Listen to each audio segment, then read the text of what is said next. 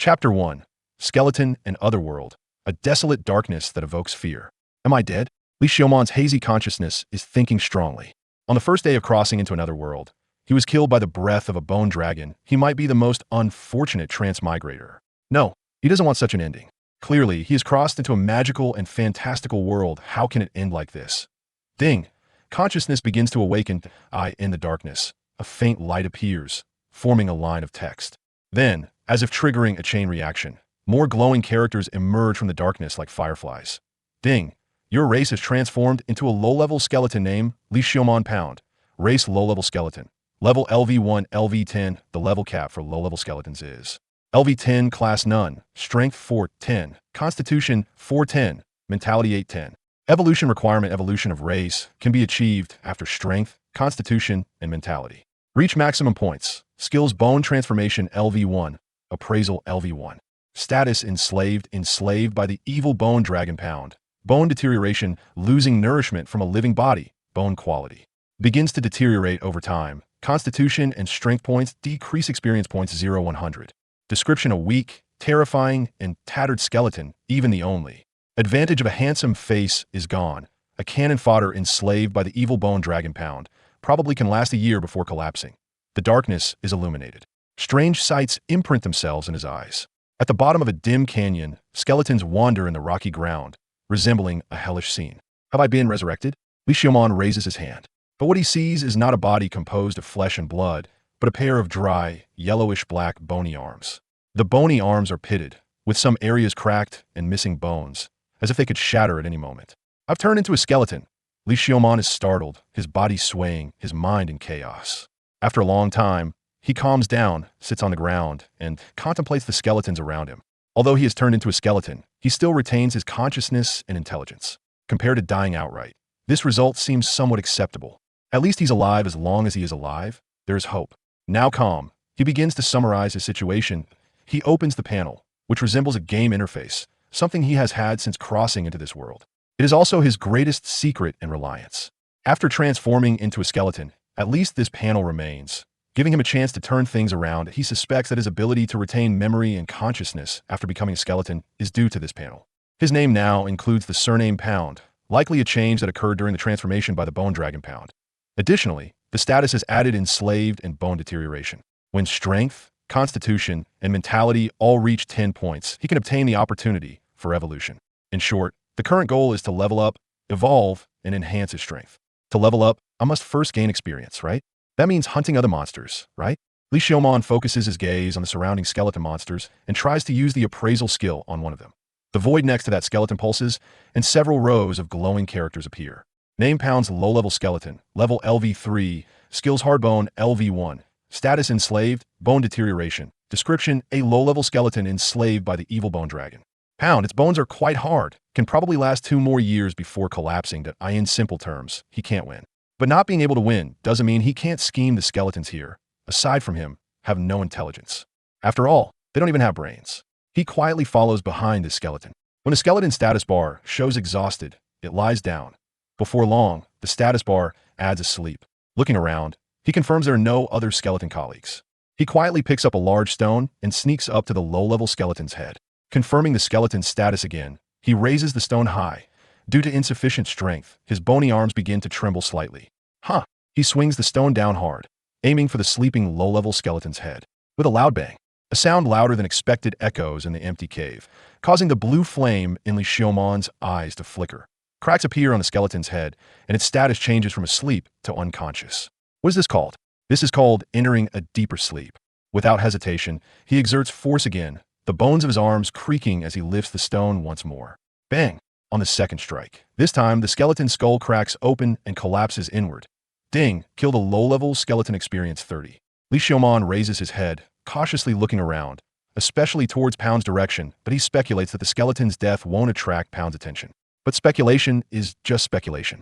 Time quietly passes while he waits, and after a while, without any movement, Li Xiumon gradually calms down. Looking at the motionless skeleton on the ground, it is clearly in much better condition than his own miserable appearance. Li Xiumon squats down and removes the right arm of the skeleton. After weighing it a couple of times, he also takes off his own tattered, yellowish-black right arm. Since he is a skeleton, Due to the lack of pain nerves, he only feels a slight tugging sensation as his right arm is pulled off. Then he aligns the right arm of the skeleton with his shoulder and activates bone transformation. The two connect perfectly. This arm is slightly smaller than his original arm. But for Li Xiaomon, who possesses bone transformation, this is not a problem. Controlling the bones of the right arm, they quickly adjust until the size and shape become identical to the original. A small stream of energy flows from the connection point of the right arm. Ding acquired skill. Hardbone LV1 Constitution 1-8 white light flashes through his entire body. The blackish hue slightly fades, and some tiny cracks heal and recover. He can actually gain skills. The flames in Li Xiaomon's eyes surge violently, and dangerous thoughts surge in his heart. Escape the evil bone dragon pound. What he needs is to lie low, wait for the right moment, and most importantly, gain power. The skeletons transformed under the bone dragon pound are countless, many of which possess quite excellent skills. This is not a dragon's lair, it is simply a treasure trove of skills. Acquire enough skills, then wait for the right moment to break free from Pound's control. At that time, the sea will be wide enough for fish to leap, and the mountains high enough for birds to fly. Once he gets out of this skeleton dragon's lair, he can once again enjoy this magnificent journey in another world. Li Xiaomon raised his head, and in the dark cave, the eerie blue flames in his eye sockets burned fiercely. Chapter 2. The Skeleton's Pursuit. The flames in Li Xiaomon's eye sockets seemed to possess intelligence as they scanned the depths of the valley, observing each skeleton. The skeletons, however, were completely oblivious to the scrutiny from Li Xiaomon. After all, lacking intelligence, they could only wander instinctively until they received orders from Pound. Li Xiaomon's requirements for his targets were not high. Low level, good skills, and alone. However, in this dragon's lair, it was really difficult to find skeletons of a similar level to himself. After all, a LV1 skeleton could be described as rare to some extent. Most skeletons were above LV5, and there were very few below LV5 currently. Li Xiaomon had not encountered a single LV1 skeleton other than himself. But as long as he worked hard, nothing was impossible. During his patrol, Li Xiaomon was fortunate enough to find a skeleton that satisfied him. A LV3 skeleton with the skill Swift. He was drawn to the skeleton's long, white, smooth legs that were as beautiful as jade. He obsessively followed behind this skeleton, his eyes filled with the burning eerie blue flames, fixated on those jade-like, exposed long legs. The skeleton remained unaware of anything strange. It simply walked ahead, oblivious. Li Xiaomon waited for the opportunity, waiting for a chance to find it alone. The skeleton's wandering was erratic. As long as he waited, this adorable skeleton would eventually be alone. At that time, it would be Li Xiaomon's chance to strike. Moreover, skeletons needed to rest too. Once the skeleton was alone and asleep, it would be his opportunity. Having transformed into a skeleton, Li Xiaomon became more patient, like a hunter locked onto its prey. As time passed, Li Xiaomon seized the opportunity.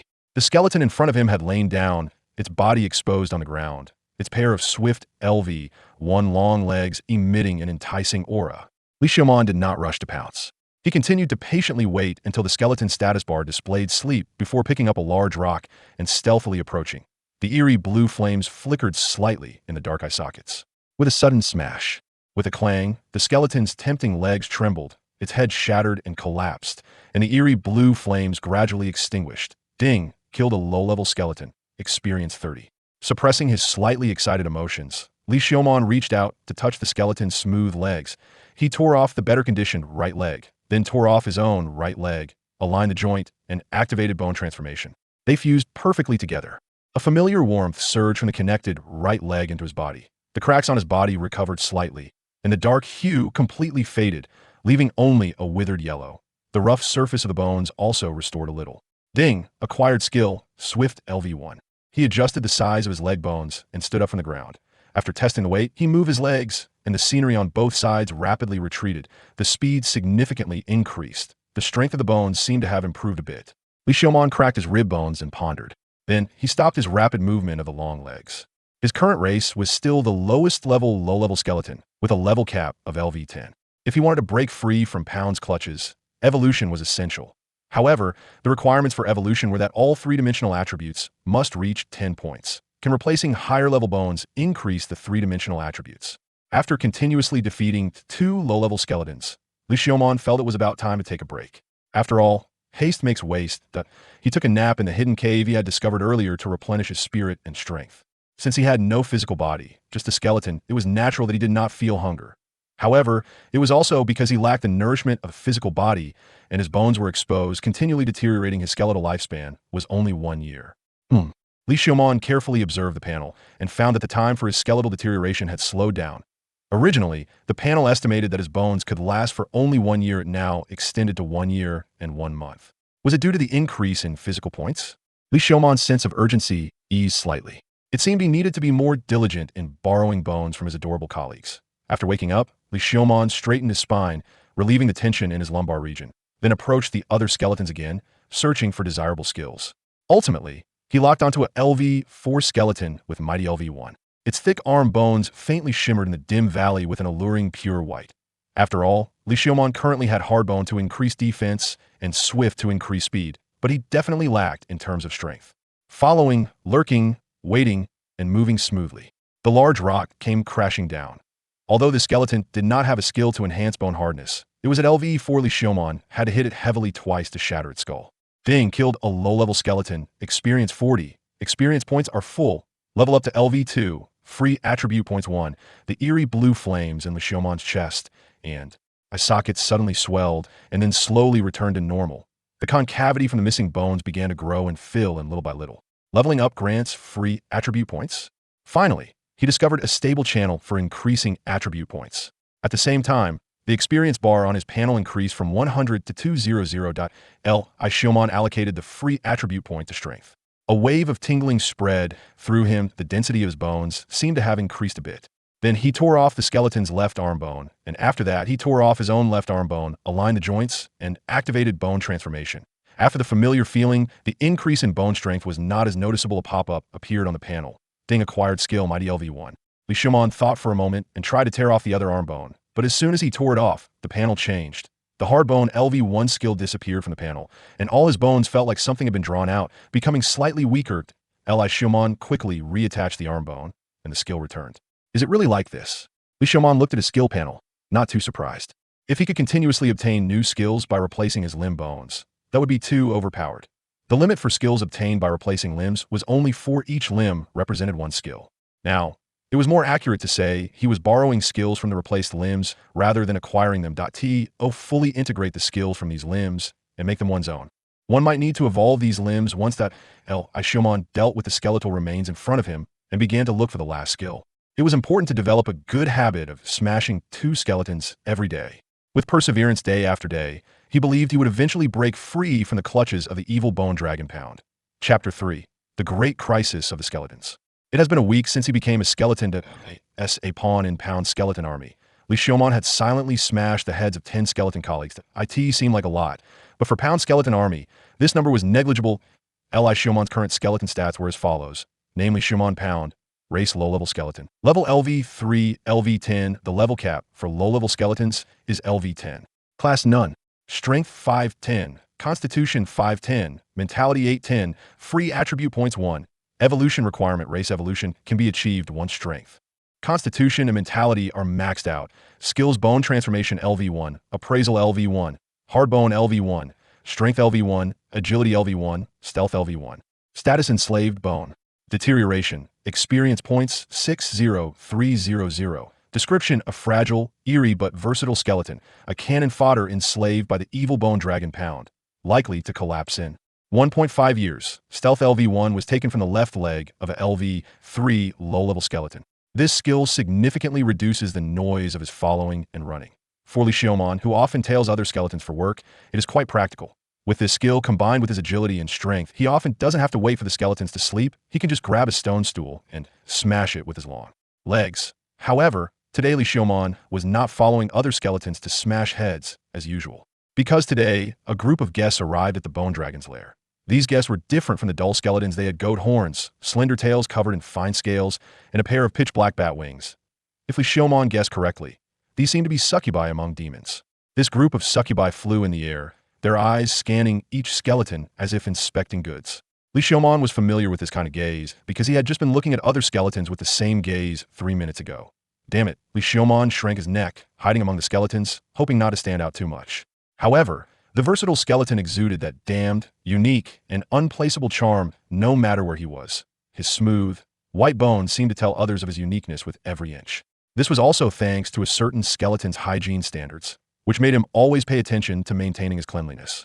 Li Xiaomon was singled out by a succubus. Before he could escape Pound's clutches, he fell into the grasp of another succubus. Appraisal that named Lucia Pound. Race High-Level Demon. Class Mage Elemental Mage. Level LV34, LV4030 or Mage. High-Level Demon level cap is LV40. Description: a high-level demon servant of the evil bone dragon Pound. Synonymous with destruction and evil. Proficient in elemental magic. Possessing rich magical knowledge and a spirit of research.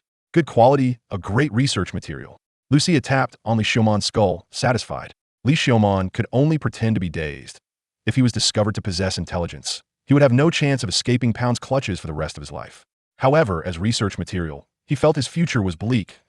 Li Xiumon was taken to a plaza separated by stone walls, where, apart from him, other skeletons were aimlessly wandering in this limited space. Having pretended to be a skeleton for so long, Li Xiumon naturally wandered around convincingly. Among the skeletons, several succubi also roamed. The levels revealed by appraisal were generally above LV10, possessing intelligence. All these succubi had surnames of Lucia, and those with higher levels received the Pound suffix after Lucia. They seem to be low-level and mid-level succubi enslaved by Lucia. Keep an eye on these skeletons, they are all important research materials. Lucia instructed and then flew away again. In this limited space, under the watch of the succubi, Li Xiumon lost the opportunity to smash heads for upgrades. He could only stick close to those succubi, pretending to be a dazed skeleton, gathering information from their conversations. After a period of probing, Li Xiumon finally learned about Lucia's research. She aimed to cultivate a special type of skeleton, the elemental skeleton. Elemental skeletons differ from ordinary skeleton monsters. They are rare special skeletons capable of using elemental magic. All the low-level skeletons in the plaza were consumables. To be precise, according to Lucia's expectations, these skeletons were unlikely to be transformed into elemental skeletons. They were merely cannon fodder samples used to record experimental data. Lucia left, heading out to collect experimental materials. The first experiment on this batch of skeletons was set to begin in 3 days.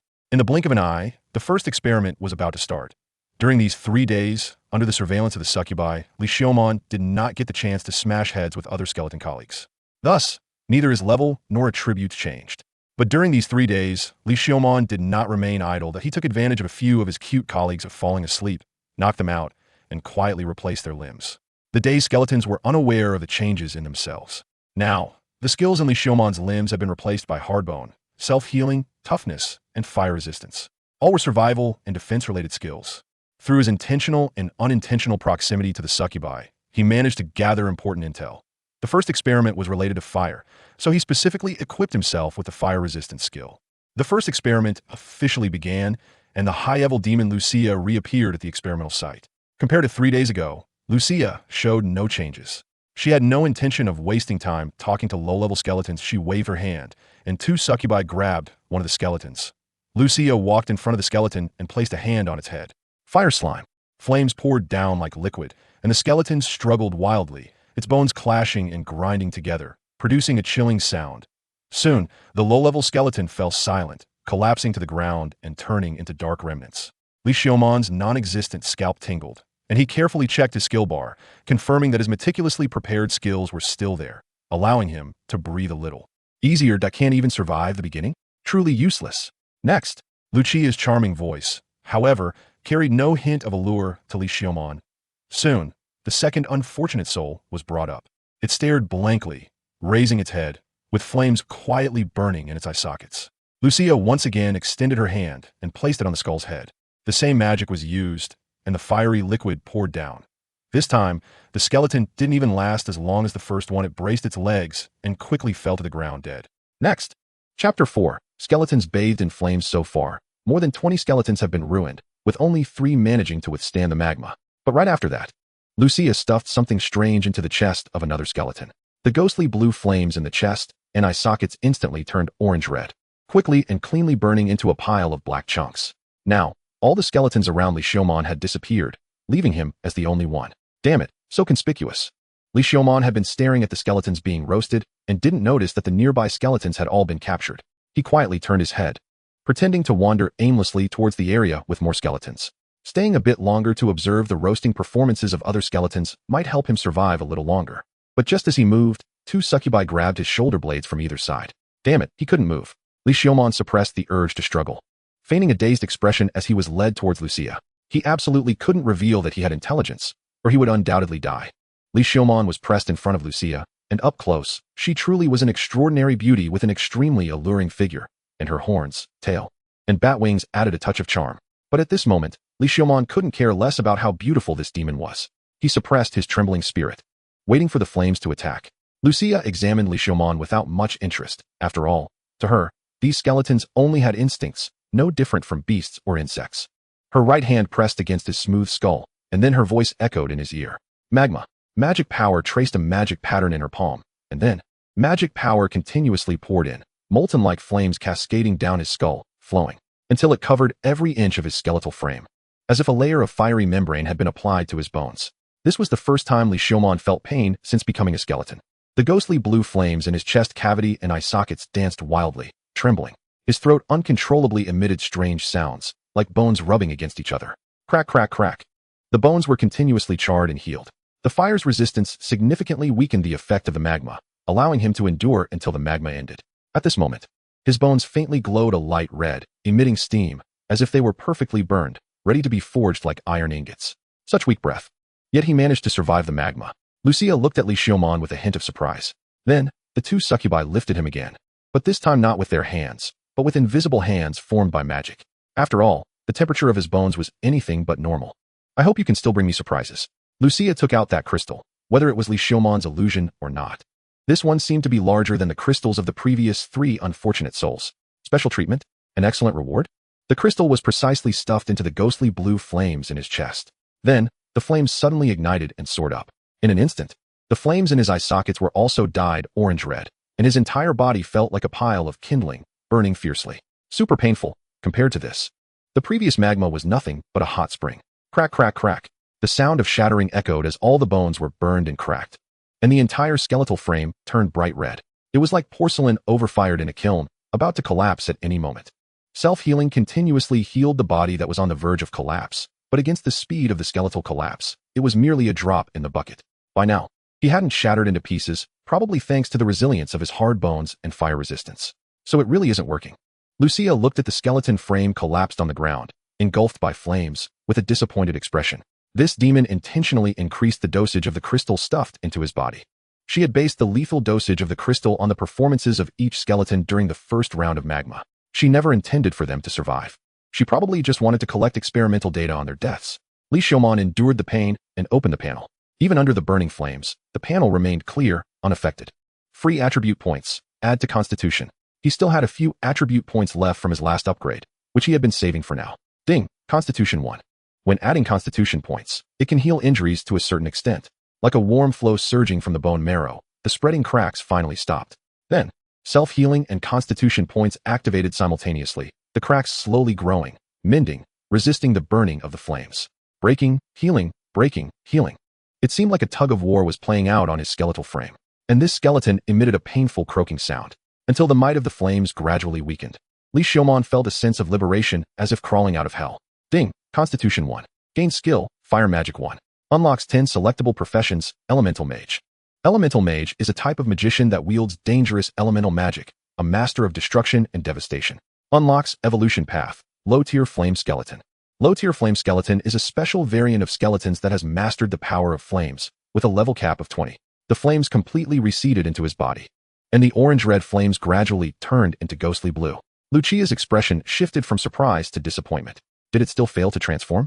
However, the fact that he survived was indeed a stroke of luck. Lucia kicked the collapsed Li Xiaomon on the ground and looked at the remaining skeletons. Next, Li Xiaomon trembled as he stood up, pretending to be dazed as he continued to wander aimlessly. However, the two ghostly blue flames in his eyes flickered with a hint of orange-red. Fire magic acquired. Li Xiaomon suppressed the urge to test the legendary magic and wandered aimlessly. Hiding, lurking, waiting for an opportunity. He now had a new trump card. Among all the skeletons, only Li Xiaomon managed to survive the experiment. But he also failed to transform. None of this exceeded Lucia's expectations. She never thought she would succeed in one go. She began to look for new experimental skeletons in the canyon. Soon, one skeleton after another filled the experimental grounds again. After the first round of experiments, Li Xiaomon confirmed that Lucia did not keep track of the number of skeletons. These experimental skeletons, which only had instincts and no intelligence, were no different from pigs to Lucia. She wouldn't remember how many pigs she had caught. Li Xiaomon locked onto 5 skeletons in this batch, 4 of which were level 5 and 1 was level 6. When Lucia went out again to gather materials, leaving only some low-tier succubi to guard, Li Xiaoman quietly approached the locked skeleton. He pressed his palm firmly against the skeleton's face. Fire. Fire magic activated, and the ghostly blue flames were inconspicuous in the dark night, instantly engulfing the skeleton's head, burning the interior of the skull madly. With his other hand, he plunged into the skeleton's chest, grabbing hold of the flames within, continuously burning. Ding! Killed low-level skeleton, experience 50. Li Xiaoman cautiously looked around, dismantled the left leg of the skeleton, and then removed his own left leg that had fire resistance. However, after removing the fire-resistant left leg, Li Xiaoman found that the fire resistance on his panel had not disappeared. Perhaps it was because he had endured the crazy burning of flames back then, which granted him fire resistance. Aiming the left leg at the hip joint, he activated bone transformation. Ding! Acquired skill stealth 1. The faint sounds in the air also disappeared. Next, Li Xiaoman dismantled the remaining remains into various sized bone fragments, carefully wrapped them in flames, and burned them into powder, scattering it on the ground. After processing all the bones, Li Xiaoman felt a wave of mental fatigue. Is magic related to mental points? Li Xiaoman was glad that his mental points were still decent. And then he fell into a deep sleep. Chapter 5. The skeleton's miscalculation. Li Xiaoman did not forget to gather intelligence from the low-level succubi during the day. Knowing what Lucia's next experiment was related to was very important for Li Xiaoman. Last time, he managed to endure the torment of that demon because he had learned that the experiment was related to fire and collected the corresponding skills. After actively inquiring, he finally figured out the information about the next experiment. This time it was not fire, but earth. He could keep the skills of hardbone self-healing for future use. Now he needed to find earth resistance. Finally, he found a cute little one with level 6, possessing earth resistance and great strength. Having 2 skills was quite rare among low-level skeletons. He didn't rush to take it. He needed to continue using stealth for a few more nights to gather enough experience for leveling up. Last time he managed to hold on thanks to timely allocation of free attribute points. So it was best to level up before Lucia returned, gaining free attribute points more safely. Last time his constitution was 5. This time it was 7, so perhaps he could save that point of free attribute. In any case, he had to prevent accidents and be prepared for risks. At night, he stealthily approached the skeleton he had scouted beforehand, flames shooting into its eye sockets and chest. Burning furiously. Ding! Killed low-level skeleton, experience 60. Then he began to dismantle it, burning it piece by piece, reducing it to ashes. That bone dragon has been sleeping lately. Master. Li Xiaoman shivered in fright, scattering the last handful of ashes while pretending to wander casually. He even stuffed the last finger bone into the gap of the arm bone. Who's there? A suppressed voice exclaimed, and indeed he was discovered. Soon, around the corner, a succubus appeared, and at her feet, a sticky black shadow was crawling. Just a low-level skeleton? The succubus sighed in relief upon seeing Li Xiaoman. After all, who would worry about their conversation being overheard by a skeleton acting purely on instinct? Li Xiaoman also realized that he seemed to have heard something significant. Master, it's getting late today. If there's any movement from Pond, I will notify you again. If there's no news, then Master should follow the planned schedule and attack Pond in a month. The succubus respectfully bowed, as if paying respect to the sticky black shadow at her feet. Li Xiaoman's spirits lifted. Attack Pond. This good news was exactly the opportunity he had been waiting for. At that time, he could take advantage of the chaos and unleash the power he had accumulated for so long, perhaps finding a chance to escape this quagmire. Meanwhile, the black slime under the succubus's feet wriggled for a moment before disappearing into the shadows. It had not said a word throughout. Perhaps their limitations only allowed the succubus to relay messages unilaterally, without receiving information. Even after the black sludge disappeared, the succubus remained motionless in a respectful posture. Li Xiaoman pretended to casually change direction and wandered off into the distance. Then, just as the succubus was about to look over, he performed a fall, getting up and changing direction to continue wandering, perfectly portraying the silly and harmless nature of low-level skeletons. Li Xiaoman had lived with low-level skeletons, performing as one day and night. He was, at that moment, a low-level skeleton. The succubus withdrew her gaze from Li Xiaoman. She originally intended to eliminate him. After all, with so many skeletons, Lucia wouldn't mind losing 1 or 2. But Li Xiaoman was the only skeleton who had survived the first round of experiments. And no one knew how deep an impression he had left in Lucia's mind, so she did not take action. After turning the last piece of finger bone stuck in the arm bone to ashes, Li Xiaoman began to rest. Lucia was expected to return the day after tomorrow. He needed to take action against that colleague with earth resistance tomorrow night and level up to 4. The next evening, he skillfully dealt with the skeleton first, turning it to ashes. Then, without resting, he sneaked up to the skeleton with earth resistance. Another round of burning. Ding! Level increased to 4. Free attribute point 1. Feeling the rapid rise of the soul flame after leveling up, his mental fatigue eased a little. He removed his left leg and installed it on his left leg. It failed, and he pulled the strength from the 2 skills of the skeleton. Damn it! I hate multi-skill guys. Li Xiaoman yanked off his right leg. tore off his own right leg, and installed it. Ding! Acquired skill Earth Resistance 1. However, the toughness skill he had on his right leg was gone. Just to be safe, he now had to find someone with toughness, dismantle their left leg, and install it on himself. He destroyed the remains in front of him. A wave of exhaustion washed over him. Forcing himself to stay alert, he searched through the pile of skeletons. Each use of identification drained a bit of his mental energy. Finally found it. When he spotted the guy with the toughness skill, Li Xiaomon even let out a low grunt. He sneaked over, held down the skull. Burn. Ding. Killed low-level skeleton, experience 50. His mental energy was almost exhausted. He replaced his leg bones. Now he had no energy left to deal with the remains. He could only burn the skeleton with low-temperature flames, simulating the appearance of bone degradation and death. Ding. Mental 1. Finding a corner, he collapsed to the ground, fainting. Before losing consciousness, he vaguely heard a notification sound. When he woke up, everything around him was as usual. The remains of that skeleton had disappeared, likely processed by the succubi as bone degradation. Lucia had not yet returned. It seemed early still. Li Xiaomon looked at his panel. His mental points had risen to 9. At this moment, hard bone toughness, self-healing, and earth resistance were all present, with a constitution of 7 and 1 free attribute point. Li Xiaomon felt very confident, even wanting to shout, "Who can kill me?" He was even starting to look forward to Lucia coming to torment him soon. At that time, he would give himself some earth magic, and when he became successful, he would return to take revenge, definitely giving the lovely Lucia a quick end. Sure enough, by noon, a bit of sunlight filtered into the depths of the canyon. Sister Lucia fluttered her beautiful bat wings and descended to the valley floor. Her beautiful, deep purple eyes scanned the crowd of skeletons, ready to deliver the long-awaited earth magic to him. She waved her jade hand, and 2 adorable succubus sisters held down one skeleton. Oh, that skeleton was me. It seems Sister Lucia still remembers me, grabbing me as soon as she arrived. Looking at the skeleton in front of her, Lucia surprisingly saw anticipation in the soul flame within its eye sockets. She shook her head. It was probably just her illusion. I hope you can endure this time as well. Lucia spoke. And then, the wind of Elis. A fierce wind swirled around and engulfed Li Xiaomon. Every inch of his bones felt as if countless knives were cutting into them. That wicked demoness. Why is it wind? Li Xiaomon cursed Lucia and all the succubi present harshly. He felt as if his soul was about to be blown out of his skeleton. The earth resistance he had prepared now seemed like a joke. Chapter 6. Skeletons do not dissolve in water. He vaguely remembered the whispers of the succubi in his ears. But that was no longer important. He had to find a way to endure this wind of Elis. He suppressed his inner unease and controlled his bones to become flatter.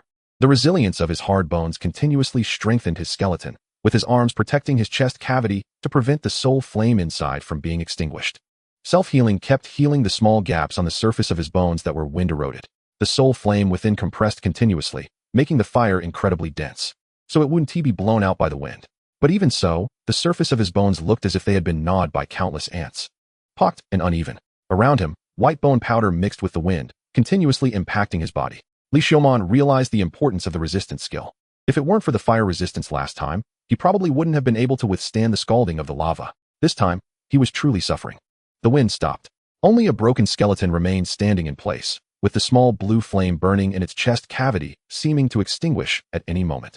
Lucia even thought at that moment that this skeleton was dead, but the next second, the bluish flame in the chest flickered and blazed back to life. The hollow eye socket seemed to ignite as well, burning with fire once more. It came back to life. Li Xiaomon shook his body and barely stood in place. However, Lucia clearly had no intention of letting him go. She waved her hand, and 2 succubi stepped forward to support Li Xiaomon's swaying body. Then, she walked in front of Li Xiaomon. A light blue crystal, different from the last time, appeared in her palm. It was smaller than the previous one. This confirmed Li Xiaomon's guess that Lucia chose the size of the second round crystal based on the performance of the skeleton in the first round. This amount was just enough to kill the skeleton. If all went as expected, she was testing the performance of various attribute crystals in killing skeletons. Let's try this one. Without hesitation, she stuffed the crystal into the flame burning in Li Xiaomon's chest. The moment the crystal touched the flame, it ignited fiercely as if it had met an accelerant. The flame changed from bluish to light blue, enveloping his body like a light blue whirlwind. Like a hurricane tornado, it washed over his body. In just a few breaths, all of Li Xiaomon's bones became thinner. White bone powder was kicked up. This was probably the retribution for turning his colleague into ashes a few nights ago, Li Xiaomon thought bitterly. Soon, Li Xiaomon's teeth began to fall off one by one from his bones, and his skull was washed down to a thin layer, with holes of various sizes appearing the next moment. Inside the holes, the bluish flame flickered but remained strong and unextinguished. His ribs were blown apart one by one, falling off his body. His arm and leg bones were reduced to the thickness of a pinky finger, with finger bones falling off one by one. His entire body was on the brink of collapse and disassembly. But Li Xiumon's consciousness remained clear. Only when his body reached the point of collapse did Li Xiumon control the panel and allocate free attribute points to his constitution. The self-healing and the self-healing power from the constitution points simultaneously sounded the horn of counterattack. His bones glowed as they continuously healed the broken skeleton. Meanwhile, Lucia widened her eyes, carefully watching Li Xiumon's self-healing skeleton. Just like last time. Is this skeleton's special talent? An incredibly strong self-healing ability? Lucia stroked her smooth chin and mumbled. Then she diverted her gaze, having confirmed that the remaining power could not harm this skeleton, so she no longer paid attention. Next, Li Xiumon finally endured the wind and collapsed to the ground, staring at the panel floating in front of him. Ding! Constitution 1. Acquired skill, Wind Resistance 1. After waiting for a long time, he still did not see the wind magic 1 that he had been longing for. Damn it, wind magic. Where's that big wind magic of mine? Although Li Xiumon was dissatisfied, he roughly guessed the reason. It was probably because the wind crystal Lucia provided this time was too small. But if it had been bigger, he would have probably already passed away. Damn it. What a disaster. If he had wind resistance, he definitely wouldn't have been so embarrassed this time. Li Xiumon got up from the ground, pretending to be unaware and wandering around with a dazed expression. Elemental attributes are divided into 4 types: fire, water, earth, and wind. Now that Lucia had already experimented with fire and wind, the next experiment should be with earth and water, just in case. Should he gather all the earth resistance and water resistance to prevent any accidents? When the experiment ended, only Li Xiumon remained in the area as the last survivor. After all the effort, Li Xiumon silently mourned for these lovely colleagues. They were all qualified skill libraries, and he felt honored to know them. The eyes of the succubi swept over Li Xiumon, probably marveling at how lucky this guy was to have survived 2 rounds of skeletons. No choice. He had a hard fate. The 3rd round of skeletons was quickly replenished. This time, Li Xiumon was more skilled. He skillfully found a sneaky skeleton and switched his resilience to stealth. Then, under the cover of night, he quietly knocked on his adorable colleagues. 2 at a time. Sometimes 3. It became smoother the more he did it. The succubi who had been turned to ash by him hardly flew anymore, as if they sensed the particles in the high altitude. Li Xiumon's level also rose to 5, nearing 6. But tonight, he didn't plan to take action. Because he had been too reckless lately, he heard the succubi saying during the day that it felt like there were fewer skeletons than last time. And the square was quite empty. The succubi had no suspicion of the skeletons attacking other skeletons. Facing the succubi's trust, Li Xiumon felt a bit proud that he could earn the enemy's trust like this. The next day, Lucia returned again. Li Xiumon's skills had been replaced with earth resistance, water resistance, resilience, and self-healing. After all, he no longer trusted the succubi's information very much. Lucia once again had the succubus pull Li Xiumon out from the pile of skeletons. Damn it, this demon really couldn't wait to kill him. He had clearly wanted to let his colleagues step into the pit a bit. This time it was water attribute. He had to hold on. Water prison. Lucia smiled as she looked at the skeleton in front of her. Although her tone was very gentle, she did not hesitate to cast a skill that could kill herself. Streams of water were conjured from the void, wrapping around Li Xiumon and forming a floating, spherical water prison in midair. The water pressure continued to increase, and the water flowed and washed against his body. Under the water pressure, his bones began to bend one after another. However, with the bonus of resilience, Li Xiumon managed to hold on through the water prison. He had a buffer of 9 points in constitution. Lucia showed an excited expression, then took out a deep blue crystal stone larger than the previous fire attribute crystal and stuffed it into the flames in the skeleton's chest. Another wave of suffering. But he managed to survive thanks to the constitution boost. Chapter 7. Skeletons encounter enemies. Ding. Constitution 1. Gain skill. Water magic 1. Unlocked new evolution path. Low-level ocean skeleton. Low-level ocean skeletons are skeletons born from the ocean, possessing the ability to manipulate water flow. It feels great to be alive. Looking at Li Xiumon lying on the ground without any changes, Lucia's expression shifted from anticipation to disappointment. She even kicked him, shouting for the next one. Li Xiumon got back up and wandered around. In reality, he was gleefully watching the various ways his new colleagues died. It must be said, watching other skeletons die while being out of danger was quite an interesting activity. Damn it, he had already turned into a pervert. Just a moment ago, he had just transformed into a skeleton, and when he was caught in the skeleton den, he didn't even dare to go out. He never expected to become like this. Could this be what they call corruption? After sending off a new batch of colleagues, the way the succubi looked at him was already strange. In the following days, it was no longer Li Xiumon who had to approach the succubi, but the succubi who rushed to him. While approaching, they said, "Lucky skeleton, bless me to advance to intermediate succubus. Lucky skeleton, bless me to encounter a lowly next time. Lucky skeleton, bless me to turn misfortune into fortune, a 10 consecutive double gold." Alright, the last one was what Li Xiumon hoped for. Damn it, superstitions cannot be trusted. These succubi seriously obstructed Li Xiumon from farming colleagues, and he only managed to farm enough to gain a life-saving attribute point when Lucia returned. barely reaching 6. Meanwhile, Li Xiumon's constitution had reached 11 points, meeting the evolution requirement, but his strength was only 5 points. He was seriously skewed in stats. This time, there was no doubt it was an Earth attribute experiment. The skills Li Xiumon prepared were Earth resistance, toughness, hard bones, and self-healing. Lucia once again picked Li Xiumon out from the pile of skeletons and cast the spell. Degradation. This time, it was the skill that was most restraining to skeletons. Using Earth to degrade and disintegrate bones was quite a restraining skill for skeletons that had long carried a state of bone degradation. But with 11 points in constitution and holding Earth resistance, Li Xiumon calmly endured the degradation. The Earth attribute crystal was already the size of a pigeon egg. In an instant, Li Xiumon was wrapped in earth-colored flames, and his bones disintegrated layer by layer into soil. At that moment, Li Xiumon felt as if he had returned to the earth, becoming a corpse sleeping within it.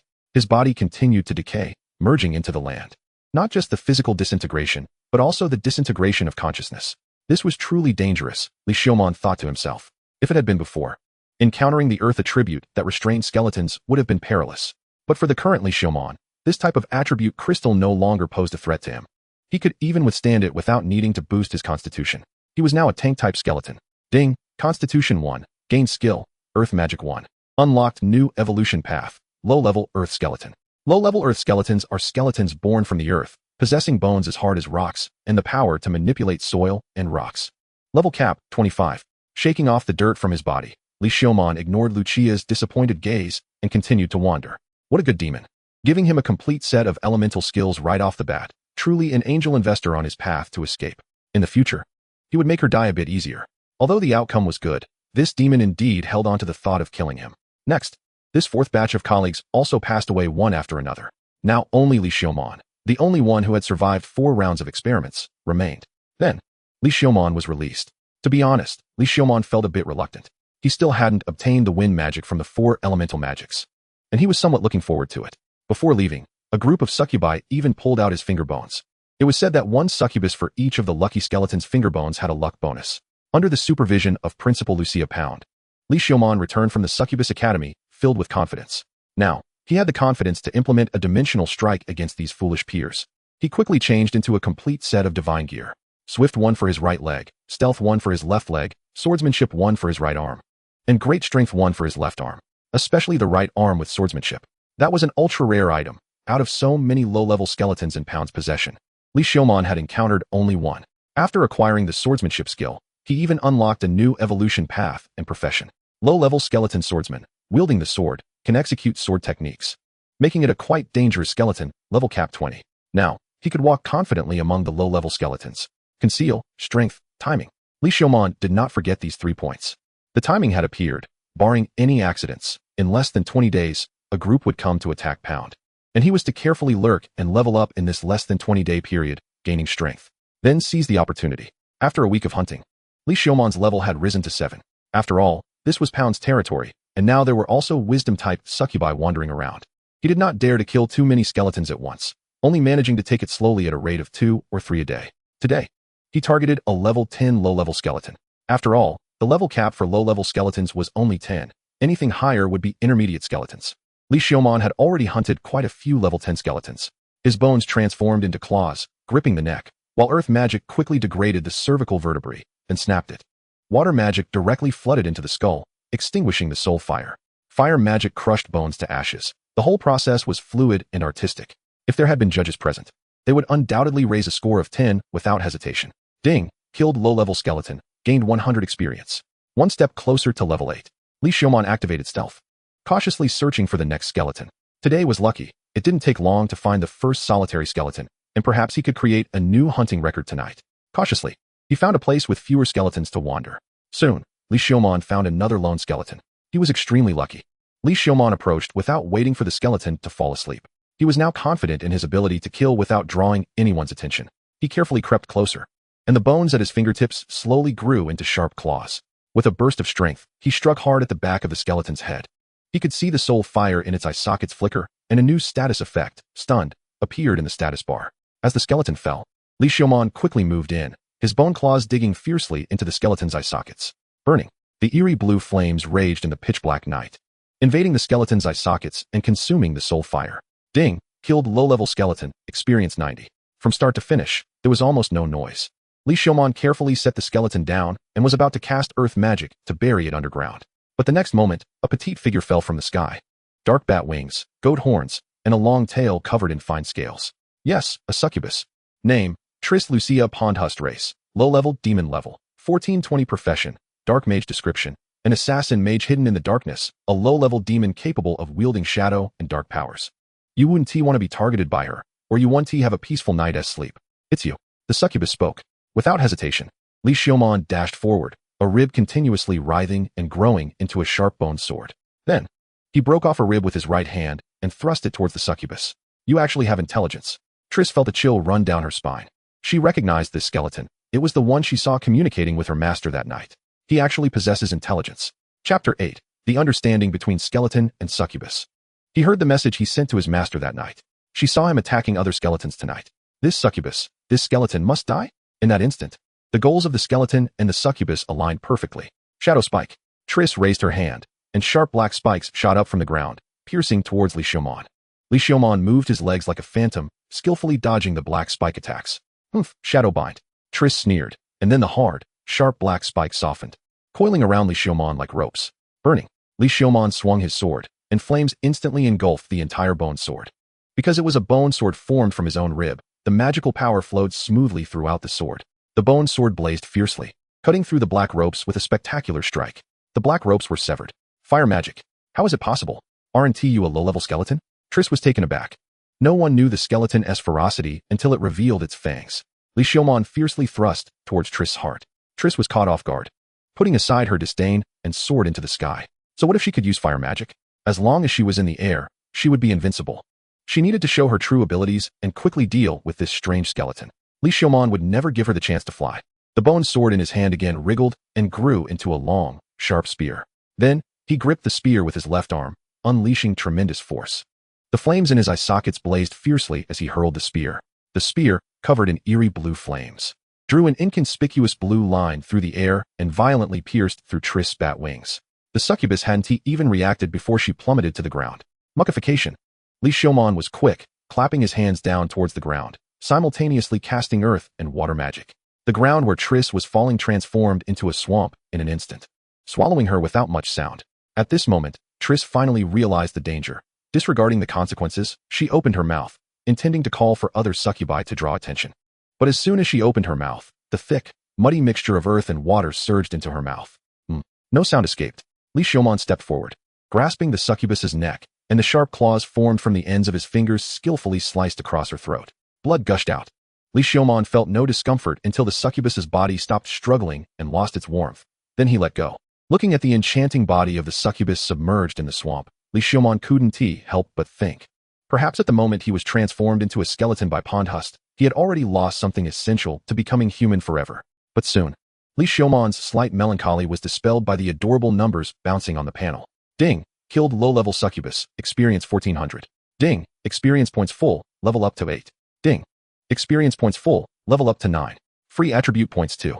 After reducing the succubus's body to ashes, Li Xiaomon cast earth magic to restore the swampy ground to its original state. Then, he tidied up the scene.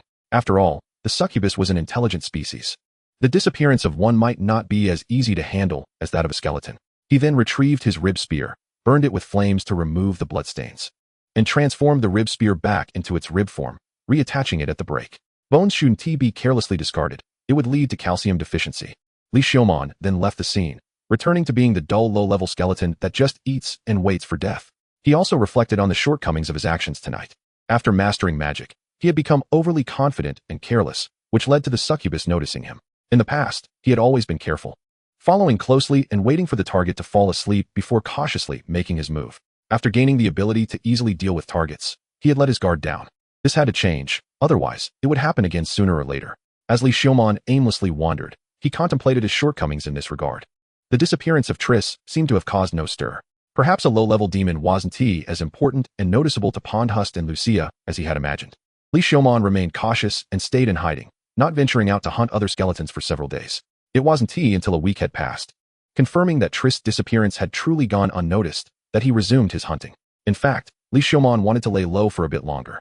However, time waits for no one. If Tris' agreement with her master was still in effect, it wouldn't be long before her master's expeditionary force would arrive. That was the opportunity he had been waiting for. If missed, he wouldn't know when he would have such a chance again. Therefore, to seize the fleeting opportunity, taking necessary risks was also important. But risks had to be taken more cautiously. Li Xiaomon carefully scoped out and hunted skeletons. Maintaining a daily kill count of 2 or 3 skeletons, Li Xiaomon finally reached level 10 on the 3rd day. Name: Li Xiaomon Panda Race. Low-level skeleton level, 1010. The level cap for low-level skeletons is 10. Class: None. Strength: 1010. Constitution: 1310. Spirit: 1010. Free attribute points: 0. Evolution requirement: can evolve after maxing out strength. Constitution and Spirit evolution path: low-level earth skeleton, skeleton swordsman, low-level ocean skeleton skills: bone transformation 1, appraisal 1, giant strength 1, swiftness 1, stealth 1, swordsmanship 1. Elemental resistance 1, fire magic 1, water magic 1, earth magic 1. Status: enslaved. Bone deterioration experience points: 11201000. Level up after evolution and class selection. Description: a low-level skeleton skilled in magic, possessing low-level elemental resistance, and having mastered basic swordsmanship. Underestimating him will come at a cost, and he might last another 8 years before falling apart. Li Xiaomon does not possess any skills of level 2. According to his observations, only mid-level skeletons and succubi above level 10 have skills of level 2. Skills of level 2 are on par with first-level magic and cannot be mastered by low-level skeletons without a class below level 10. Li Xiaomon is not in a hurry to evolve or choose a class. Who knows what changes his appearance will undergo after evolution? At that point, even a fool would know he has become something else, evolving for no reason. Who would believe that? Even if he were to accept his daytime evolution. If he suddenly became a focus of attention, the enslavement and surveillance over him would deepen. Then he would have no chance of escaping for a lifetime. He does not want to work for the Bone Dragon for eternity. Chapter 9. The Skeleton's Rebellion. The next morning, the entire canyon shook, and countless falling rocks rolled down from the mouth of the canyon. In an instant, the skeletons were unable to dodge and were smashed into pieces. The azure flames in Li Xiaomon's eyes flared up as he raised his head and stared intently at the back of the canyon, as if in response to his anticipation. In the next moment, orange-red fireballs shot from the canyon's mouth. The opportunity he had been waiting for had finally arrived. Deeper than the abyss. A darkness brewed, a forbidden magical brew from the fruit of darkness, offered to the noble lord of the abyss, the king of darkness. 7th level magic, dark sacrifice. Dark magic circles rose from the ground, rushing from the canyon's bottom to the mouth, obscuring the sky. And in the center of the magic circle, in the deepest darkness of the canyon, the bone dragon named Panga stretched its neck and chanted its 7th level magic. A beam of pitch-black light spewed forth from its mouth.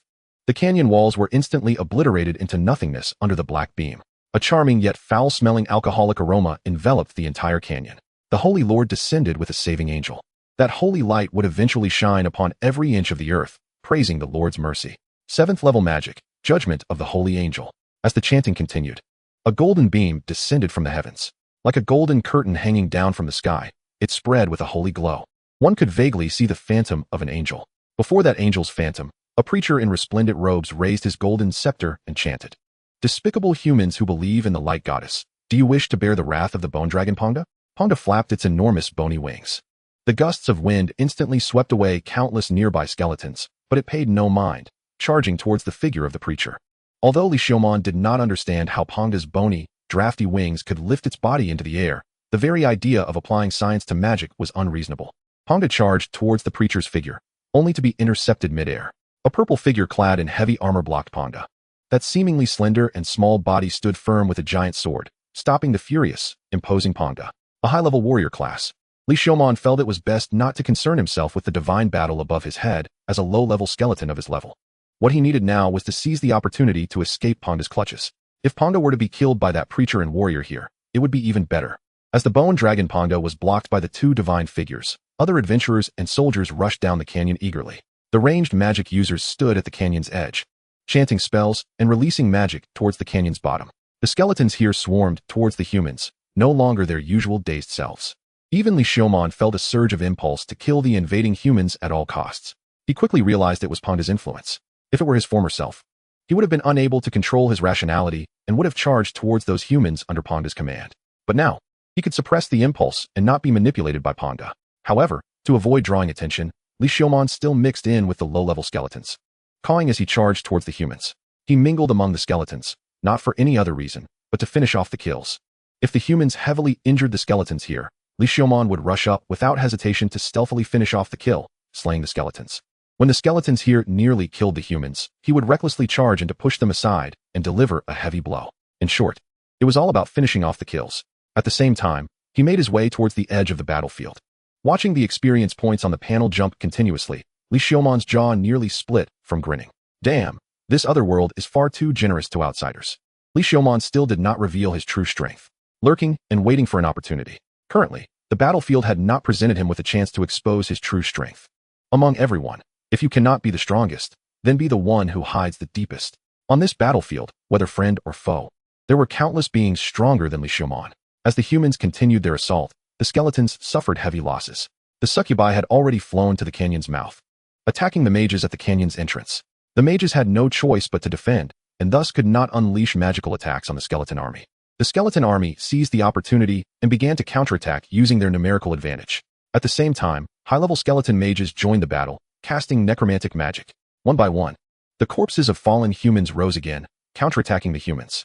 The priests hidden among the humans stepped forward, chanting in unison, "Holy Light Goddess, may your merciful light shine upon the earth, purifying every inch of filth in your divine realm." First-level magic, group purification. The chants melded into one, and golden light illuminated the entire battlefield. Clearly, this time, the enemy had prepared extensively for the expedition. In the area illuminated by the golden holy light, the reanimated corpses emitted hissing sounds, rising smoke, and one by one fell again. Even the skeletons began to weaken. Li Xiumon also felt a wave of irritation and powerlessness, but he shook his head and dispelled that feeling.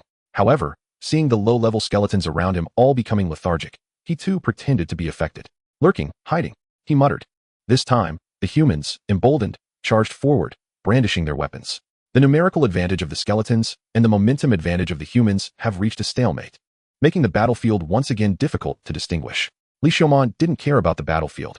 He was still pretending to be sick, while also dealing blows and sneaking toward the edge of the battlefield. Lurking, hiding, he was still mumbling. The bones sleeping underground were rumbling, brewing the most fragrant calamity in the dark. First-level magic, the wail of the bones. A familiar voice rang out. It was Lucia. At this moment, she was leading a group of succubi and chanting. A purplish-red magic circle opened beneath her feet, rippling and sweeping across the skeletons on the entire battlefield. The flames in the skeletons' chests and eye sockets seemed to be stimulated, suddenly burning fiercely. Their power surged. The skeletons cawed and rushed forward, overly excited. The advantage swung back to the skeletons, and the humans began to retreat. Li Xiumon also felt the fire of his soul inside him heat up, eager to pounce on a human and tear into them, letting the blood soak his bones. Frightened, he hurriedly used a water spell to douse his soul fire, calming himself down. Damn it, lurk, hide. Li Xiumon continued to sneak toward the edge of the battlefield. Because his colleagues were acting strangely, he was only dealing blows to humans while sneaking, to avoid being detected by his thick-headed kind and getting himself killed. Damn it, he couldn't help having a rebellious nature. Chapter 10. Skeletons detest the Archangel of the Lord walked upon the earth, spreading his mercy. First-level magic, the blessing of the Archangel.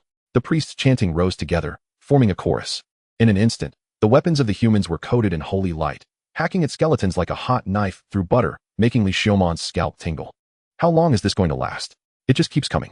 Li Xiumon felt that the edge of the battlefield was so far away. He even wanted to explode and rush over. He truly couldn't stand this group of monsters. Keep calm, lurk, hide. Li Xiumon had not attracted anyone's attention up to this point. As long as he could get to the edge of the battlefield and lurk there, looking for opportunities throughout the battlefield, there would be a time to break free from the clutches of magic. His experience had already reached over 2,000 after this battle. Once he evolved and changed jobs, he might jump a few levels at once. This was probably the only thing that could comfort Li Xiumon. However, escaping from Pound's grasp was futile. No matter how high his level, it was useless, a life of toiling for nothing. Li Xiumon firmly believed in his escape from Pound's claws. Skeletons, don't move. A human suddenly dashed out, lunging toward Li Xiumon. Li Xiumon quickly maneuvered, gathering several skeletons to surround the human. The human didn't understand what was happening and was met with a righteous gang beating and finishing blows, becoming part of the evil skeleton's experience. Almost there, almost there. Li Xiumon had already spotted the edge of the battlefield. Beyond that lay noble freedom, the sea, the sailboats, an endless new continent, adventures in another world, with lovely elves and beast-eared girls waiting for him over there. No, just thinking about elves and beast-eared girls made him feel even more pitiful. He reached out his hand. He wanted to embrace freedom. Boom. A loud noise raised a cloud of smoke. It was Pound crashing down from the sky. The air current lifted Li Xiumon and blew him right into the center of the battlefield. Freedom, poof, gone. In that instant, Li Xiumon's hatred for Pound, that missionary, and the purple heavy-armored warrior reached its peak. Pound's fall instantly blew away a large number of skeletons and humans, creating a vacuum in the battlefield. The purple heavy-armored warrior swung down a giant sword fiercely. The sword light created a mesmerizing silver curtain in the air, just as Pound was about to dodge. Accompanied by chanting, a massive golden spear fell from the sky, piercing through the gaps in Pound's chest bone and pinning him to the ground. Then, the heavy sword slashed toward Pound's head. Roar! Pound howled, the flames in his chest and eye sockets burning fiercely, raising his head. And the bluish flames spewed from his mouth. The purple heavy-armored warrior had to tilt his body. The heavy sword missed Pound's head and instead struck one of his horns. A grinding, painful sound followed, as a section of the horn was brutally severed. The purple heavy-armored warrior was also pushed away by Pound, who suddenly flapped his wings. The flames in his chest exploded, shattering the golden spear. The uncontrolled Pound soared into the sky, blue dragon fire indiscriminately pouring down on the battlefield. The succubi quickly spread their wings to evade, but the skeletons suffered greatly, especially Li Xiaomon. He now just wanted to curse every being in this world that could understand him. This was probably the legendary feeling of world weariness. But at this moment, Pound was furious, losing his mind and unleashing slaughtering attacks indiscriminately. The missionary and the purple heavy-armored warrior had to resist the rampaging Pound without regard for anything. Those high-level allies and enemies dodged the furious Pound. No one cared about the low-level skeletons serving as cannon fodder. An opportunity arose. Li Xiaomon's eyes sparkled as he scanned the entire battlefield, excitement almost spilling from his eyes. Finally, it was here, finally. Li Xiaomon mingled with the skeletons and charged in the opposite direction of Pound. He activated his stealth, bending down, lowering his attention to the minimum, running madly. The scenery on both sides retreated rapidly, and soon, Li Xiaomon reached the edge of the battlefield. Several humans also noticed a low-level skeleton that only wanted to escape the battlefield and surrounded him. They were very careless, not even raising their weapons. After all, he was just a low-level skeleton. Li Xiaomon's eyes quickly scanned these humans. 2 level 11, 1 level 12, 2 level 13. 2 mages, 2 heavy-armored warriors, 1 swordsman. Just fragile tanks, melee damage dealers. Why is a low-level skeleton charging this way? One of the tanks spoke up. Hurry up and finish it. That bone dragon has gone mad. Damn it, we shouldn't have taken this commission. The swordsman chimed in, casually raising his sword, nonchalantly aiming at Li Xiaomon. No one thought Li Xiaomon was a threat until he bared his fangs. Trust the skeleton, the fangs showed for just a moment. The ribs instantly transformed into bone swords. And with one hand raised, a mud bullet formed from mud mixed with water shot out. Magic? What the hell? The swordsman was clearly stunned and hurriedly raised his sword to block. But Li Xiaomon was very fast. The mud bullet instantly hit the swordsman and the 2 tanks' eyes. In an instant, they lost their vision, and both the swordsman and the 2 tanks were obviously dazed. But their experience was indeed rich. The tanks groped forward, activating their skills to form a barrier. The swordsman quickly retreated, fumbling to hide behind the tank's barrier to clear his eyes. How could Li Xiaomon give them the chance? 1 foot stomped down, and the ground beneath the tanks and swordsman instantly turned into a swamp. The 2 heavy-armored warriors swayed unsteadily. And with their loss of vision combined with their unstable center of gravity, a large gap appeared in the barrier. He seized the opportunity to leap up, throwing the bone sword, which flew with a blue tail flame, piercing straight towards the swordsman's throat. It hit with deadly accuracy. The swordsman touched his neck, but could only feel the hot blood gushing out. Ding! Killed human swordsman 13, experience points 250. Fireball. Quicksand. The 2 mages also reacted quickly and hurriedly cast their spells. The ground suddenly collapsed, and a fireball came crashing down. However, Li Xiaomon had been wary of these 2 mages, and as the ground sank, he crawled down, dodging the fireball. Seeing this, the mage quickly detonated the fireball. But at that moment, Li Xiaomon's body was already covered by a layer of water curtain. The explosive damage from the fireball, even though it penetrated the water curtain, posed no threat to Li Xiaomon, who had 12 points of elemental resistance. Swiftly activating his speed, he bent his body and charged towards the 2 fragile mages, ignoring the furious shouts of the 2 tanks. One of the mages rushed forward, wielding a blunt staff to block Li Xiaomon, while the other mage stood back and began to chant. These mages were not entirely devoid of melee capability. The staff swung with great force, aiming for Li Xiaomon's vital points. Li Xiaomon just wanted to end the fight quickly. He raised his right arm, and the bones rapidly wriggled and grew, forming a narrow long shield to meet the staff strike. With a loud bang, the staff was deflected, and only a few fragments and dust fell onto the bone shield. For the skeleton, this could only be considered a minor injury. What kind of ability is this? What kind of defense is this? This is a skeleton that beats weak resistances. The mage was filled with questions. Li Xiaomon wanted to shout, 12 points of constitution, kid. The claws on his other hand grew sharply, tearing into the mage's throat and windpipe. Blood gushed out, staining the skeleton red. At this moment, the other mage had finished chanting. First level magic, elven fire arrow. Flames outlined in the air coalesced into a vivid arrow, bursting forth with a loud bang. shooting towards Li Xiaomon. It was fast, too fast. Li Xiaomon barely saw a red line. He raised his right arm, and the bone shield was instantly pierced by a small hole. Then, the fire arrow struck through, barely grazing his skull. Seeing this, despair washed over the mage's face. Get away. The two heavy warriors finally broke free from the swamp, regaining their sight and charging towards Li Xiaomon. But Li Xiaomon would not give them a chance. He stepped forward and grabbed the mage by the neck. With a surge of strength, he easily crushed the neck. Blood flowed along his white bones. And within the hollow skeleton, a ghostly blue flame burned. This is a skeleton. Chapter 11 Skeleton on the Run. Again breaking off a rib. It grew into a bone sword. Without hesitation, he charged towards the two tanks. In less than half a minute of battle, the five-man team was down to just two tanks. Everything had happened too quickly since the skeleton appeared. It was as if they had merely blinked. And all their teammates were dead. This was the price of underestimating the enemy, but they had no chance to learn that lesson now. The two tanks could only see the horrifying face of the skeleton growing larger before them. Amidst the alternating spells, the two tanks soon felt a chill in their necks and completely lost their lives. Ding! Killed heavy armored warrior 12. Experience points 200. With the last tank taken care of, Li Xiaomon pulled the sword from the swordsman's neck, reverting it to its rib form, and connected it to his ribs. Then he stripped the swordsman's leather armor and cloak, putting them on himself, and plunged into the forest ahead, running wildly. Freedom! Freedom! Li Xiaomon's pale bony hand gripped the bone sword, greedily savoring the air of the forest. Even without a sense of smell, he felt as if he could almost smell the fragrance of the earth in the air. He kept running. The speed was pushed to its limit. It seemed that the increase in constitution points had also significantly enhanced his stamina, although he didn't know if what the skeleton possessed could be considered stamina, or if it should be called bone strength. While running, Li Xiaomon discovered a depression in the forest. It looked like a meteorite crater that turned soil quite fresh. In the center of the depression lay a massive white rock. The rock seemed familiar. Wait, this isn't a rock. This is the horn of Pound. Chopped off by that purple heavy-armored warrior. I need to get out of here quickly. Who knows if that guy Pound has some hobby of collecting baby teeth and will come back to retrieve this broken horn. Wait a minute, can I attach this horn? Pound's horn is definitely stronger than these low-level skeletons' limbs. Li Xiaomon looked at the horn before him, unable to resist thinking. However, whether in terms of system or size, this horn probably wouldn't be a perfect fit for him. But what if? Even just attaching a little bit would be a gain. The more Li Xiaomon thought about it, the more plausible it seemed. If I could attach it, it would be so exciting. Confirming his thought, Li Xiaomon didn't hesitate and quickly walked to the horn, pressing his skull against it. Bone transformation activated. The skull and the horn gradually fused together. Ding! Acquired skill, Wind Magic 1. Acquired skill, Bone Growth 1. Acquired skill, Bone Wings 1. New evolution path, low-level half-dragon skeleton. Low-level half-dragon skeleton, a special skeleton transformed after the death of a half-dragon, possessing the power of a giant dragon. A natural warrior, capable of using a very small portion of giant dragon magic, level cap 30. Wind Magic 1, Fire Magic 1, Earth Magic 1. Water Magic 1 combined into Elemental Magic 1. Gained 3 skills at once and a new evolution path. But this connection can't be taken away. This horn is several times larger than myself. As for cutting off a piece, that is even less possible. The hardness of this thing comes from over 70 points of a bone dragon. I can't possibly cut it. I need to think of another way.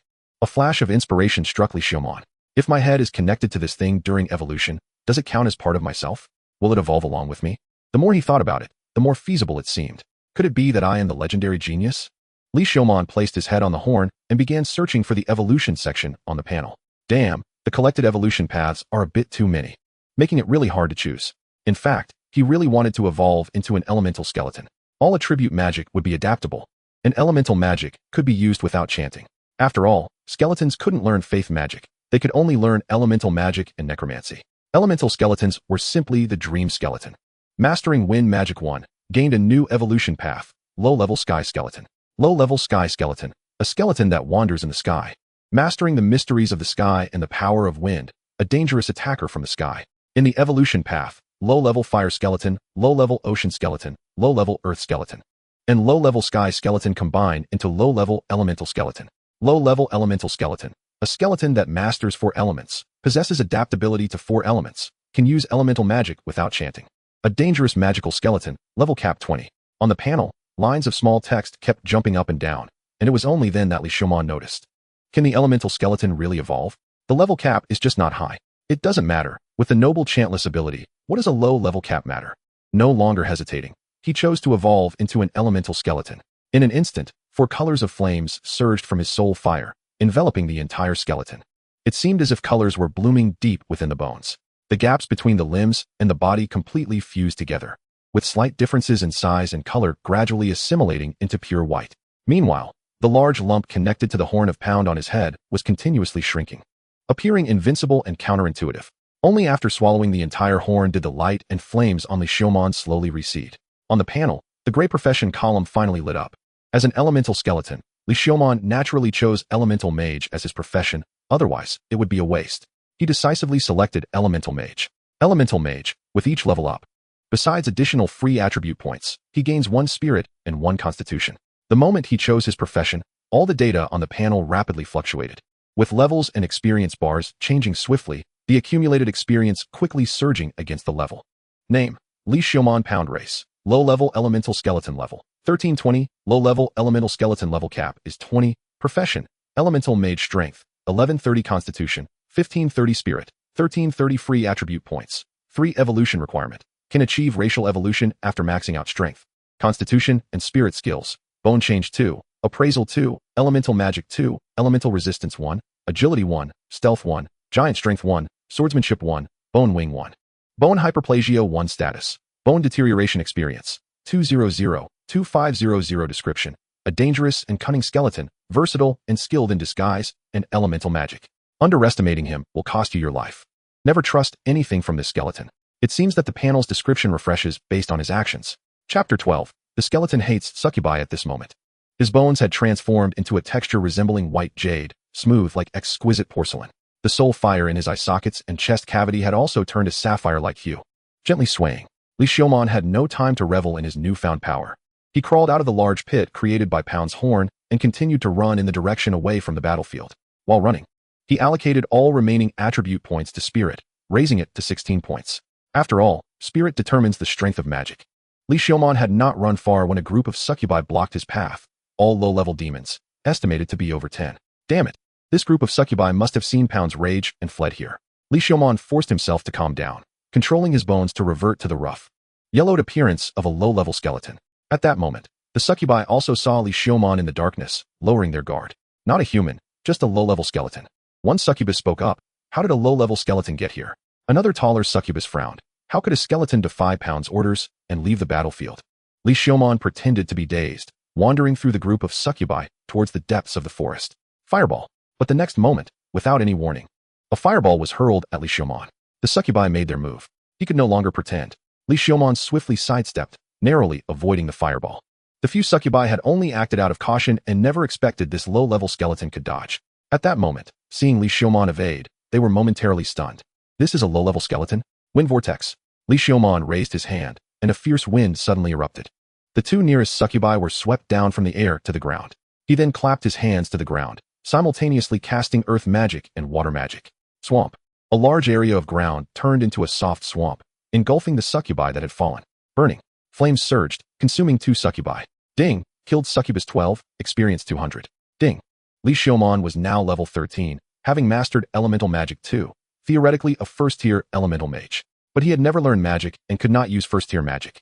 At this moment, the magic was entirely driven by the racial advantages of the elemental skeleton, instinctively manipulating the elements. This skeleton has intelligence. In an instant, 2 succubi fell, and the leading tall succubus shouted. Amidst the shout, all the succubi regained their senses and began to counterattack. Li Xiaomon quickly retreated, stomping hard on the ground.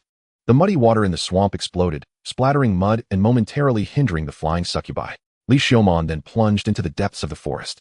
You two, go inform Lady Lucia about what happened here. Perhaps Lucia's experiment was successful. It's just that this skeleton possesses intelligence and hid during the experiment. The rest, follow me. We cannot let this skeleton escape. The tall succubus waved her hand, quickly assigning tasks. 2 succubi flapped their wings and flew back toward the battlefield, while the remaining succubi chased after the direction Li Xiaomon had fled. In the forest, branches and thorns scraped against his bones. But Li Xiaomon dared not stop, bending his body and desperately fleeing. However, the few succubi in the sky were still relentlessly pursuing him. He had to deal with these succubi, otherwise, escape was impossible. The shoulder blades on Li Xiaomon's back slowly elongated, connecting with the spine and ribs, growing backward. Soon, a pair of menacing bone wings unfolded behind him, fitting against his back. This was the skill he acquired from Pound's horn, bone wing. However, it was his first time flying, and with only 1 in bone wings. Li Xiaomon had no idea how effective it would be, but there was no time for him to adapt. Failure meant death. He quickly looked up at the sky, locking onto the succubus flying at low altitude, closest to him. Then, his fleeing body abruptly halted and turned. The toe bones on his feet and the terminal phalanges on his hands simultaneously grew into sharp bone claws. He then charged toward a large tree, using all 4 limbs. His claws digging fiercely into the trunk. Just like that, he dashed up the vertical trunk as if it were flat ground, then leaped toward the succubus.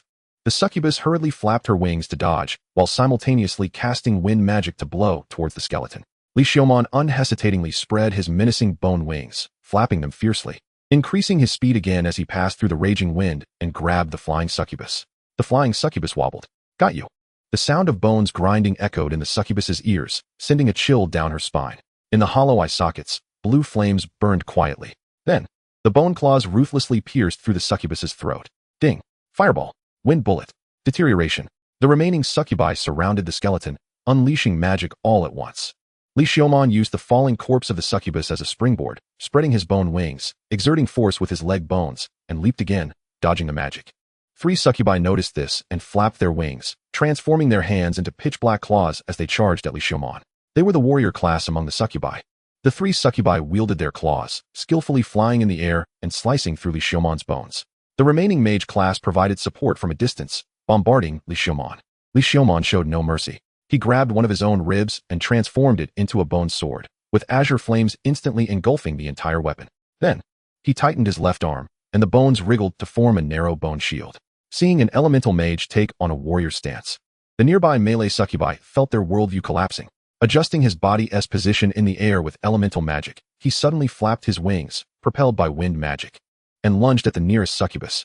The succubus swung her claws, but Li Xiaomon raised his left arm and blocked with the bone shield. With his other hand, he swung the long sword fiercely towards the succubus, the flames scorching the air and producing a loud explosion. The succubus's claws became numb as her sharp claws were easily deflected by the bone shield. What hardness! The hardness of the skeleton exceeded the succubi's expectations. Leaving them momentarily stunned, Li Xiaomon unleashed a series of attacks, combining wind magic with the bone sword, piercing through the succubus's neck. Li Xiaomon seized the succubus's corpse by the neck, exerting immense force to hurl it towards the 2 succubi behind him. Damn it!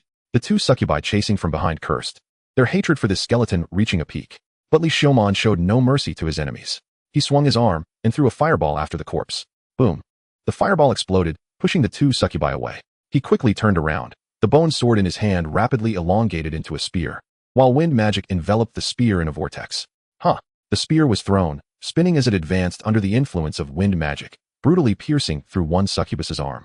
Li Xiaomon pulled off another rib to form a bone sword, slashing at the 2 approaching fireballs. But even with his elemental resistance, Li Xiaomon felt a burning pain from the explosions at such close range. Bone hyperplasia. Li Xiaomon controlled the bone spear that had pierced the succubus's arm from a distance. The bone spear wriggled and continued to grow, piercing through chunks of muscle and shattering bones. The succubus let out a tragic wail. Li Xiaomon sighed in regret, just about to flap his wings and rush in for a finishing blow. But in the next moment, a trembling sensation came from deep within his marrow. He quickly raised his left arm, which had transformed into a bone shield, to protect his neck. A black line sliced through Li Xiaomon's left arm, cleanly severing it where it connected to the bone shield. A tall succubus emerged from the darkness.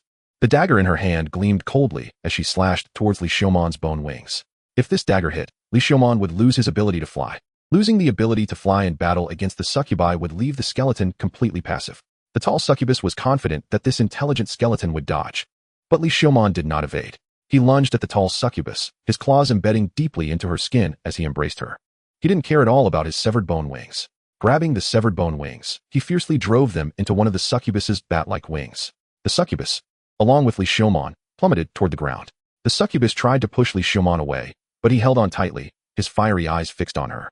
Boom! With a loud crash, the skeleton and the succubus smashed into the ground. The succubus spat out a mouthful of blood, while the skeleton broke several ribs. He grabbed one of the broken ribs without hesitation and stabbed it towards the succubus. The tall succubus tried to dodge, but the ground suddenly turned to mud, causing her to fall again. Crack! The sharp rib pierced through the succubus's chest.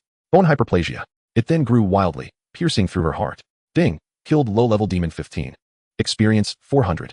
The severed bone wings had shattered into pieces and could no longer be used. Several succubi remained. Li Xiaomon continued to charge deeper into the forest. The remaining succubi hurriedly pursued, with the mages continuously unleashing bombardments of magic.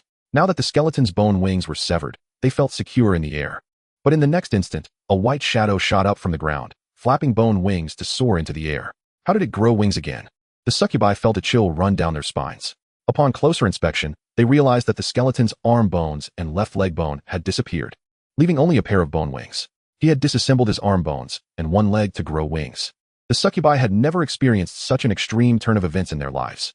The skeleton suddenly leaped towards the nearest one-armed succubus, with the remaining calf bone transforming into a bone knife, which he swung fiercely. But this succubus was clearly prepared. After all, everyone knew that the skeleton would use its remaining leg to attack. She flapped her wings to dodge, while her other claw struck at the skeleton's spine.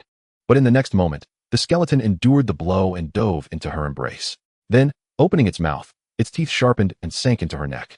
How could it still do this? Ding! Killed low-level demon 13, experience 250.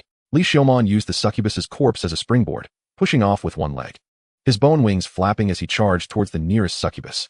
He opened his bloodied mouth, emitting strange cawing sounds. Wind bullet, earth bullet. 2 more spells came flying at him. Li Xiaomon had to flap his wings to evade, but the exploding dirt and air currents still made his skeletal frame feel uncomfortable. The last succubus warrior swung her claws at Li Xiaomon. Li Xiaomon raised his leg to meet it. At the moment of impact, a gust of air was raised, and both the skeleton and the succubus were sent flying backward. Li Xiaomon used the momentum from being knocked back to cast wind magic, his bone wings changing shape to act like sails, allowing the wind to propel his body in an incredible direction. Then he shot towards the mages. First, to deal with these troublesome succubi mages. The succubi mages quickly flapped their wings, trying to escape. This skeleton was just too bizarre, instilling fear in their hearts.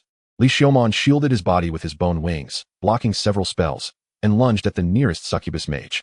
With one leg, he swung like a whip, cleanly cutting off the succubus's neck, her head flying off in the process. Ding! Killed low-level succubus 12, experience 200. Another springboard. Li Xiaomon nimbly landed on the corpse of the succubus that was about to fall, exerting force with one leg and charging towards another fleeing succubus. Wind magic propelled his bone wings, allowing him to suddenly appear behind the succubus mage. His sharp, hooked teeth sank into her bat wing, while the bone wings pierced through from behind, severing the succubus's neck. Ding! Killed succubus 13, experience 250. Ding! Experience points full, level increased to 14. Constitution 1, Spirit 1. Free attribute point 1. The skeleton wriggled, and the missing parts began to grow slowly. Now, only 2 succubi remained on the battlefield. 1 mage, 1 warrior. Li Xiaomon's white skeleton flowed with the blood of a succubus, as if it had just crawled out of hell. The remaining 2 succubi looked quite pale. At this moment, if it weren't for their master's orders, they would have already wanted to escape. What kind of skeleton monster is this? It's completely different from other skeletons. Li Xiaomon didn't want to waste time talking with these 2 succubi. Who knows when the pursuers would arrive? The opportunity to break free from Pound's grasp was right in front of him, and he didn't want to throw away his previous efforts. Quick battle, quick resolution. Li Xiaomon flapped his bone wings again, using wind magic to assist his flight. The exhaustion from using a large amount of magic had been largely recovered thanks to his increased physique and spirit. In contrast to the soaring momentum of the 2 succubi, the atmosphere here was weak and insignificant. Withstanding the mage's fire curtain, he lunged at the warrior succubus. Just as the warrior succubus was about to counterattack, Li Xiaomon turned his body, stepping on the warrior succubus as a springboard, and charged towards the mage succubus. Get out of the way. By the time the warrior succubus shouted, it was already too late. The mage succubus only felt a flash of white light in front of her and a chill at her neck. Ding! Killed low-tier demon 12, experience 200. Only 1 left. Li Xiaomon fixed his gaze on the last succubus, and blue flames suddenly burned in his hollow eye sockets. The succubus trembled under his stare. Fear surged uncontrollably within her. Oh! She screamed and charged forward, but it still didn't change the outcome. Ding! Killed low-tier demon 14, experience 300. There was no time to deal with the corpses of these succubi. Li Xiaomon flapped his bone wings and flew deeper into the forest, ignoring the exhaustion. The wind magic continued to push him forward. If he couldn't escape, he would undoubtedly die. So, there was no need to conserve magic power now. Moments after Li Xiaomon had fled the original spot, several shadows flew in from a distance. Leading them was Lucia, and the remaining succubi were all mid-tier succubi above level 20. Looking at the pile of corpses, the succubi were incredulous. Did that skeleton do all this? That dull, unremarkable skeleton? They actually managed to kill them all. Amazing, it really is an elemental skeleton. I didn't expect the transformation to succeed. And that skeleton actually has intelligence. I completely misjudged it. Lucia showed an excited expression. Catch that runaway pet. Yes, Lady Lucia. Little skeleton, you can't escape my grasp. Chapter 14. The Skeleton's Just Act. It was unclear how long he had flown. Li Xiaomon felt his spirit becoming extremely exhausted, almost ready to fall from the sky. But in order not to be caught and taken back, he continued to flap his bone wings and flew further away. The farther away, the lower the chance of being pursued. Finally, Li Xiaomon could no longer fly. He had to lower his body and land on the ground. However, he still felt a lack of security. He was scared in the skeleton den, and with his eyes open or closed, he saw skeletons everywhere, and had been tormented by Lucia for so long. Just thinking about it made Li Xiaomon feel uncomfortable all over. But now he had no strength to move any further. He had to think of other ways. Upon reflection, it was quite reasonable for a skeleton to be buried in the ground. Without hesitation, Li Xiaomon lay down on the ground and cast earth magic, sinking his body into the soil. I am now a corpse. I am now a corpse. Li Xiaomon repeated this self-hypnosis. Slowly, under self-hypnosis, Li Xiaomon fell asleep, as if he were truly a corpse lying still in the earth. In his slumber, his damaged bones slowly began to grow and recover. Just as Li Xiaomon had previously thought, as long as he equipped limbs for evolution, the skills in those limbs would completely become his own. Even if the limb carrying the skill was lost, the skill could still be used. In other words, in the future, every time he evolved, he could switch out his limb bones and fuse skills. When Li Xiaomon buried in the earth regained consciousness, he was awakened by a noisy sound. At first, he thought it was the succubi under Pound's command pursuing him, and he was so scared that he didn't dare to move. I am a corpse. I am a corpse. I am a corpse. He continued to hypnotize himself. But soon Li Xiaomon realized that it wasn't the succubi under Pound. The sounds were rough and loud. Even underground, Li Xiaomon could hear them. The screams of succubi, even when they were dying, were soft and seductive. So, this was not a succubus. He also heard a vague female voice, trembling slightly. Don't come any closer, Tedra shouted as she backed away. Don't be so scared. We're just a few guys who want to make friends and have some fun. In front of Tedra, a sturdy, half-naked man ignored her shouts and continued to approach. Behind the muscular man were two other similarly healthy adult men. One was slightly plump and wore leather armor, while the other was shorter and dressed in linen. Tedra could hardly believe such words. She drew a dagger from her waist. Even though her petite frame aimed the dagger at the man in front of her, it had no deterrent effect, and instead made the men in front of her snicker and whistle. A wave of despair washed over Tedra's eyes. She gritted her teeth and aimed the dagger at her own neck. Back off, unless you want to play with my corpse. This sentence clearly had an effect. The men stopped their advance, but they didn't retreat. Miss, we just want to play with you. There's no need to be so nervous. Back off, Tedra shouted again. But her hand holding the dagger trembled uncontrollably. All right, we'll back off. Don't scratch that pretty neck. The leading muscular man seemed to be intimidated, pretending to withdraw. Tedra secretly breathed a sigh of relief, but unexpectedly, that man suddenly charged forward. His movements were so agile that he didn't seem like an ordinary thug at all. He grabbed Tedra's wrist and snatched the dagger away. Young lady, what are you playing with a dagger for? Tedra struggled to pull her wrist back, but the man's grip was like a vice, firmly holding her wrist. Bastard. She cursed and kicked towards the man's groin. Ouch, ouch, you have quite the temper. The kick was easily deflected. You too. Come over and hold her down. I'll check the goods first. The remaining two men grabbed Tedra's arms, binding her in place. Creak, creak. Just then, a strange sound echoed underground. The soil also began to squirm, as if something was about to break through the surface. What is that? The three men were subtly distracted. Then, a skeletal hand emerged from the soil. How could there be a skeleton here? The muscular man drew a short sword from his waist. Forget it. I'll go deal with this first. Boss, hurry up. We're anxious to get our hands on such high-quality goods. He waved his hand, grasping the short sword, and approached the skeleton. It's just a low-tier skeleton that just revived. Although he didn't know why, it shouldn't pose a threat to him. But in the next moment, a lump of mud shot up from the ground, transforming into a mud arrow that pierced directly towards the strong man's eyes. In an instant, his vision was stripped away. The skeleton's initial move only sought victory. Martial ethics were not within his consideration. What the hell? The strong man was taken aback and swung his sword to block. But the next second, he felt a chill at his neck as it was crushed. Captain. Only then did the remaining two men react, their faces turning pale, disregarding Tedra as they drew their short swords and charged at the skeleton. The skeleton turned its skull, its hollow eye sockets gazing at the two men rushing in. Swamp. The ground instantly transformed into sludge, causing the two men running on it to fall directly in. Damn it. The angry shout posed no intimidation to the skeleton. The skeleton, turning into a white shadow, snapped off a rib to form a bone sword and effortlessly slashed the throats of the two men trapped in the swamp. For Li Xiaomon, dealing with these level 10 rookies was a piece of cake. However, the experience they provided was only a few dozen points. He paid no attention to the corpses and instead turned to walk towards the woman sitting on the ground like a duck. Seeing Li Xiaomon approach, the woman hurriedly raised the dagger she had used earlier. After all, she had no expectation that a skeleton monster would spare her. However, inside, Tedra felt a bit grateful towards the skeleton. If it weren't for this unexpected skeleton, she would likely have died a much more tragic death. The skeleton walked up to Tedra. Tedra forced herself to suppress her trembling body and lunged with the dagger. Li Xiaomon easily caught the incoming dagger with his bony hand. Quack quack, I can't quack. Damn, it's hard to talk. Hearing the strange sounds from the skeleton, Tedra looked up, her expression a mix of surprise and suspicion. Are you speaking? After asking, Tedra inwardly mocked herself. How could a skeleton possibly talk? Quack is quack. Really talking? Tedra doubted if her ears were malfunctioning. After all, this skeleton was already quite strange. It could use magic and had shown intelligence in the previous battle. She thought for a moment and continued, if you have intelligence, please quack once. Quack. Tedra's eyes widened as she stared at the horrifying skeleton before her. I'm sorry, I thought you were an unconscious skeleton monster. Thank you for saving me, Mr. Skeleton. To show her gratitude and sincerity, Tedra released her grip on the dagger, although the dagger was already controlled by the skeleton. Quack. Thank you. No need to quack thank you. As Li Xiaomon spoke, he adjusted the growth of the bones in his throat. Based on the principle of sound transmission through vibrations, he grew a thin bone plate in his throat that vibrated to produce sound. From the very beginning of speaking, he adjusted the size and thickness of the bone plate, making his voice gradually clearer. Quack red carp and green quack. He turned and began to deal with the corpses while reciting tongue twisters, adjusting the bone plate in his throat. Chapter 15. The skeleton is curious. Tedra stared at Li Xiaomon, who was handling the corpses, with a mix of fear and curiosity. A skeleton with intelligence that could speak and communicate. Li Xiaomon used water magic to clean the clothes stripped from the corpses and put them on himself, covering his terrifying bones.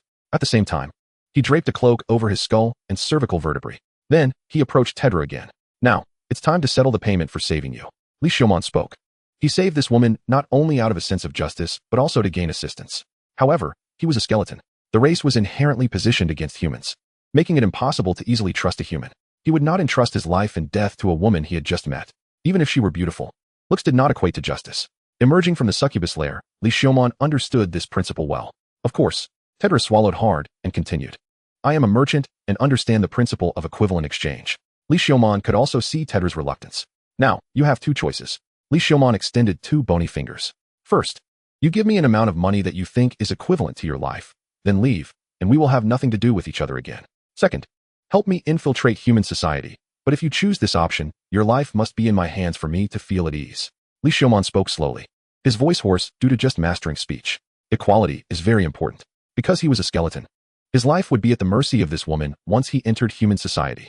Therefore, as an exchange, this woman's life must also be in his hands for him to feel secure. I choose the second option. Tedra raised her head, her answer exceeding Li Xiaomon's expectations. Oh, why? Li Xiaomon asked, slightly puzzled. I hope to gain your favor in exchange for your help. You are more trustworthy than humans, and I am willing to stake my money and life. After all, you entering human society won't put me in danger for a while, right? My name is Tedra Rebbe, a merchant from White Bear City. Li Xiaomon, a skeleton. Then, without further ado, Li Xiaomon extended a bony finger and pressed it against Tedra's neck.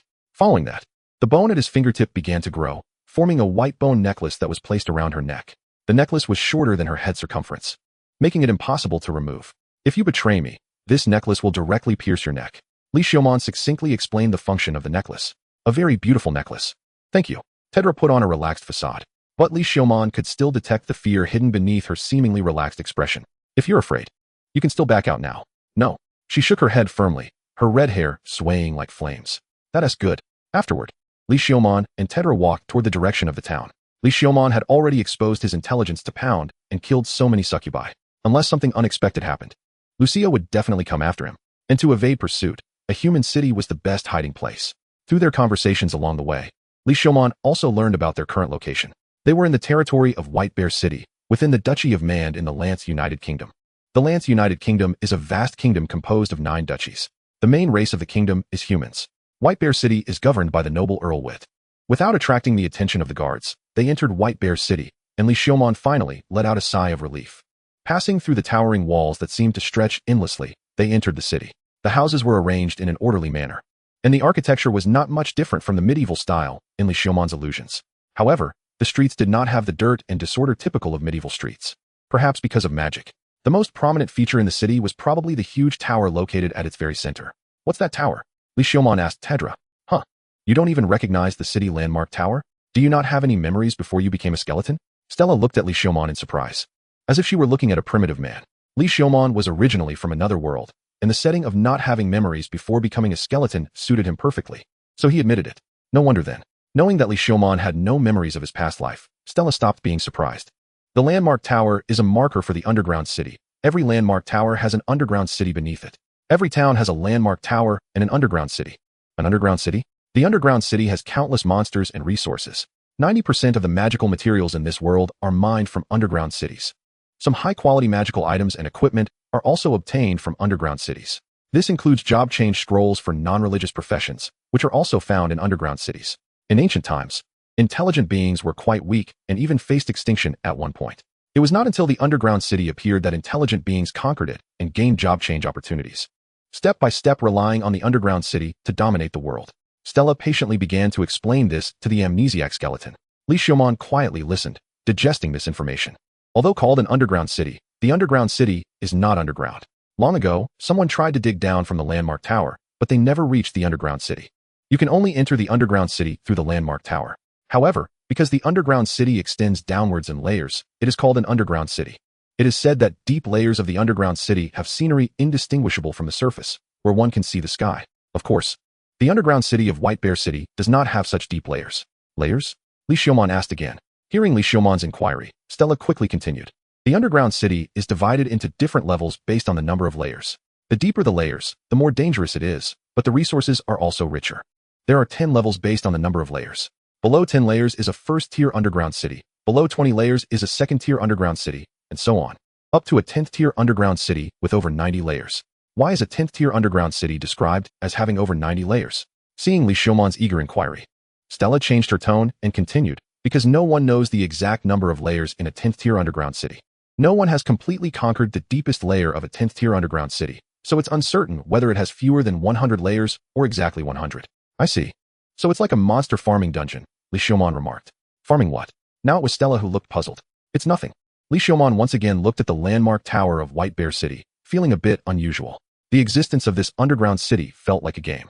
What level is the underground city of White Bear City? A 46-layer, 5th-tier underground city. Here we are, my trading association. If you're interested in the underground city, you might as well come see my trading association. We mainly collect materials and items from adventurers who conquer the underground city and wholesale to processors. We also sell items ourselves. Stella led Li Xiaomon to a grand building. The building had 4 floors, with selling and trading windows visible. There were also groups of adventurers coming and going, trading their spoils. Rich lady, don't misunderstand, this is rented. Stella seemed to see Li Xiaomon's shock and added, oh. Li Xiaomon did not show any extra emotions. Stella then led him into the trading association. Hello, President. You've worked hard. The employees at the windows greeted her one by one, while their eyes scanned Li Xiaomon, seemingly guessing his identity. So, given your identity, how come you're out of the city alone? Li Xiaomon felt puzzled. I was set up, Stella said, her body trembling slightly. Besides, my identity isn't anything special. In White Bear City, there are plenty of adventurers and merchants like me. The truly high and mighty ones are the nobles. The two had now arrived at the president's office on the 4th floor. She sat in the president's chair, looking at Li Xiaomon with a bit of a president's demeanor. Chapter 16. The Skeleton's Lucky Color. I plan to continue observing this city. Li Xiaomon found a chair and sat down. Would you like some tea? Stella got up eagerly to brew a cup of tea for Li Xiaomon and then looked at him. Ah, I'm sorry I forgot. Stella realized after a long time that the figure under the cloak was a skeleton. Li Xiaomon had been wearing the cloak all along and behaved no differently from a normal person. She subconsciously forgot about the identity of the skeleton in front of her. The air became quiet, and the atmosphere turned slightly awkward. Do you want to change clothes?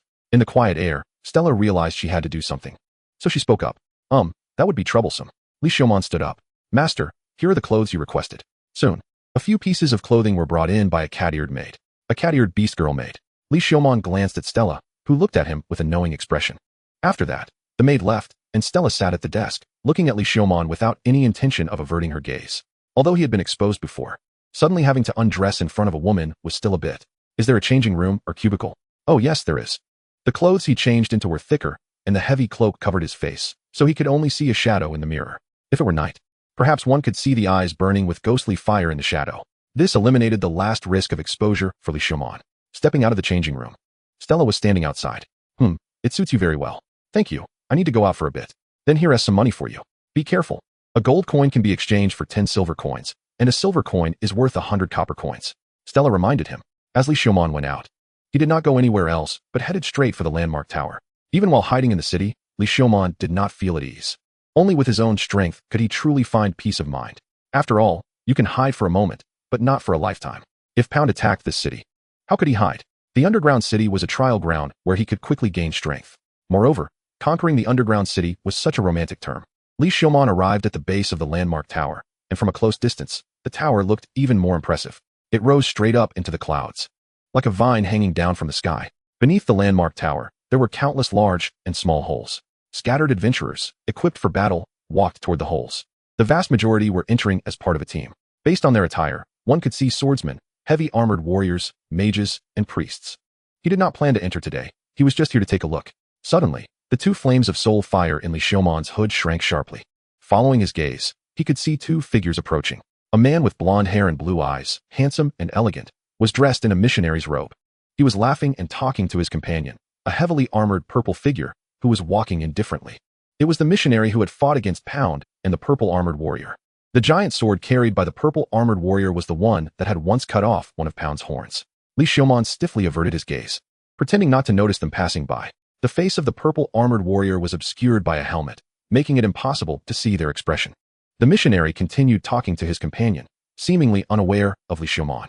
Li Xiumon quietly breathed a sigh of relief, trying to make his movements appear natural. Just as he brushed past the missionary's voice rang in his ears. "Stop." The missionary turned around, smiling at Li Xiumon. "Have we met before?" If Li Xiumon had a heart, its beating speed could power a machine to solve the energy crisis. He slowly turned around, pretending to examine the missionary. "Never seen you before." "Oh, really? Your voice is a bit hoarse. Are you sick?" The missionary squinted his eyes and asked with a smile. "No, it's natural."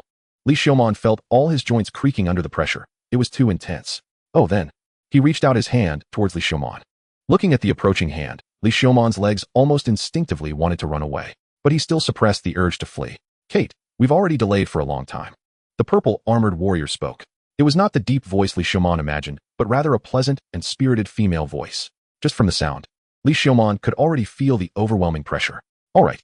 The missionary named Kate withdrew his hand. "Do you believe in the goddess of light?" "No." "What a joke." A skeleton would believe in the goddess of light. One purification from the goddess would send him away. Besides, this was clearly not a good time for preaching. What a pity. The missionary turned around. At that moment, the flame of Li Xiumon's soul, which was about to extinguish, reignited. He should be grateful that he wasn't human. Otherwise, physiological fluctuations would have exposed him completely. He cast a grateful glance at the purple armored warrior. Purple seemed to be his lucky color. This guy had appeared for the first time and helped him cut off a piece of Pound's horn. Now, he had saved him once again. He calmed himself down and left the city landmark tower. Meanwhile, on the other side, "Ilu, that kid clearly recognized us. How are you going to help him? Say something, will you? There has to be a reason, right? Could it be that you have a crush on that kid?" Kicked away in one go. Willingly. Ilu did not look at Kate and continued walking. In a short while, the unharmed Kate caught up again. "No way, no way. You really have a crush on him? So you like that type, hiding and revealing? Or is it the mystery and anticipation? In my opinion, that person is all skin and bones. Don't be fooled by his thick clothes. There's hardly any meat on him. He wouldn't withstand your torment." Kicked away again. Also, your mouth shut sooner or later. Just as Kate returned, she was kicked again. Chapter 17. The skeleton stood up back at the trading guild. Just as he was about to push open President Titila's door, he heard arguing from inside. "What promise did he make to you?" "President Titila, I don't understand what you're saying. Our team wants to terminate the contract with your guild according to the agreement." "Think carefully. To those nobles, you are disposable consumables." "What nobles?" "Please say something that a simple person like me can understand." "You all." The door was pushed open, interrupting Titila's words. Standing in front of Titila was an 8-member adventurer team, all of whom had high levels. Without exception, they were all professionals, well-equipped. The atmosphere fell silent for a moment, and Titila sat back down, her excited emotions slightly calming down. "It seems the president still has guests. Our team will take our leave. I hope the president can see the situation clearly." The 8-member adventurer team brushed past Li Xiumon at the door. "They are." Li Xiumon tried to speak. "The adventurer team that signed a long-term contract with the guild, the main force for collecting materials for the guild. But now they want to terminate the contract. I spent resources step by step to support their team."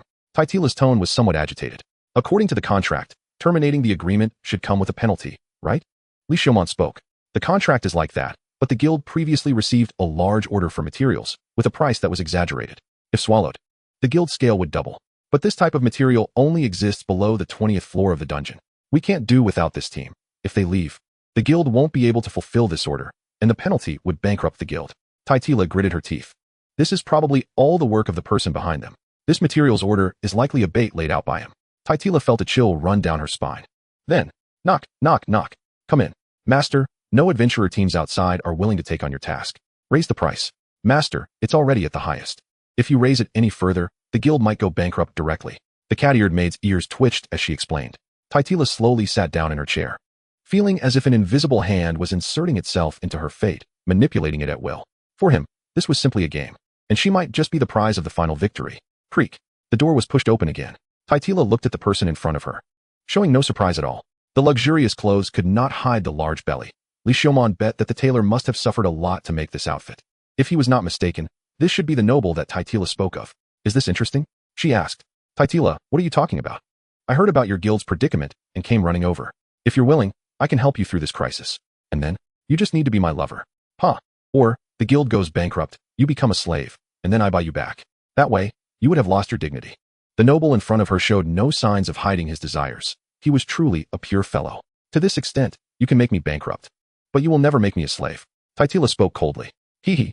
Believe me, I have no less than 100 ways to turn you into a slave. I admire you and am willing to let you keep your dignity.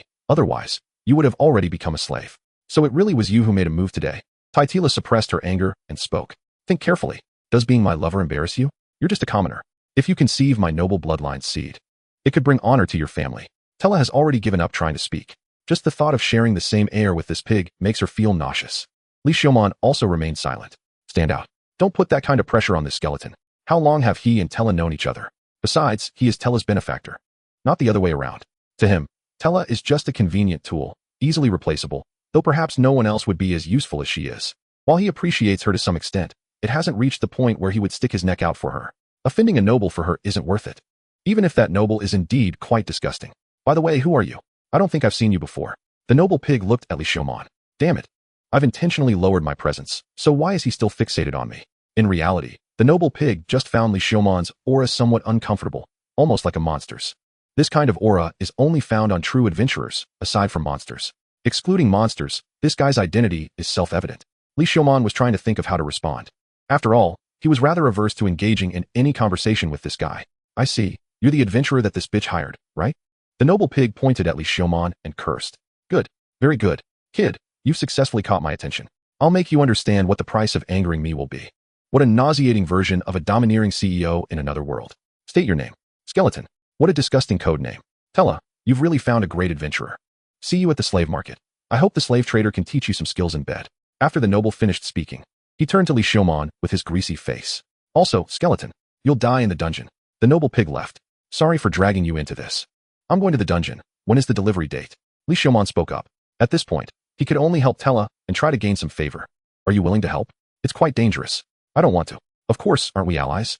Two-faced, a typical scumbag. But saying this can help increase favor. The higher the favor, the more useful the tool will be. In half a month, you'll be alone. Don't push yourself. If it doesn't work, retreat. I have other options. He left the president's office. He saw that 8-member adventurer team again.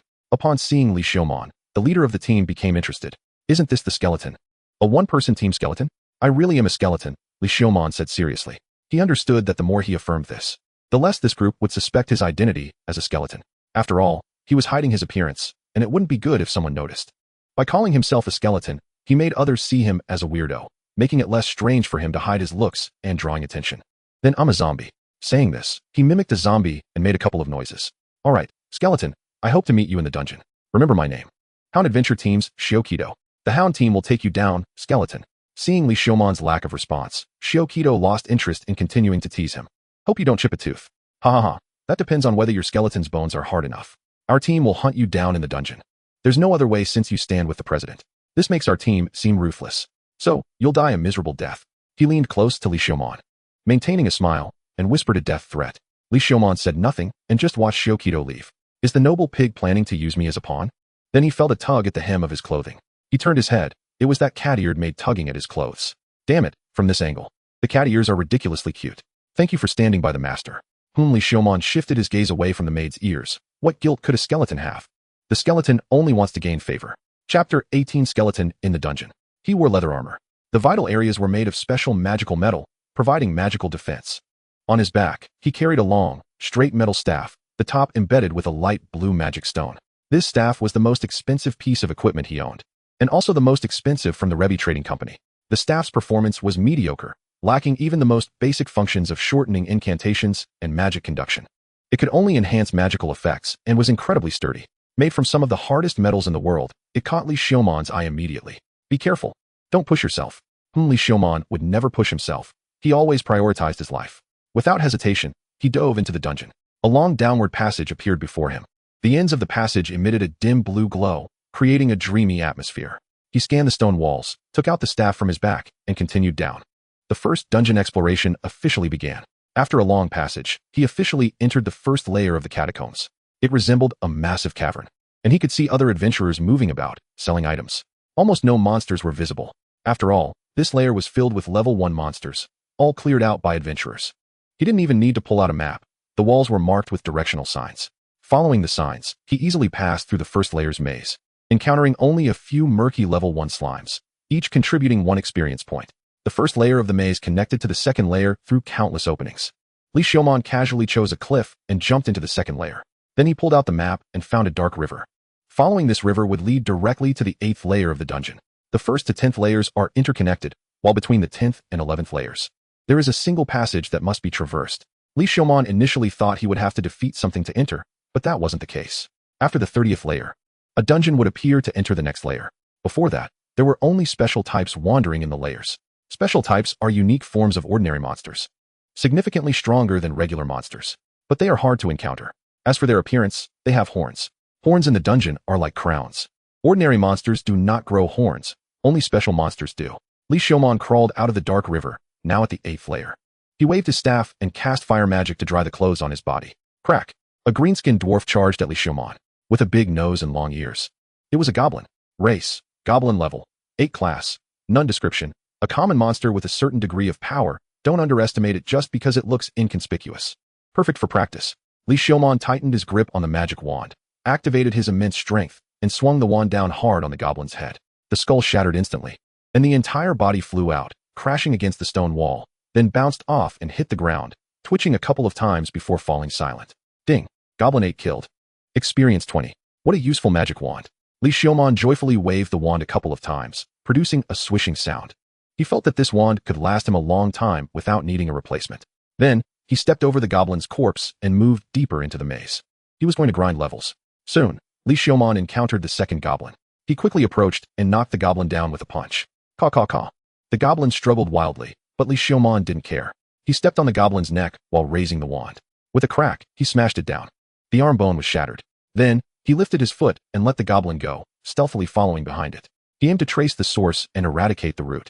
At that time, he could directly purify a nest of goblins, which would be a great merit. The goblin in front was weaving through the maze, turning left and right. But Li Xiaomon quickly sensed something was off. It seemed the goblin was leading him in circles. By the time Li Xiaomon realized it, he found himself surrounded by clusters of green lights in the dark depths. He had been ambushed by goblins. He had underestimated the goblins. Li Xiaomon sighed and reflected on his mistake. Pound and Lucia had made mistakes because they underestimated themselves, allowing them to escape. And wasn't he the same? Underestimating the goblin's intelligence? Caw caw caw.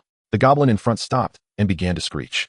Then, goblins rushed out from the darkness one after another. Li Xiaomon gripped the wand tightly. Although he recognized his mistake, even when ambushed by goblins, he remained calm. Quagmire.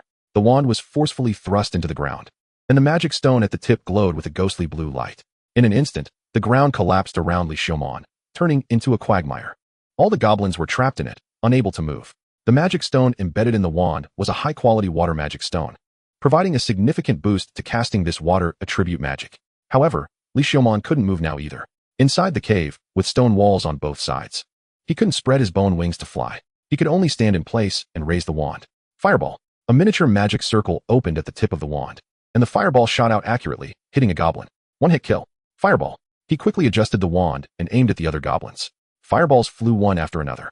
But soon, some goblins adapted to the quagmire and started moving toward Li Xiaomon. Li Xiaomon remained calm. Whenever a goblin approached, he swung the wand, crushing their skulls one by one. Soon, the ground around him was covered with goblin bodies. Although goblins didn't give much experience, their numbers were overwhelming, and Li Xiaomon's experience bar was rising at a remarkable speed. Caw caw caw. The goblin cries filled the entire cave. Li Xiaomon's wand-waving speed increased. Because it was a cave, the ground had only a layer of dirt, with rock underneath, so the quagmire wasn't deep. More and more goblins adapted to the quagmire and charged at Li Xiaomon. Faced with a large number of goblins, Li Xiaomon started to feel a bit flustered, and his magic power was also running low. It seemed he needed to break out first. Li Xiaomon focused on a direction, exerted force in his legs, and leaped up. His bone wings opened behind him, and with the wind magic activated, he glided a distance and landed on the quagmire. The surrounding goblins swarmed toward him. Li Xiaomon pulled out a rib-bone sword from his pocket, ignited it with fire magic, and then swung the sword while waving the wand, forcing his way out of the encirclement with his superior equipment. The surrounding goblins let out frantic cries. Ding! Experience points are full, level up to 15. Constitution 1. Spirit 1, free attribute point 1. He casually allocated the free attribute point to Spirit, leaving 1 point from the last level up. This remaining point was saved for emergencies to boost Constitution for survival. While running, he didn't forget to throw fireballs behind him. Hearing the prompt sounds in his ears, he knew that noble goblins were using their deaths to aid his growth. Crying tears. Chapter 19, Skeletons going deeper. Continuing to descend. As a skeleton, Li Xiaomon didn't experience hunger or thirst, so aside from necessary rest, he didn't need to stop for food. Before the passage between the 10th and 11th levels, Li Xiaomon decided to take a break. The previous battle with the goblins had drained a lot of his magic power, and he needed to wait for it to recover. However, while waiting for his magic power to restore, Li Xiaomon didn't rest. He took out a book from his pocket and leaned against the stone wall, reading it carefully. The flames in his eye sockets flickered with intensity, as if he were deep in thought. The book he was reading was the detailed explanation of first-level elemental magic, which he had taken from the Merchant Guild. It recorded common first-level spells. Although Li Xiaomon was an elemental mage among first-level mages, strictly speaking, he couldn't use first-level magic. The magic he used was based on his racial talent for manipulating primal elements. And now, he was studying the first-level elemental magic of Fireball. This was the most basic first-level spell, usually mastered first by elemental mages. Although it was common, its practicality made it widespread. The incantation is short, the casting is quick, and its power is noticeable. The incantation only requires reciting Fireball in the ancient magical language. Therefore, it is the most commonly used spell by first-level elemental mages. Generally, elemental mages, due to energy constraints, usually specialize in one element. But Li Xiaomon chose to study all 4 elemental magics without leaving any behind. So that's how the magic circle is formed. I see, the connections here and here enhance its effect. Li Xiaomon muttered softly. Then, he slowly raised his hand, trying to operate the magic according to the illustrations and notes in the book. Fireball. This is in the ancient magical language. The obscure syllables emanated from his throat, and a crimson magic circle was traced in the palm of Li Xiaomon's open hand. Then, a bursting fireball shot out, hitting the stone wall and exploding. Its power was significantly more impressive than when Li Xiaomon had clumsily condensed a fireball and thrown it. He succeeded on the first try. Was it a racial advantage? But the accuracy was a bit lacking. Li Xiaomon carefully read the magic book again and then raised his hand once more. First-level elemental magic, Fireball. This time, he visualized the trajectory in his mind and carefully controlled the magic power, accurately hitting the target with the fireball. Good shot, that was nice. Li Xiaomon once again formed several fireball magic circles, but in order to conserve magic power, he did not launch them. After becoming a bit more proficient, Li Xiaomon turned to the next page. First-level magic, Water Arrow. First-level magic, Earth Bullet. First-level magic, Wind Blade. After trying out the most basic and commonly used magic of the 4 elements, Li Xiaomon carefully put away the magic book and stood up. In his opinion, these spells were still somewhat lacking. They were too focused on form and not practical enough. He believed that mixing the first-level magic Earth Bullet with water elements and then shooting it at the eyes would be much more practical than using mud and water to blind someone, or decomposing the Earth Bullet into sand and scattering it into the eyes. In battle, depriving the opponent of sight is very important. Perhaps the mages of this world all have a noble self-consciousness and disdain to use such magic. Li Xiaomon thought casually about this and then cast the concern aside. He walked towards the passage from the 10th underground level to the 11th. Beyond this point, there would be monsters above level 10, and the danger level would increase significantly. He had to put away his carelessness and face it cautiously. He disappeared into the dark passage. Tap, tap, tap. The crisp sound of footsteps descended deeper. Underground level 11. The temperature suddenly rose, and both the ground and the stone walls were extremely dry. For ordinary adventurers, this temperature might be quite torturous. But as a skeleton, Li Xiaomon clearly wouldn't care about heat or cold. Moreover, he also possessed elemental resistance, and this level of heat was nothing to him. He felt the hot wind blowing towards him and continued walking deeper. According to the information, a type of red lizard mainly inhabited this level. It could manipulate fire to a certain extent and was quite agile. Li Xiaomon quickly encountered the legendary fire lizard. It was more crocodile-sized than lizard-sized, resembling a Komodo dragon. Hiss hiss hiss. Upon seeing Li Xiaomon, it let out an angry cry, opening its mouth as fire elements gathered inside. Damn, is it this bad-tempered? Li Xiaomon couldn't help but complain as he watched the fire lizard attack, without hesitation. But internally, he felt relieved because it seemed not very intelligent. Whoosh. The fireball shot straight towards Li Xiaomon, trailing flames. Watching the fireball, Li Xiaomon tightened his grip on the magic staff, and the defensive magic from the magic book echoed in his mind. Thus, he flipped open the book. There was no other choice. Defensive magic involved maintaining magic power and was quite complex, not something that could be memorized in a moment. He swiftly dodged the fireball and held the magic book in one hand while raising his staff with the other, full of wizardly demeanor. First level magic, water wall. The magic stone at the top of the staff glowed with a beautiful blue light, and a disc-shaped magic circle quickly formed at the tip. Water flowed in the air, forming a moving water wall. The fireball shot from the fire lizard was easily blocked, only raising a wisp of steam. The fire lizard was stunned. Then, it chose to go around the water wall. Li Xiaomon hurriedly flipped to the next page of the magic book. Let me see, like this. Like this, he clumsily manipulated the water wall.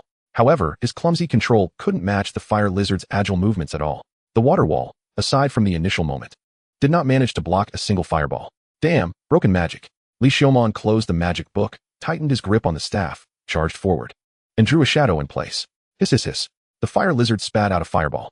Facing the incoming fireball, Li Xiaomon tightened his grip on the staff, and wind magic condensed into a vortex, covering the staff, and with the boost of great force, he swung fiercely at the fireball. The fireball exploded in midair, scattering into flowing flames. Yet, Li Xiaomon's speed did not diminish at all as he charged straight towards the fire lizard, raising his staff. Die? There was no way to avoid it. The fire lizard felt it was locked on tightly. The staff became a blur as it struck towards the fire lizard's head. With a bang, the lizard's head exploded. Ding! Killed Fire Lizard 11. Experience 150. Magic still feels so handy to use. Li Xiaomon felt that the spells in this magic book were not suitable for him. What he needed to do was to draw on the principles of the magic in the book and apply them to his own magic. He wasn't learning the spells above, but the principles of the magic inside. Squatting down, he drew out a small knife, cut open the fire lizard's chest, and took out a magic stone the size of a juju pit. The magic stone, a stone that grows inside magical creatures, contains magical power.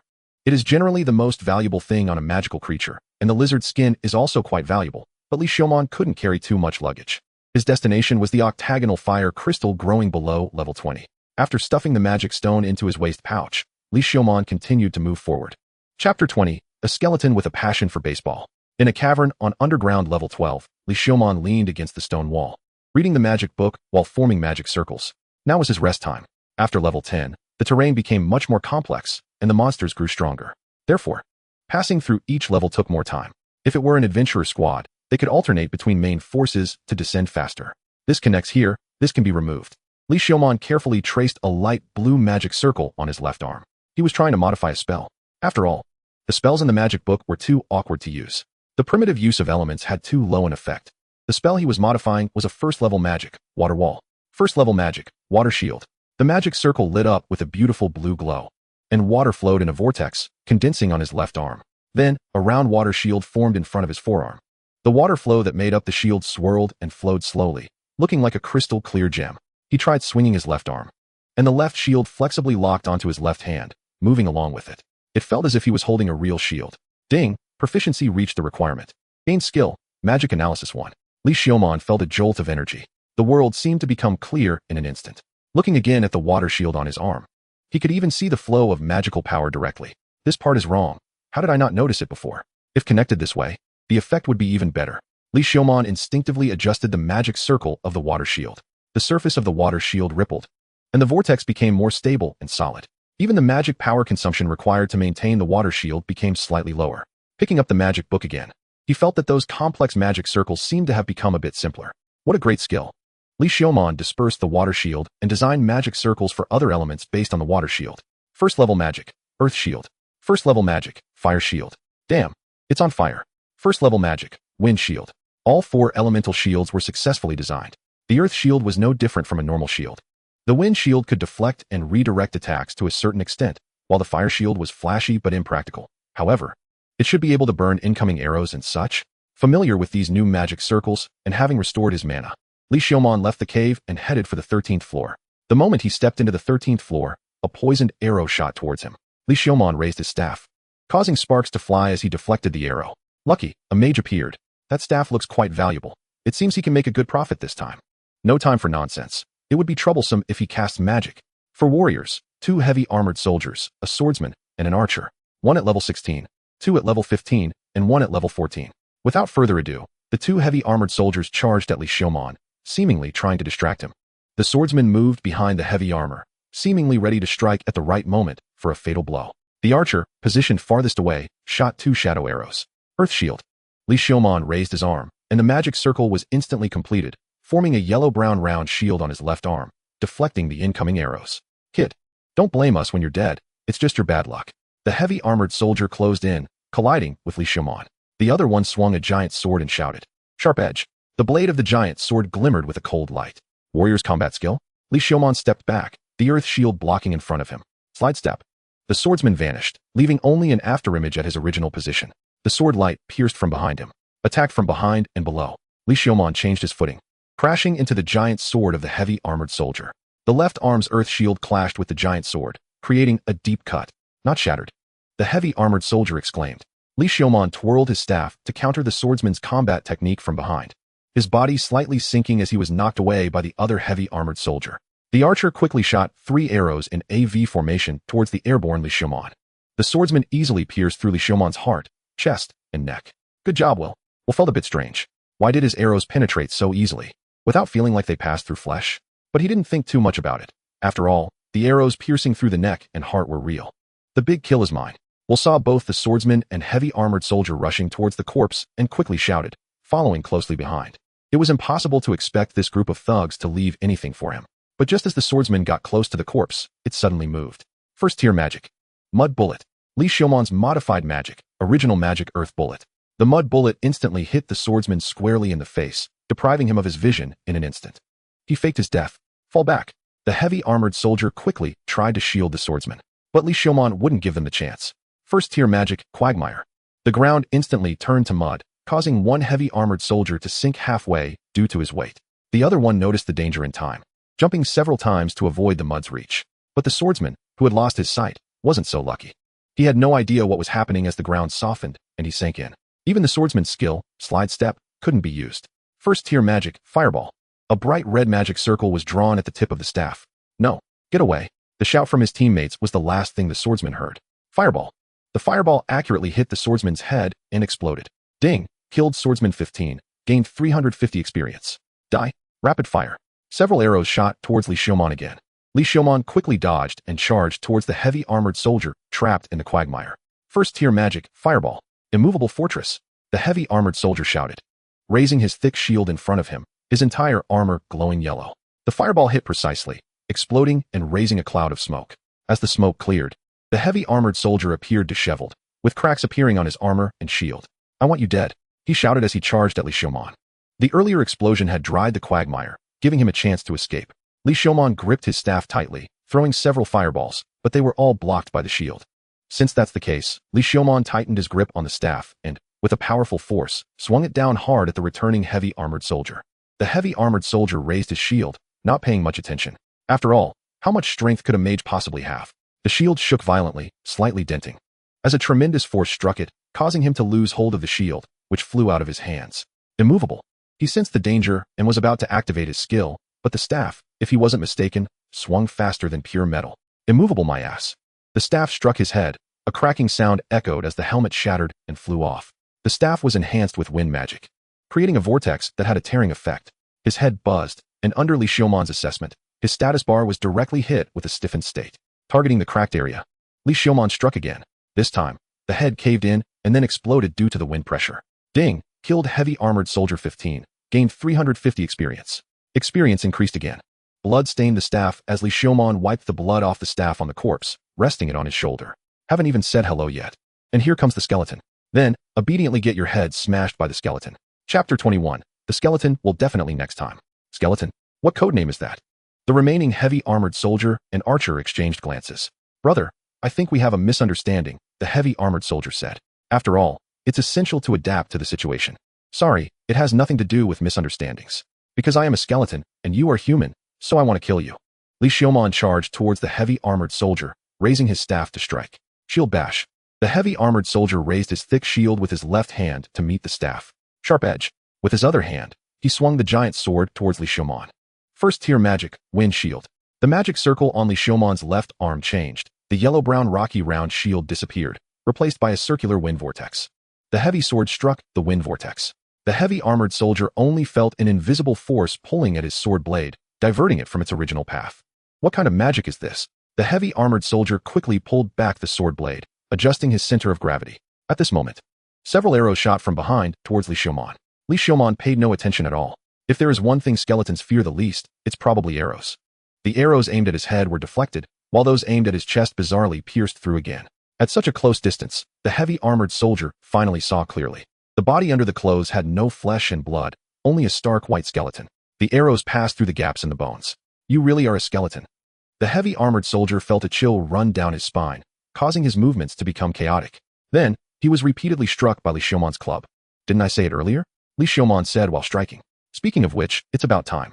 Li Xiaoman twisted his wrist, and the staff created a beautiful arc in the air. Next, with a burst of strength, the magic wand shot out with a sound like breaking air. Thrown like a javelin. Get out of the way. The heavy armored soldier shouted, but it was already too late. The wind magic wrapped around the wand, forcefully slamming the archer against the stone wall. At this moment, it was better to pay attention to oneself. Li Xiaoman raised his leg, his calf whipping towards the heavy armored soldier like a whip. The heavy armored soldier raised his shield, but under the immense force, the shield still shook with his body. Then, Li Xiaoman plunged his hands into his chest, pulling out a bone sword. Two bone swords drew a white line in the air, stabbing towards the heavy armored soldier's eyes. Don't underestimate people.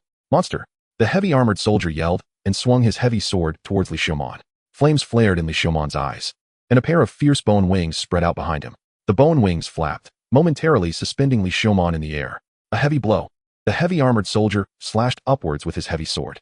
Li Xiaoman turned his body, a magic circle opening on his calf. First tier magic, wind shield. A circular vortex opened on his calf, kicking towards the descending heavy sword. The heavy sword veered off again, pulling the heavy armored soldier's body forward. Not good. The heavy armored soldier quickly released the giant sword, gripping the giant shield with both hands, bracing it in front of him. Immovable fortress. A golden light enveloped the heavy armored soldier's body, making him stand firm like a bunker. Li Xiaoman's wings flapped again, lifting his body high. The two bone swords merged, growing together. Bone hyperplasia. The converging bone sword grew wildly, transforming into a massive bone handle that required both hands to grip. Earth magic wrapped around the top of the bone handle, turning into a huge rock ball. Fire and wind. Fire magic enveloped the rock, wind magic propelled it, using the downward gravity for a second acceleration. A hammer smashed down towards the heavy armored soldier. Boom. The airflow rushed in all directions, producing a deafening roar. The heavy armored soldier's eardrum was instantly torn apart, blood flowing from his ears. His armor cracked inch by inch, and the rocks beneath his feet could no longer bear the weight, cracking and collapsing radially from beneath him, until his knees were completely buried in the rocks. The massive hammer finally shattered. Cough, cough. The heavy armored soldier had no time to wipe the blood from the corner of his mouth. Li Xiaoman held the elongated bone spear, not giving him a moment to breathe, stabbing towards his throat. Quagmire. His feet, trapped in the rocks, were engulfed and adhered to by muddy water, making it impossible for him to exert force to dodge. Thud. The sound of flesh being pierced, warm blood continuously flowed from his throat, staining the armor red. Ding. Killed heavy armored soldier 16, experience 400. Pulling out the bone spear and shaking off the blood, Li Xiaoman looked at the last archer. The archer, pinned against the wall, had disappeared, leaving only a bloodied wand behind. Not very honest, huh? Li Xiaoman walked towards the wand, pulled it out, and followed the blood trail. Soon, he caught up with the heavily bleeding, wobbling archer. Don't kill me. I was forced into this. They made me do it. Right. I have a lot of money outside. I'll give it all to you. I can give you everything. So please don't kill me. The archer watched Li Xiaoman approach, continuously backing away, speaking incoherently, despair in his eyes. Li Xiaoman tightened his grip on the bone spear and pierced the archer's throat, pinning him to the ground. Ding. Killed archer 14, experience 300. Enough with the rambling. Just be straightforward. Is it that annoying? Experience points maxed out. Level increased to 16. Constitution 1, Spirit 1. Free attribute point 1. Allocating the free attribute point to Spirit, Li Xiaoman crouched down and began to search the corpse. Soon, he found a money pouch. As for other things, they were too large and not worth taking.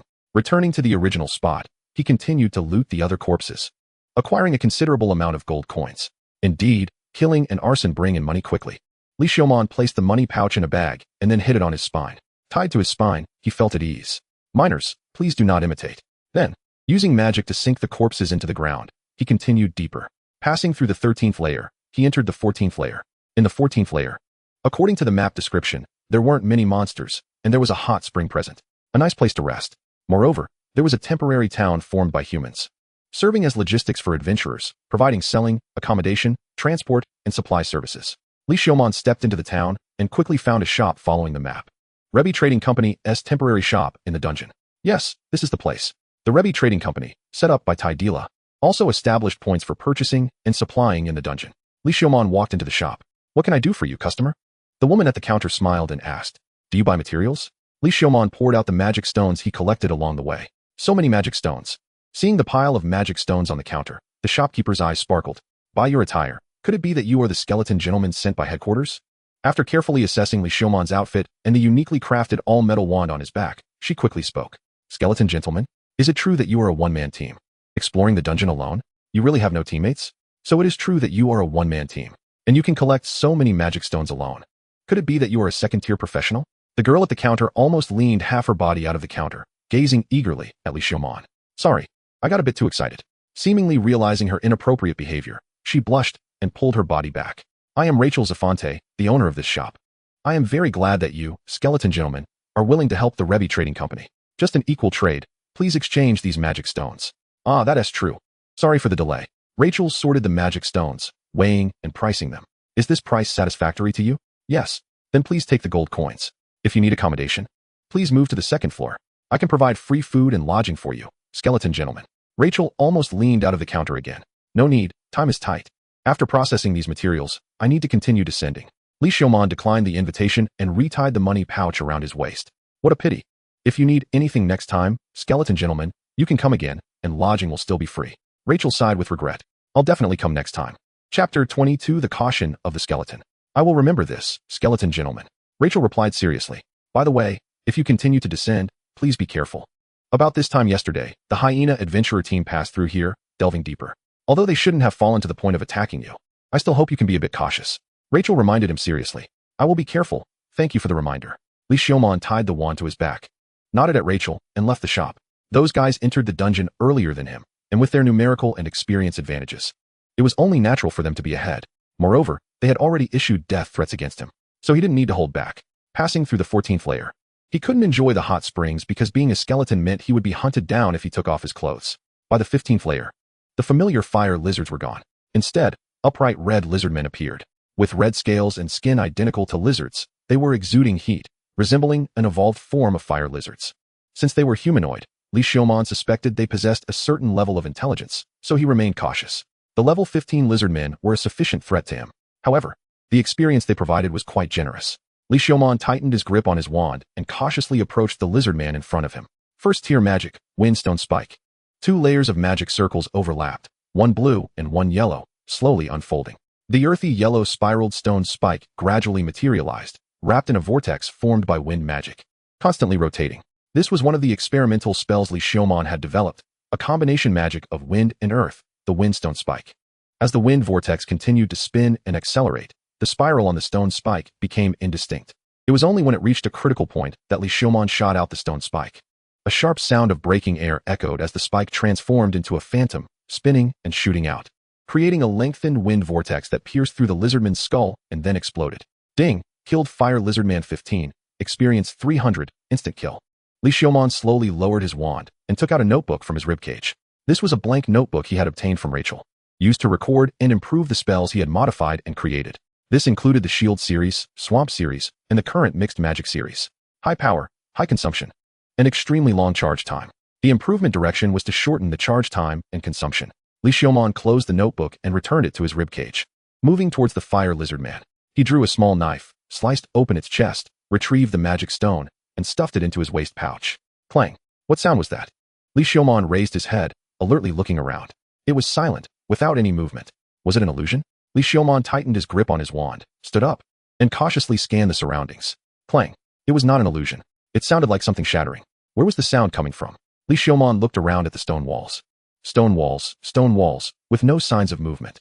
His spine trembled slightly. This place was not safe for long. He quickly activated his stealth and dashed toward a spot. Clang! This time the sound was clearer. It came from underground. Li Xiaomon leaped into the air, his bone wings unfurling from his back, embedding into the stone wall above. Then, the ground cracked open. Roar! A fire-red figure burst forth from the earth.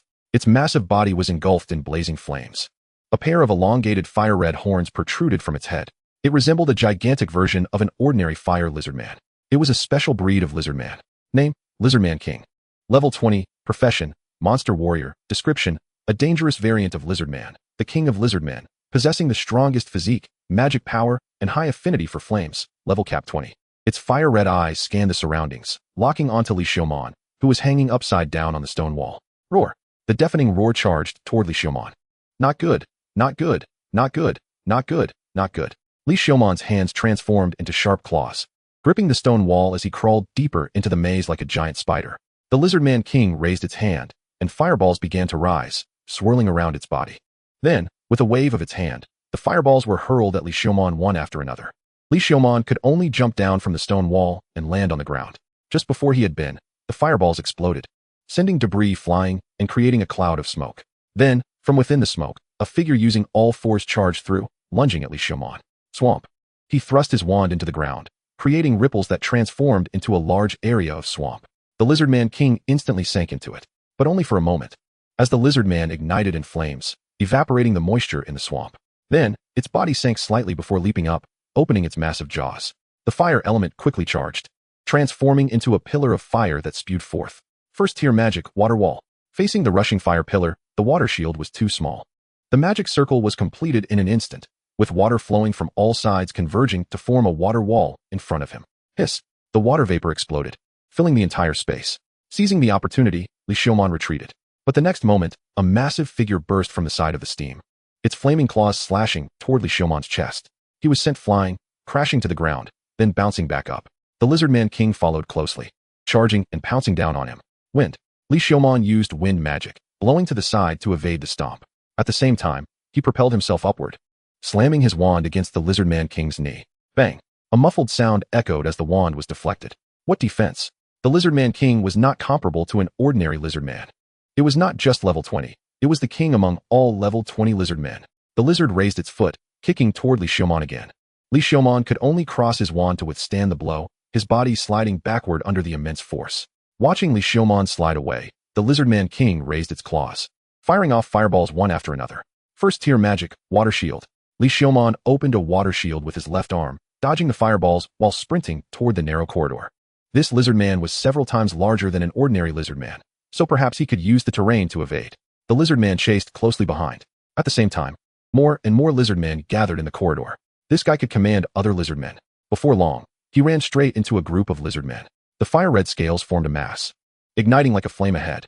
Get out of my way. Li Xiaomon charged in, using his high physique and equipment to forcibly break through a path. His wand almost slipped from his grip, smashing the heads of the lizardmen one after another. As he broke through the encirclement, his clothes were stained a bloody red, and some bones began to crack. His wand was also splattered with suspicious bits of flesh. But he didn't stop, continuing to charge through the complex corridor. However, the number of lizardmen increased over time. No matter how he turned, there were lizardmen blocking his way. Li Xiaomon had no choice but to go all out, thrusting his wand into the ground, causing a massive earth-colored magic circle to unfold beneath his feet. Super swamp. In an instant, nearly 100 lizardmen sank into the swamp.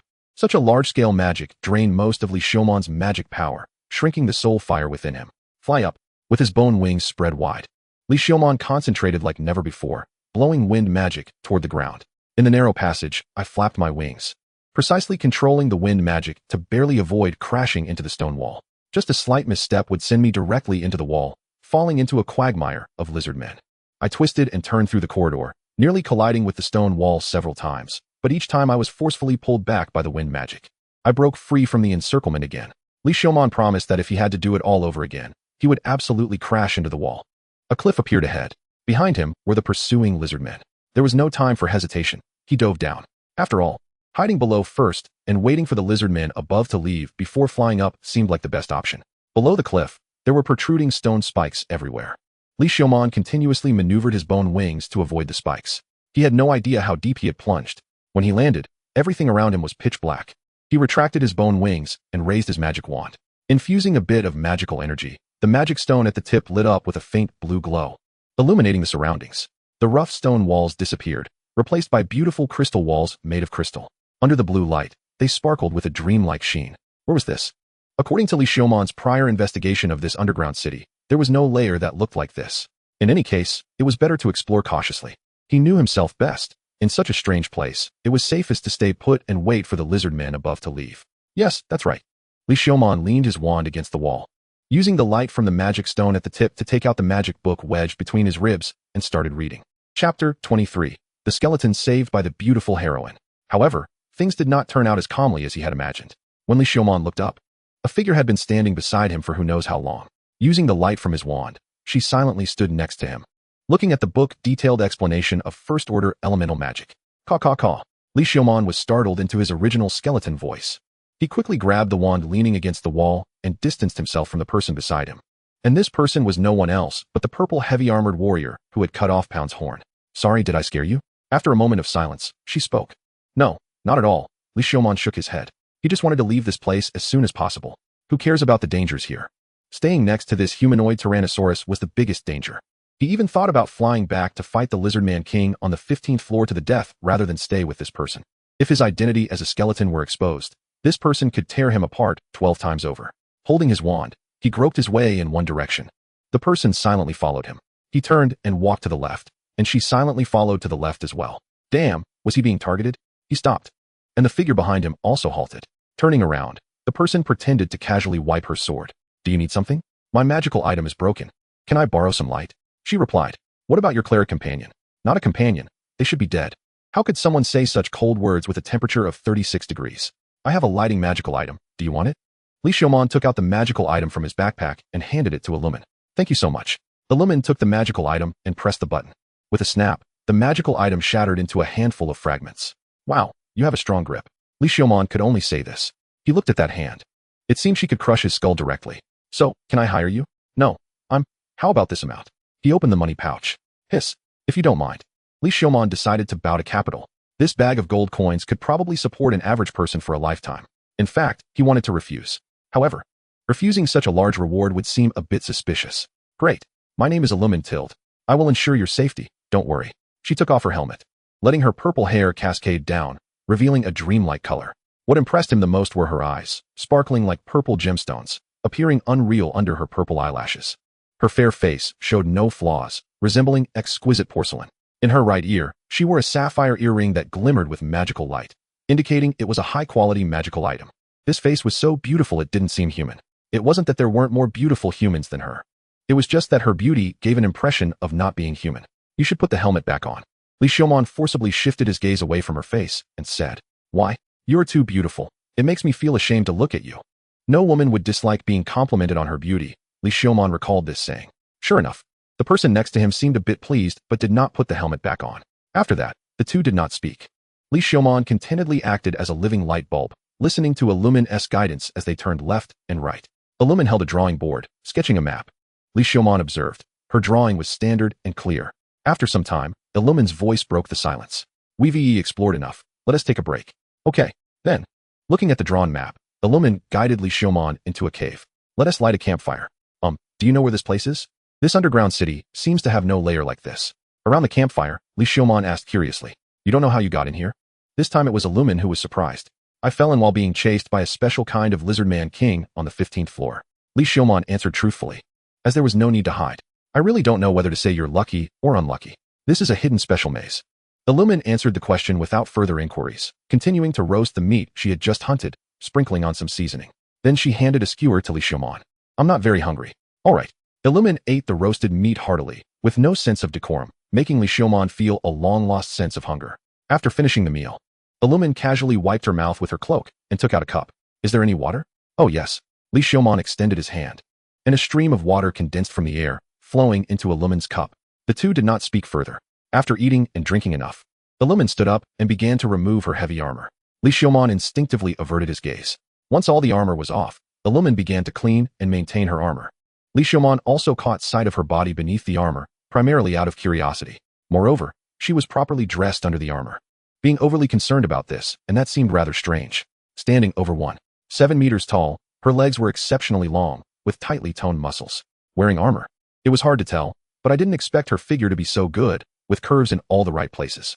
Li Xiaomon silently apologized for the imagined image of a Barbie warrior. She sat cross-legged on the ground, patiently and carefully maintaining her armor by the light of the campfire. Li Xiaomon walked to the side, planted her wand into the ground, and the magic stone atop it immediately glowed even brighter. Ah, thank you. Illa smiled up and expressed her gratitude. Li Xiaomon nodded slightly and returned to the stone wall, focusing on rejuvenating herself. By the time they were ready to explore again, Illu had put her armor back on. Li Xiaomon's light also reached its limit again. They continued to explore the area they hadn't finished before. Don't stray too far. There might be danger today. Seeing Li Xiaomon pull away from her, Ilu quickly yanked her back. Li Xiaomon felt a powerful force, as if a giant dragon had pulled her over. Her gaze towards Ilu became more respectful. Roar!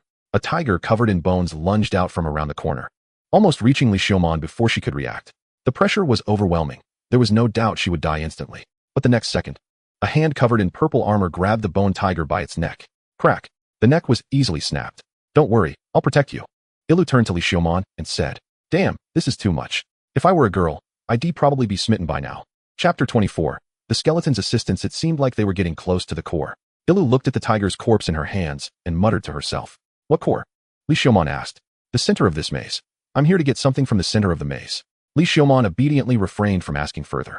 It seemed there was no time to continue. That guy Kate probably went ahead. Kate, that damn missionary? Are you ready? Huh. Li Xiaomon, puzzled, realized she was already being squeezed around the waist. When did this happen? I can barely see the movement. Feeling the softness of flesh was strange. All she could feel was the hard armor colliding with her own rigid bones. You're so thin, Ilu commented while weighing Li Xiaomon. What do you expect from a skeleton? Then, the scenery on both sides rapidly retreated, moving so fast that it seemed like lightning to Li Xiaomon. So fast. Is this the speed of a top-tier warrior? Li Xiaomon gripped her wand tightly. At that moment, she was nothing more than a humanoid magic lamp, being used for illumination by Ilu. Ilu darted through the passage like a whirlwind, the surroundings blurring to the point where she couldn't see clearly, until they stopped, her legs feeling a bit weak on the ground. We're here, Ilu said. Li Xiaomon looked up, raised her wand, and under its light, a magnificent crystal palace appeared before them. This is the center of the maze. Yes, let us go in. Ilu stood beside Li Xiaomon, guarding her as they pushed open the massive doors of the palace. A cold wind rushed in. Along with the cold wind came a crystal monster.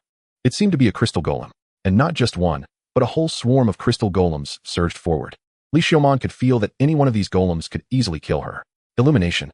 Ilu took a step forward, blocking the way, donned her helmet, obscuring her breathtaking face. Li Xiaomon quickly raised her wand high, infusing it with magic, illuminating the entire crystal palace. Ilu also moved. In an instant, her figure disappeared from sight. All that could be seen was a purple shadow weaving through the crystal golems. Wherever the shadow passed, the crystal golems shattered into pieces. Keep up, Ilu shouted. A path of shattered crystal golems had already formed in front of Li Xiaomon, and she hurried to follow. They pressed on until they reached the very center of the palace. There stood a throne made of a single massive piece of crystal. Resting upon the throne was a gigantic sword, as cold as ice. A skeletal arm was still tightly gripping the hilt of the sword. Ilu, transformed into a purple shadow, charged toward the giant sword. It was evident that Ilu was aiming for the sword. However, just as she was about to touch the sword, the skeletal hand suddenly loosened and reached out toward Ilu. Ilu seemed surprised that the skeletal arm would move so suddenly. She did not dodge, but instead swung the giant sword in her hand towards the skeletal arm. With a clang, the skeletal arm was severed. Ilu stood firmly before the throne, removed her helmet, and gazed at the ice sword embedded in the crystal throne. Finally, is it in my grasp? Ilu inserted the giant sword beside her, reached out, and grasped the hilt of the ice sword. A gust of cold wind suddenly rose from the sword's position, blowing outward. A layer of frost instantly covered Ilu's gauntlets, and her purple hair was lifted by the cold wind. The frost spread up her gauntlets, soon covering her entire armor. But Ilu still did not let go. Instead, she tightened her grip on the hilt, slowly pulling the ice sword out. Not bad, not bad. Just a bit more effort. A golden figure slowly descended, floating beside the throne, applauding. It was the missionary, Kate. The cold wind swept past Kate, repelled to the sides by the protective golden holy light. What do you want? Ilu asked. We agreed beforehand to compete fairly, so I'm waiting for you to pull out the sword before we compete fairly. After all, not everyone has monster-like strength and stamina like you. With my skinny arms and legs, I'd probably freeze to death just by touching the sword, Kate said, raising his sleeve to compare his fair and slender arms. Of course, Li Xiaomon's arms were even wider and more slender. Humph, after I pull out the sword. You're welcome to try. Ilu snorted coldly. Haha, this sword is not that simple. Don't you feel your strength gradually weakening? Ilu didn't speak, but her expression had already grown serious. The frozen sword, a famous sword of the Lantis United Kingdom, was once the sword of King Lantis and later gifted to the founding knight Albert. It possesses the power of sealing, capable of gradually sealing the strength of the one who touches it. By the time you pull out this sword, your strength will probably be completely sealed, Kate said. Though it may seem a bit unfair, this sword must be obtained. Watching Kate talk to Ilu from the throne, Li Xiaomon kept murmuring, can't see me, can't see me, can't see me. At the same time, she cautiously approached the severed skeletal arm that Ilu had cut off. Fortunately, the skeletal arm was not far from her. Soon, Li Xiaomon reached the skeletal arm and, with a slight hook of her foot, picked it up. This was a right skeletal arm. Li Xiaomon carefully detached her own right skeletal arm. At that moment, Kate looked towards Li Xiaomon's position. What a coincidence. Since we are so fated. How about believing in the goddess of light a little? Let him go. He accidentally fell into the hidden maze. The sword-wielding Ilu finally spoke up. Oh, no way, Ilu. Have you fallen to the point of being interested in this kid? Kate seemed to have discovered something interesting, sizing up Li Xiaomon from head to toe. Kid, since that's the case, you can leave. Li Xiaomon didn't leave. Instead, he walked towards Ilu. A mutual effort? Goddess of light. Would you mind if I preside over this wedding? However, no one paid him any attention. You should leave. His goal is just the frozen sword. He won't do anything to me. Ice crystals had already crawled up Ilu's purple hair, making the purple locks even more dazzling. Bone transformation. Li Xiaomon took a deep breath, connecting his arm bone with his own skeleton. In an instant, a tearing force filled his entire body, and all the bones emitted a cracking sound from the unbearable burden. What's wrong with you? Ilu looked at Li Xiaomon, who had collapsed beside her, her tone slightly panicked. Li Xiaomon didn't speak, mainly because he couldn't speak now, as the bone fragments in his throat had shattered. Increased constitution. Li Xiaomon struggled to open the panel, adding his life-saving points to constitution. In an instant, a surge of power erupted from deep within his body, healing the shattered bones. This barely kept him from collapsing. Li Xiaomon swayed as he stood up, extending his hands over Ilu's hands. Then he spoke. Draw the sword. The two exerted force simultaneously, and the power of frost became more violent, as if it had multiplied several times in an instant. Surprisingly, a long section of the frozen sword was pulled out in an instant. Goddess of light, what happened? A miracle of love? Kate was stunned. Ilu also didn't understand what was happening, but knew that Li Xiaomon was here to help her. The power in her arms finally found an outlet, no longer tormenting Li Xiaomon's body. But then, a cold wind hit, covering Li Xiaomon and their hands with a layer of frost. It felt as if his bones were about to shatter from the cold. Ilu pulled Li Xiaomon into her arms like a hen protecting her chicks, shielding him from the cold wind, which made him feel a little better. Chapter 25. The Skeleton's Great Boost Ding. Strength 5, Constitution 5, Spirit 5. Acquired skills, Swordsmanship 2, Giant Strength 2, Hardbone 1. Finally, the system's notification sound came to his ears. His right arm also calmed down. A surge of power continuously flowed from deep within his body, and his bones underwent changes, becoming more resilient and smooth. At the same time, his strength increased significantly, and the fire of his soul became more solid and vigorous. In simple terms, he felt his body was filled with strength. He even felt he could arm wrestle with Pound. Then, as the cold wind blew, he couldn't help but shrink back into Ilu's embrace again. Damn, it's so cold. A 5-point increase in constitution feels like nothing at all. Alright, he was still that weakling. With Li Xiaomon's assistance, the frozen sword sensed a familiar aura, and the resistance became smaller, with more of it being pulled out. Meanwhile, Kate, feeling threatened, began chanting spells to boost himself. Divine power, magical armor, agility boost, stamina boost, defense boost, protection of the goddess of light. Each chant was a prayer to the great goddess of light. Li Xiaomon felt that if he were the goddess of light, he would definitely give this bastard a slap. Don't bother me if there's nothing going on. As more and more effects accumulated, his body began to take on various colors, looking like a pay-to-win player in a severely polluted online game. All sorts of flashy equipment were about to overflow from his inventory. Whoosh! The cold wind extinguished. The ice sword emerged. The ice-like blade gleamed brilliantly, held firmly by Ilu. The famed sword of Lance, the frozen sword, was drawn at this moment. Sorry, but this sword belongs to the church. Kate rushed up, smashing a massive sphere of holy light. Ilu bent her legs slightly, raising the frozen sword to meet the descending holy light sphere, splitting it in two. Then, without losing momentum, she charged at Kate. Kate gripped the air with both hands, and holy light flowed through his hands, transforming into a giant sword shining with holy light. The clash of the ice sword and the light sword sent both flying, evenly matched. But Kate was no longer calm. How is this possible? Even with that kid's help, you should have had part of your power sealed. Kate shouted. That's why I used this girly-like strength. I'm completely weak. Kate, Li Xiaomon, redefining girly-like and completely weak. The two girly-like men and the skeleton were speechless. Hand over the frozen sword. That's mine. The two clashed swords again, their blades colliding repeatedly, golden holy light and ice blue sword energy bursting forth, nearly demolishing the crystal palace. Li Xiaomon had to cover his head and flee from the demolition scene. He rushed out of the palace not far, and the palace collapsed. Then, a purple and a golden stream of light continuously rose, colliding repeatedly. When the gods fight, why am I always present? Li Xiaomon felt like he was back on the battlefield. However, the guys who once stood on the same front were now fighting each other. Boom. With a loud bang, a golden figure was smashed down from the sky. The holy light shattered, piercing through a large area of crystal. You leave, I want to kill you. But this sword is mine. It was agreed to compete fairly, and now I have one. Ilu descended, the frozen sword resting against Kate's neck. Both of them adhered to the principle of fair competition. Kate didn't use Li Xiaomon to threaten Ilu or attack, while Ilu was drawing her sword. And Ilu also didn't deal a fatal blow to Kate. Otherwise, I wish you 100 years of happiness. He was suddenly pierced through the shoulder, letting out a wail. Ouch! I was wrong. I'll leave now. Damn it, goddess of light. You're just a Tyrannosaurus. Kid, heed my advice. You can't handle this Tyrannosaurus.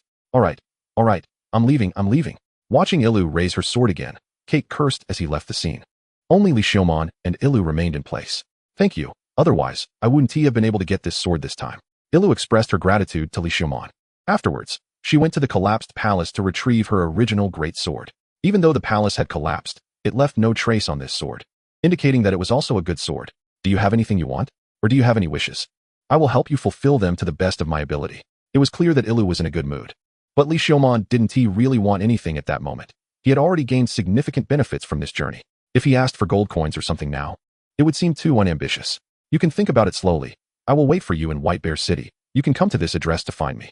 Ilu tore off a corner of the map she had drawn earlier, flipped it over, wrote down an address, and handed it to Li Xiaomon. Do you want me to help you deliver it to the 15th floor? Ilu asked, pretending to pick Li Xiaomon up. Wait, no need. I have a way to get back. Damn, what if someone sees this? Wouldn't he ruin his good reputation? Alright, then I'll take you to a safe place first. He was still being carried in a humiliating position. Damn, this black history must never be known by a third person. Moreover, being held like this, there was not even a hint of pleasure from being embraced by a beauty. He could only feel the pain of bones and hard armor clashing. This wasn't he taking advantage of Ilu, it was punishment. Once they reached a safe place, Ilu carefully set Li Xiaomon down. After all, she often had trouble controlling her strength, and with Li Xiaomon being so frail, she was afraid of squeezing him to death. Alright, see you at White Bear City. Ilu waved her hand and left his sight. Li Xiaomon let out a sigh of relief. Being with Ilu was too stressful. Next, it was time for business. After all, he had promised to help Tella collect the octagonal fire crystals. He should have asked Ilu to take him to the 20th floor for a quick collection, which would have solved everything directly. Damn, he took a detour. Li Xiaomon felt a bit regretful. He had an opportunity once, but didn't cherish it. Forget it, anyway. He was also diving into the dungeon with the intention of leveling up, and using Ilu as an external aid didn't align with his purpose of honing himself. Unfolding his bone wings, he flew towards the place he had fallen, and after some time flying, he arrived at the cliff he had jumped from. Only a few lizard men were wandering around. He didn't see the Lizard Man King or any other lizard men.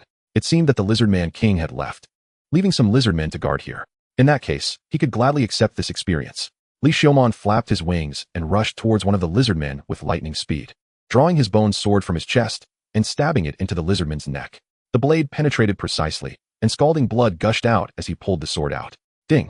Killed Fire Lizardman 15, experience 300. Before the remaining lizard men could react, Li Xiaomon thrust his wand into the ground.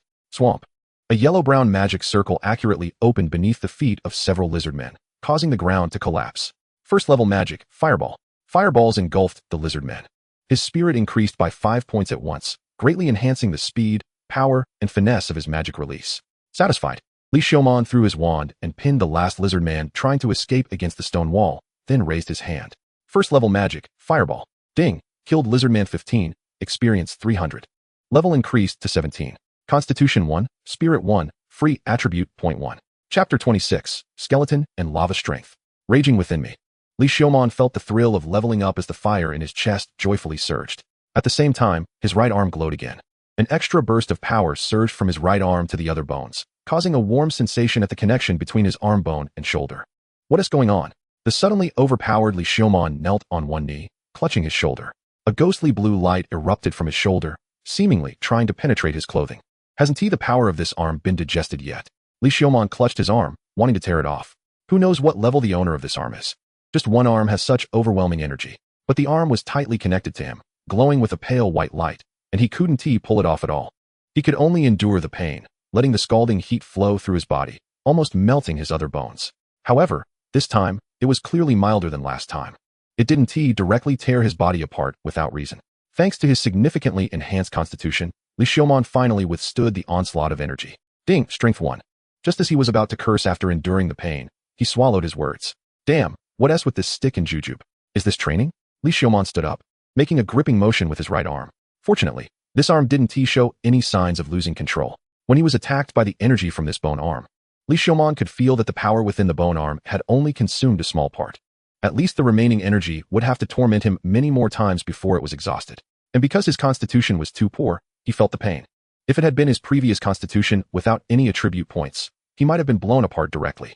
However, if this happened every time he leveled up, his weak point in strength would finally not be far behind his spirit. But as for the pain, let us just consider it a trial of suffering. He drew out a small knife, extracted the magic stones from several lizardmen's bodies, stuffed them into his waist pouch, and let the corpses sink into the ground before continuing to explore the lower levels of the labyrinth. Although he wanted to defeat that special species Lizardman King, it was better to play it safe for now. First, he would collect all the octagonal fire crystals and see if there were any opportunities on the way back. Of course, the premise was that he could defeat them. Entering the 16th level, the monsters had become increasingly scarce, and he could only hunt some low-level magical creatures. Not expecting to level up again, Li Xiaomon buried himself in descending further. 17th level, 18th level, 19th level. The time taken for exploration grew longer and longer. Even with a map, it still took Li Xiaomon, a novice tackling the dungeon for the first time, quite a bit of time. Moreover, the monsters were becoming increasingly powerful. A week had passed since entering the labyrinth, and after constantly speeding along, Li Xiaomon finally reached the 20th level. After entering the 21st level, he quickly collected the target at the location marked on the map, then returned to the 20th level and started his way back. Li Xiaomon looked at the passage leading to the 21st level, mentally preparing himself. It had been a long time since he encountered other adventurers. At this depth, other adventurers were basically nowhere to be seen. Even if they did meet, they were all on guard against each other. And there was that hyena adventurer team. He had to be cautious of them too. After all, it was an 8-person team. And he had no idea if they were lying in wait for him on the 21st level of the dungeon. No, they probably wouldn't ambush him. They would be waiting for him in the open instead. It's not that the hyena team was so honorable, but their contempt for him made them disdainfully uninterested in ambushing him. Li Xiaomon had always viewed his enemies through the lens of human moral boundaries. Gripping his wand tightly, Li Xiaomon stepped into the passage, heading toward the 21st level.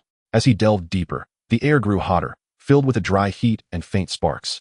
The light also began to turn increasingly orange-red. Finally, after passing through the sweltering passage, he reached the 21st level. A dazzling red light streamed in from the exit of the passage. It was as if he had entered hell. Lava flowed like rivers across the ground. The black lava stones seemed to be burnt to a crisp. Yellow-black smoke continuously billowed from the boiling magma beneath the surface.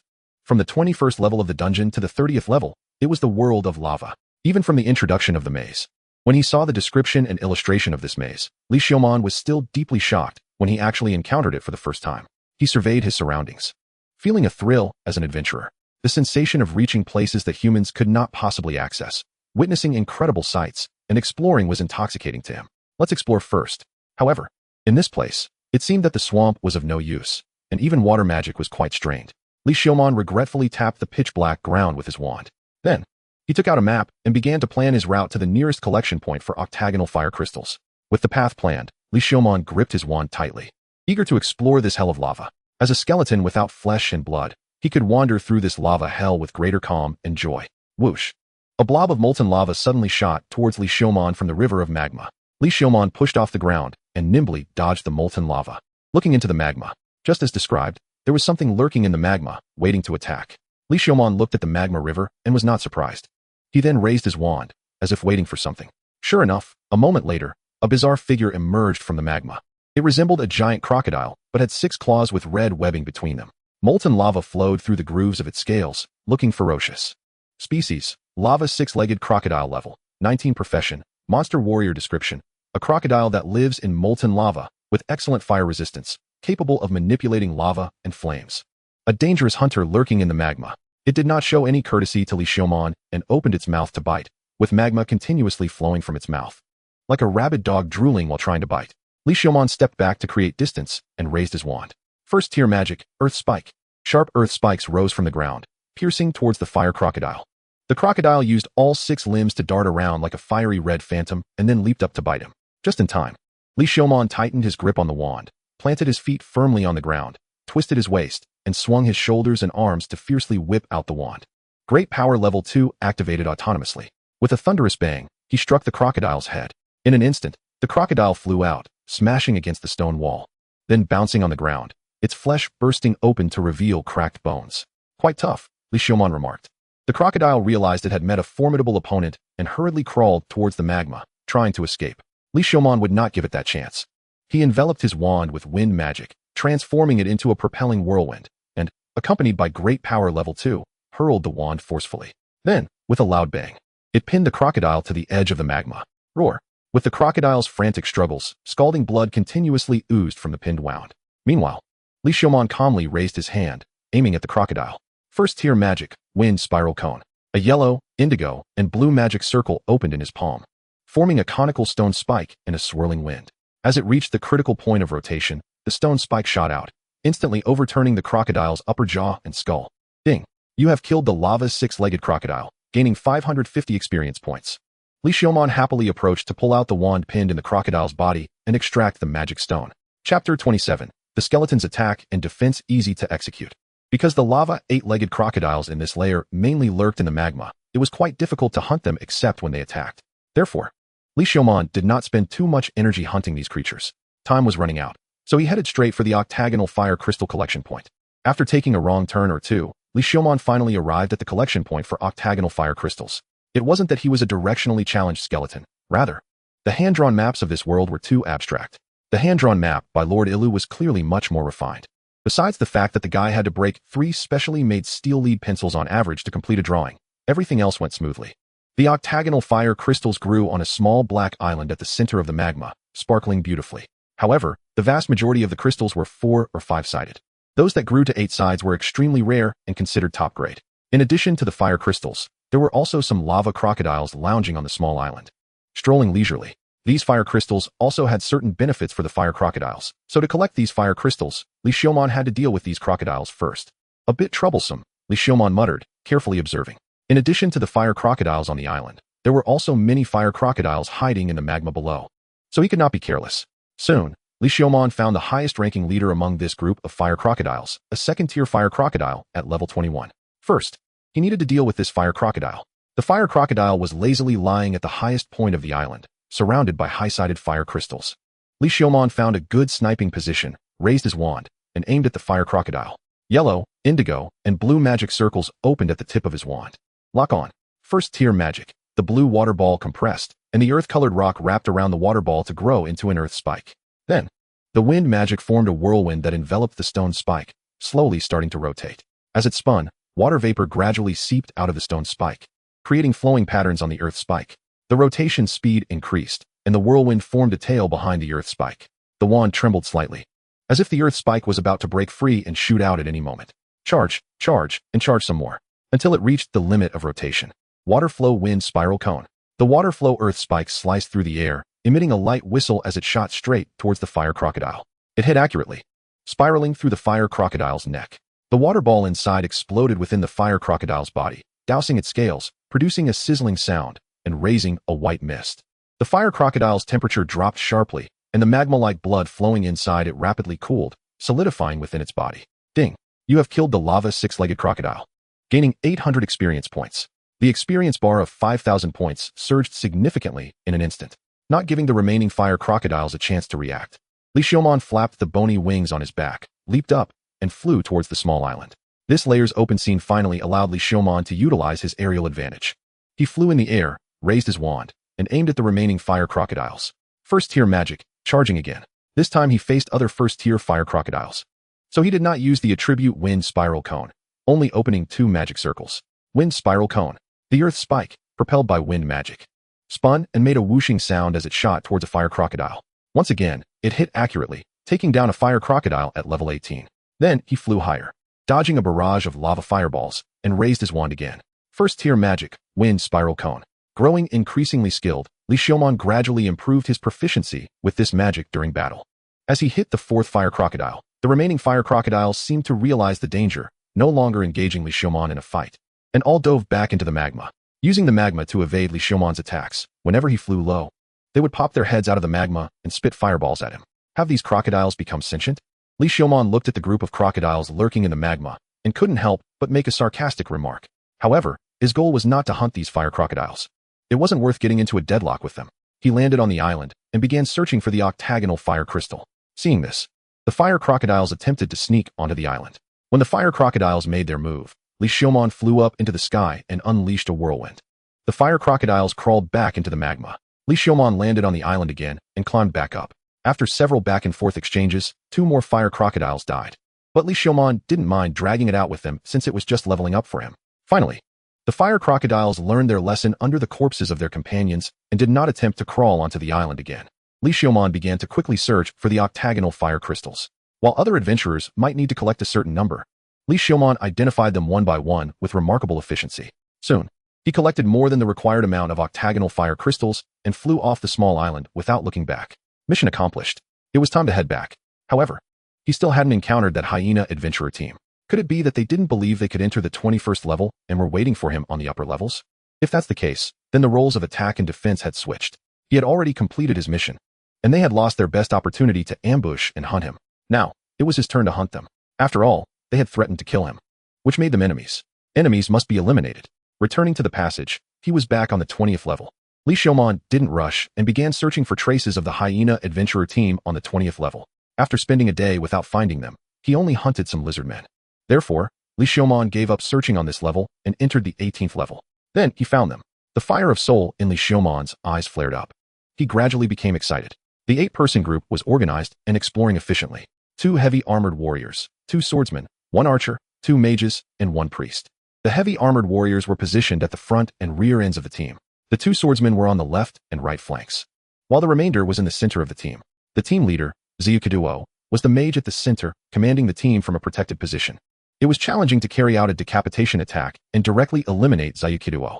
Now, once he made a move, he would have to face the entire team. That was a poor strategy. He needed to find an opportunity. Li Xiaomon activated his stealth and hung back, far behind the team. One shouldn't expect a skeleton to show mercy. Skeletons have no so-called hearts. The leader, it was about time for a break.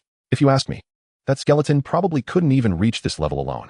The heavy armored warrior at the front of the hyena team couldn't help but complain. They had searched layer by layer and hadn't seen the skeleton at all. Let's finish searching this level first. Ziyukiduo was not careless. No way, Captain, here it comes again. That skeleton might have died in some corner. You don't really believe that guy could enter the 21st level and collect fire crystals, do you? The archer, carrying a large bow, couldn't help but complain. Seeing the low morale of the team, Ziyukiduo frowned slightly. However, for the sake of team cohesion, he, as the captain, had to compromise. Then let's find a place to rest for the night. The skeleton following behind's eyes glowed. Chapter 28. The skeleton is a demon. They found a hidden cave, and the hyena adventurer team lit a campfire and took out food. After eating, half of the team rested while the other half kept watch. Captain, we need to take a leak. A heavy armored warrior and a swordsman shouted. Just do it in your pants. This is the underground city, for crying out loud. Ziyukiduo glanced over and casually said. The 2 team members clearly got emotional. This time in the underground city, searching layer by layer was tedious, and they hadn't collected much materials or magic stones, which made them very unhappy. Hearing the captain say this, they retorted back, Captain, we need to take a dump. So do I, diarrhea. Ziyukiduo frowned, looking at the 2 troublemakers in front of him. The atmosphere became tense. Ultimately, Ziyukiduo compromised. After all, as the captain, it was important to maintain team morale.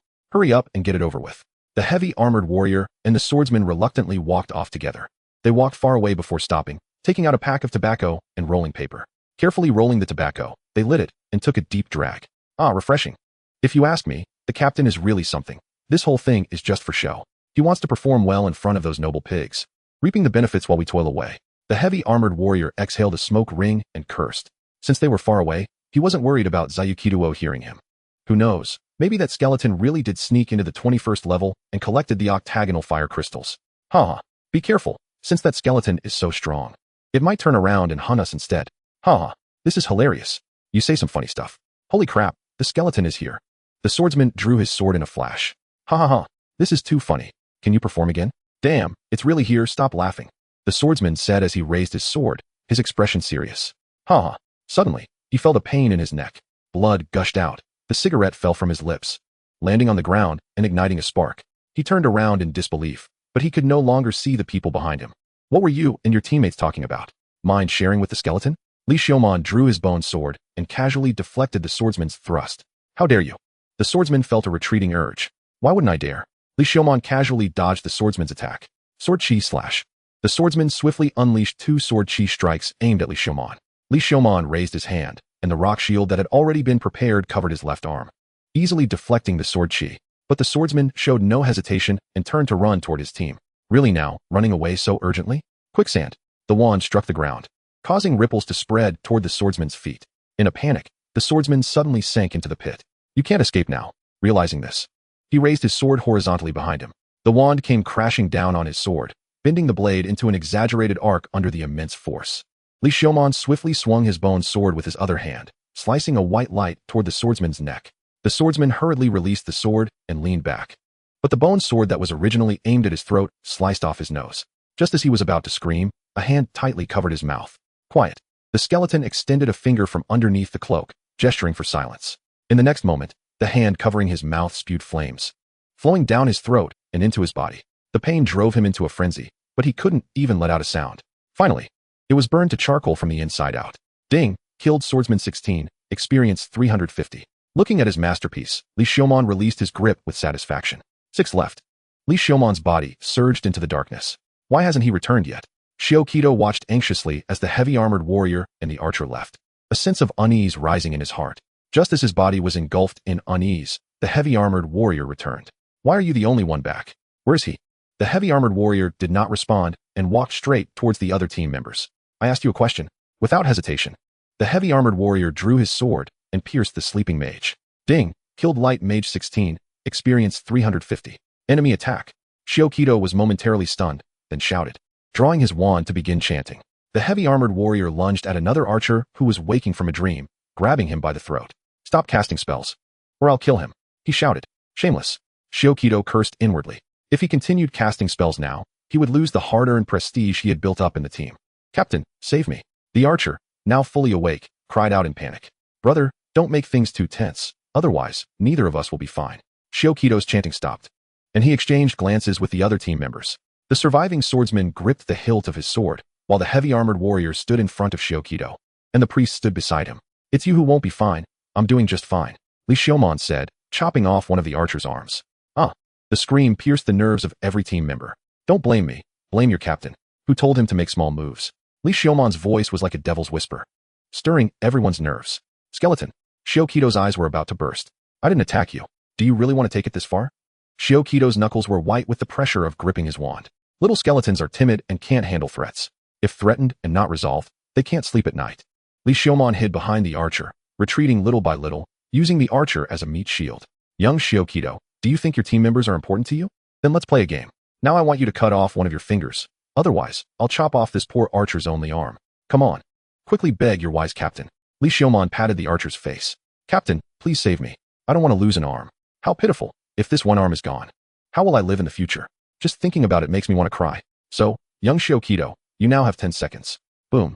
A fireball shot from Xiao Qito's wand towards Li Xiaomon. Li Xiaomon quickly dodged, but the poor archer was engulfed by the fireball, let out a wail, and fell to the ground, lifeless. Demon die. What a deep grudge, TSK. Killing his own teammate, yet he can't bear to lose a single finger. Li Xiaomon took off his heavy armor, agilely dodging, avoiding arrows and fireballs. This is your good captain. Why not abandon the dark and embrace the light? Join me, Li Xiaomon shouted. However, no one paid him any mind, but Li Xiaomon didn't care. With such words, he could gain more experience. Chapter 29, Skeleton Super Evil. Demon. I will kill you 10,000 times. Xiao Qito forgot even to chant, continuously casting fireballs. Li Xiaomon was, of course, happy. It was the best outcome for this guy to lose his mind. Dealing with a mad commander mage is obviously much easier than dealing with a sober one. Looking at it now, only one swordsman and Xiao Qito remained as the main damage dealers. The remaining heavy-armored warrior and priest were not to be feared. Captain, calm down. Damn it, great goddess of light, let your holy light guide the lost. First-level magic, calm spirit. The priest raised his wand, aiming at Xiao Qito. Golden holy light descended from above Xiao Qito's head, penetrating his skin. Then, Xiao Qito's fierce expression softened, and his spirit gradually regained stability. Skeleton, you will pay the price. Heavy armor in the back, swordsman in front, priest supporting, maintain formation and retreat from the dungeon. The calmed Xiao Qito quickly made a judgment. They were now down to 4 people, with only 2 main output damage dealers left. The situation was dire. They could only retreat from the dungeon and wait for an opportunity to act. Once they reached the surface, it would be the noble's territory. This skeleton wouldn't last long. Xiao Qito, don't you even want your teammates' bodies? If they knew in the underworld, how sad would they be? To be honest, even Li Xiaomon felt he was being quite despicable. Acting wantonly is just so damn enjoyable.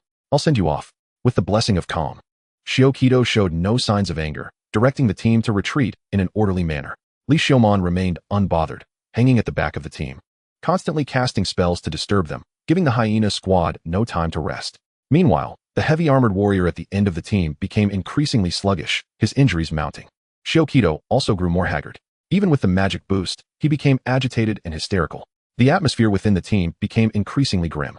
Coupled with Li Xiumon's constant taunts from the back, Xiaoqido, surrender, and you won't be killed. Surrender with Xiaoqido's head, and your property won't be confiscated. Your freedom won't be interfered with. The team members' moods began to sway, growing heavier with a desire to give up. Xiaoqido's heart was in torment. He could feel his companions around him slowly leaning towards Li Xiumon. That guy is simply a demon playing with people's hearts. He is not human at all. Xiaoqido, why are you so far away from your companions? Are you afraid that others will kill you? Do you have no trust in your teammates at all? Are you really afraid that your comrades, whom you spend every day with, will kill you? Do you deserve their trust in you? Li Xiumon's repeated phrases finally changed. But they turned into even more chilling words for Xiaoqido. No, it's not like that. That demon is sowing discord. If you kill me, he won't spare you either. Xiaoqido hurriedly began to explain. Oh, he's anxious. Did you hear that? He's threatening you not to kill him. He believes you will kill him. Alas, how cold the world is. Li Xiumon's words, like those of a devil, made Xiaoqido's body grow colder. Shut up, you motherfucker. Shut the hell up. Shut up. Xiaoqido's taut nerves snapped, swinging his wand and throwing several fireballs at Li Xiumon. Naturally, Li Xiumon dodged effortlessly. Captain, calm down. The priest stepped forward, wanting to cast a calming spell on Xiaoqido. But the red-eyed Xiaoqido suddenly dodged, watching the approaching priest warily. The atmosphere changed in an instant. Look, he's alerting you. Li Xiumon timely added a remark. No, don't listen to him. Xiaoqido's heart began to panic. He looked at his teammates and felt for the first time how far apart they were. When was it? You tell me. Who do you want to kill the most in your team? It must be Xiaoqido, right? But why is he retreating with you? Why? Think carefully. Isn't he trying to get you to help him resist me? Li Xiumon's devilish voice echoed in everyone's ears. There was no more movement. If he were really that selfless, scattering to escape, in this maze, who else could I catch besides him? Shut up. Xiaoqido became flustered. Captain, don't come near me. Nobody get close to me. Xiaoqido waved his wand. Look, this is your trusted captain. He has betrayed your trust. Kill him, and kill that demon with me. Then we can escape to the surface, and together enjoy delicious food and spend a lot of gold coins. Xiaoqido wanted to continue directing everyone. Run. That heavily armored guy. You've always been considered the rear guard, aren't you tired? You wear a helmet. I don't know your name, nor your appearance. Once you dive into the maze, take off your helmet and change your armor. I won't recognize you anymore. What kind of meat shield? Aren't you tired? Li Xiumon looked at the heavily armored soldier at the back of the team, tempting him. The heavily armored soldier's body moved slightly. Fengdu Timan, guard the front well. Xiaoqido shouted. TSK. Look at your good captain. He sold you out in an instant. But I can't hear anything. You go, I won't stop you. Li Xiumon continued to tempt. Xiaoqido bit his lip, almost breaking his wand. At this moment, he just wanted to tear Li Xiumon into 1,000 pieces. Captain, let us part ways. The heavily armored soldier spoke, then rushed towards a side passage without looking back. Fireball. Xiaoqido threw a fireball at the back of the heavily armored soldier. The heavily armored soldier was on guard against Li Xiumon and never expected that his former captain would throw a fireball at him. He turned back in disbelief. Looking at his captain. What a wonderful fireball. Captain Xiaoqido's hand is really steady, drawing a beautiful arc score, 10 points. The remaining priests quickly distanced themselves from Xiaoqido, and the swordsman cautiously turned sideways, facing both Li Xiumon and Xiaoqido. Follow my orders. That demon has been toying with us from start to finish. He won't spare us. Not a single one. He is a complete bastard demon. Xiaoqido shouted. What are you doing? Are you raising your wand to shoot your teammates again? Killing two isn't enough. You really have a cruel heart. Seeing Xiaoqido raise his wand again to shoot himself, Li Xiumon quickly shouted. The remaining two teammates panicked and looked cautiously at Xiaoqido. Xiaoqido quickly explained. I'm going to shoot that demon. Trust me. Xiaoqido hurriedly explained. He didn't understand why he couldn't even move his wand. Chapter 30. The nature of skeletons is evil. He is going to shoot that demon. I believe that. Because I am the most naive. Captain Xiaoqido, others may not believe you, but I believe you. Li Xiumon said firmly. Xiaoqido bet that he had never felt wronged or angry in his life. If the demons from hell crawled into the human world, it would probably be like this. Forget it, it's about time. Let's resolve the rest together. From now on, no more surrender will be accepted. Li Xiumon finally stepped out of the shadows, transforming into a swift black shadow, rushing towards the swordsman. Sword chi slash. The swordsman quickly slashed out 2 sword energies, crossing towards Li Xiumon. Li Xiumon easily deflected the attack with his left arm's shield, raised his wand, and thrust it into the ground. Quagmire. The ground instantly collapsed. The swordsman stumbled and narrowly avoided the quagmire's range. The noble elements burst forth with dazzling brilliance, and the fire spirit danced here. First tier magic, fire prison. Flames rose from the ground. The ground of the quagmire was instantly dried, and the flames twisted and surged towards Li Xiaoman, wanting to engulf him. The swordsman took the opportunity to unleash years of honed sword techniques, one sword after another slashing towards Li Xiaoman. Subsequently, a flaw appeared in Li Xiaoman's chest. The swordsman naturally did not miss the opportunity, stabbing a sword through Li Xiaoman's heart, but he stabbed into empty air. The sword that pierced the chest felt no sensation of hitting anything. Li Xiaoman seized the opportunity to grab the swordsman's neck, cutting his throat. Ding! Killed swordsman 17. Experience 450. Then, holding the swordsman's body, he fell down. Both perish.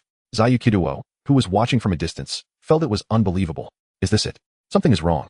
He raised his wand, aiming at the two bodies. First tier magic, fireball. A fireball shot out.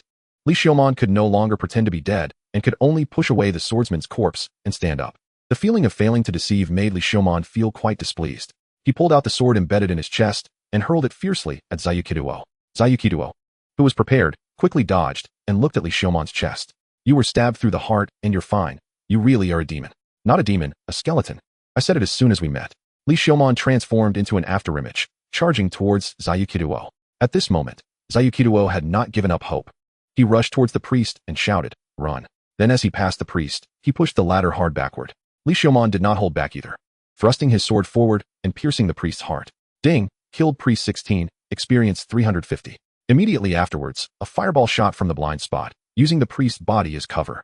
It was going to devour both the priest's corpse and him. He quickly withdrew to avoid the sudden fireball. The fireball exploded the priest's body into a mist of blood, momentarily obscuring his vision. When he rushed through the blood mist again, Zhao Qiduo's figure had already disappeared. Humph, can you escape? Li Xiaoman quickly followed. Die die die die die die die die die die. As Zhao Qiduo ran, he continuously cursed Li Xiaoman. The words die repeated in a low voice, his eyes blood red. His face pale, hair disheveled, and he looked completely mad. His heart had completely collapsed. He had to kill everyone in his squad. There were two of them, both forced to take matters into their own hands and kill. He still had the will to escape, and not completely gone mad, which showed his determination. However, he was already planning how to cruelly torture Li Xiaoman to death from the inside out after he got out. First, he would ruin that bastard Tedala and kill him, and then deal with the entire Rebbe business association. Anyone related to that skeleton would be killed. He was brewing a mad thought. But then, he suddenly heard a voice in his ear, and his mind instantly collapsed. Got you. You really collected them all by yourself. This is simply a miracle. Rachel looked at the small pile of octagonal fire crystals in front of her and became incoherent. Are the quality and quantity enough? Enough. Each piece is of extremely high quality, even among octagonal fire crystals. If it weren't for the headquarters needing these urgently, I would really like to thank you properly. Following that, Rachel's body almost leaned out from behind the counter, pressing against him. Being this close, Li Xiaoman could smell her intoxicating fragrance. Li Xiaoman took a step back. Well then, without further ado, please send these fire crystals to the headquarters as soon as possible. Rachel rewrapped the octagonal fire crystals and handed them to Li Xiaoman. Remember to come here for the next dive. The offer of free food and lodging still stands. Definitely next time. Li Xiaoman took the fire crystals and left the shop under Rachel's watchful eyes, heading towards the 13th floor. Speaking of which, the Hyena adventure team hasn't returned yet. Did they run into some trouble? Rachel couldn't help but think of the bloody smell she had just smelled on Li Xiaoman, and a thought surged into her mind. But then she shook her head. How could that be? The Hyena adventure team is a seasoned group of 8 adventurers. No matter how strong Mr. Skeleton is, he can't take on 8 alone, right? She threw the thought out of her mind, cupping her face. But the skeleton is so handsome, charging into the underground city and coming back loaded. It was just like a hero, continuing to ascend through the maze. The monsters went from strong to weak, and Li Xiaoman, familiar with the maze, also became faster. He didn't deliberately hunt magical beasts. When he encountered them, he killed them effortlessly, accumulating considerable experience along the way. After 2 days, he finally reached the first floor. Passing through the first floor, he finally saw the long-lost sky and real sunlight. He stood dazed for a moment, as if he heard someone calling him, and came to his senses. Mr. Skeleton, Mr. Skeleton. From a distance, he saw Tedala's cat-eared maid running towards him.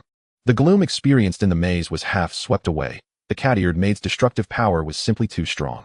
What are you doing here? Seeing the maid running up to him, Li Xiaoman couldn't help but ask. After all, he hadn't said when he would be back. I was sent by the master to pick you up a few days ago. The master is very worried about you, and so am I, very worried about you. As she spoke, the cat tail behind her wagged. Thank you for coming to pick me up, Li Xiaoman said, patting the maid's head, wanting to call her name, but suddenly realized he didn't know this child's name. The cat ears were too prominent, and he only noticed the cat ears. So what's your name? How can I let Mr. Skeleton call me by this slave's name? It would just dirty your ears. What nonsense. Just say it. Ral. Louder. Ramantarubi. Ramantir. Isn't that a nice name? How could it dirty my ears? Li Xiaomon patted Romanter's head again to cover up his real intention of touching her ears. The people around cast strange glances, making Romanter feel a bit shy and timid, but Li Xiaomon didn't care at all. Let's go. It's time to go back. We can't keep Tedala waiting. Li Xiaomon patted his bag. Did you collect them? The octagonal fire crystals. Romanter looked at Li Xiaomon in disbelief. Of course. Li Xiaomon threw the package to Romanter. She opened it and gasped, her eyes shining with excitement. Then she carefully held it tightly in her arms, her cat ears trembling nervously, and her tail stood straight up behind her, as if afraid someone would see and snatch it away. Sir Skeleton, you are too careless. How could you throw such a precious thing to me? You should keep it instead. Don't be so nervous. That thing is very hard. Even a knife can't break it. You can drop it as you like. Whoever dares to snatch it from you, I'll deal with them. Chapter 31. Skeleton renting a house after returning to the association with the startled cat made Romanter. All the way, Romanter completely turned into an alert little cat, her tail and ears standing straight up. Any little noise made her jump, tightly holding the package in her arms. Upon returning to the association, they saw Tedala in the lobby on the first floor. It was clear that the association was not doing well. Tedala was bustling around, with dark circles under her eyes. Upon seeing Li Xiaomon, her eyes lit up. You're back. Although she tried to suppress it, Li Xiaomon could still see the excitement in her eyes. Master, Sir Skeleton has collected them. When the cat made Romanter said this, one could clearly feel the noisy hall falling silent for a moment. Then it erupted into a buzzing sound. Is it true? This person really entered the 21st level of the underground city all by himself and brought back the octagonal fire crystals. No way, it must have been some small team. No, I saw him go into the underground city alone at the City Mark Tower. Is he a second-tier professional? Maybe, this guy, what's his name? There aren't many adventurers in White Bear City who can dive over 20 levels alone. He seems to call himself Skeleton, using a skeleton as a code name. What a strange guy.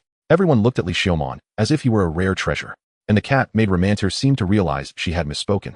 Her tail involuntarily tucked down, and her ears drooped.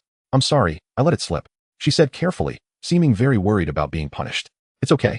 It was bound to be exposed sooner or later. Li Xiaomon patted the cat maid's head to comfort her. Seeing the downcast cat girl, how could he not offer comfort?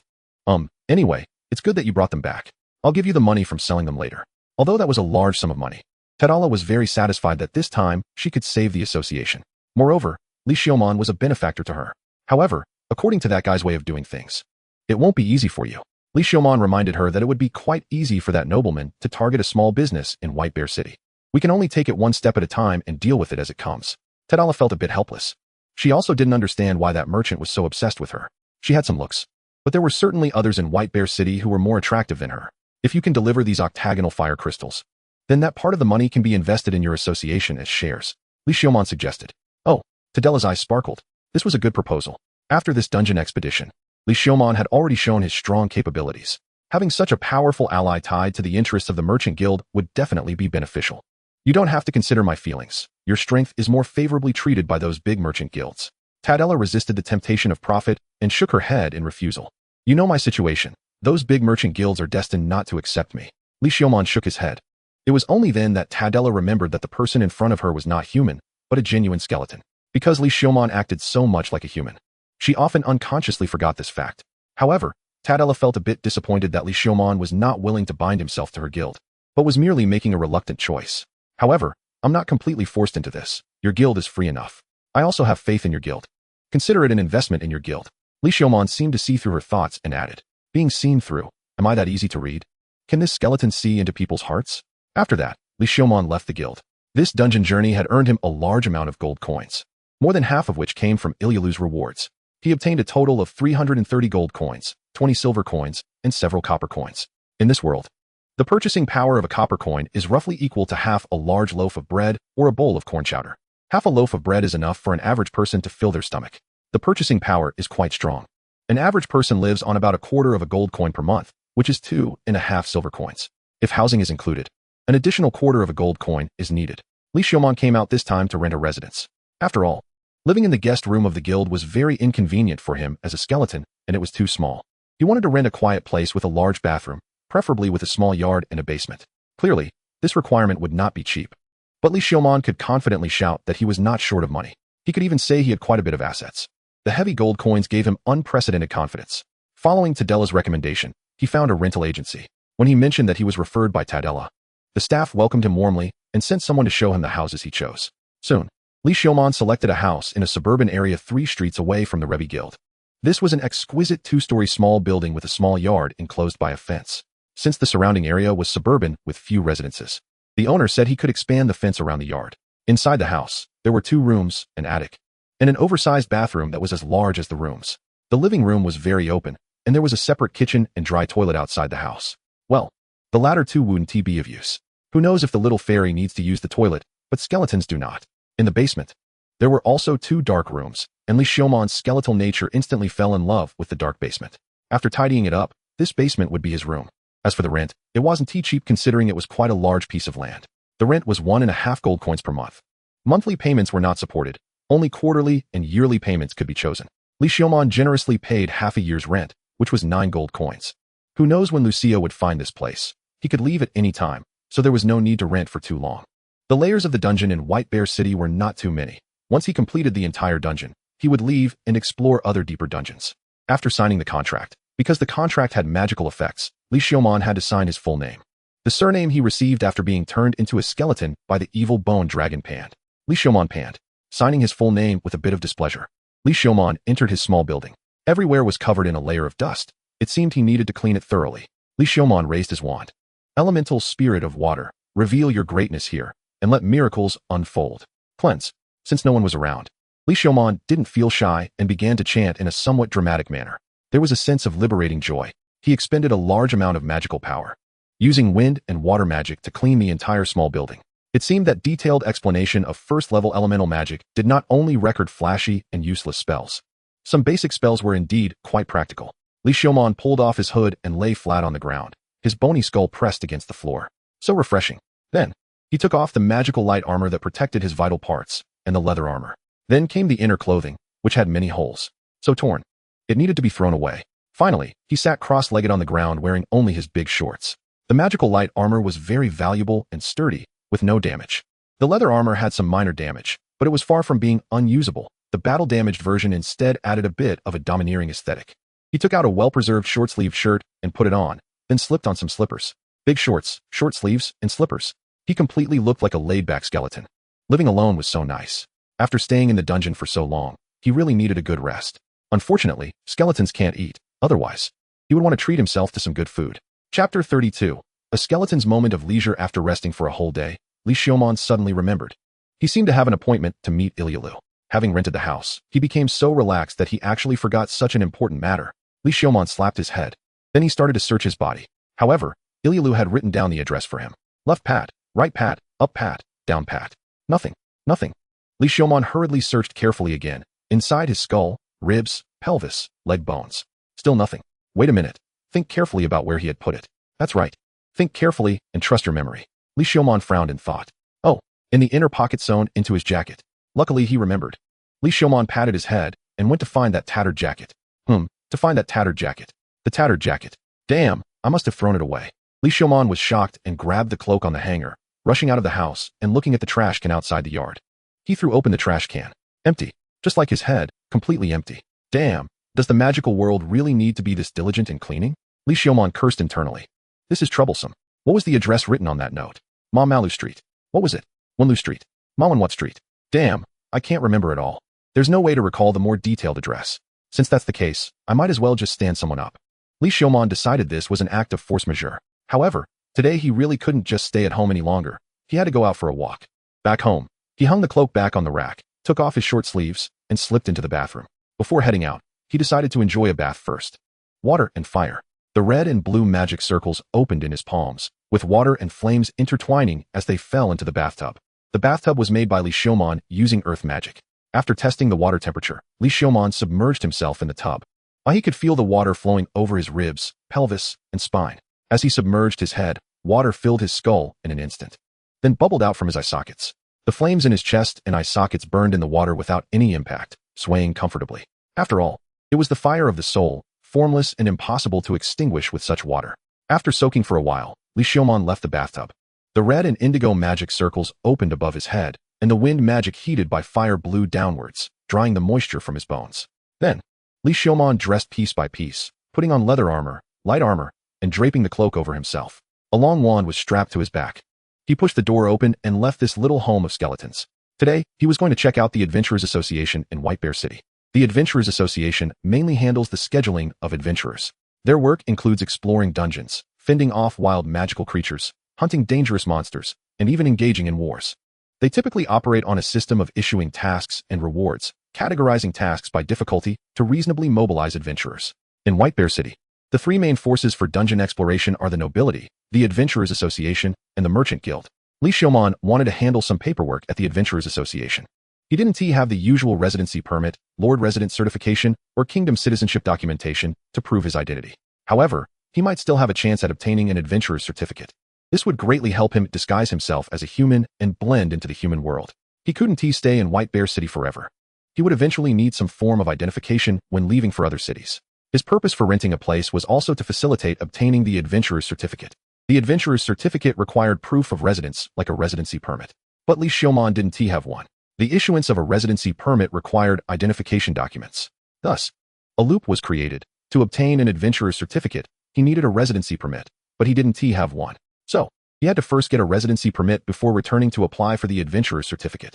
He was seeking a residency permit to get an adventurer's certificate, but they insisted he needed a residency permit first. This closed loop led Li Xiaomon to plan to use his rental agreement as a substitute for the residency permit to certify his resident status. Then, he could apply for the adventurer's certificate in one go and obtain a legitimate form of identification. He headed to the Adventurers Association and pushed the door open. For a brief moment, the Adventurers Association, filled with people drinking, eating meat, and noisily conversing, fell silent. It's a skeleton, right? That outfit belongs to a skeleton. That's the skeleton who went alone to explore over 20 layers of the dungeon and returned alive. Don't stare too long. I've heard that staring can get your eyes gouged out. How did he end up at the Adventurers Association? The rumors in the magical world spread too quickly. Li Xiaomon noticed the people secretly watching him and couldn't help but scoff internally. However, this might actually be a good thing. The familiarity and titles others used to address him were, in a way, proving his identity. He stepped towards the counter. With each step, the conversations in this branch of the Adventurers Association ceased. After all, this was just a small branch. More like a bar and barbecue spot for low-tier adventurers than an actual association. Instantly, the quiet atmosphere accentuated his imposing figure as he walked, reminiscent of a cowboy stepping into a bar for a duel in the early 20th century American West. When he reached the counter, the young girl behind it couldn't help but swallow hard. She felt a sense of pressure, as if confronting a magical creature. Probably only someone who constantly battled magical creatures could exude such a creature-like pressure. She managed to force a smile onto her face. Mr. Skeleton, do you have something to handle? As she spoke, the adventurers present perked up, eager to hear what this legendary skeleton had come for. This way, they would have something to boast about when going on quests with other adventurers. I'm here to apply for an adventurer's certificate. Hiss, gasps filled the room. The legendary skeleton who conquered the maze alone for over 20 layers wasn't even an adventurer. He didn't even have an adventurer's certificate. You said you want to apply for an adventurer's certificate? The girl at the counter nearly thought she misheard. That's right. Li Xiaomon nodded. Then please show me your identification. The girl at the counter asked carefully. Li Xiaomon took out the rental agreement and placed it on the counter. This is my rental agreement, which can prove my residence here. It can indeed prove that, but, Li Xiaomon spoke calmly. The girl's legs were already trembling uncontrollably. What had she done to deserve this? It's nothing at all. I'll get this process for you right away. Please wait a moment. She hurriedly took out a piece of paper and placed it in front of Li Xiaomon. Upon seeing the registration form, Li Xiaomon knew he was in the clear. The rumors had inadvertently helped him create a favorable situation. When writing his name, he noticed that this form also had magical properties that only allowed him to write his true name. So he could only write his full name, Li Xiaomon Pound. Occupation, Elemental Mage. Once everything was filled out, Li Xiaomon handed the registration form back. The girl checked it over, took out a metallic card, and placed it over the registration form. In the name of adventure, I certify this adventurer. Appear. The registration form and card slowly floated up. Then the form ignited in flames, enveloping the card. After the flames dissipated, the registration form gently fell back onto the counter. New patterns and text appeared on it. The edges of the card were adorned with flame motifs, and the interior contained text indicating his name, occupation, and adventurer level. On the back, there was the emblem of adventurers, feathers symbolizing freedom surrounding a long sword. The long sword was a legendary symbol of adventure and the unending quest, the eternal sword. Chapter 33. The skeleton doesn't mind being slandered, thank you. Li Xiaomon tucked the adventurer's certificate away. Do you need to take on a task? The girl at the counter asked. A task? Li Xiaomon glanced at his adventurer's certificate level. Adventurer Apprentice. The levels for adventurers were Apprentice Adventurer, Junior Adventurer, Intermediate Adventurer, Senior Adventurer, Elite Adventurer, and Legendary Adventurer. Then he looked at the task list available for Apprentice Adventurers. Weeding. You want me to go pull weeds? No. Having someone like you go pull weeds is a dereliction of duty on the part of the Adventurers Association. According to the association's regulations, a powerful individual like you can receive a corresponding promotion task based on your strength upon joining the association. If you agree, I can help you apply for it. Li Xiaomon nodded in agreement. Since he could level up directly, he didn't want to waste time leveling up step by step. Given your ability to infiltrate the dungeon beyond the 20th floor alone, I believe applying for the Intermediate Adventurer Assessment is the most suitable. Here are the tasks for Intermediate Adventurers. You can choose from them. The clerk displayed a list of tasks. Hunt second-tier trolls. Assist in clearing the labyrinth to the 27th floor. Hunt the special type of second-tier creature. The Lizardman King. Hunt the Lizardman King? Li Xiaomon pointed to the task of hunting the Lizardman King. That's right, Lord Skeleton. Special Lizardman Kings have appeared in the second major layer of the dungeon, specifically between the 11th and 20th floors. They have caused significant losses to the Adventurers Association. The bounty is 80 gold coins. To complete the hunt, you'll need to bring back either the Lizardman King's horns or a magic stone as proof. You can choose to keep the horns and magic stone or sell them to the Adventurers Association, which will offer you a satisfactory price, the clerk said. The Lizardman King, huh? Li Xiaomon had encountered it before, and he wasn't without opportunities to hunt it. Moreover, the Lizardman King's horns and magic stones were both rare and valuable items. What is the deadline? Bring back the proof within 1 month after accepting the task to consider it complete. However, this task is a public task available to all adventurers, so other adventurers will also take it, the clerk reminded him. Competition, huh? I'll take this task. Then I'll handle the paperwork for you to accept the task. I wish you a smooth adventure, Lord Skeleton. Li Xiaomon took his adventurer's certificate and left the Adventurers Association. Pairs of eyes watched him leave until he closed the door, at which point the chatter erupted. The skeleton took the task to hunt the Lizardman King. I always thought that was a team task. I didn't expect it to be a solo task in front of the great skeleton. This is great news. Because of the Lizardman King, our team doesn't dare to enter the 11th floor anymore, and our profits have plummeted. However, the skeleton's aura is truly frightening. When he walked in, I thought a monster had come into the city. At this moment, Li Xiaomon left the association and headed towards the Rebbe Trading Company. By now, Tedra should have processed the octagonal fire crystals and prepared them for delivery. After all, they were the octagonal fire crystals he had collected, which involved his interests. To prevent any mishaps, he felt it was necessary to take a look. Entering the Rebbe Trading Company, he saw that each octagonal fire crystal was individually packaged and filled a large box. Although Li Xiaomon didn't understand why a bag of octagonal fire crystals needed such extensive packaging, he assumed it was just excessive packaging. How's it going? Li Xiaomon asked as he walked into the president's office. So far, so good. According to the contract, even that guy shouldn't dare to violate the laws of the kingdom. Tedra replied. The laws of the kingdom? Li Xiaomon frowned. The laws of this era were never meant to restrain the strong. They were merely to bind the weak, making it easier to manage and exploit them. Perhaps to confirm Li Xiaomon's suspicions, the next moment, there was a hurried knock on the door of the president's office. Come in. President, something's wrong. The guards have surrounded the trading company. Ramanter shouted in panic. How could this happen? Tedra sat up from her chair and went to the window to look outside. At that moment, guards had surrounded the trading company inside and out. Among the guards, a nobleman was watching her with a smirk, wearing an expression that suggested he had everything under control, like a cat playing with a mouse. How dare he? How could a minor noble defy the laws of the kingdom? Tedra's expression changed to one of anger and fear. While he wouldn't dare to openly defy the law, he could easily manipulate it, turning black into white with ease. Given the circumstances, they should first go down and see what he had to say. The two descended the stairs to the trading hall. Li Xiaomon felt that this nobleman might not be here for Tedra, but rather for him. After all, he had just entered the trading company, and shortly after, it was surrounded by guards. It was too coincidental. He likely wanted to eliminate him as a threat first. The hall was now filled with guards, all in armor and armed, exuding a powerful aura. Upon seeing Li Xiaomon and Tedra come down, the guards rushed forward to surround them. The captain of the guards stepped forward, looking at Li Xiaomon, and declared his crimes. Adventurer Skeleton, you have killed adventurers in the dungeon and seized octagonal fire crystals. You trample on lives and the laws of the Lance United Kingdom and the Duchy of Mand. According to the laws of the kingdom, you shall be sentenced to death. The stolen goods, the octagonal fire crystals, will also be confiscated. A commotion ensued. Tedra trembled in anger. The one who openly trampled the law was slandering others for doing the same. Moreover, he was brazenly using the law as a weapon against others. Li Xiaomon was not surprised. He had been falsely accused of killing adventurers. How dare you slander me so brazenly? Do you have no conscience as a human being? Tedra shouted indignantly. I know you will argue, but I swear by the goddess of light that we will never slander any citizen of the kingdom. Please, witnesses. Then, several guards brought in a pitiful adventurer. His miserable appearance was heart-wrenching, and he bore no uninjured flesh. This unfortunate adventurer was found in the dungeon. When discovered, he had already been tortured to the brink of death by this demon. Please explain what happened in the dungeon. the captain of the guards said to the unfortunate adventurer. It was him. The adventurer pointed at Li Xiaomon, surrounded by the guards. He killed everyone in our team and stole the octagonal fire crystals we collected with great effort. He even tortured me, threatening me not to speak out, or he would kill me. Guard, please give me justice. Chapter 34. The skeleton can only fight his way out, you say. No need to say more. Li Xiaomon interrupted Tedra's defense. Continuing to argue at this moment would only fall into their trap. Besides, the truth has never been important at any time. In the mouths of the powerful, there exists only their version of the truth. Your status determines whether what comes from your mouth is truth or falsehood. The truth does not describe the reality of a matter. Rather, it is a form of power relative to status. At this moment, the only way to break the rules is through strength, to free oneself from the constraints of the game rules, or to have a higher authority use their truth to overshadow this truth. Well, the evidence is conclusive. Do you still not plead guilty? The captain of the guards asked. Looking righteous, Li Xiaomon's gaze swept across the guards, assessing each person's level.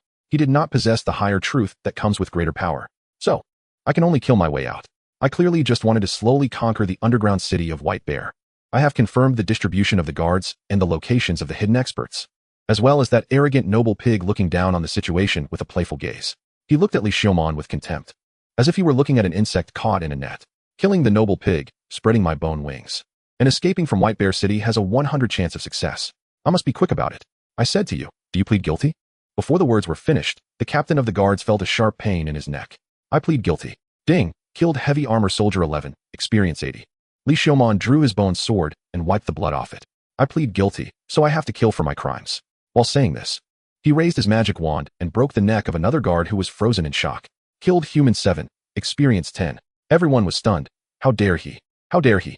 There was no other choice. After all, the threat was right in front of him. He could only jump outside the rules. Anyway, he is not human. He is willing to hide in human society and abide by human rules. But humans themselves are unwilling to comply and use rules that bind humans to bind him. A skeleton. How absurd. Everyone go. Block him. Kill him. Kill him. The noble pig trembled with fat. He had never encountered someone like this. How dare he act so brazenly? Doesn't he have any psychological burden or fear? Is he even human? What is this person thinking? Not just from the noble side. Everyone present was shocked. Too fierce. Anyone with eyes could see he was being slandered. However, without explaining a word, he directly admitted to the slander and drew his sword to act. What a peerless, fierce person. One by one, the guards drew their swords and charged at Li Xiaomon. First level magic, stone shield. The earth element magic circle opened on his left arm, transforming into a round shield, using the shield to deflect several attacks. Li Xiaomon swung his other hand with the magic wand, simply smashing one guard's head. Then he thrust the wand into the ground. Quagmire. He easily unleashed the quagmire, spreading it around him. The guards engulfed by the quagmire immediately found themselves unable to move and struggled desperately. But how could Li Xiaomon give them a chance to break free? He raised his wand and aimed at the direction with the most guards. A red magic circle opened at the tip of the wand. Stop. First level magic, super fireball. The fireball spun and expanded, transforming into a massive fireball that burned and exploded. Then, the fireball shot out, rolling across the ground. The guards trapped in the quagmire could only watch the fireball come crushing down. Then, they were burned to ashes. In an instant, several charred corpses fell into the quagmire. At this moment, hidden professional guards also surrounded him, showing no concealment of their intent to kill. Li Xiaomon waved his wand, deflecting the attacks of two swordsmen, kicked away a heavy armored soldier trying to grab him, and swung his shield to deflect fireballs and earth projectiles shot from a distance. First level magic, earth spikes. Earth spikes shot out one after another, crossing to form a cage, trapping the heavy armored soldier rushing in. Two swordsmen attacked from the left and right, using sword techniques, their blades glowing with light, stabbing at Li Xiaomon. Li Xiaomon braced against the sword thrusts with his left arm shield and grabbed the longsword with his right hand, unharmed. After all, this right arm had withstood a heavy strike from Ilu without a problem. How could it be hurt by some small swordsman? With a strong pull, he broke the longsword. Then he stepped forward and delivered a knee strike to the guard's groin. In an instant, chaos ensued. Not wanting him to feel the pain of a knee strike, Li Xiaomon grabbed the broken sword and stabbed it into the guard's throat. Ding, killed swordsman 13, experience 160. Sigh. This must be what it means to repay kindness with enmity. Not caring about the deceased swordsman, Li Xiaomon turned and horizontally swung his wand, blocking a sneak attack from a swordsman behind him. Ignoring the swordsman's fear, he delivered another kick to the groin. He shoved the wand into the swordsman's screaming mouth. First level magic, fireball. The head exploded, red and white splattering everywhere, also staining Li Xiaomon's new clothes. First level magic, earth wall. The earth rose like flowing liquid to create a wall, blocking the magician's ranged attacks. He then charged toward the trapped heavy armored soldier. Unmoving fortress. The heavy armored soldier was horrified and quickly used his strongest defensive technique. Li Xiaomon remained unfazed, raising his wand. First level magic, exploding fireball. The fireball compressed and shot out from the tip of the wand, striking heavily against the unmoving fortress. The golden light dimmed sharply, the armor cracked inch by inch, and the body suffered extensive burns, but held firm. First level magic, super fireball. Immediately after, another massive fireball followed. This time, it was clear he couldn't withstand it, and was crushed and burned to cinders. Ding! Killed heavy armor soldier 14, experience 220. Li Xiaomon turned to the other guards. Clang! Clang! They all retreated, no one dared to advance. Li Xiaomon also couldn't be bothered with these pesky mosquitoes, looking up at the noble pig. Under Li Xiaomon's gaze, the noble pig had already lost the initial calmness and contempt. He struggled to maintain his composure, hiding his fear. Without further hesitation, he ran towards the noble pig. The noble pig's last semblance of calm vanished. Everyone, come at me. Block this murderer, block him. He shouted frantically. Li Xiaomon waved his wand, and under immense force, any guard that got too close had their skulls smashed in before they could react. Li Xiaomon's speed increased, leaving a dark red afterimage behind. He was almost within arm's reach of the noble pig. The two heavy armored guards who had always stood next to the noble pig had no choice but to step forward and block him. Li Xiaomon gripped his wand tightly. Unleashing wind magic and earth magic simultaneously, the wind element propelled the earth magic to form a giant hammerhead at the tip of the wand. Giant Power 2 activated, enhancing 17 points of strength to swing the massive hammer with a sound that broke the air. Unstoppable. Unmoving fortress. The two heavy armored soldiers simultaneously activated this defensive technique. The giant hammer came crashing down.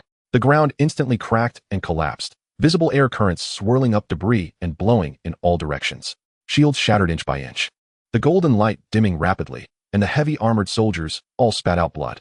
Seeing this scene, the noble pig was terrified to the core, forgetting about the heavy armored soldiers, and scrambled to escape. Adhering to the principle of not wasting, Li Xiaomon harvested the two incapacitated heavy armored soldiers. Experience points were almost full. Happiness. Don't run, noble sir, you still have to be sentenced by me.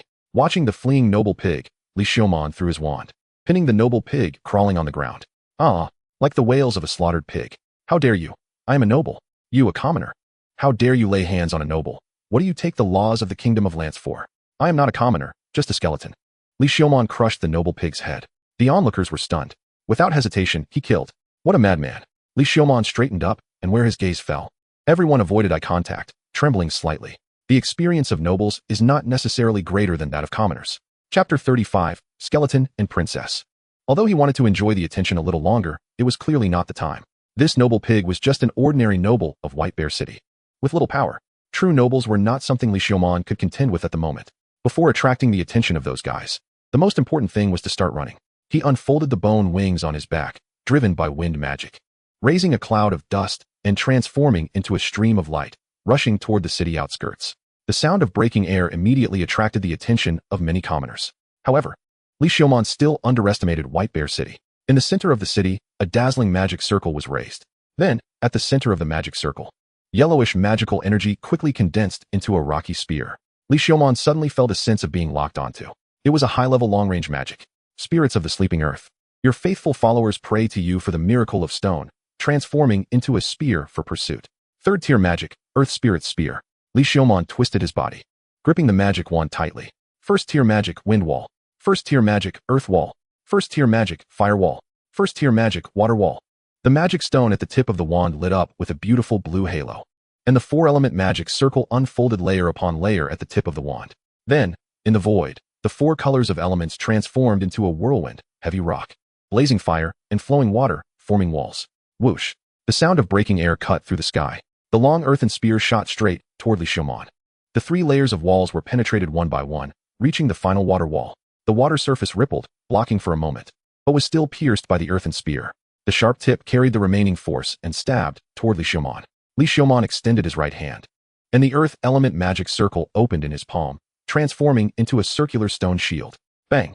With a tremendous force, the stone shield shattered, and the earthen spear pierced toward his palm bone without any obstruction. With a combination of Power 2, Hardbone 1, and Elemental Resistance 1 activated, coupled with a high constitution of 25, it was almost comparable to a heavy armored warrior of the same level. He forcibly stopped the earthen spear and held it in his hand. Looking at the fireball shooting from behind, he raised his hand and, under the influence of Power 2, shot the earthen spear out. The earthen spear collided with the fireball, exploding violently. Rock and flame burst forth, creating a beautiful fireworks display over White Bear City. Li Xiaomon did not look back. Under the enhancement of wind magic, he continued flying toward the city wall. It seemed he had left the attack range of the third-tier mage in the city center, and no high-level magic continued to shoot at him. Boom. A golden pillar of holy light descended directly. Li Xiaomon was startled and quickly flapped his bone wings, narrowly avoiding it. Although he had elemental resistance, he lacked holy resistance. And such holy attribute attacks were particularly effective against him as a skeleton. Damn it, he must find a way to solve this skeleton weakness in the future. Li Xiaomon could not accept having such a deadly weakness. In front of him appeared two golden-robed clerics floating in the air. Their classes were Light Priest 24 and Light Priest 26. It was time to fight desperately. Li Xiaomon tightened his grip on the wand, and with his other hand, he drew the bone sword from his chest again. Although it was a bit troublesome, he did not doubt his ability to escape. Goddess of light above, grant judgment upon the heretics before me. Second-tier magic, holy light judgment. Two golden pillars of light shot toward Li Xiaomon. Li Xiaomon rotated the wand, aiming at the holy light, suppressing the innate fear of holy light that skeletons had. But in the next moment, a purple figure rushed forward. A smooth palm aimed at the pillar of holy light. The holy light was deflected in an instant, causing no damage. It was like a flashlight's beam shining on a mirror. This display stunned everyone present. How infuriating. The figure turned around and looked at Li Xiaomon. It was Ilu. However, she was not wearing purple heavy armor now, but a loose, neutral top paired with tight black riding pants. On her feet were black stiletto boots. She looked quite heroic, and her graceful figure was accentuated. It was they who slandered me. I couldn't help it. What angers me is why you stood me up. So that was what you were upset about. I accidentally lost the address you wrote to me. Is that so? In that case, there's nothing that can be done. Ilu turned back to face the two serious clerics. Who are you? One cleric asked. You are not yet qualified to know. Come with me to find the Lord here. I will help you seek justice. As Ilu said this, she was about to pick up Li Xiaomon. Li Xiaomon quickly dodged. What a joke. With so many people in White Bear City, if someone sees me, what will happen to my skeleton's reputation? I can walk by myself. Fine then. Entering the Lord's fortress in the center of White Bear City, Count Wit was already waiting in the reception room. Count Wit had seen Her Highness the Princess. The Princess? This guy is actually a princess? Li Xiaomon recalled Ilu eating meat in the underground city, wiping her mouth with a cloak. No matter how you looked at it, it was impossible to associate her with the word princess. Count, your territory seems quite corrupt. Noble slandering, distorting black and white, and trampling on the laws of the Lance United Kingdom at will. Ilu looked at Count Wit, her imposing presence suppressing him, as if the entire space had solidified. Count Wit felt a cold sweat break out on his back and hurriedly spoke. It is my negligence that has allowed such pests to breed below. Forgetting the honor of being a noble, I have revoked that pest's title to warn other nobles. I must thank Her Highness the Princess for her wise judgment, allowing this gentleman to cleanse these vile pests among the nobles.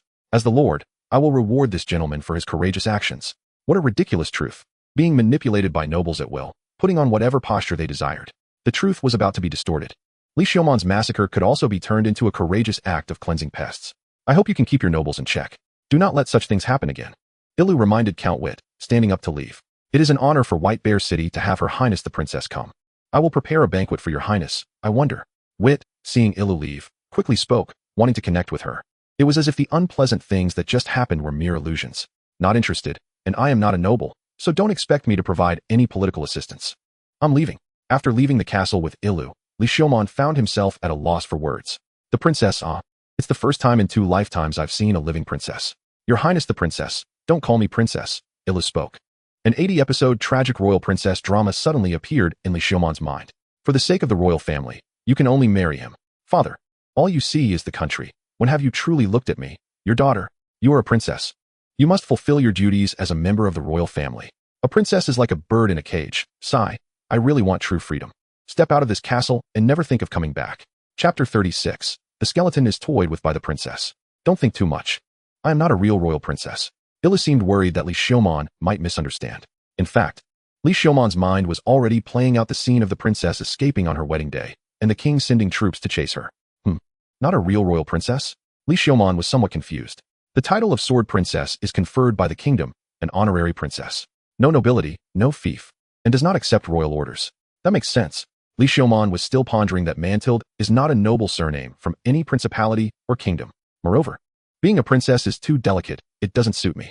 I would rather be conferred as a legendary knight. The king really has no vision. This is quite rebellious. Watching the princess criticize the king for being blind was particularly thrilling for Li Xiaomon. Have you thought about your wish? Ilu changed the subject back to the main topic. Sigh, well, After the note fell, I haven't thought about it. Li Xiaomon answered truthfully. He really didn't have anything he wanted. What he wanted most was power. Power that cannot be controlled by anyone. Being forced into a killing spree by a small noble was precisely due to his lack of power. Otherwise, if he killed everyone in White Bear City, wouldn't the problems and troubles be solved? Then I'll rewrite the address for you. I still want to stay in White Bear City for a while, so if you have any trouble, you can come find me. By the way, give me your address too, so you don't lose it again. The two exchanged addresses. After returning to the guild to report their safety and stating the problem had been resolved by the passing justice princess with purple hair, they helped restore the chaotic guild and received compensation sent by the Lord. Then they went home to sleep. As for exploring the dungeon, that can wait until after a break. Early the next morning, there was a knock at the door. Who was knocking so early? After putting on his cloak and opening the door, it was Ilu. Have you thought about your wish today? Are you Aladdin's lamp? It was clear that Ilu was action-oriented. For her, not completing a task would make her feel uncomfortable all over. And the one who helped her pull out the frozen sword must be a benefactor to her. So she wanted to finish repaying the debt quickly to feel at ease. What a righteous person. Li Xiaomon felt Ilu becoming more radiant. I really don't have any wishes. He felt a bit of a headache. Let me help you practice your sword. Consider it interest for repaying your debt. You seemed to have some basic sword skills when you were fighting yesterday, but it wasn't smooth. Indeed, the skills obtained from other bones were not honed step by himself. They needed to be adapted through battle. But to Ilu, was swordsmanship too just some basic sword skills? However, thinking about Ilu's swordsmanship level, such an assessment might be normal. Then please wait for me a moment. Li Xiaomon led Ilu to the living room, walked into the bedroom, and put on leather armor and light armor. Otherwise, with Ilu's monstrous strength, his body might not withstand a few hits. After all, even magic items made of steel couldn't withstand Ilu's use. Dressed in armor, Li Xiaomon and Ilu came to the small courtyard. Are you ready? I'm coming. Ilu raised the large sword wrapped in a scabbard. This time she didn't bring the frozen sword. Li Xiaomon drew the bone sword and magic wand and nodded. Come on. Ilu's body instantly disappeared from sight and reappeared in front of him, delivering a simple slash. Li Xiaomon hurriedly raised the magic wand of the bone sword to block. However, Ilu suddenly lifted her leg and kicked him in the chest. His body was sent flying and crashed to the ground. Don't just stare at the sword. I'm not only capable of using the sword, Ilu reminded him. Li Xiaomon got up from the ground, and Ilu's voice echoed in his ear again. It's coming. This time it was a horizontal slash. Li Xiaomon raised the magic wand and blocked the strike. The immense force made his body shake violently, and Ilu followed the direction of the giant sword slash, executing a spinning high kick aimed at Li Xiaomon's head. Li Xiaomon quickly retreated to dodge the high kick, stabbing the bone sword towards Ilu's chest. Too slow. She grabbed his wrist holding the sword, closed in, and delivered a knee strike to his chest. Don't rely solely on your wrist for thrusting the sword. What about your waist and shoulders? Li Xiaomon got back up, swinging the magic wand at Ilu. Ilu raised her hand. The giant sword swung out and deflected the magic wand. The heavy giant sword in her hand seemed like a plastic toy, swung toward his neck. First tier magic, wind shield. He quickly raised his left arm to block the giant sword. The wind shield slightly diverted the giant sword's trajectory. Then, taking the opportunity, he sank his body down and dove into Ilu's embrace, thrusting the bone sword towards her neck. Ilu leaned back, bending at an incredible angle, as if doing a dance move. The waist of her outfit was subtly visible, causing Li Xiaomon to be momentarily distracted. Then, her toes kicked toward Li Xiaomon's wrist holding the sword, causing the bone sword to fly out of his hand and be pinned to his neck by the giant sword. Then she kicked him away. Losing focus in battle is a big taboo. Continue. Being kicked away time and again, Li Xiaomon felt like a toy, being toyed with by Ilu at will. By the end of the sword practice, Li Xiaomon felt as if his bones would fall apart. In contrast, Ilu seemed unbothered, as if she had just finished warming up. Silently mourning for this future man-shaped mecha, he got up from the ground. You are quite good. Although you're a bit thin, you have some strength. Being praised for having strength by someone who could flick him away with a pinky wouldn't be very pleasant. Moreover, as an elemental mage, you have ventured into the path of combining swordsmanship and magic. You are the first. However, continuing on this path will be difficult. You need to be prepared. Ilu kindly reminded Li Xiaomon. Indeed, every time he leveled up now, the points added were all in constitution and spirit. Even though currently leveling up provided strength points from the right arm bone, as his level increased, the remaining power in the right arm bone would eventually be depleted. At that time, his strength would fall behind other warrior classes, and he would no longer have an advantage in melee combat. Perhaps, he would need to seek out other bones to find a way to keep up with strength points. Want to go eat? It's on me. No, I'm not hungry. Li Xiaomon declined the invitation. After all, he was a skeleton. Additionally, Ilu's appearance would attract attention on the street, and being seen together could lead to misunderstandings. Ilu's status could cause her trouble if misunderstood, and it would also cause him trouble. Okay, then I'll come find you tomorrow. Sigh, you're coming again? Aren't you welcoming me? The pressure from the dragon always subtly emanated. No, I'm just too happy. Chapter 37. The skeleton yearns for knowledge afterward. He went to the Rebbe Trading Company, mainly to return books and borrow new magic books. He had finished reading detailed explanation of first-level elemental magic. In order to improve his magical abilities, he planned to borrow other magic books. Mr. Skeleton, it's better not to look at those books, said Tadella, who was sitting in the president's seat, unable to hold back as she watched Li Xiaomon search for magic books on the shelf. What's wrong? The books I've collected are all mediocre. The truly precious magic books are collected by nobles and other major powers and won't be accessible to ordinary people. Of course, I've heard that dungeons might have treasure chests that contain magic books, magic equipment, and so on. If you just want to read some basic magic books, it would be more suitable to borrow books from the public library. Tadella made a suggestion. So there's a library in White Bear City? Does borrowing books require money? The Rebbe Trading Company will cover the full cost of borrowing books since a significant portion of the company now belongs to you. Following the address provided by Tadella, he arrived at the library in White Bear City. It was like a miniature castle, quite grand. There were guards patrolling around the library, vigilant against book thieves. The library's collection was very precious, and magic books were even more valuable. Theft would be a serious matter. After entering the library and obtaining a borrowing permit, he borrowed elements of magic array composition and the art of explosive magic, with a return date set for 5 days later. He then took the magic books back to his residence, changed into his casual outfit of shorts, a t-shirt, and slippers, exposing large areas of his bony body. He lay on the sofa and opened elements of magic array composition. He read until nightfall. He picked up the wand leaning against the sofa and gently tapped the floor with it. Soon, the magic stone lamps lit up with a soft glow, illuminating the room. With the light, he read deep into the night, finally closing the book after inserting a bookmark and placing it on the table. Then, he took a bath and jumped onto the large bed in the basement while still in his shorts. The next morning, he was awakened again by knocking on the door. Hey, have you thought about what wish to make today? Ilu, carrying a large sword, was dressed differently from yesterday, but still wore masculine-style pants and a top. With her heroic demeanor and stunningly beautiful face, she would likely captivate both sexes on the street. No, then let's continue practicing swordsmanship. He was beaten by Ilu until noon. Although he was being beaten, she corrected his posture and shortcomings while doing so, rapidly improving his swordsmanship. After the sword training, Ilu left. For the remaining time, Li Xiaomon continued to read the magic book he hadn't finished the day before, reading deep into the night. He leaned over his desk and opened the book he had written himself, the skeleton's magic book, applying what he learned and improving the magic designed for practical combat in the dungeon. In the dead of night, he finally put down his feather pen and stopped writing.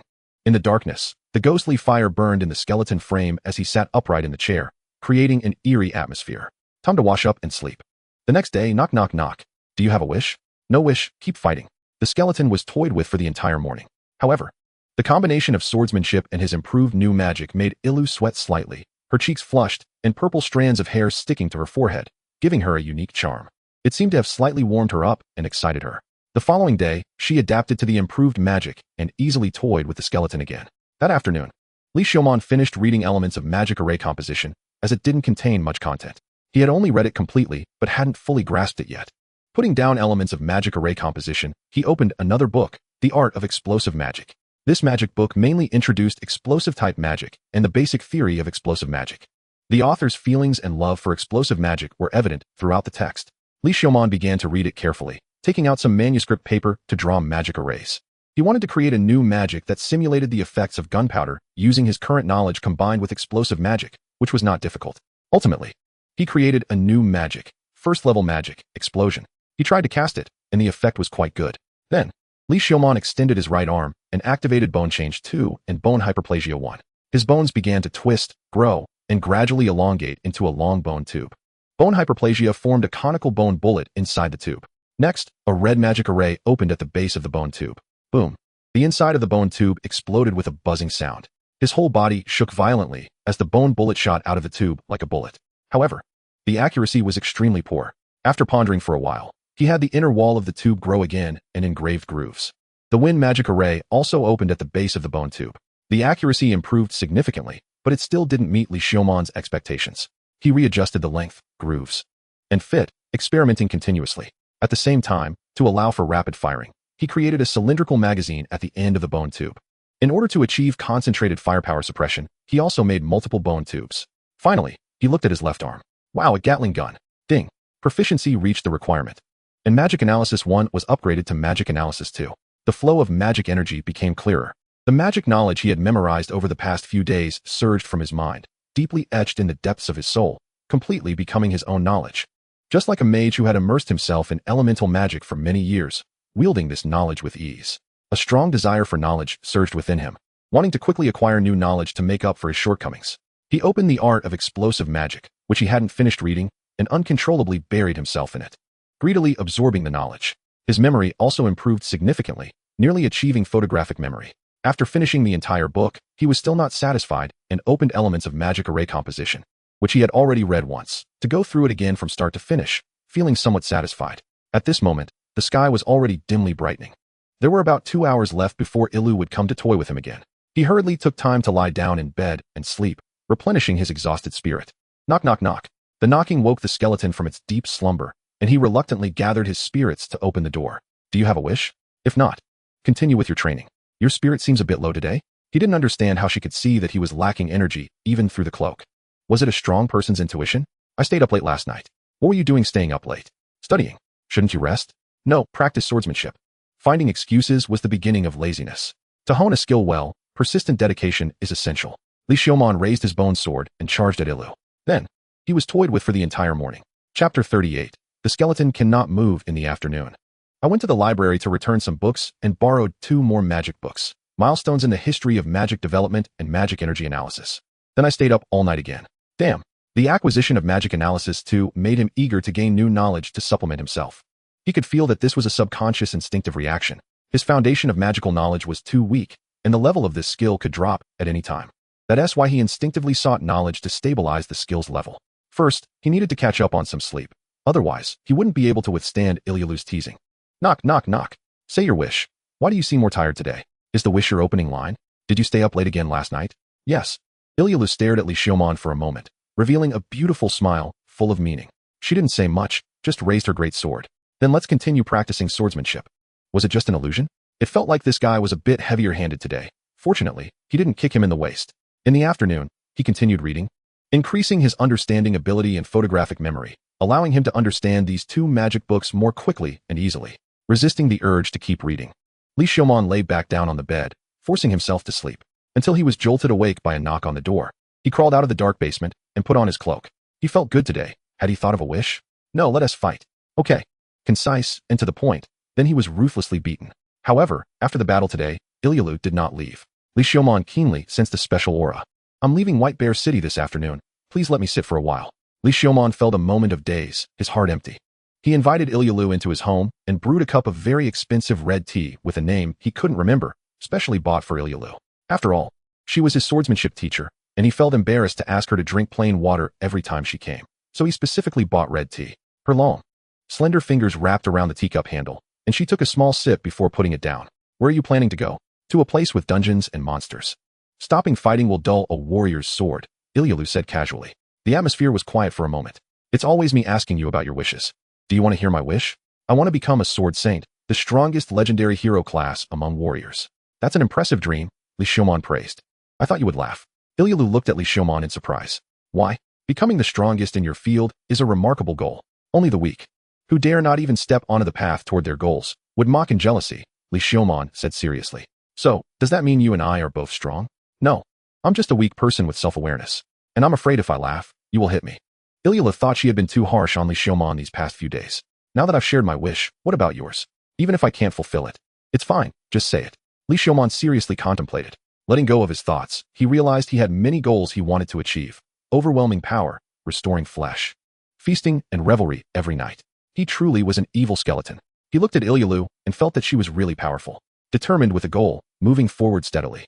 Listening to her words, this path of advancement must have been mocked by many. Yet she still moved forward step by step, even while being laughed at. This Ilyalu, as dazzling as her appearance, made it hard for people to look away. Li Xiaomon thought of his wish. I want to become a sage. The strongest legendary title class among magicians. In that moment, Li Xiaomon could see the light in Ilyalu's eyes. Her purple eyes sparkled brilliantly, more beautiful than any gem.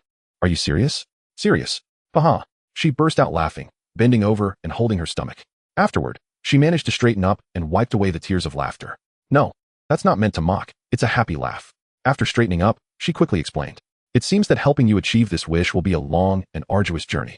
Future sage, Ilyalu bowed. Thank you for your care, future sword saint. Li Xiaomon stood up to return the gesture. This is for you. Considered an investment in the future sage. Ilyalu handed Li Xiaomon an earring. What is this? A water spirit's blessing. The wearer can breathe underwater. Is immune to all water magic of level 3 and below, and enhances the effects of water magic. Li Xiaomon looked at Ilyalu's right ear, where there was an identical earring. It seemed to be a pair. I obtained this from conquering a dungeon. But since my ears are very sensitive, it hurt too much to pierce both, so I only wore one. Li Xiaomon felt like he was hearing something incredible. You pierced it yourself? Is there something wrong with that? So strong. No wonder you are recognized as a true strong person. Later, I will head north to hone my sword in the dungeons along the way. The destination is the 9th level dungeon in the capital of the Manned Kingdom. I will wait for you there. Ilyalu slung her great sword over her back. Before we part, do you mind if I hug you? And can I see what you look like? I'm curious, and when we meet again, I can't not recognize you standing in front of me. Ilyalu walked towards Li Xiaomon. Wait, I look a bit scary. I don't have skin. How can I not be scary? I don't mind. Ilyalu pressed closer, cornering Li Xiaomon against the wall. Don't worry. If it's you, I can handle whatever you look like. Handle? What do you want to do? Li Xiaomon doubted if he had heard wrong. Aren't they just friends? Of course, it's a kiss, a farewell kiss. No, we're friends, right? Kissing isn't something friends can do. Li Xiaomon wondered if he had fast-forwarded through something. This kind of thing would be better to happen when I have flesh. Of course, what do you take me for? It's my first time too. And wanting to kiss someone you like is quite normal, right? I will control my strength. You don't like humans, girl. And what do you mean by controlling your strength? Don't I have face? You like me? When? How come I didn't know? When we drew our swords in the dungeon, just now. I liked you to the extent of wanting to kiss you. Why are you so talkative? Don't you have any feelings for me at all? Ilyalu frowned, revealing a sad look. No, it's not that I have no feelings. It's just that such things should be gradual. There's no time for gradual. I'm leaving this afternoon. Who knows how long it will be until we meet again. Just consider it borrowing from the future. And I'm not bad looking, right? Am I being rejected like this? Li Xiaomon didn't want to explain anymore. At this point, he decided to escape. Just as he was about to move, his shoulder was gripped, his wrist caught, and he was pressed against the wall, unable to move. He felt like he was being crushed by a truck. Then, his left arm was also pinned down. Now it felt like 2 trucks were pressing on him. Those purple eyes were staring at him, purple strands of hair sliding over that breathtaking face, falling in front of his cloak. It was getting faster, and he could see the alluring pink blush seeping on her cheeks. He could feel her sweet breath getting closer. One of the hands left his shoulder and reached for his cloak. I really like this helpless look of yours, trying to resist, but unable to. Chapter 39. The skeleton's confession. Li Xiaomon knew that at this point, he could no longer hide it. Continuing to conceal, it would be irresponsible toward Ilu. Moreover, even if he exposed it now, Ilu would no longer pose a threat to him. Ilu, stop, listen to me. I am not human. How can you say something like that? Do you really hate me that much? Ilu trembled a little, her grip on Li Xiaomon's shoulder creaking. No, I like you, Ilu. Really? Really? The strength in her grip loosened a bit, freeing him from the danger of having his shoulder crushed. But I really am not human. Li Xiaomon slowly lifted his cloak. A horrific, gruesome skull was revealed, with 2 balls of ghost fire flickering in the eye sockets. Any explanation was not as direct as the raw impact of reality. In an instant, Ilu understood why Li Xiaomon had always hidden his appearance. Why he was so frail yet possessed strength. How could this be? Do you remember the bone dragon, Pound, you met before? He transformed me into a skeleton. But for some reason, I retained my memories and consciousness from when I was human. At that time, while you were fighting Pound, I took the opportunity to break free from his control and hid in White Bear City. That's why I was so startled when I saw you and Cade in the dungeon. Li Xiaomon calmly spoke about becoming a skeleton. He was a bit afraid to look at Illa's expression. Would she go from liking him to hating or fearing him? Sigh, my first love ended before it even began. Both of his arms were grabbed again, pinned against the wall. Then her soft lips pressed against his bones and teeth. There must be a way to restore you. She held him in her arms, looking at Li Xiaomon with gentle eyes. I will definitely help you recover. In that moment, he felt his heart being struck hard. I heard that there are even magic spells that can revive the dead, let alone just restoring your body. Ilu carefully comforted Li Xiaomon. In the afternoon, he sent Ilu outside the city, and at this moment, Ilu had already put on her set of armor again. Keep this feather safe, hang it by the window, and Zino will be able to find you. I will write to you regularly and have Zino deliver the letters. Ilu handed a white feather to Li Xiaomon. Zino is a white owl with excellent flying abilities and low-level wind magic. I will take good care of it. Li Xiaomon put away the feather. After that, Ilu did not look back, did not show reluctance, did not drag her feet, mounted a red horse with her sword on her back and helmet on. Don't make me wait too long alone. After saying that, she rode away, raising a cloud of dust. Li Xiaomon also withdrew his gaze, returned to the small house, and hung the feather by the window. After that, he put on leather armor, donned light armor, and slung his wand over his back. Before heading to the dungeon, Li Xiaomon first visited the Rebbe Merchant Association. Are we going to do a second raid so soon? Resting too long can make one become slack. Are there any resources that need to be collected more deeply from the association? There are some. Let me show you. Tadela took out a list of goods and handed it to Li Xiaomon. Li Xiaomon glanced at it, folded it neatly, and stuffed it into his waist pouch. Does the association have any news about the Lizardman King? Yes, there is some. Do you want to raid the Lizardman King? It's an advancement task from the Adventurers Association. After getting the recent appearance records of the Lizardman King from Tadela, Li Xiaomon did not linger and headed toward the city tower. Be careful.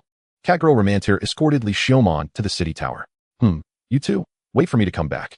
Li Xiaomon rubbed Romantir's head and dove into the dungeon. The familiar dark passage descending downwards, but this time it was no longer so unfamiliar. He lowered his head and rushed deeper. The monsters on the first major level could not block his footsteps for even a moment. The bone sword and wand in his hands unleashed phantoms, and low-level monsters were almost dead upon contact. After training with Ilu, his swordsmanship had improved tremendously. He was no longer the person he used to be. Soon, Li Xiaomon saw the connection between the 10th and 11th levels of the maze. He charged in. On the 11th level, Li Xiaomon slowed down and began searching with a purpose.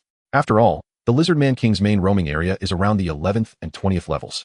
Consider it a side quest for leveling up. Since his experience was already close to full, it didn't take long before a panel notification popped up in front of him. Ding, experience points full, level increased to 18. Constitution 1, Spirit 1, free attribute point 1. Then, a wave of heat surged from the interface in his right arm again. Like magma soaking into other bones along his arm, Li Xiaomon couldn't help but shudder, the hand holding the wand creaking. But compared to the last time, this time was slightly more bearable. At least it didn't feel like he was dying. With the increase in constitution points, he would gradually adapt. Li Xiaomon gritted his teeth. And only when the pain subsided did he let out a long sigh. Although he didn't have lungs to take a deep breath. What a hell of a joke. Strength 1, Constitution 1. This time, there was an unexpected delight. Not only strength, but constitution also increased by 1 point, adding the increased free attribute points to constitution. Both constitution and spirit reached a height of 28 points. He felt that if he didn't increase his constitution, he might not withstand Ilu's teasing when he saw her again. Moreover, considering the attribute points gained from leveling up twice, he would be able to meet the evolution standards by level 20. He thoroughly searched the 11th level, but found no trace of the Lizardman King. He rested for a night, and then infiltrated the 12th level. Just like that. He continued to descend to the 14th level without finding any information about the Lizardman King. On the 14th level, he sold all the materials he had collected to the Rebbe Merchant Association. Skeleton, I've heard about what happened on the surface. That's amazing, but unfortunately, I was in the dungeon at the time and couldn't witness your slaughter of the nobles. Rachel at the shop on the 14th level had stars in her eyes, staring at Li Xiaomon. Do you know how the adventurers in the dungeon refer to you? The bloodthirsty skeleton, the skeleton reaper. As Rachel spoke, her voluptuous body was almost pressing against him. Li Xiaomon took a slight step back. If it weren't for his current lack of ability, he would definitely teach this girl some lessons on how to be a person. Does Skeleton Sir want accommodation this time? Still free. Of course. I can also provide special services for Mr. Skeleton, although I'm curious about what she can do for the skeleton, polishing, and waxing bones. Definitely next time. You said the same last time. So next time is not guaranteed either. Li Xiaomon did not want to put his bones in any acidic environment. After all, he hasn't yet overcome the negative state of bone degeneration. He needs to take good care of his bones. Well then, see you on the way back. After tossing the money pouch in his hand, Li Xiaomon waved goodbye and left the merchant guild without looking back. Only Rachel was left pouting and pretending to be angry and cute. Entering the 15th level, the monsters were obviously much scarcer. According to the information provided by the merchant guild, Li Xiaomon searched one by one along the Lizardman King's sighting locations. Finally, he found fresh traces of destruction and footprints at one of the sighting points. Gripping his wand, he remained alert to his surroundings. He followed the footprints and scratch marks. After walking a distance, he discovered a cracked pit and looked down into it. It seemed he had reached the 16th level. Li Xiaomon waved his wand, and a magic circle rose. First level magic, Wind Shield. Chapter 40. Skeleton kills Lizardman King carefully. He crawled into the pit. Before long, he reached the bottom of the pit. Without any surprises, he directly arrived at the 16th level. A lizardman guarding nearby seemed to be stimulated and charged at Li Xiaomon, swinging its flaming claws. Li Xiaomon instinctively leaned back to dodge. Then, he spun around and kicked towards the lizardman's chest. With the power of 18 points enhanced by Giant Force 2, the lizardman's chest caved in, sending it flying into the wall and then bouncing onto the ground. It was struggling to get up. The fireball arrived, exploding and engulfing its body. Ding! Lizardman killed 15, experience 270. After digging out the lizardman's magic stone, Li Xiaomon continued to pursue along the traces on the ground. The number of lizardmen along the way clearly increased. Li Xiaomon realized he was on the right track. He carefully dealt with the lizardmen one by one and quickly pursued. Finally, he found his target, the Lizardman King, on the 16th level. As before, it had an extraordinarily strong body, with explosive muscles growing beneath its fiery red scales. A pair of long horns showcased its identity as a king. Surrounding it, Lizardmen stood guard, never leaving its side. Li Xiaomon quietly hid in the darkness. He found a concealed cliff in the shadows and climbed up. Looking at the Lizardman King, Li Xiaomon raised his wand, aiming at it. Buzz buzz buzz. The red, yellow, and indigo magic circles opened simultaneously at the tip of the wand. Fire elements gathered, earth elements wrapped around, and wind elements propelled, spinning rapidly. This was the mixed magic improved by Li Xiaomon during this time. Now, when cast, the process flowed smoothly. First level magic, lava wind spiral cone. Boom. The wand trembled violently for a moment, and the lava wind spiral cone shot forth, following its predetermined trajectory towards the Lizardman King. The Lizardman King quickly sensed the danger. However, caught off guard, the wind spiral cone was already close at hand. It quickly closed its eyelids, but still had its flesh torn open above its eyes, with the eyeball exploding into a mist of blood. Roar! The pain made the Lizardman King roar, and for a moment, the nearby lizardmen were unfortunate victims. They were accidentally harmed by the furious Lizardman King. Seizing the opportunity, Li Xiaomon extended his bone wings and dove towards the Lizardman King from the cliff. The Lizardman King recognized this hateful figure who had escaped from its grasp last time. It roared and swung its claws, locking onto Li Xiaomon, wanting to tear this despicable creature apart. Li Xiaomon drew his bone sword, concentrating, and fixed his gaze on the claw coming towards him. At the moment the claw was about to hit him, he raised his left arm. The claw struck heavily against the wind shield, deviating its direction, and Li Xiaomon sidestepped in the opposite direction, narrowly avoiding the claw. Then, he thrust the bone sword towards the wrist, under Illa's guidance. This thrust was already honed to perfection. It accurately embedded itself into flesh, causing a spray of blood. Next, he dodged another claw like a butterfly and raised his wand. Fireball. The fireball shot out instantly, smashing into the Lizardman King's face. The Lizardman roared in anger, seemingly unable to believe that this human had hurt it. It swatted away the fireball aimed at it and opened its mouth wide. A fiery breath sprayed out, attacking Li Xiaomon. Li Xiaomon sharply thrust his wand forward. First level magic. Wind wall. The whirlwind formed a wall, blocking directly in front. The flames came rushing in, instantly splitting in two, veering off to the sides. Accept my first magic. Li Xiaomon raised his left arm. The bones grew wildly, with bone tubes extending, arranged in a circular formation. First level magic. Gatling bullet rain. Bang bang bang. The explosive magic and wind magic circles lit up simultaneously on his arm. Then, the bone-formed bullets continuously shot out, raining down like a hailstorm. The bone bullets pierced through the flames, shooting straight towards the Lizardman King. Instantly, the Lizardman King's body erupted with splashes of blood. All were superficial wounds. The bone bullets could only barely penetrate its scales. It seems that achieving gunfire suppression in this magical world is still somewhat unrealistic. Roar. The Lizardman King, in pain, continued to roar. While spewing flames, it charged toward Li Xiaomon through the barrage of bullets. The other lizardmen were also commanded to pounce on him. Li Xiaomon had to divert his attention to deal with the other lizardmen.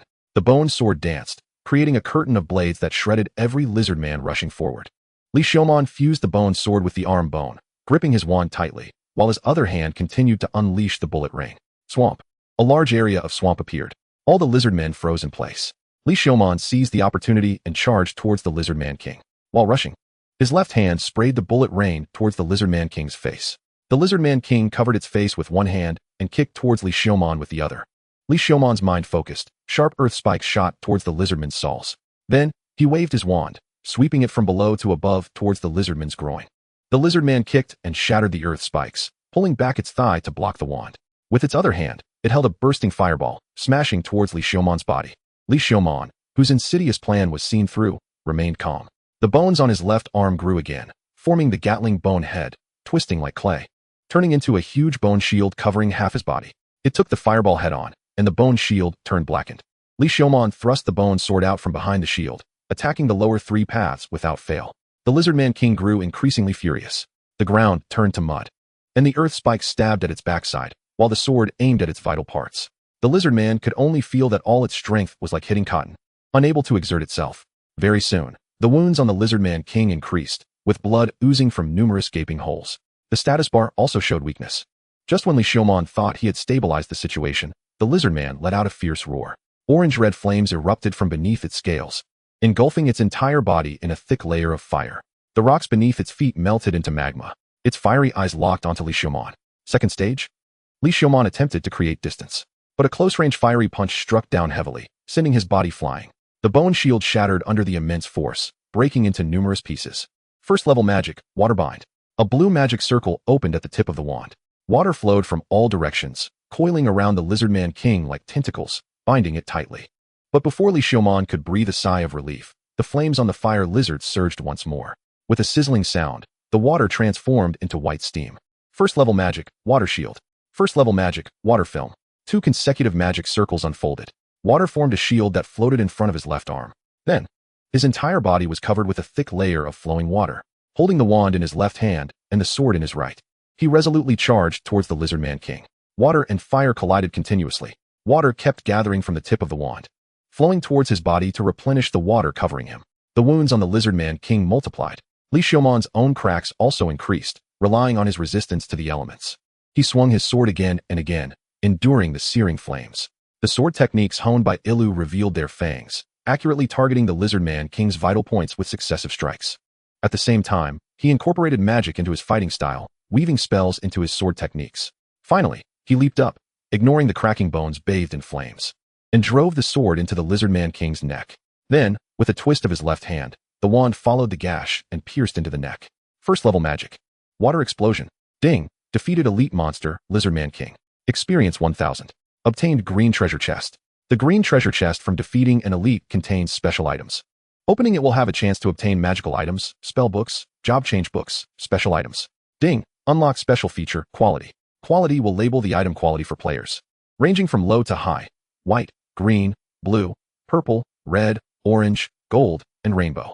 Li Xiaomon landed on the ground, staring at the continuously popping notifications on the panel. Is this a game? Chapter 41, Skeleton Leveling Up. With a complaint, Li Xiaomon struggled to get up.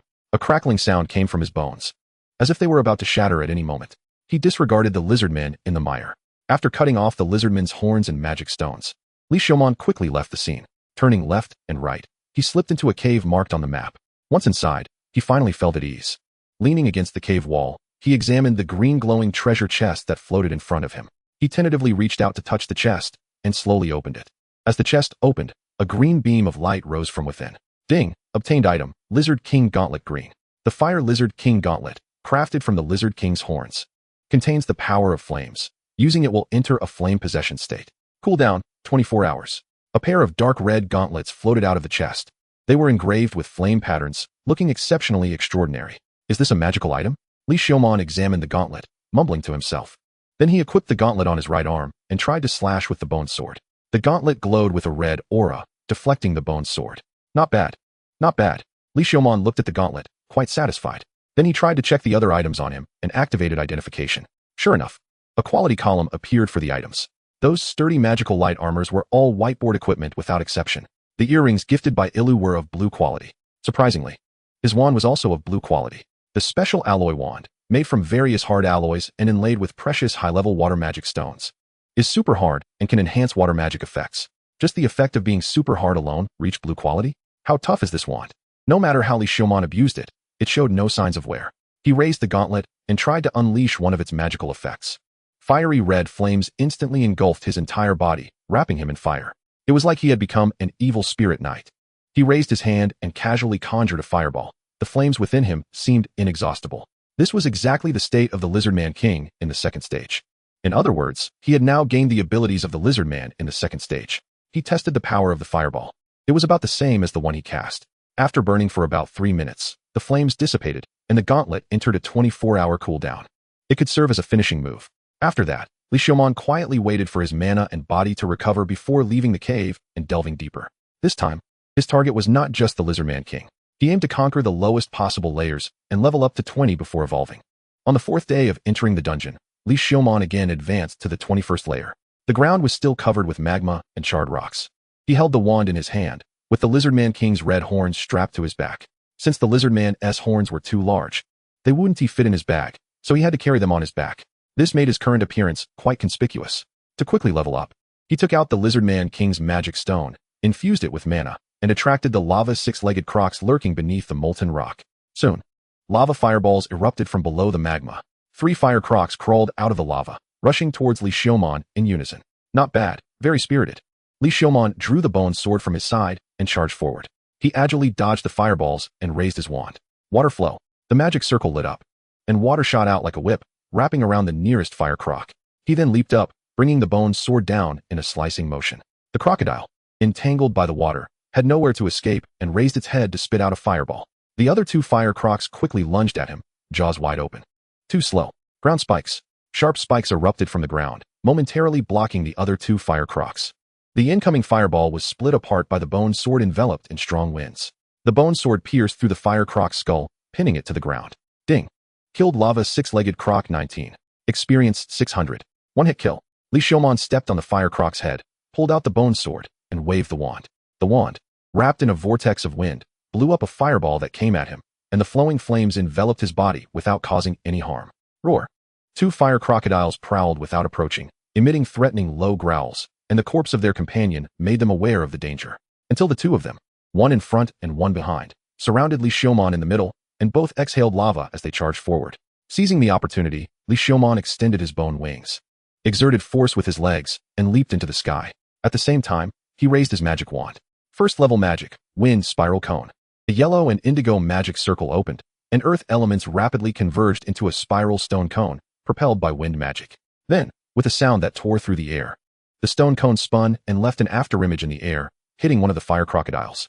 However, due to the charging process, it did not hit the head accurately, only tearing off its tail. The pain twisted it, but it also ignited its ferocity. It roared and spat fireballs madly. Li Xiaomon flapped his bone wings, dodging the fireballs, while simultaneously raising his magic wand. First level magic, water shield. Water flowed into a vortex, covering its left arm. It raised its left arm, bracing against the unavoidable fireballs, and dove down towards the fire crocodile. The fire crocodile opened its gaping maw, flowing with magma, leaping from the ground as if to tear Li Xiaomon apart. Facing the open mouth, Li Xiaomon tightened his grip on the magic wand, enhancing his strength with immense power, and then, with the momentum of his dive, threw the wand. The wand pierced the fire crocodile's chin, pinning it to the ground. Li Xiaomon gripped his bone sword, stepped on the fire crocodile's head, and plunged the bone sword down fiercely, piercing through its skull. Ding! Kill lava six-legged crocodile 17, experience 480. But another fire crocodile seized the opportunity to leap up and bite at Li Xiaomon's neck. A sneak attack? What a good move. Li Xiaomon marveled, leaning back and bending at the waist, kicking out fiercely with his foot. It was precisely the move that Ilu had once played with him. One kick struck the sneaking fire crocodile's chin, sending it flying away. Great water spirit, reveal your arrogance. First level magic, water spirit's arrow. A blue magic circle lit up in front of his outstretched palm. Water transformed into arrows, breaking free from the magic circle, trailing blue fins as they shot towards the fire crocodile's head. The magma skin on the fire crocodile's head was pierced in an instant, congealing together. The remaining fire crocodile realized something was wrong and turned to flee towards the magma. The bone sword in Li Xiaomon's hand quickly elongated, transforming into a sharp bone spear. Swift whirlwind, may you grant precise blessings. First level magic, precision. The whirlwind wrapped around the bone spear, adjusting the trajectory of the spear as Li Xiaomon threw it. It precisely pierced the neck, pinning the fire crocodile to the ground. The fire crocodile struggled madly, its neck a bloody mess. Li Xiaomon calmly withdrew the magic wand that was stuck in the fire crocodile's mouth and rushed towards the struggling fire crocodile, aiming for its head. Don't move. It will be quick. He smashed down hard. The skull instantly caved in, exploding into a cloud of blood mist. Ding! Kill lava six-legged crocodile 20, experience 650. Proficiency reached requirements, gain skill combat 1. Chapter 42, Skeleton encounters noble team. Ding! Proficiency reached requirements, gain skill combat 1. It felt as if the meridians had been suddenly opened. Every bone in his body could be easily felt and controlled. He gripped the magic wand and tried to swing it. With a swoosh, the sound of slicing through the air, which used to require all his strength, was easily produced. The swordsmanship and combat basics taught by Ilu emerged in his mind, imprinted deep in his soul. After practicing, had he comprehensively understood those combat techniques? Li Xiaomon stepped on the fire crocodile's neck, pulled out the bone spear from its neck, causing a spray of blood. After that, he extracted the magic crystals from the 3 fire crocodiles and skinned the one with the highest level. He broke off a piece of finger bone, which grew into a bone needle, and simply stitched it together to drape over himself. After all, he was now in tatters, almost unable to cover his bones. Moreover, the fire crocodile's skin had high fire resistance, remaining intact even when soaked in magma, making it perfect for use as fire-resistant armor. He also made a belt and leg guards from another fire crocodile's skin, tightly fastening the crocodile skin around his waist before continuing on his way. He found a good ambush spot, took out the magic stone of the fire lizard king, and was about to employ the same trick again when he heard a series of footsteps approaching from afar. The sound was somewhat chaotic. It should be an adventurer team. Li Xiaomon quickly activated stealth and hid in a crevice of the stone wall. After gaining combat skills, his body coordination greatly improved, and these skills became much more proficient. As for why he hid, after all, he was alone exploring the maze. Encountering an adventurer team usually led to being devoured. Soon, a 6-member adventurer team entered Li Xiumon's line of sight. It was a genuine second-tier professional team led by a team leader. After some inquiry during this time, Li Xiumon clearly remembered the famous adventurers and adventurer teams in White Bear City. He recognized this adventurer team, the Vance Adventurer Team, an adventurer team under Viscount Vance, often referred to as the Noble's Dogs by regular adventurers. Of course, that was mostly the jealous talk of unsuccessful adventurers. 90% of the adventurers in White Bear City cursed the Noble's Dogs while trying to become Noble's Dogs themselves. After all, the noble lords had plenty of money, spoke little, and provided safety and social security. Among the finely equipped adventurers in the team, a solitary figure stood out, dressed in tattered clothes, wearing shackles and chains around the neck, appearing timid, head down, barefoot on the scorching rocks of the 21st layer. A slave? What do they need a slave for while exploring the dungeon? Li Xiumon felt some confusion. He wouldn't go so far as to advocate for the abolition of slavery, to treat slaves equally, or to respect slave rights and all that. To dare speak such words in this era, even King Lance could have you executed. Li Xiumon had a good skeleton, but he couldn't withstand being executed a few times. Moreover, as a skeleton, he wasn't prone to such great illness. But that slave seemed to sense something, lifting her head to look in Li Xiumon's direction. Hidden in the darkness, Li Xiumon and the slave exchanged glances for a moment. He also saw the slave's face. It was not a human face. The pale face had no color, one eye was gouged out and filled with silver, as if silver water had been forcibly poured into the eye. The intact eye had unusually rosy flesh around the eye socket, as if it had just healed. Li Xiumon could even imagine that her eyes had been filled with silver water, and then recently, one silver piece had been dug out, allowing it to heal again. Being able to survive like this was no longer human. He tried to identify her. Name, Rorona race. Vampire level, 14 class, dark mage description, a dangerous vampire with strong self-healing abilities, capable of quickly recovering from injuries and magic by sucking blood, but has a weakness to light and a fear of silver. Why did she stop? Recently, an adventurer saw her halt and tapped her neck with a sword. She lowered her head and said nothing. TSK, she's mute again. The adventurer didn't mind. This vampire only screamed when stabbed by a silver sword and otherwise remained silent. Li Xiumon quietly watched as the group moved away.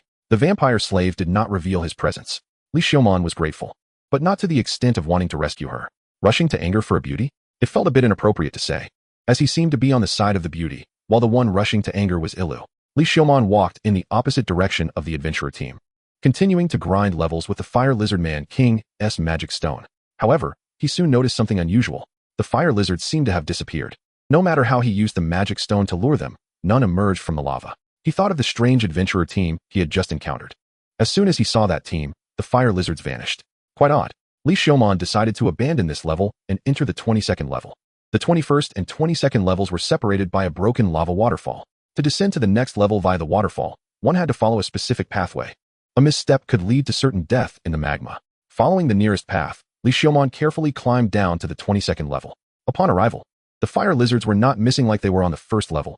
They swam healthily in the magma. Li Xiumon breathed a sigh of relief. It seemed the problem was with the 21st level. But just as Li Xiumon was about to enjoy leveling up, all the fire lizards in the 22nd level disappeared again. This time, Li Xiumon observed how they vanished. It was as if they sensed some repulsive aura and all submerged into the depths of the magma. Even the ones lying on the shore crawled back into the magma, disappearing below. What on earth was going on? Li Xiumon detected the scent of conspiracy. Then he made a decision. How about abandoning this exploration? After all, the Adventurer Association's task is complete. Having made his choice, Li Xiumon didn't hesitate and swiftly headed back toward the 21st level. Those who have died once often cherish their lives more. Now Li Xiumon really wanted to slap his past self, who had just arrived in this other world and was running around recklessly. He didn't want his future self to slap the current him who didn't know to run away. He thought, perhaps this is what growth is. He ran quickly. Then, he encountered the Vance Adventurer team again. Damn it. Is misfortune really that persistent? Li Xiumon instinctively wanted to hide, but ultimately resisted and walked over boldly. At this distance, hiding would likely get him discovered. In that case, it was better to walk over directly, greet them, and leave the underground city as soon as possible. The two parties met, and both became tense. Li Xiumon's current appearance was quite imposing. Dressed in rugged fire-red lizard skin combined with leather armor and magical armor. With a pair of large horns on his back and holding a metal wand with remnants of dried blood. Is that a skeleton? The only second-tier member of the Vance team asked, his voice steady. It seemed he was the captain of the opposing team. Do you know me? Li Xiumon replied. I think there shouldn't be any adventurers in White Bear City who don't recognize you, skeleton. Sure enough, the rumor of a lone infiltrator into the 20-plus levels was true. The captain smiled, deliberately emphasizing the alone part. I am Trodos, the captain of the Vance Adventurer team, You can call me Trot. He extended his right hand. Skeleton. Li Xiaomon also extended his hand and shook his. I wonder if you would be willing to accept a temporary recruitment? Hearing Trot's words, Li Xiaomon glanced at his teammates. It seemed there was no opportunity to refuse. Then I'll take that as your agreement. Don't worry, you won't have to lift a finger.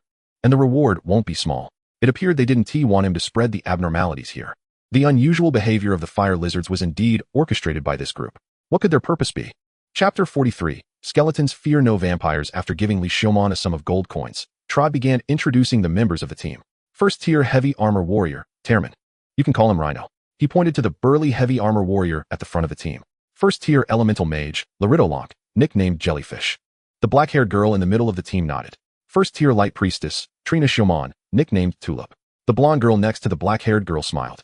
First tier swordsman, Sue, nicknamed Monkey. The monkey glanced at Li Xiaomon and then looked away. Trod naturally didn't need an introduction. He was clearly dressed as a swordsman. What about her? Li Xiaomon pointed to Rorona, who had been keeping her head down. It should be it. Who knows what it's called? Just a vampire. By the way, take this. It won't dare to approach you. And of course, it's also a nice pastime to stab it and hear it scream. Trod handed Li Xiaomon a silver dagger. The moment the silver dagger was produced, Rorona's body involuntarily trembled. No need. Li Xiaomon glanced at Rorona and returned the silver dagger. All right, but be careful not to let it suck your blood. Li Xiaomon had no blood to give her. Rorona's trembling stopped. He had temporarily joined this zoo. He didn't notice anything unusual. This adventurer team was no different from a typical team, aside from encountering fire lizards along the way. But both Li Xiaomon and Trod pretended not to notice the abnormalities of the fire lizards, acting as if they hadn't discovered anything. What were their objectives? Would they pose a threat to him? As he followed the adventurer team deeper, he pondered these questions. Night fell. Although it was an underground city, it became slightly darker at night. Let us find a place to rest first. We can continue exploring tomorrow. Captain Trot spoke. And the other members did not voice any objections. They followed the map to find a suitable resting point and headed towards it. Skeleton, could you help with Jellyfish? Upon reaching the resting point, Trod looked at him and the elemental mage in the team, smiling as he spoke. Li Xiaomon nodded and raised his wand with Jellyfish. Spirits of the earth, heed my call. First tier magic, Earth Fortress. 2 yellow magic circles opened, and the ground trembled. Then, the rocks seemed to turn into soft mud and stone, rising from the ground to form 2 solid earthen fortresses. After that, Jellyfish raised her wand and created a rock pool, gathering a pool of water. It seems that in the dungeon, regardless of the configuration, elemental mages are indispensable members. Li Xiaomon sighed inwardly. Elemental mages are mobile sources of water, fire, and tents. They are truly outstanding tools. At night, Li Xiaomon leaned against the stone wall, holding his staff, and closed his eyes to rest. After all, he wasn't carefree enough to fall asleep in such a situation. He had a bit of a desire to sneak away while everyone else was asleep. But Rock clearly thought of this as well, keeping a heavily armored soldier named Rhino watching him closely. Skeleton, how did you manage to kill a noble and get away with it? The long night dragged on as Rhino spoke to Li Xiaomon. Because I have strong connections, Li Xiaomon replied. The noble lord is wise and merciful, and cannot bear to let his subjects suffer injustice. I am very grateful to Count White for restoring my justice and innocence. Li Xiaomon boasted without hesitation. After all, boasting was free, so he could say whatever he wanted. Indeed, the noble lord loves his people like his own children, with noble character, only hating that there are too many vile people slandering him in secret. How annoying to encounter a rival in boasting. That's right, I think so too. The noble lord has always treated us sincerely. We should reciprocate with sincerity. They exchanged pleasantries. After all, history has proven that only by letting the noble bloodline of the lords lead us commoners can humanity become greater. However, this guy shouldn't be serious, right? Looking at Rhino's fervent expression, he felt a bit confused. Are you joking with me, or are you serious? Suddenly, a wail erupted. Li Xiaomon frowned and walked outside. Rhino still looked fervent, as if brainwashed. Outside the earthen fort, a vampire was screaming in pain. The swordsman called Monkey was using a silver sword to slash at the vampire's face. The corner of the vampire's mouth had already been cut to the cheek. Blood was continuously oozing from the wound, looking extremely terrifying. Aren't you mute? Why are you screaming so happily? Monkey looked at the struggling Rolona, stepping on the latter's neck and continuing to slash with a dagger. Li Xiaomon stepped forward. Is there something going on? Monkey looked up, casting a disdainful glance at Li Xiaomon. You're making too much noise for me to sleep. Oh, is that so? Monkey grabbed Rolona's hair and shoved the dagger into her ear. Blood kept flowing out, accompanied by a more piercing scream. I'm really sorry about that. Is that so? Li Xiaomon tightened his grip on the staff and swung it at Monkey's face without hesitation.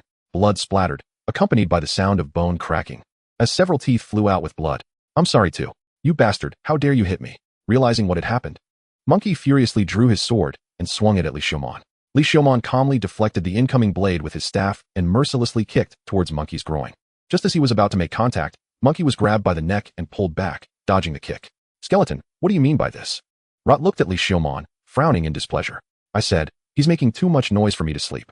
Captain, kill that bastard. Why is he still alive until now? If he escapes, everything here. Slap. Rot turned around and slapped Monkey on the other side of his face. The slap woke Monkey up, and he calmed down. Realizing what he had just said, Yes, I'm sorry. He hurriedly apologized to Rot. Skeleton, if you were a smart person, you would understand. Rot didn't even look at Monkey and stared at Li Xiaomon. I just think it's too noisy. I like quiet. Don't you? Li Xiaomon waved his hand, indicating he hadn't heard anything. Well, I like quiet too. Rot's serious expression instantly turned into a friendly smile. The art of changing faces. That's great. Li Xiaomon turned around, his gaze sweeping over the vampire. At this moment, the vampire had shrunk into the farthest corner possible, but the chains around her neck ensured she couldn't go too far. She curled up in the corner, and the wounds on her face, which had been inflicted by the silver dagger, began to heal little by little. The moment their eyes met, she hurriedly lowered her head, avoiding eye contact. Chapter 44. The skeleton discovers something strange the next day. The atmosphere in the team became strange. Monkey's injuries had been healed by Tulip, the light priest. However, he didn't hide the resentful glare he directed at Li Xiaomon, always keeping his eyes on him. The other team members also subtly isolated Li Xiaomon, pretending not to hear his questions and comments, and keeping their distance. As a fragile class mage, he was pushed to the edge of the team. Although Li Xiaomon had a constitution of 28, he was probably tougher than the heavily armored soldiers. Now, in the 7-member team, Li Xiaomon and the vampire were isolated, walking side by side. In their eyes, allowing Li Xiaomon to walk with a livestock-like vampire seemed to be the greatest insult to him. However, Li Xiaomon didn't care at all. He even took an interest in observing this legendary fantasy species beside him. He tried to strike up a conversation, but as soon as Relona heard his voice, her body trembled involuntarily, and she couldn't respond at all. However, his strange behavior also attracted the others' curious stares, as if they were looking at heretics and disgusting things. Especially Tulip, the light priest, whose disgust was almost comparable to Monkey's laughter from last night. The Church of the Light Goddess seems to be very intolerant of heretical species. The Church of the Light Goddess is the state religion of the United Kingdom of Lantis, and all citizens somewhat believe in the Light Goddess. It seems that he must never reveal his identity as a skeleton. Otherwise, the consequences would probably be much worse than this vampire's plight. At least the vampire has a human appearance, while he, as a skeleton, possessing intelligence, would likely be treated as a heretic and burned at the stake. They continued until they reached the lava waterfall on the 22nd and 23rd levels, encountering only a few fire crocodiles. They lined up carefully and descended. Skeleton, you go in front, Captain Rot said to Li Xiaomon. Li Xiaomon indifferently walked to the front of the team. On the 23rd level, the temperature rose again. The lava river in this level had almost converged into a lake, covering the black rocks and greatly reducing the walkable area. Everyone felt uncomfortable, beads of sweat forming on their bodies. The jellyfish was surrounded in the center of the team, continuously releasing water flows that wrapped around the others. As the others isolated Li Xiaomon, he didn't seek their warmth. He simply used water magic to cover himself. Surprisingly, the earrings that Ilu had given him were constantly emitting a cold sensation in this level, making his bones feel much better. Moreover, the monsters in this level had also changed. A red flying magical creature resembling a pterosaur appeared in the air, constantly spitting lava fireballs down from above. Although the damage was not as severe as that of the fire crocodiles hiding beneath the lava, their ability to fly made them even more troublesome than the fire crocodiles. Moreover, this creature can also dive down and attack with its sharp wings. Race: Firewing Beast, Level 20, Class: Monster. Description: a monster with the ability to fly, capable of launching fire attacks from high altitudes. Beware of its sharp wings, and also watch your head. The Vance Adventure team works together in perfect harmony, methodically handling the attacks from the sky. Their combat quality and coordination are exceptionally high. This is a skill honed through repeated experiences in the dungeon. Li Xiaomon raised his magic staff and occasionally cast a soil spike, happily fishing for experience. If luck was on his side, he might get a finishing blow, which felt quite satisfying. However, this encounter only happened once, and the Firewing Beast, like the fire crocodile, hid away. This time, Li Xiaomon participated in the entire battle, but did not discover how this team managed to do it. Was it merely fear from seeing a companion killed? Such a joke would qualify for this year's annual humor list. Li Xiaomon couldn't figure it out. He had made up his mind. Fleeing was the priority. The more bizarre the situation here, the more dangerous it indicated. However, he could sense Rodder's vague gaze behind him. If he ran now, he would definitely be surrounded and beaten. Damn it. He should have just burst out when they first met, taking them by surprise and killing his way out. The current situation was too passive. If he flew directly, the light priest had holy light that restrained skeletons, and the second-tier professional tarot was no decoration. He might be shot down before he even took off. The more he thought, the less certain he felt. Upon entering the 24th floor, the situation was the same as when he first entered the 23rd floor. A horde of monsters charged at them. Li Xiaomon took the lead without hesitation, mainly for experience. At this point, it was better to focus on gaining experience and striving to become stronger, thus increasing his chances of escaping. Taro was somewhat surprised by Li Xiaomon's enthusiasm, but said nothing more. Ding. Killed lava's six-legged fire crocodile, level 21, gains 700 experience points. Experience points full. Level up to 19. Constitution 1, Spirit 1. Freedom attribute point 1. Then, familiar energy surged through his right arm, flowing to his whole body with a painful sensation of fire. Li Xiaomon did not hesitate and allocated the freedom attribute point to Constitution. Constitution 1. The pain eased a bit, preventing him from showing any exaggerated reactions. He walked stiffly for a while before the pain finally subsided. Strength 1. Now, his three-dimensional attributes had changed to Strength 1920, Constitution 3030, Spirit 2930, Freedom attribute point 1. One more level up would grant him another chance to evolve. The level cap of 20 could also be broken. After this attack, as Li Xiaomon had anticipated, they did not encounter any more monster attacks. The atmosphere of the team gradually became fervent, as if a group of fanatics were making a pilgrimage. It seemed they were getting closer to their goal. Considering the bloodline theory displayed by the rhinoceros and the fervent belief in nobility, Li Xiaomon couldn't help but suspect that this team had been brainwashed by that Baron Vance. He thought of the term Death Soldiers. Had this group been ordered by Baron Vance to infiltrate the dungeon, with no intention of returning alive? Li Xiaomon wanted to retreat towards the end of the team. Skeleton, you go ahead. Taro placed his hand on the hilt of his sword. And then everyone raised their weapons, looking at Li Xiaomon. He was forced to obediently walk in front. He didn't know how long they had walked when the team finally stopped. This should be it, Taro said. In front of them was a massive lake of lava. Then, he took out a magic stone, a huge stone that looked like a heart. Female bat, it's time for you to make your appearance. Taro handed the magic stone to Lorona and then drew his silver sword, placing it against her neck.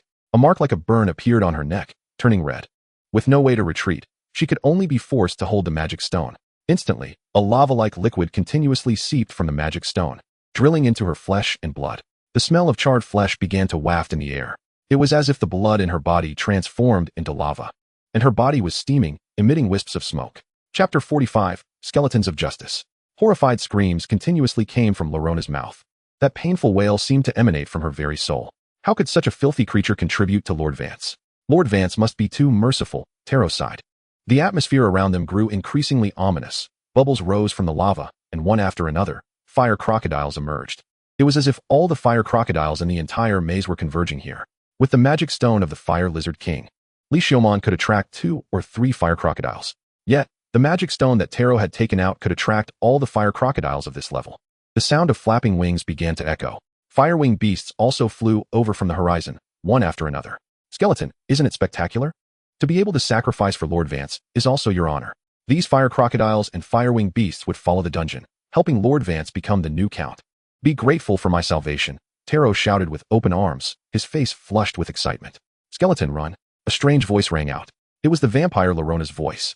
That call of Skeleton made Li Xiaomon feel that she was not referring to his code name, but to his race. Had she discovered her own kind from the very beginning? Now that he thought about it. The look she had when she found him hiding in the shadows was one of recognition of a fellow creature.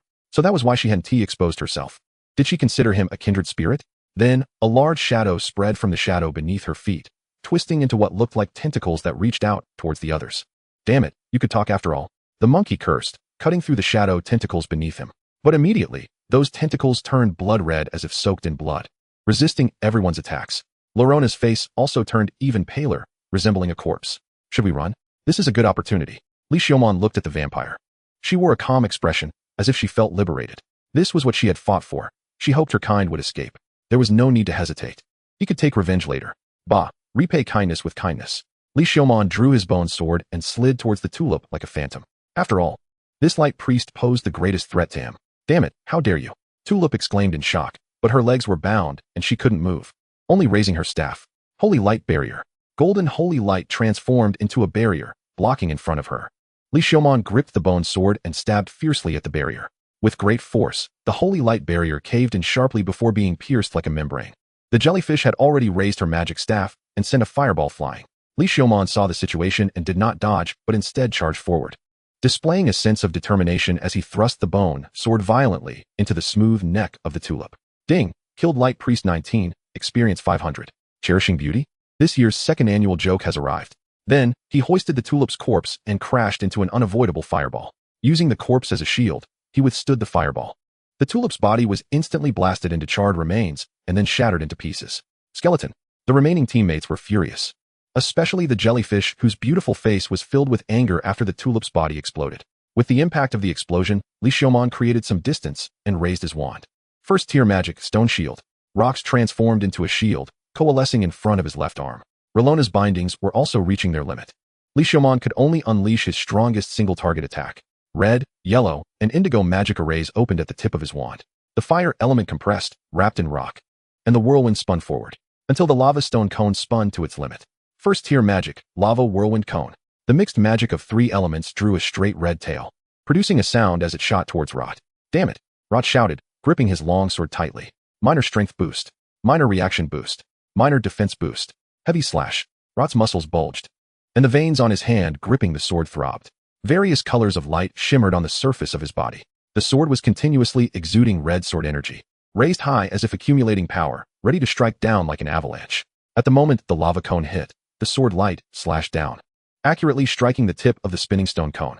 A notch was instantly shattered on the blade, and Rot's hand was torn open, his arms vibrating with numbness. But he managed to split the lava cone in two.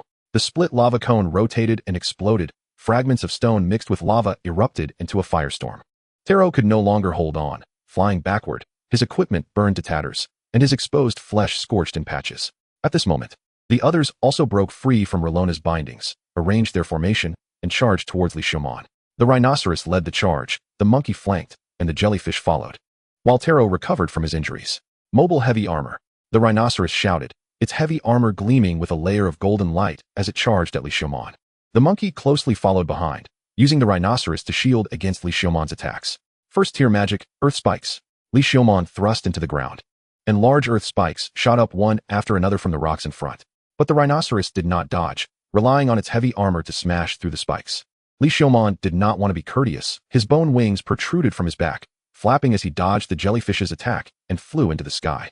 Then he raised his left hand. The bony arm twisted and grew, transforming into a series of circular bone tubes. First tier magic, Gatling. Li Xiaoman's left arm.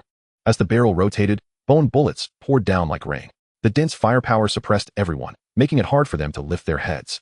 What kind of damn magic is this? Is it a magical item? Taking advantage of a round of Gatling fire, Li Xiaoman raised his other hand, holding the wand. First tier magic, lava wind spiral cone. Reusing the same trick clearly had no effect. This magic took too long to charge and was difficult to hit moving targets. Time was running out, and the fire crocodile and fire winged beast were getting faster. He had to go all out. Li Xiaoman looked at his right arm, gripping the wand tightly. He activated the magical item, Fire Lizard Man King Arm Armor. Instantly, flames surged from within, enveloping Li Xiaoman in fire. He raised his hand, gathering a large fireball and smashing it down. It was like a meteor shower was falling. He charged towards the jellyfish, who was protected in the back. It was crucial to deal with the ranged attackers first. Not on my watch. The heavy armored soldier quickly positioned himself in front of the jellyfish, raising his large shield. The monkey also thrust out his long sword. But Li Xiaoman did not dodge, taking the sword directly through the heart. This move never fails. A skill learned from the skeleton. The flames twisted and continuously burned as they crashed into the heavy armored soldier. The heavy armored soldier staggered under the immense force and flames, revealing the jellyfish behind him. Then, under the astonished gazes of everyone, Li Xiaoman, with the sword still embedded in his chest, advanced and seized the jellyfish by the neck, lifting her up. Sorry, my heart has always been on the right. The flames consumed the jellyfish along his arm. Ding! Killed Elemental Mage 20, Experience 600. Chapter 46, Skeleton Fighting in Lava. Bastard. Rot looked at Li Xiaoman, who unhesitatingly burned the jellyfish to death, ignoring his still recovering injuries, and charged forward with his long sword raised. Li Xiaoman seized the opportunity to fling the charred corpse of the jellyfish towards the charging Rot, kicking it against the rhinoceros's armor, sliding backward. Monkey. Rot dodged the thrown corpse and shouted. The monkey drew out a spare short sword from his waist, glowing red. Speed. Creating an afterimage in the air. The short sword mercilessly stabbed towards Li Xiaoman's head. Li Xiaoman raised his left arm, deflecting the stab, and swung his wand. He conjured a fireball in his hand and hurled it at the monkey. The monkey quickly dodged and used the momentum to execute a spinning kick aimed at Li Xiaoman's chest. Fire shield. The flames burning on his body coalesced at his chest, forming a thick fire shield that blocked the kick. The monkey hurriedly tried to retract his leg, but it was too late. Li Xiaoman grabbed the monkey's leg, trapping it under his arm, and kicked the other leg with his foot engulfed in flames. The monkey lost his balance and fell to the ground. Earth spikes. Li Xiaomon quickly cast the spell, and a yellow magic array spread across the ground, shooting up a sharp earth spike. The monkey crashed onto the spike, pierced through the chest, and spat out a mouthful of blood. Then, seizing the opportunity, he stomped on the monkey's head with force. The monkey's head exploded underfoot. Shattered skull and brain matter splattered everywhere. Ding! Killed swordsman 19, experience 500. At this moment, only the heavy armored soldier, the rhinoceros, and Rot remained on the opposite side. Heavy armor charge. The rhinoceros's eyes were blood red as it charged forward. With each step, the ground trembled, rushing towards Li Xiaomon. Li Xiaomon kicked the monkey's corpse towards the rhinoceros. Unexpectedly, the rhinoceros did not hesitate this time and smashed through the monkey's body. Its blood and flesh-smeared armor charging relentlessly towards Li Xiaomon. Rot transformed into a streak of light, dashing low to the ground, swinging a slash from the side. Die! Angry roars came from both directions simultaneously. Li Xiaomon pulled out the sword embedded in his chest, not caring if it was accurate, and threw it at the heavy armored soldier. Then, swinging his wand, the flowing flames wrapped around him. First-tier magic, Sea of Fire. As the wand struck the ground, a tidal wave of flames surged up, radiating outward from Li Xiaomon. Mobile heavy armor. The rhinoceros's armor glowed golden again as it plunged into the Sea of Fire. Rote broke through the wall of fire with his sword, launching a counterattack aimed at Li Xiaomon's neck. Li Xiaomon raised his wand to deflect the sword strike, but his body was staggered and violently hit by a rhinoceros, sending him flying. Enduring the impact, even with Li Xiaomon's physique, he felt a cracking sensation in his bones, likely indicating some minor fractures. Rote quickly chased after Li Xiaomon, striking with one sword after another before Li Xiaomon could react. Li Xiaomon swung his left arm, wielding a stone shield to block continuously. However, as the sword strikes became increasingly swift, one sword followed another. The stone shield finally couldn't bear the burden and shattered into pieces. The long sword pierced through the broken shield, gleaming coldly as it aimed for Li Xiaomon's neck. Li Xiaomon crossed his wand to narrowly deflect the sword, but his spine was still deeply cut, almost severing his head. A second-tier professional was indeed too strong. Limit break. Rote activated his skill again. Red light shone from his body, muscles nearly bursting through his skin, his eyes bulging and turning blood red, the veins on his skin popping out. Faster swords were unleashed as his body spun. Before the sword reached him, the sword energy made Li Xiaomon's bones itch. Li Xiaomon's left arm, which was defending, was suddenly severed. Too fast. Li Xiaomon used his wand like a sword, slashing toward the sword edge. A painful grinding sound followed, and the rock beneath Li Xiaomon's feet turned to dust under the immense force. Seeing Rote about to strike again, Li Xiaomon suddenly channeled all the flames in his body toward Rote. The flames rushed at Rote, causing him to stagger and suffer several more burns. Li Xiaomon quickly pulled back, throwing fireball after fireball. Rote's body sank slightly as he swung his long sword, creating phantom-like sword lights. The fireballs were consecutively cut down by the sword light, dissipating into flickering embers. As he slashed out the last fireball, he left a shadow in place, while his main body, together with the sword light, lunged toward Li Xiaomon. Li Xiaomon gripped his wand tightly, flames swirling around it. Then, a whirlwind penetrated the flames, lifting the entire wand into the air, rapidly spinning in a combination of wind and fire. Huh! With a loud shout, the wand was hurled with immense force. The air compressed to create a booming sound like a giant bird's cry. Rote looked at the incoming wand and shouted loudly, gripping the sword hilt with both hands. Heavy slash. The sword blade slashed down at an angle, carrying immense power toward the wand. The wand spun rapidly, the burning flames causing Rote's eyebrows and hair to curl. They collided heavily. Rote's shoes could no longer support him, bursting apart like a butterfly and then burning into charred strips. His bare feet sank into the rock layer, with nails shattering and blood seeping out. In pain, Rote's eyes almost bulged out, and his teeth bit into his own flesh. The immense hidden power within him erupted, breaking through the flames, and the wand was sent flying, embedding itself into a distant rock wall. He gasped for breath, blood staining the sword hilt and the ground, with the wound on his palm revealing white bone. But Li Xiaomon didn't give him a chance to breathe. He charged forward, the bone sword wrapped in a flowing wind, slicing down at Rote. Rote quickly raised his sword and retreated toward the rhinoceros. But the soul fire in Li Xiaomon's eyes suddenly flared up. The bone sword pulled back with the momentum of the slash, spinning in midair before striking out again. The combined force of two strikes came down at once. The bone sword struck heavily against the gap on Rote's sword blade, causing cracks to spread further. Oh no! As Rote realized the danger, Li Xiaomon seized the opportunity. Sword techniques were unleashed, turning into phantoms, and in an instant, he didn't know how many strikes were made. One after another, like a torrential storm falling on the gap. Each strike was more powerful than the last, each blow heavier. Until he didn't know how many strikes later, there was a cracking sound from the sword blade, which could no longer withstand the force and was split in two by the bone sword. Rote retreated, and the rhinoceros had arrived. Li Xiaomon hurriedly stepped forward, closing the distance. Ground spikes. Sharp spikes erupted from the ground, forcing Rote to use his broken sword to defend, shattering the nearby annoying spikes. But among the shattered spikes, a severed arm was revealed. It was Li Xiaomon's left arm that had been cut off earlier, devoid of any flesh. The severed arm suddenly transformed into a bone spike, thrusting fiercely toward Rote's throat. Rote attempted to block with the broken sword, but it was too short to intercept the bone spike in time. The bone spike plunged deep into Rote's neck. Ding! Killed swordsman 23, experience 1000. Li Xiaomon stepped on Rote's body, pulled out the bone spike, and looked at the rhinoceros. He removed his cloak, revealing a terrifying skull, reattaching the bone spike to the severed arm bone. There was no longer a need to hide his identity. The bones wriggled and grew, reconnecting. What kind of monster are you? A skeleton. A polite answer, and he charged again at the rhinoceros. The bone sword carving a beautiful crescent in the air as it slashed down. Chapter 47. Skeleton withdraws from the underground city. Immovable fortress. The rhinoceros shouted. A golden barrier opened. The bone sword that Li Xiaomon slashed down was deflected away. He abandoned the use of the bone sword. After all, he wasn't a swordsman and couldn't use sword techniques, only relying on close combat, paired with magic for technical play. It wasn't realistic to deal high damage with sword skills. He pulled out the wand embedded in the rock wall and aimed it at the rhinoceros, who was maintaining the immovable fortress. The rhinoceros wanted to dodge, but dared not lift the immovable fortress. He could only grit his teeth, stare at Li Xiaomon, grip his shield tightly, his muscles taut like iron. Sizzle sizzle. Red, yellow, and green magic circles opened. Flames compressed, rock spikes wrapped, and a whirlwind spiraled forward. But this time it wasn't fire magic being used, but explosive magic. First tier magic, explosive whirlwind spike. The spiraling spike shot out, striking heavily against the golden barrier.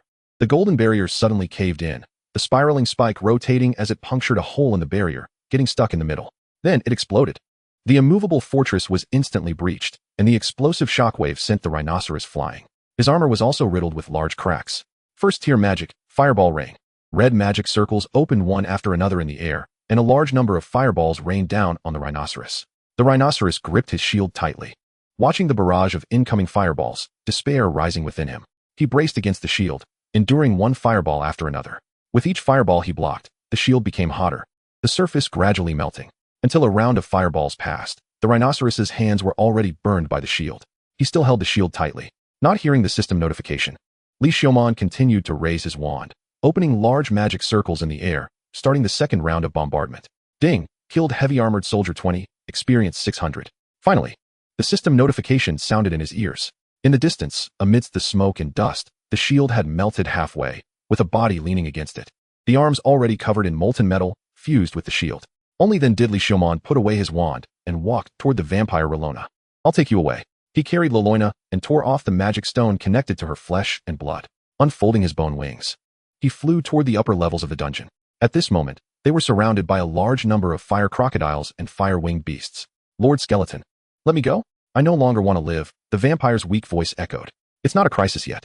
But if it comes to a situation where I have to abandon you, I will.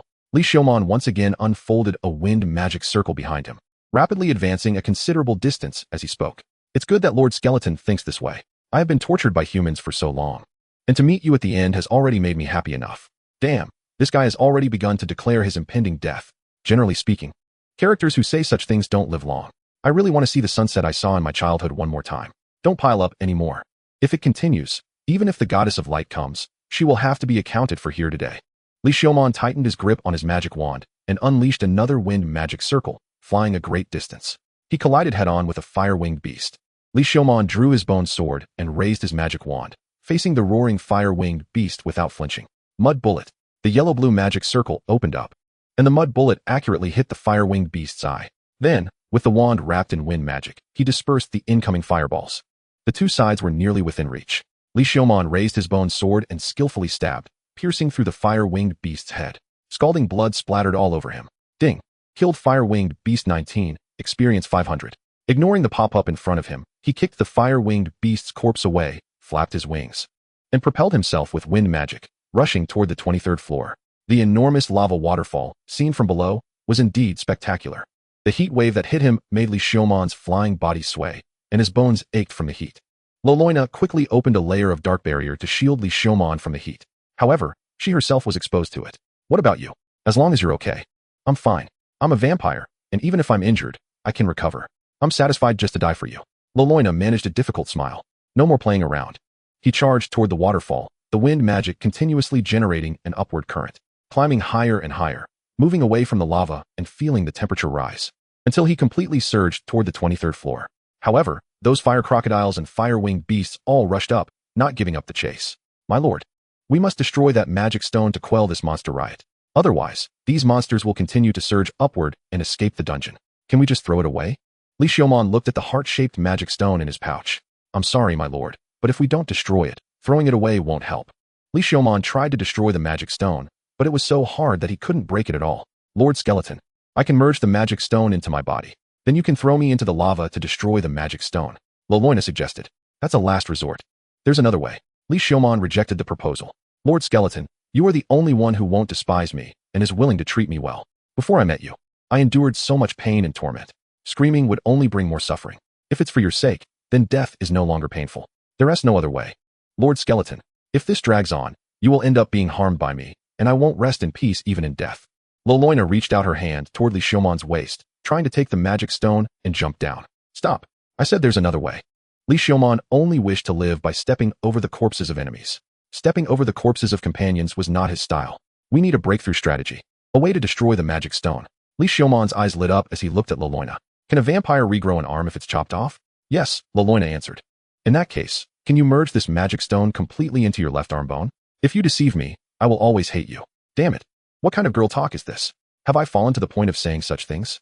However, for the current Loloina, the words I hate you still held a lot of deterrence. Sure, but that would only change the form of the magic stone. Even if my arm is cut off and thrown into the magma, it won't destroy the magic stone, Loloina reminded. Not that kind of destruction. It's a digestion method. Li Xiaomon handed the magic stone to Loloina. From now on, you must follow my orders, understood? Li Xiaomon seriously instructed. Chapter 48. Skeleton inserts new bones. Loloina took the magic stone with her left hand, took a deep breath, and tightly gripped the magic stone. Then, blood continuously seeped from her palm into the magic stone. The heart-shaped magic stone began to pulse slowly, just like a real heart. Loloina gritted her teeth, enduring the pain. She started to consider whether to take the opportunity to merge the magic stone into her whole body and then jump into the magma. Trust me. Merge the magic stone into your arm, and we can both live. Li Xiaomon calmly said as he observed Loloina's hesitant expression. At this moment, the fire crocodiles and fire-winged beasts were already approaching this level against the lava waterfall. Yes, Lord Skeleton. Loloina ultimately decided to trust Li Xiaomon and began to absorb the energy from the magic stone, merging it all into her arm bone. The skin on her left arm began to dissolve little by little, followed by the muscle. It felt as if her entire arm was submerged in concentrated sulfuric acid. Loloina couldn't help but cry out in pain. The magic stone pulsed and shrank in size, gradually penetrating her flesh and blood, seeping into Loloina's arm bone. Li Xiaomon held his breath, encouraging Loloina. As the magic stone completely disappeared, the flesh and blood on Loloina's arm dissolved entirely. It transformed into an arm bone resembling a ruby. The energy within the arm bone began to corrode the flesh on Loloina's shoulder. Li Xiaomon did not hesitate, swinging his bone sword, and swiftly severed the arm bone. Lord Skeleton, did I do well? Loloina's breath weakened further, looking at Li Xiaomon with pleading eyes. You did very well. Then that's good. Loloina let out a sigh of relief, appearing worried that she hadn't done well. Now, leave the rest to me. Li Xiaomon looked at the arm bone in his hand. Success or failure depended on this one move. He forcefully tore off his left arm bone and pressed the ruby-like left arm bone against his shoulder. The arm bone from the ice-sealed sword had almost blown him apart. In the end, he had relied on the energy from the fused arm bone to assist in pulling out the sword, which prevented him from being blown apart. Now, his physique had increased significantly since then. With 30 points of physique, he should be able to withstand it. Moreover, he still had a bit of freedom attribute points. And in a crisis, he could rely on increasing his constitution to withstand the situation. Bone transformation. The bones began to grow, connecting with the left arm bone. A red energy instantly filled his body. Starting from the connection point, the pure white bones quickly turned bright red. In an instant, the scapula and several ribs turned a light red. The intense pain caused Li Xiaomon's flying body to sway, almost making him fall directly into the magma.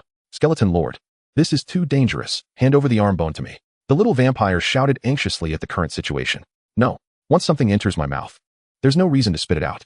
Li Xiaomon stubbornly shook his head, looking like a child who had stolen and eaten freshly cooked, scalding red braised meat. Unwilling to spit it out, even if his mouth was blistered. This level he could still endure. The red continued to spread from the left arm bone to the other bones. However, the blood red color on the left arm bone seemed to have lightened a bit, as if it had been diluted. Enduring the pain and flying with difficulty, His spine and most of his ribs were also stained light red. Red spots climbed up his facial bones as well. The Llorona he was carrying on his shoulder was as anxious as a little cat, constantly scratching at his bones. The pain in his body did not dissipate with the passage of time. Instead, it became more intense. At this moment, the left half of his body had turned light red, and the color continued to deepen. But the color of the left arm bone had also lightened significantly. Just when Li Xiaomon thought he could hold on, an unexpected event occurred. That red color unexpectedly spread to his right arm bone. It should be known that although his right arm bone was inconspicuous, it was actually a slumbering giant dragon. The dormant energy within it, when released slightly during his upgrades, could stabilize his power at one. Once this red energy was provoked, it was like igniting a powder keg. In an instant, an immense energy erupted from the right arm bone, possibly reaching several times the energy he normally gained from upgrades. Suddenly, a cracking sound of unbearable burden came from the right side of Li Xiaomon's body, and cracks began to appear in the bones. Crack, crack, crack. Unable to bear the pain any longer, he let out a sound akin to a skeleton's cry. Increase constitution points. Quickly increase constitution. Li Xiaomon exited the panel and unhesitatingly added to his constitution. Damn it, this time it might really cost him his life. Who knew these two things were incompatible? A new energy joined the battlefield once again, gently healing wounds and soothing pain. However, a little bit of constitution points couldn't withstand the destruction of these two energies. At this moment, the two energies collided on his chest, one on the left and one on the right. He needed new free attribute points to save his life. In a moment of crisis, Li Xiaomon, who had died once, quickly calmed down. Upgrade. He needed to upgrade. Only by leveling up to gain constitution points and free points could he endure. The experience bar was only just over half. This little bit of constitution points should be able to hold for a while before his body would collapse. Vampire, listen up, it's time to fight with all our might. Assist me in attacking, only then can we both survive. Li Xiaomon shouted while carrying Llorona, the dark mage. As long as the skeleton lord can survive, I would willingly give my life. Li Xiaomon turned around and charged toward the group of firewing beasts that were chasing him. Then, he raised his magic wand. With his body unstable, he didn't dare to randomly pull out ribs to use as bone swords. Fortunately, the left arm bone he had just torn off could still be used. Li Xiaomon grasped the left arm bone, which began to wriggle and grow, transforming into a long bone sword. The firewing beasts, seeing Li Xiaomon changing direction and charging at them, puffed up their chests. Then, balls of molten fire were spewed from their mouths, covering Li Xiaomon. First level magic, water wall. The magic array opened, and water flowed into a wall in front of him, blocking a large number of fireballs and turning into white steam. Li Xiaomon dove into the steam, charging toward the nearest firewing beast. That firewing beast let out a screech and soared towards Li Xiaomon, its body seemingly wrapped in a layer of feathers that ignited in flames. Dark binding. Llorona raised her hand, and shadows transformed into tentacles, wrapping around the firewing beast, momentarily halting it. Seeing this, Li Xiaomon swung the bone sword, unleashing a sword light that heavily slashed toward one of the firewing beast's wings. Scalding blood scattered in midair as one wing was severed. Li Xiaomon didn't bother to wipe off the blood on his body, turning his magic wand to aim at the falling firewing beast. First level magic, whirlwind spike. The yellow and blue magic array opened, and a whirlwind carried a spiraling stone spike, accompanied by a sound of breaking air, cutting through the sky and shooting toward the firewing beast. It pierced through the firewing beast's head. Ding! Killed firewing beast 18. Experience 440. Looking at the pop-up window, Li Xiaomon flapped his bone wings and flew high into the sky. Fireball shot toward his ascending figure. Li Xiaomon precisely controlled every bone in his body, dancing the long sword and magic wand, twisting and weaving through the rain of fireballs. Chapter 49. Skeleton's Lottery Pool, Lava Six-Legged Fire Crocodile Pool. First level magic, Whirlwind Shield. Li Xiaomon opened two magic arrays, simultaneously condensing a wind shield on his and Llorona's arms. Then, he soared high into the air and dove toward the group of firewing beasts below. Using fire evasion to deflect fireballs, he gripped his magic wand tightly. Go! He hurled the magic wand heavily.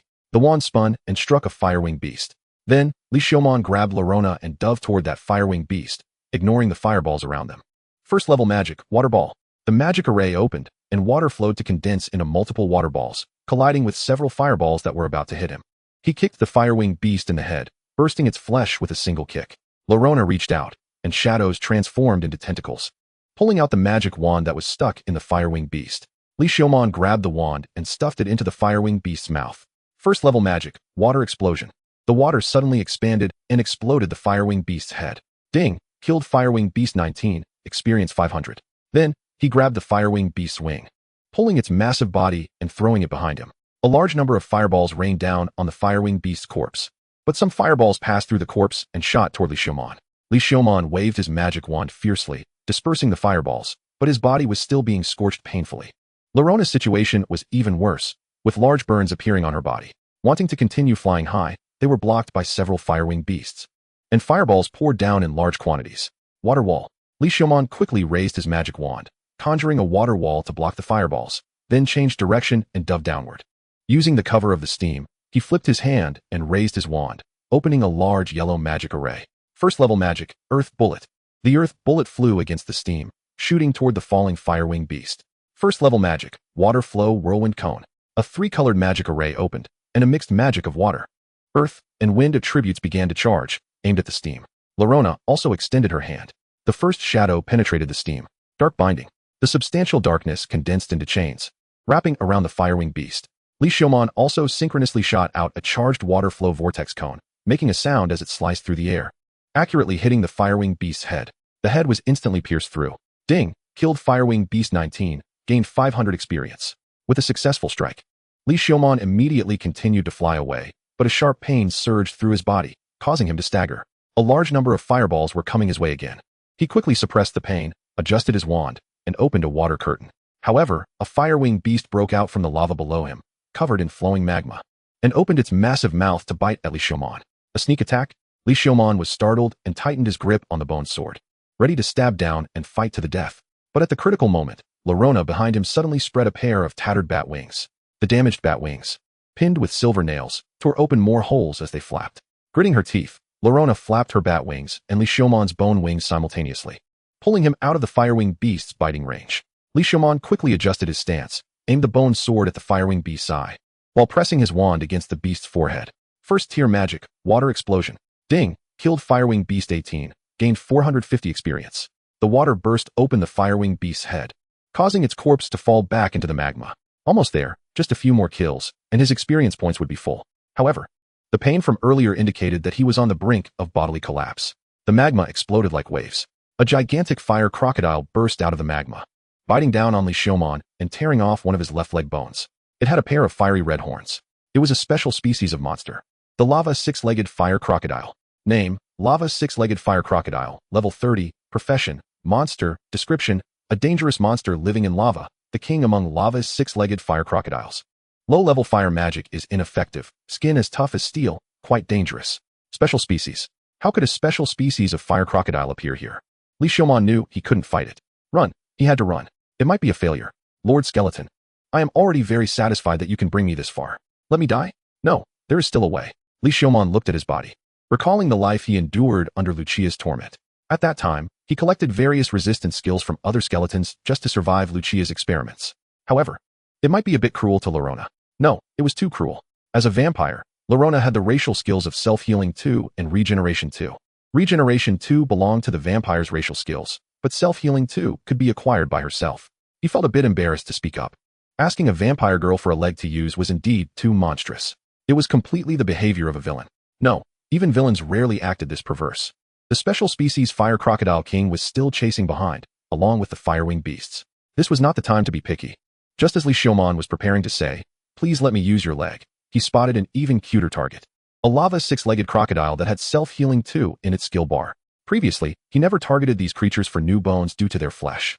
This time, successfully installing Lorona's arm made him realize that perhaps, as long as he removed the flesh, he could also install limbs with flesh. This creature had 6 legs. Lorona only had 2 legs. The margin for error greatly increased.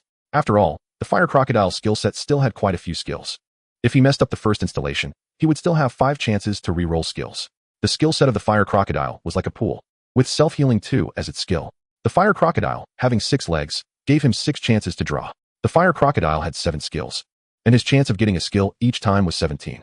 Although the fire crocodile's legs were a bit short, he had bone transformation and bone hyperplasia. As long as he connected it, the new leg could be any shape he wanted. Lorona had no idea that her legs had just escaped a catastrophe. After all, she had quite a few skills, but only 2 chances to draw, making the chance of getting Self-Healing 2 too low. Hey, listen up. Do you see that fire crocodile below? I will dive down, quickly take it out, and then cut off all 6 legs. You use shadows to gather all those legs. The fire crocodile king and the firewing beasts were still chasing behind. He had to be quick. Therefore, he couldn't touch the ground at all. He had to solve it in an instant, grab the legs, and run. Lorona obediently nodded. Then, Li Xiaoman slowly descended in height towards that lucky fire crocodile. He gripped his bone sword tightly. It was time to strike. One sword cleaved through the lava fireball spat out by the fire crocodile. Shadow binding. The shadows beneath the fire crocodile twisted instantly, turning into strands of shadow ropes that wrapped around the fire crocodile's body. With his wand swirling, empowered by Giant Force 2, he fiercely swung it out, piercing through the fire crocodile's body. Then, the bone sword ruthlessly pierced through the fire crocodile's skull and brain. Ding! Killed lava six-legged crocodile 18. Gained 450 experience. The fire crocodile king was almost upon him, and surrounding fire crocodiles were jumping out of the magma one after another. The bone sword quickly chopped off the 6 legs of the fire crocodile, and he charged towards the sky. Lorona cast shadow magic, turning shadows into ropes that entangled the severed 6 legs, and the wand stuck in the fire crocodile. First-tier magic gale. The wind fiercely blew behind him, propelling his body forward a considerable distance, shaking off the fire crocodile king that was still trying to bite him. Chapter 50. The Skeleton's Bone Sword. Lord Skeleton, your wand and legs. Lorona's spirit moved, and 4 shadow ropes entangled the fire crocodile's legs and wand, hanging in front of Li Xiaoman. Please hold this for me first. Li Xiaoman took one of the left legs. To be precise, it was a left claw. His left leg had been bitten off by the fire crocodile king, and it was currently empty, just right to be attached. Carefully burn off the flesh on it with flames, without harming the bone. Looking at the short fire crocodile leg in front of him, Li Xiaoman prayed in his heart. Lady Luck, bless me with a golden draw this time. Holding the short leg, he connected it to the position of his left leg, activating bone transformation. Ding! Gain skill, crawl 1. In an instant, a strong urge to crawl surged within Li Xiaoman, and he was confident that his crawling speed on the ground would not lose to anyone. It was normal to not get a golden draw every time. Li Xiaoman pulled out the short leg, and the urge to crawl and his confidence disappeared along with the crawl 1 skill. Second left leg. Ding! Gain skill, bite 2. He didn't like this skill. His humanoid skull was not adept at biting like a fire crocodile. He decided to change it. Third claw. Ding! Gain skill, toughness 2. He never expected to gain the second version of a skill he had once owned. He could feel his bone toughness greatly enhanced, and the speed of bone fractures and shattering was somewhat slowed down. Keep it. He initiated bone changes and bone hyperplasia, lengthening his short legs and restoring them to a normal shape. Then, he removed his right leg and looked at the remaining 3 right legs. He had to get results. The first one. Crawling 1. Crawling again? What a joke. Li Xiaoman yanked off the short leg and took out the next one. This time, he obtained. Ding! Obtained skill, self-healing 2. A warm current swept through his body, as if his entire bone structure had been immersed in a hot spring. The fractured parts of his bones began to heal bit by bit. The acquisition of self-healing 2 and toughness 2 greatly enhanced Li Xiaoman's skeletal quality.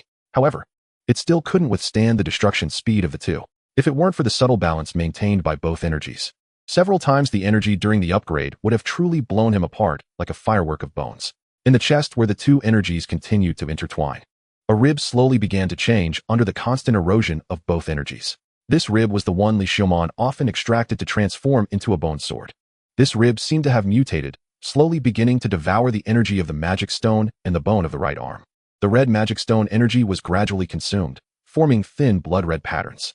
The energy within the bone arm was also being consumed bit by bit, causing its rounded edges to gradually become flat and sharp. At the same time, during the process of devouring energy, it was constantly being destroyed and healing, repeating endlessly, yet never stopping its consumption. What is going on? Li Xiaoman felt the changes in the rib and was caught off guard. However, this was a good thing.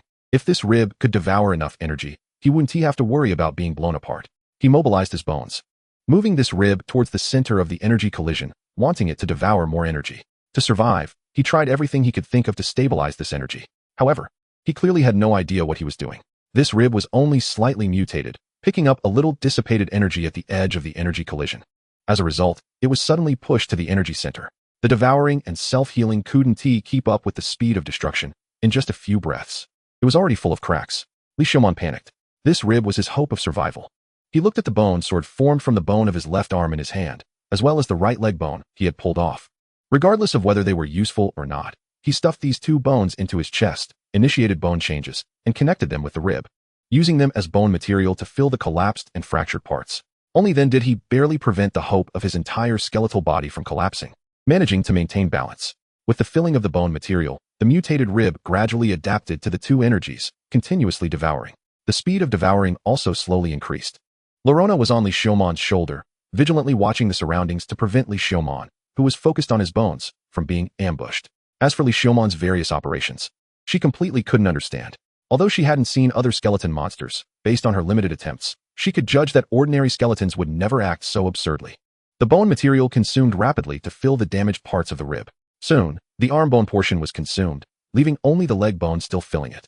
The rib's devouring speed had increased to twice that of the beginning, but once the bone material was consumed, it would still be easily destroyed at the center of the energy collision.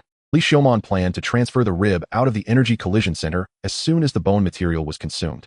Then, relying on the rib's devouring to bear the remaining energy, he would endure and digest it. At this moment, they had already flown to the waterfall between the 23rd and 22nd floors. Following Larona's reminder, Li Xiaomon had to split most of his focus to cast magic and control his flight to leap over this waterfall. However, the two foreign energies in his body, the self-healing power, the devouring power, and the filling of bone material had now achieved balance, allowing him to gradually digest the energy. He no longer needed to focus on control the entire time. He suddenly flapped his bone wings, pushing the wind magic to its full extent.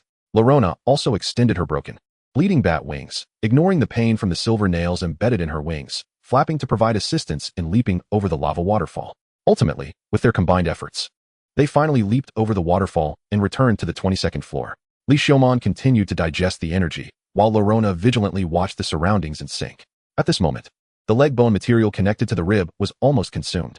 The previous connection of a leg bone and an arm bone to his chest had indeed taken a toll. At this moment, the mutated rib's devouring speed was 3 times that of the beginning. The rib's shape had also changed significantly. It was slightly flattened, with sharp edges, and twisted with bright red patterns. It even shimmered with a green light on the panel, with an additional description of a magical item. The skeletal rib sword. A magical item accidentally formed from the rib of a low-level elemental skeleton, possesses devouring power, capable of absorbing life energy during slaughter, granting an additional 5 experience for kills and reducing elemental damage by 5. Has he really turned the rib into a sword after extracting it for so long? Once the rib was moved away from the energy collision center, the powerful energy poured back into the other recently healed parts of his bones. Intense pain returned. Chapter 51. The skeleton likes to counterattack. Although it hurt, he was still barely digesting these 2 energies under the rib sword's devouring and his own self-healing. Although this digestion process was very painful, Lord Skeleton, the number of our fire-winged beasts chasing us has decreased. Larona's voice rang in his ears. Destruction was impossible. Why destroy something that can be eaten? Li Xiaomon endured the pain throughout his body and expressed his understanding that was thousands of years ahead of this magical world. Lord Skeleton, do all skeletons eat like you? Larona asked. To Li Xiaomon's knowledge, he was the only skeleton who ate like this. Don't ask too much about skeletons. He pushed the wind magic forward sharply, drawing a beautiful arc in the air, once again creating distance from the pursuers behind him. Perhaps because the magic stone on him was gradually being digested, his aura faded. After pursuing for a while, the fire crocodile king shook its tail and submerged into the magma, leaving. Li Xiaomon took out a map and marked the location where the fire crocodile king had disappeared. A gentleman does not seek revenge for a small grievance. Moreover, Li Xiaomon couldn't be considered a gentleman. He was just a skeleton. Therefore, he had to take revenge on the fire crocodile king for chasing him so far. Besides, special species would drop treasure chests. This destined him to embark on a path of enmity with all special species. The red on Li Xiaomon's left arm had turned into a light red. The color in other parts of his body had also gradually receded, returning to its normal white. Only the residual energy drawn out from his right arm was still wreaking havoc in his body. It was only a matter of time before he absorbed it. Sure enough, after a while, the residual energy in his right arm was slowly absorbed, and his broken body finally got a chance to breathe, starting to recover bit by bit. The panel continuously popped up windows, displaying characters that flickered like fireflies. Ding, Constitution 4, Strength 3, Spirit 2, Free Attribute Points 2. Acquired Skills, Bloodsucking 1, Golem 1. Bloodsucking 1 allows for accelerated healing through bloodsucking. Golem 1 uses soil or ore as casting materials to create a construct with immense strength and decent defense. The quality of the golem depends on the casting materials, the mage's level, and the skill level. His body was filled with energy. This feeling almost surpassed the sensation of merging with the frozen sword in the hidden maze. Becoming the master of the arm bone. The significant increase in points left him momentarily disoriented, flying erratically. However, relying on his combat skills to control his body, he quickly adjusted and adapted to the new panel. At the same time, the acquisition of the 2 skills also affected his body. Bloodsucking made his canines longer and sharper, igniting an impulse to bite something. Acquiring Golem sparked a desire to mold clay and learn about Golem-related knowledge. He recognized this feeling. Gaining unfamiliar skills always influenced his subconscious. Just like when his magic analysis improved, leading to a thirst for knowledge, which only diminished after reading part of a magic book to supplement his knowledge. Li Xiaomon suppressed the impulse and continued flying while pondering the origins of these 2 skills. The blood-sucking skill likely came from Lorona. After all, he fused the magic stone and also had Lorona's arm bone, which was integrated with the magic stone. The golem skill probably came from that magic stone as well. He continued to browse the pop-up windows and saw the last one. New evolution path acquired. Dragon blood skeleton. Dragon blood skeleton is a skeleton bathed in dragon blood, possessing the ability to partially transform into a dragon, with great strength, the ability to breathe dragon fire, and the ability to transform subordinates, with a level cap of 35. This evolution path grants a strength modification, with an additional 1 strength for each level up. Dragon blood skeleton. Li Xiaomon focused on the new evolution path, particularly the strength modification. Strength modification. His dream of being a melee mage now had hope. Evolving this skeleton meant he wouldn't have to worry about being outclassed in strength by warrior classes. He suppressed the impulse to evolve immediately and looked at his left arm. The arm bone was still a light red color and had not completely turned white. It seemed the power inside had not been fully digested. It was likely that, like the right arm, part of the power would be drawn out and digested when he leveled up.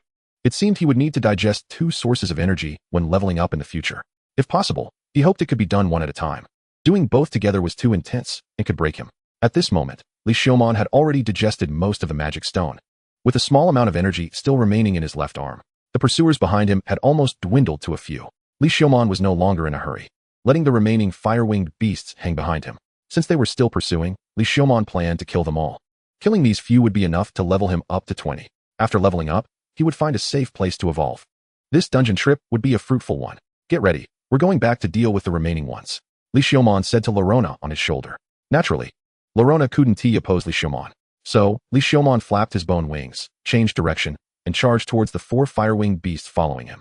He drew the skeletal sword from his ribcage, charging at the nearest fire-winged beast. He was eager to test how effective the sword, grown from his rib, would be. A fireball shot towards him. He didn't dodge, but swung his sword to slash at the fireball. With a smooth touch, the fireball was neatly split in 2, exploding on either side. Seeing its fireball cut cleanly, the fire-winged beast lost its composure. It shrieked loudly, and the other fire-winged beasts spread their wings, gliding towards Li Xiaomon. They seemed to want to slice him in half with their sharp wings. Li Xiaomon waved his wand and opened a magic circle. First-tier magic, water screen. A spherical water screen enveloped Li Xiaomon in the center. The fire-winged beasts each flew through the water screen, and with a sizzling sound, their high-temperature bodies raised a cloud of steam, obscuring their vision. This caused them to anxiously spit out fireballs. First-tier magic, gale. Li Xiaomon quickly cast his second magic. The gale wrapped around the fireballs, smashing them against the water screen in all directions. More steam spread. He quickly pinpointed the nearest fire-winged beast. That fire-winged beast was about to call out to its companions in the mist, but Li Xiaomon wouldn't give it a chance. Lorona swiftly raised her hand. A shadow like a giant octopus reached out with its tentacles, firmly binding the fire-winged beast. Li Xiaomon dove down, thrusting the ribbed sword into the fire-winged beast's eyeball, piercing through its brain. Water explosion. A water sphere condensed at the tip of the ribbed sword, suddenly exploding, blowing off the fire-winged beast's head. Ding! Killed fire-winged beast 20. Experience 55,027. The steam quickly began to dissipate, and things were becoming clearer. He had to hurry and deal with another one. Li Xiaomon flapped his wings and found a shadow in the steam, charging towards it without hesitation. Lorona had already honed their cooperation, the moment the fire-winged beast appeared. She used the shadow to bind it. First-tier magic, water ball. The magic circle opened, and several water balls shot out, intercepting the fire-winged beast's fireballs, exploding into clouds of steam. Seeing this, the fire-winged beast quickly broke free from the shadow's binding and flew back, spewing a lava fireball. But it saw a wand wrapped in a whirlwind pierce through the lava fireball, unstoppable as it plunged into its right eye, blood spraying out. Gurgle. It let out a miserable wail. Li Xiaomon didn't care about its misery. He aimed for the right side of the fire-winged beast, its blind spot. Then he stabbed at the fire-winged beast's neck, slicing it open. Blood spurted out like a fountain. The fire-winged beast flailed wildly, and Li Xiaomon flapped his wings, charging towards its right eye, gripping the wand. Water explosion. Once again, it blew off its head. Ding! Killed fire-winged beast 20. Experience 60030. Chapter 52. Skeleton escapes. The steam dissipated. However, only 2 fire-winged beasts remained, making them easy targets, so the presence of steam was irrelevant. The remaining 2 fire-winged beasts had clearly sensed danger. They were only flying, unwilling to approach. Li Xiaomon was even happier. After all, he was primarily a mage, and melee combat was his hobby and a necessity. It was difficult for him to find a suitable output environment when alone, so he had to wield his wand and engage in melee. Now, this kind of range bombardment was exactly what an elemental mage should do. Li Xiaomon raised his wand, aiming at the 2 fire-winged beasts. First-tier magic, rain of water arrows. The magic circle opened, and large amounts of water coalesced into water arrows, covering the fire-winged beasts like a rain of arrows. The fire-winged beasts quickly spewed flames and flapped their wings to dodge. But Li Xiaomon had no intention of waiting for them to endure the water arrows. He continued to raise his wand. First tier magic, whirlwind cone. A whirlwind enveloped the spiral stone cone, spinning rapidly, while an additional wind magic circle was opened. First level magic, precise. It locked onto one of the fire-winged beasts and released the magic circle. In an instant, the stone cone pierced through the wing of the fire-winged beast, causing it to spin and plummet to the ground. First level magic, water flow whirlwind cone. Li Xiaomon raised his wand, aiming at the fire-winged beast falling toward the ground. The water flow compressed, wrapped in rock, and the whirlwind propelled forward. It shot out fiercely, piercing through the head of the fire-winged beast that had become a ground chicken. Ding! Killed fire-winged beast 18. Experience 45023. Only one fire-winged beast remained. Li Xiaomon raised his wand, and a series of circular magic circles opened. Stone cones, water balls, and wind bullets smashed one after another at the fire-winged beast, finally killing the poor creature. Ding! Killed fire-winged beast 20. Experience 60030. Experience points are full. Level up to 20. Constitution 1, Spirit 1, Free Attribute Point 1. Your level is full. To continue leveling up, please increase your level cap. Ignoring the pop-up, Li Xiaomon lowered himself and landed on the ground. Two surges of energy that had just been endured surged out again. Sure enough, they came together. This time, along with this upgrade, he also had 3 free attribute points, so he wouldn't capsize in the gutter. The two surges of energy began to impact his body again from both arms. However, it wasn't too painful. After the previous torment from his arms, Li Xiaomon's constitution had improved significantly, and his pain tolerance had greatly increased. He even managed to quickly dig out the magic stones from several fire-winged beasts while enduring the impact from the two surges of energy. He also skinned the one with the highest level among them. Then he took Lorona and rushed toward the 21st level. During the run, the two surges of energy were also digested. Spirit 1, Strength 1. He raised his left arm to take a look, and indeed, the color had faded a little. It seemed that the remaining energy would be completely digested soon. Following the lava waterfall of this level upward, he reached the 21st level. Since his level was now full, Li Xiaomon was too lazy to deal with the fire crocodiles on this level and headed straight for the passage to the 20th level. Whenever he encountered lava, he flew over it, almost straight through the map, and quickly reached the passage. After passing through the passage and entering the 20th level, Li Xiaomon finally felt at ease. He took out the map that was stuck between his pelvis and spine and walked toward the nearest cave he had marked. Entering the cave, Li Xiaomon sat on the ground, leaning against the stone wall, and let out a long sigh. He didn't have lungs to let out air for him. So from the scene, it looked like the entire skeleton was sprawled against the stone wall and ground as if it were about to fall apart. Although Lorona was heavily injured, she still stood there, not daring to sit down, which was heart-wrenching to see. What is your name? Li Xiaomon raised his skull head and asked Lorona. Although he had obtained her name information directly through identification, he still wanted to ask formally, so he could call her directly in the future. Can the great skeleton lord really call my name? Lorona nervously clutched her torn clothing. Just say it. Lorona, she said softly. Lorona, what do you plan to do after you go out? Plan? Lorona asked. Am I not your slave now? When did this happen? Li Xiaomon suspected that these otherworldly beings had some issues with their brains. Previously, Ilu inexplicably said she liked him. In reality, Ilu thought they were already in a boyfriend-girlfriend relationship, but Li Xiaomon had no idea. Now, this one inexplicably said she was his slave. You saved my life, so naturally. You are my master, Lorona explained as if it were a matter of course, testing the waters. If I misunderstood your meaning, and in your eyes, someone like me doesn't qualify to be your slave, then I have no complaints whether you kill me or drive me away. I didn't. Don't say nonsense. Damn. Are people from other worlds all so skilled at making assumptions? I don't have a habit of taking slaves. Previously, humans said torturing me and listening to my screams was a good way to pass the time.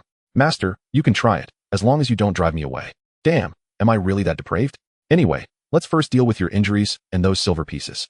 Li Xiaomon pointed at Lorona's right eye. Her right eye had been filled with silver liquid, preventing it from healing properly. Based on Li Xiaomon's speculation, both of her eyes should have been filled with silver liquid. This time, because the nobles needed her to assist with plans in the underground city, they only removed the silver piece from her left eye, restoring her left eye's vision. Sorry, did that disgust you, master? Lorona quickly covered her right eye and lowered her head. Stop making assumptions, okay? Although it was indeed a bit horrifying, he had no qualifications to look down on others. Sometimes when he looked in the mirror, he even doubted whether he could see such a horrifying appearance and still not give up on Ilu. What kind of terrifying acceptance did that broad system have? Master, could you please look away? This might scare you. Lorona's expression showed a plea. Perhaps she simply didn't want Li Xiaomon to see her pitiful state. Fine. But don't just call me master. Okay, master. Turning around, he heard the sound of flesh being torn apart behind him. along with suppressed groans of pain. The sounds of blood and hard objects hitting the ground were followed by rapid breathing. What kind of person could force silver liquid into her eyes? The breathing settled down after a while. All right, master. Li Xiaoman turned around, and Lorona had one eye covered with a cloth strip. It seemed that the weak-looking her would need a considerable amount of time to recover one eye. Spread your wings. I'll help you pull out the nails. How can I trouble the master? The blood will dirty you. Stop calling me master on your own, and besides, I'm not afraid of getting dirtier. Li Xiaoman was currently covered in the blood of fire-winged beasts. Okay, master. Chapter 53, Skeleton Evolution. Dragon blood skeleton Lorona sat in front of him, stretching out her tattered bat wings. Thick silver bone nails had pierced through her bones and flesh, lined up on her bat wings. Every time she spread her wings, she would feel the pain of her wings being torn apart, even if she folded her wings. These silver bone nails felt like branding irons embedded in her bones and flesh for a vampire. Li Xiaoman grasped the bat wings and began to pull out the nails. With each nail pulled out, the bat wings trembled. Ding ding ding. As the last nail fell to the ground with a crisp sound, all the silver nails were removed from the bat wings. You should rest for a bit. Li Xiaoman collected the blood-stained silver items from the ground and walked out of the cave. To avoid stimulating Lorona, it was better to destroy these silver items. After dealing with the silver items, Li Xiaoman returned to the cave. Lorona had already curled up on the ground, asleep, or perhaps she had fainted. Li Xiaoman also found this corner and opened the panel. Now that he had time, he planned to deal with the evolution matters. Currently, he had 3 evolution paths: half-dragon skeleton, intermediate elemental skeleton, and dragon blood skeleton. The level cap for half-dragon skeleton and intermediate elemental skeleton was 30, while the level cap for dragon blood skeleton was 35. He did not hesitate and chose the dragon blood skeleton evolution path. The strength attribute modification was simply too enticing for the skeleton. Moreover, he did not know the 3-dimensional attribute requirements for the next evolution. And this evolution path had the highest level cap, which could provide him with more attribute points. This would prevent him from being stuck at the level cap during evolution. Are you sure you want to choose Dragon Blood Skeleton as your evolution path? A pop-up window appeared again, presenting 2 options. Li Xiaoman quickly clicked on the yes option. You have chosen Dragon Blood Skeleton as your evolution path, and the evolution begins. The bones in his body started to heat up, rubbing against each other and expanding. Then, the bones in his toes and fingers began to sharpen, looking like they had grown sharp claws. The bones also thickened one by one, and his body slowly grew taller. Before the thick bones could continue to expand, they were compressed by a surge of energy, making the swollen bones denser. Following this, during the compression process, the surface of the bones began to undergo marvelous changes. Scales-like patterns appeared on the surface of the bones, resembling dragon scales formed from bone fragments. The soul fire within his chest cavity and skull continuously expanded, almost covering the entire skeleton from the inside out. The tail vertebrae also rapidly grew, transforming into a white bone dragon tail that extended from his back. Each segment of the tailbone had an incredibly sharp edge, resembling a long bone whip. On his forehead, white bones grew into a pair of white bone horns that protruded from his skull. Sharp bone spurs also grew at the smooth joints of the bone wings on his back, and the wing surface formed from white bones became flat and sharp, like a row of bone knives. Until the transformation stopped, the azure soul fire slowly retracted into his body, quietly burning within his skull and chest cavity. Ding! Evolution successful. Your level cap has been raised to 35. Your profession has been upgraded from First Order Elemental Mage to Second Order Elemental Mage. Strength 1, Constitution 1, Spirit 1. Skill Bone Transformation 2 upgraded to Bone Transformation 3. Skill Identification 2 upgraded to Identification 3. Skill Elemental Magic 2 upgraded to Elemental Magic 3. Skill Bone Wing 1 upgraded to Bone Wing 2. Skill Elemental Resistance 1 upgraded to Elemental Resistance 2. You have gained new skills: Dragon Transformation 1, Minion 1. Dragon Transformation 1 increases 3-dimensional attributes after use. Minion 1 consumes experience and magic to transform targets into your minions or similar beings. Currently, the transmutable races are low-level skeletons and low-level elemental skeletons. The higher the transmutable race and level, the more magic and experience consumed. Please ensure you have sufficient experience, or there is a risk of degradation. A large number of pop-up windows instantly filled Li Xiaoman's view. He hurriedly waved away the pop-ups and carefully examined the panel. The current panel is as follows. Name: Li Xiaoman race. Dragon Blood Skeleton level, 2035. Dragon Blood Skeleton level cap is 35. Profession: Elemental Mage, Second Order. Strength: 25 Constitution, 36 Spirit, 35 free attribute points. 3 evolution requirement. After reaching full points in Strength, Constitution, and Spirit, racial evolution can be realized. Skills: Bone Transformation 3, Identification 3, Elemental Magic 3, Elemental Resistance 2, Giant Strength 2, Swordsmanship 2, Bone Wing 2. Magic Analysis 2, Hard Bone 2, Self-Healing 2, Toughness 2, Lifesteal 1, Golem 1, Agility 1, Stealth 1, Bone Hyperplasia 1, Combat 1, Minion 1. Dragon Transformation 1. Status: Bone Deterioration Experience, 010, 000 Description: a dangerous and cunning skeleton who possesses a wealth of techniques, skilled in disguise, melee combat, and elemental magic. Underestimating him costs more than just life. Do not trust anything from this skeleton. Estimated to last another 30 years before collapsing. Lifespan doubled. And the deterioration collapse time extended to double, reaching 30 years. The name had also changed again. Originally, Li Xiaomon was his first name, and Pongda was his surname. Now, Li had replaced Pongda as his surname. Although Li was originally his surname, the panel had never separated it, listing it within his first name. He no longer expected to remove Pongda. Based on his recent research on magic, he understood that true names hold significant importance in this magical world. Being transformed into a skeleton by Pongda meant that he could never shake off this surname. Was it because he obtained the minion skill? Li Xiaomon pondered. If he collected minions, he would give them his true name as a surname. At that time, would Li be the surname? There was a strange sense of excitement and conquest, as if he had planted his flag on an undeveloped piece of land, leaving footprints on the pristine white snow after the first snowfall of winter. However, he still needed to pay attention to the fact that collecting minions consumed experience. Next, Li Xiaomon controlled his body and returned to his original appearance. His tail and horns retracted, and the scales on his bones melted back into the bones, leaving only faint traces on the pure white bones. Chapter 54. The Preservation Plan for Skeletons. Afterward, Li Xiaomon tried out other recently acquired skills. First was Golem. Li Xiaomon grasped his wand, pointed at the ground, and cast the skill. Next, the rocky ground began to move like clay, forming a rock puppet about the height of a calf. It looked poorly made and crooked, with arms that were unusually thick. Name: Golem. Li level 1. Profession: none. Skills: Giant Strength 1, Combat 1. Status: Deteriorating, estimated to dissipate in 24 hours. Description: the golem created by Li Xiaomon, quite weak, resembling a poorly made toy. Be cautious. Despite its clumsiness, it is not harmless. Damn, so weak. Li Xiaomon continued to inject more magic into the golem. A yellow magic circle opened beneath the golem's feet, and the rocks flowed like water, continuously merging into its body. The golem's body also grew larger and larger.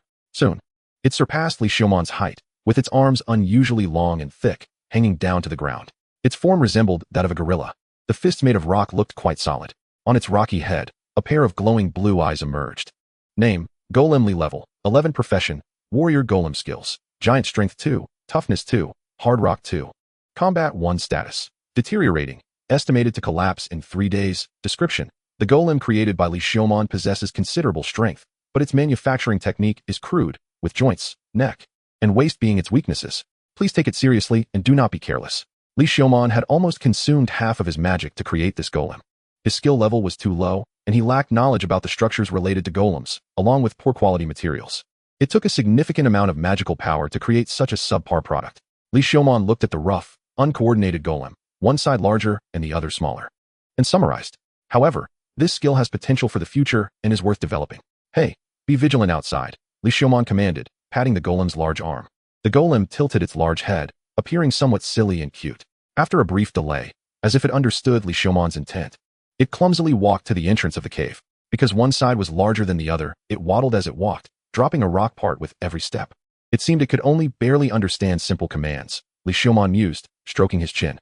With the golem on guard, Li Xiaomon lay back against the stone wall, holding his wand, and fell asleep. When he woke up, he felt refreshed. He stretched, rolling his spine and cracking his pelvis, and comfortably yawned. Master, I made breakfast. Would you like to eat? Knowing you're trying to be nice because I didn't chase you away, but can't you read the atmosphere? Do I look like I need to eat? Sorry, master. After eating, we should continue on our journey. Li Xiaomon tied the lizardman king's horn he had removed back onto his back, picked up his wand, and walked out of the cave. By the way, here's the firewing beast skin for you. Cover your body with it. When we reach the 14th floor and find a shop, I'll get you a new outfit. Li Xiaomon draped the peeled firewing beast skin over Lorona's head. With the level cap raised, Li Xiaomon consciously hunted lizardmen as he progressed to the upper levels. After all, the experience needed for leveling up had greatly increased, so he needed to accumulate experience properly. Moreover, with Lorona using dark magic to assist him, the hunting became much smoother. As a tool, Lorona was an incredibly useful vampire. Thus, it took 3 days to consciously hunt from the 20th floor to the 14th floor. Li Xiaomon's experience bar of 10,000 points had accumulated to half. His pouch was also filled with magic stones. Therefore, he had to use the fire crocodile skin to temporarily make a backpack to hold the magic stones. Lorona's eyes and left arm had also healed. Apart from her pale skin, she was indistinguishable from a normal girl. However, her blood red, slightly glowing eyes in the dark were still too attention-grabbing. Upon entering the 14th floor, Li Xiaomon skillfully arrived at the Rebbe Trading Company. Rachel at the counter saw Li Xiaomon, and her eyes instantly lit up. "Mr. Skeleton, you're back. It looks like you had quite a harvest. By the light goddess, is that the horn of the Fire Lizard Man King you're carrying? I can't believe you actually hunted the Fire Lizard Man King." However, while Rachel was surprised, she didn't come over as she had before. After all, Li Xiaomon was draped in fire crocodile skin, covered in blood, the blood and bodily fluids of fire-winged beasts, fire crocodiles, and lizard men mixed together and fermented by the high temperatures of this underground city. He certainly looked like a killing god, but the smell. Flies that got close to him while he was walking were fainted by the stench and crashed into walls. "That's right, I'll sell these magic stones and materials here. The remaining precious magic stones I will personally take to headquarters." After Li Xiaomon finished speaking, Lorona stepped forward and dumped the magic stones from the bag onto the counter. After a series of clattering sounds, the magic stones piled up on the counter. "With those precious magic stones escorted by you, Mr. Skeleton, it's naturally the best. Let me calculate the value of these magic stones for you." Rachel put on gloves, measured the size and quality of each magic stone, sorted them, and calculated.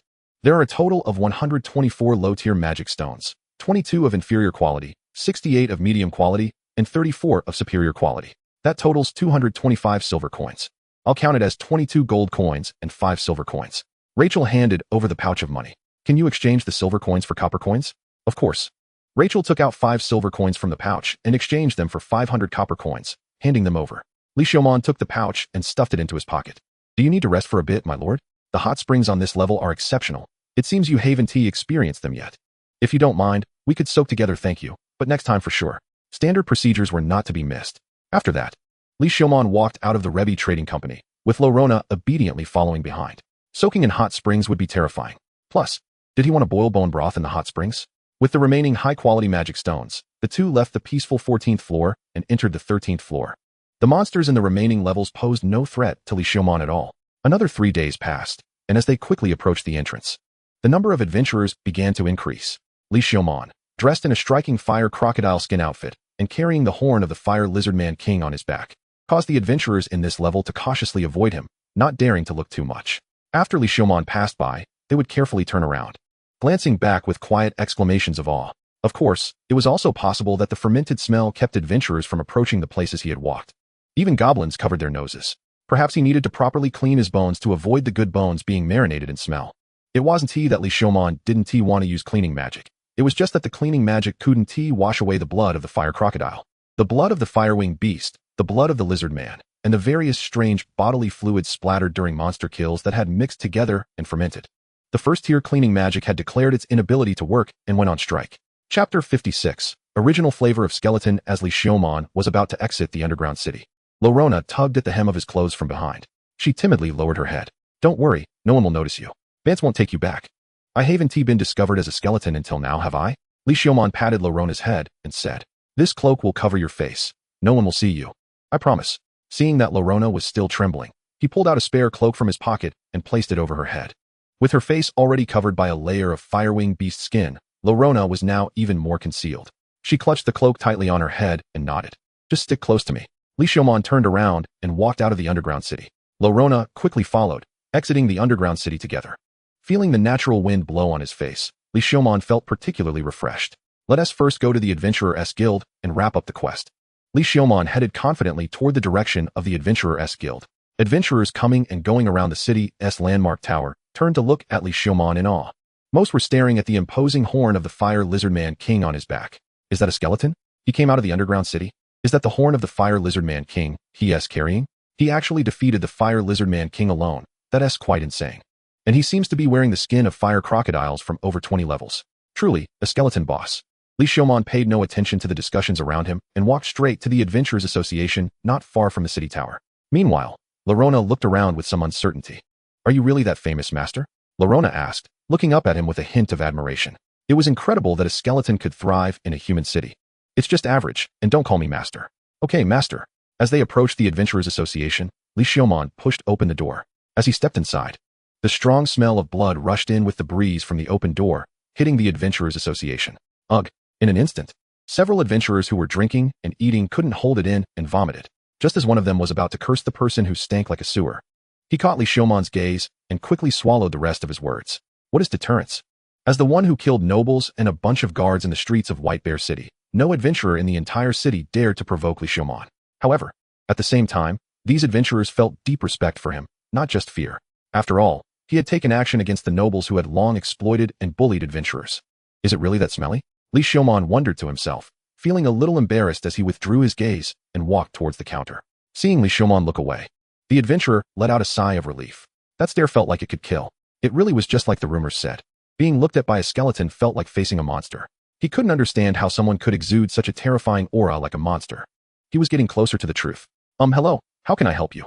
The female clerk forced a smile on her beautiful face, her complexion pale as she asked. The aura that struck the heart like that of a monster, combined with the overwhelming smell of blood, made it clear how high her professional standards were that she didn't vomit. It seemed that in the magical world, no profession was easy. I want to complete a quest. A bit embarrassed, Li Xiaomon decided to quickly hand over the quest and then go home for a bath.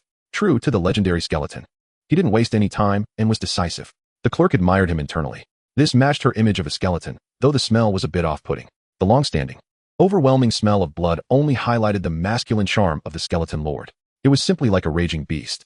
Li Xiaomon took off the cloth strip and removed the horn of the fire lizard king from his back, slamming it onto the trading table with a thud. This is the quest for hunting the fire lizard king. This is my adventurer proof. Li Xiaomon then slapped his card down beside it. I'll handle this for you right away. The clerk carefully picked up the card-shaped adventurer proof and began to inspect the horn of the fire lizard king. Li Xiaomon quietly watched, but his mind was already flying back to the bathtub at home. He wanted to soak for an hour. He wondered if there was soap and shampoo in the magical world. Wait, that seemed like a business opportunity. How was soap made again? He thought he could discuss it with Tadela when he got back. Perhaps they could make a fortune. Grease, alkali. He was indeed the skeleton lord. Standing there quietly, not at all impatient, exuding such a masculine aura. He probably was thinking about how to fight, even while standing there. The clerk, while examining the horn of the fire lizard king, discreetly observed Li Xiaomon. You have completed the advancement task, and your level has been adjusted to mid-level adventurer. The clerk handed back the adventurer proof with both hands. Li Xiaomon took the card and reattached the horn of the lizard king to his back.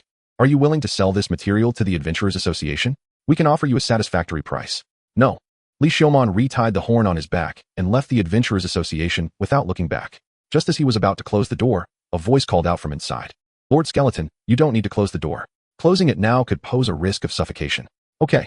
On his way home, Li Xiaomon turned to Lorona beside him and asked with curiosity, do I really smell that bad? No, Master always smells wonderful. It seemed that their noses were the problem. Li Xiaomon decided to trust his own judgment. His excellent judgment had always been a point of pride for him. Returning to his little home, he pushed the door open. After being away for half a month, a thin layer of dust had settled over the place. Master, you should go take a bath first. I'll clean the house. Lorona said. All right, thank you. Li Xiaomon began to take off the fire crocodile skin and armor. He could vaguely see that the armor and leather had pulled strands apart. And the innermost layer that stuck to the bones was even stuck to them. Just leave this to me, Master. Lorona quickly took the armor and crocodile skin from him. Don't work too hard. Don't worry, Master. I still have some strength. Okay, then I'll leave it to you. Li Xiaomon entered the bathroom. Before long, loud noises of clanging and banging could be heard from outside. Looks like she is full of energy. Soaking in the bathtub, he grabbed a steel wire brush nearby and began scrubbing his bones. The steel wire brush worked well, able to clean the crevices of the bones. The skeleton highly recommended it. Chapter 56. The skeleton's reply after taking a bath. Li Xiaomon opened the cabinet, put on his big shorts and a short-sleeved shirt, slipped on his slippers, and pushed open the bathroom door. Then he saw the messy state of the house. It was barely recognizable as his home. And there was Lorona kneeling on the floor. Master, I couldn't even clean properly. I'm so useless. Lorona lamented, banging her head on the ground. Wait a minute. This isn't about whether the cleaning is good or not. Normally, if a thief broke in, they wouldn't leave any mercy behind. This shows no mercy at all. It's okay. You can learn slowly, Li Xiaomon comforted her. Then he grabbed the wand leaning against the wall and raised his hand. Clean. Master, I can't learn this. I didn't ask you to learn this. After that, he used magic to clean the entire house and set aside a room for Lorona. Master, I don't need a room. I can sleep on the floor. The wooden floor is quite comfortable to sleep on. The room is empty anyway. You might as well stay there. Li Xiaomon tossed the room key to Lorona. This child always said things that made one feel pity without even realizing it. After that, Li Xiaomon went to the window on the second-floor loft. On the window, a white feather with a dangling bell swayed in the wind, producing a pleasant ringing sound. Opening the mailbox under the feather, he found a letter lying inside. It seemed Zino had managed to put the letter in the envelope properly.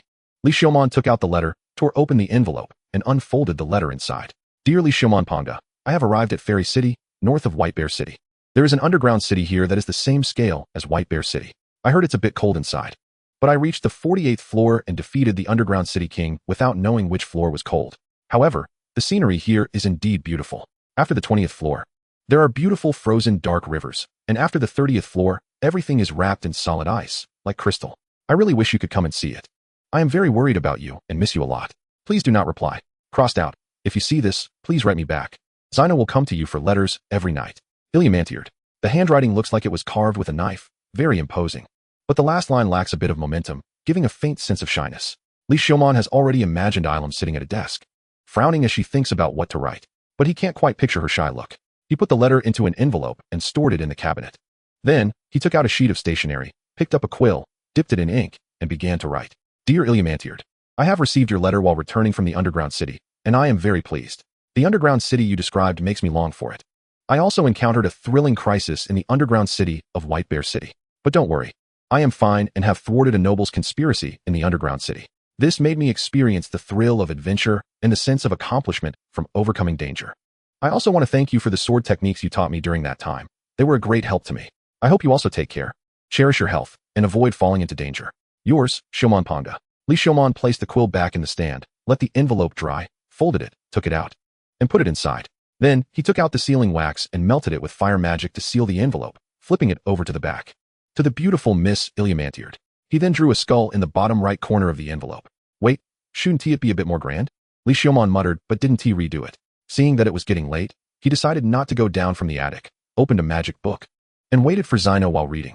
After a while, a pure white owl landed on the windowsill, tapping the window with its beak, tilting its head and staring at the skeleton in front of it with big blue eyes. It even wore a small pouch for envelopes on its chest, with a line of small words embroidered on the edge. Ilum's owl. Zino, come here. Good. Li Xiaomon waved his hand. Who? Zino jumped onto Li Xiaomon's arm, gripping the bone on his arm, then squinted happily. It seemed that the grip of his bone structure was very satisfying for this fellow. You must deliver the letter properly to your master. Li Xiaomon patted Zino's fluffy feathers, opened the letter pouch on its chest, and placed the envelope inside. Who? The owl rubbed against Li Xiaomon's cheekbone and jumped onto the windowsill, flapping its wings and flying away. Li Xiaomon watched for a while before closing the window and going down from the attic. Do vampires need to eat? Li Xiaomon asked, looking at Rorona sitting on the sofa doing nothing. Yes, master. This is a bit troublesome. There was never any food at his home. The kitchen hadn't been touched. What do you want to eat? I can go buy it for you. How could I trouble you, master? Then I'll give you money. You can go buy it yourself. When you come back, we should talk about your future. Li Xiaomon took out a bag of copper coins and handed it to Rorona. After all, this fellow was afraid of silver, so he could only use copper and gold coins. After that, Li Xiaomon grabbed his wand, put on his cloak, left home, and headed toward the library. He wanted to borrow some books about golems and books recording second-tier elemental magic. He needed to catch up on his knowledge to keep up with the magic tiers. He borrowed 5 books, a book to tell you what golems are, the structure of golems, comprehensive guide to common second-tier elemental magic, analysis of second-tier elemental magic arrays, and viewing magic arrays from a perspective. It looks like he would have to stay up late studying again. After packing the books, Li Xiaomon left the library. Upon returning home, he saw Rorona sitting in the corner of the sofa, gnawing on hard black bread with cold water. Is this all you're eating? Li Xiaomon looked at Rorona with a bit of pity and inexplicable anger. This is fine for me. It saves you money. As long as you don't kick me out. Besides, compared to what I ate before, this black bread is already very tasty, and I really like it. Li Xiaomon strode over to Rorona and snatched the black bread away. Who said I would kick you out? Anyway, let us go buy some other food. After buying soft white bread, corned meat porridge, and meat patties, he sat and watched Rorona finish eating. Rorona was very happy. But it wasn't because she got to eat something delicious. It was because Li Xiaomon said he wouldn't kick her out. Anyway, if you want to hang out with me, the minimum meal will be this. Black bread is prohibited, understood? Understood, master. Rorona nodded. Also, don't call me master. Understood. Master. Finally, I solemnly ask you, do you want to become my follower and work for me in the future? Follower. Can I? I want to turn you into a skeleton, don't worry. Being a follower of the master, even if I become a skeleton, that is fine. Li Xiaomon, who had already defaulted to the idea that people from another world have problems with their brains, had gotten used to it. Then let us wait until you finish eating. Okay. Rorona started eating heartily. Slow down, don't choke. Chapter 57. The skeleton's follower in the dim basement. Rorona knelt before Li Xiaomon, her hands in a prayer position. From Li Xiaomon's fearsome skull, 2 eerie blue flames burned in his eye sockets. He gripped his wand with his terrifying white fingers and pressed it against Rorona's forehead. Like a strange cult ritual. Too bad. The slippers, big shorts, and short sleeves greatly diluted the terror and eerie feeling brought by the skeleton. I grant you a name. Li Xiaomon shouted in ancient magical language. Li Xiaomon only mastered a few skill names and element names in ancient magical language, and he had just looked up how to read this sentence in the dictionary. As the profound syllables echoed, blue flames rose from the ground, forming a magic array that enveloped both of them in the center. Then, Li Xiaomon felt the power within him begin to flow out of his body bit by bit. At the same time, he instinctively perceived the naming options. He could grant the names Xiaomon, Pangda, and Li. A panel also popped up with a prompt. Please select the surname you wish to grant. Granting the surname Xiaomon required the least magic and experience, followed by Pangda. While the most magic and experience-consuming surname was his first surname, Li Xiaomon looked at Rorona. As his first follower, how could he be stingy? He decisively chose Li. Rorona Li. The experience bar quickly diminished, and magic power was continuously drawn out, with a large amount of experience flowing into Rorona's body through the magic wand. Rorona's blood-red eyes suddenly lit up, and the bat wings behind her spread wide. Shadows continuously flowed to her feet, igniting like black flames. She reached out, and the black flames rose, landing in her hand, exuding a dangerous aura. Then, her level rose from 15 to 17 before stopping. In her skill bar, 3 new skills appeared: Elemental Resistance 2, Great Strength 2, and Black Flame 1. Ding! You have obtained a high-level familiar. Familiar function activated. After a high-level familiar kills an enemy, you will gain an additional 20 experience from the kill. After a mid-level familiar kills an enemy, you will gain an additional 5 experience from the kill. After a low-level familiar kills an enemy, you will gain an additional 1 experience from the kill. Li Xiaomon looked at the pop-up window, feeling excited. A familiar, great. Ding! Currently your soul capacity only allows you to name 1 high-level familiar. That is not good. Li Xiaomon glanced at the experience bar, which had dropped from over 6,000 to just over 1,000. Over 5,000 experience required. Master. It seems I've gained some abilities, Rorona said, looking at the black flames in her hand and excitedly showing them to Li Xiaomon. Very good. Besides this, has your body changed in any other way? It seems my physique has improved, and my strength has increased, Rorona exclaimed, swinging her arm in surprise.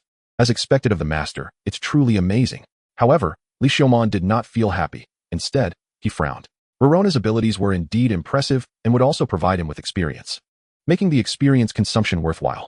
But according to his original plan, he intended for Rorona to be his familiar and assist him in exploring the dungeon as a dark mage, which would greatly improve efficiency. However, in the current situation, it was not suitable for Rorona to continue assisting him. Rorona must explore separately to maximize efficiency. While Rorona could provide him with 20 experience from kills, if they acted together, there was no need for Rorona to kill and then provide him with experience. He could kill himself and gain 100 experience. Therefore, Rorona must explore separately for the highest returns.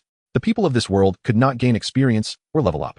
They did not even have a concept of levels, merely categorizing mages and warriors into tiers such as 1st, 2nd, 3rd, up to 9th.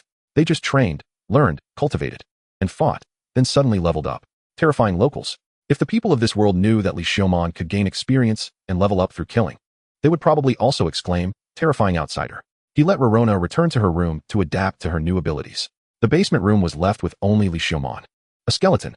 He sat at the desk, using magic power to activate the magical lamp, and took out the borrowed book, slowly unfolding it. Learning is very important. The first book he opened was a book to tell you what golems are. After all, his understanding of golems was completely zero, and this book was the best for him to initially understand and learn about golems. With the enhancement of magic analysis too, Li Xiaomon's memory and comprehension had significantly improved. He quickly memorized and understood the contents of this book regarding golems. The knowledge inside was quite straightforward and easy to grasp. Golems are earth-type magical creations, and some legendary golems even possess the ability to contend with dragons. Moreover, their lifespan and intelligence are not much different from ordinary beings. The talent to create golems is usually difficult to acquire later in life. Even if one learns about golems, without the talent to create them, they cannot create golems. It is said that only those favored by earth spirits can gain the ability to create golems. Li Xiaomon understood that the skills of golems are quite rare, and very few can obtain them. He had unexpectedly acquired such a rare skill, so he must make good use of it. Li Xiaomon turned to the next page. This page featured well-done sketches depicting various common golems. Additionally, there were some cross-sectional diagrams and explanations of their functions. Li Xiaomon focused intently, firmly embedding the images in his mind. While looking, he couldn't help but pull out some sketch paper and began drawing with charcoal. Thus, he stayed up late into the next morning, having only read half of this introductory book. How is it already dawn? I feel like it hasn't been that long, Li Xiaomon said, looking at the light streaming in through the basement vent. However, this is really interesting, golems. After reading half of the book, Li Xiaomon couldn't help but want to try making one himself. He went outside and scooped a large bag of mud, then returned to the basement room. Let us try making a small one first. Li Xiaomon carefully lifted a handful of mud to his front. Then, a yellow earth magic circle lit up in his hand. The mud began to squirm and grow like clay, and before long, it transformed into a vivid little doll. It looked quite coordinated and exquisite. It hugged Li Xiumon's finger bone, tilted its head, and looked up at him. Damn, so cute. Li Xiumon placed the little doll on the table, and it cautiously jumped from his palm to the table surface. He tried to appraise it. Name, Golem Li level, 2 class, Golem skills, Stealth 1. Agility 1 status, deteriorating, expected to collapse in 3 days. Description, a golem made by the magician Li Xiumon Pound. Although its structure is somewhat weak and simple, it is already considered a qualified golem. Chapter 58. The skeleton's forging task. Li Xiumon assigned this golem 2 skills, stealth and agility. This was a deliberate assignment. Rather than randomly generated skills like the golem in the dungeon. Lift the book, Li Xiumon commanded the golem. The golem hesitated for a second, understood Li Xiumon's intention, and obediently lifted the book. This delay was much quicker than the golem created in the dungeon. The improvement in the golem was evident through the study of its structure. Turn the page, Li Xiumon issued another command. After a second delay, the golem clumsily flipped the book to the next page. It seemed that some adjustments were still needed. Li Xiumon snatched the book from the golem's hands and looked at it. Go play. After a second, the golem jumped off the desk and started moving around on the ground. Its clumsy appearance looked adorably foolish. Although he wanted to continue reading, he had other things to do today. Li Xiumon marked the page with a bookmark and closed the book. Speaking of which, after staying up all night studying intensely, Li Xiumon surprisingly did not feel much fatigue. Perhaps it was because his spirit was sufficiently high. If he raised his spirit points like this, could he truly not need to rest? This way, I can have more time to study. Li Xiumon became excited and decided to test how long he could stay awake before feeling sleepy. He left the basement. At this time, Rorona was already up, with a braid tied at the back of her head, looking full of energy. She was wearing the adventurer outfit he had bought for her on the 14th level of the dungeon. Paired with her flat chest, she looked just like a beautiful boy. Perhaps he should buy her a dress or something. This child had been quite pitiful before. Now that she had become his subordinate, he couldn't let her suffer. He was not a heartless boss. He possessed noble qualities that the locals of this world did not have. Rorona, how about we go buy a dress? Li Xiumon asked. Huh, but I'm a boy. How can I wear a dress? However, if it's what the master requests. This child, why is she talking nonsense in broad daylight? Is she not adapting to the new environment? Li Xiumon didn't dwell on it. He had important matters to attend to today. He got ready to go out. As he had things to do, Li Xiumon put on a clean new outfit, then donned his leather armor and magical light armor. After that, he strapped the fire lizard man's horns onto his back, along with the fire crocodile skin and fire wing beast skin he had peeled off in the dungeon. He planned to upgrade his equipment properly. His leather armor had become tattered and smelled unbearable. As for the destination, it was naturally the blacksmith shop. When it comes to the magical world, one must mention the blacksmith shop, the skilled yet gruff dwarf blacksmith, who was actually a legendary dwarf blacksmith hiding from the big city. Pushing the door open, the only one left at home was the little golem. Watch the house. Li Xiumon instructed the golem, which was not even as tall as his knee. The golem paused for a second, then nodded. Afterwards, Li Xiumon passed through several streets and arrived at the city wall in the west of the city. Here lived the most skilled blacksmith in the entire White Bear City. But he was not a dwarf. Rather, in contrast to dwarves, he was a burly orc blacksmith. Speaking of which, it was quite absurd for dwarves to be blacksmiths. After all, their height was a serious disadvantage. Lord Skeleton, is there anything you need? This was the orc blacksmith shop, and I am Trub. Feel free to tell me your needs.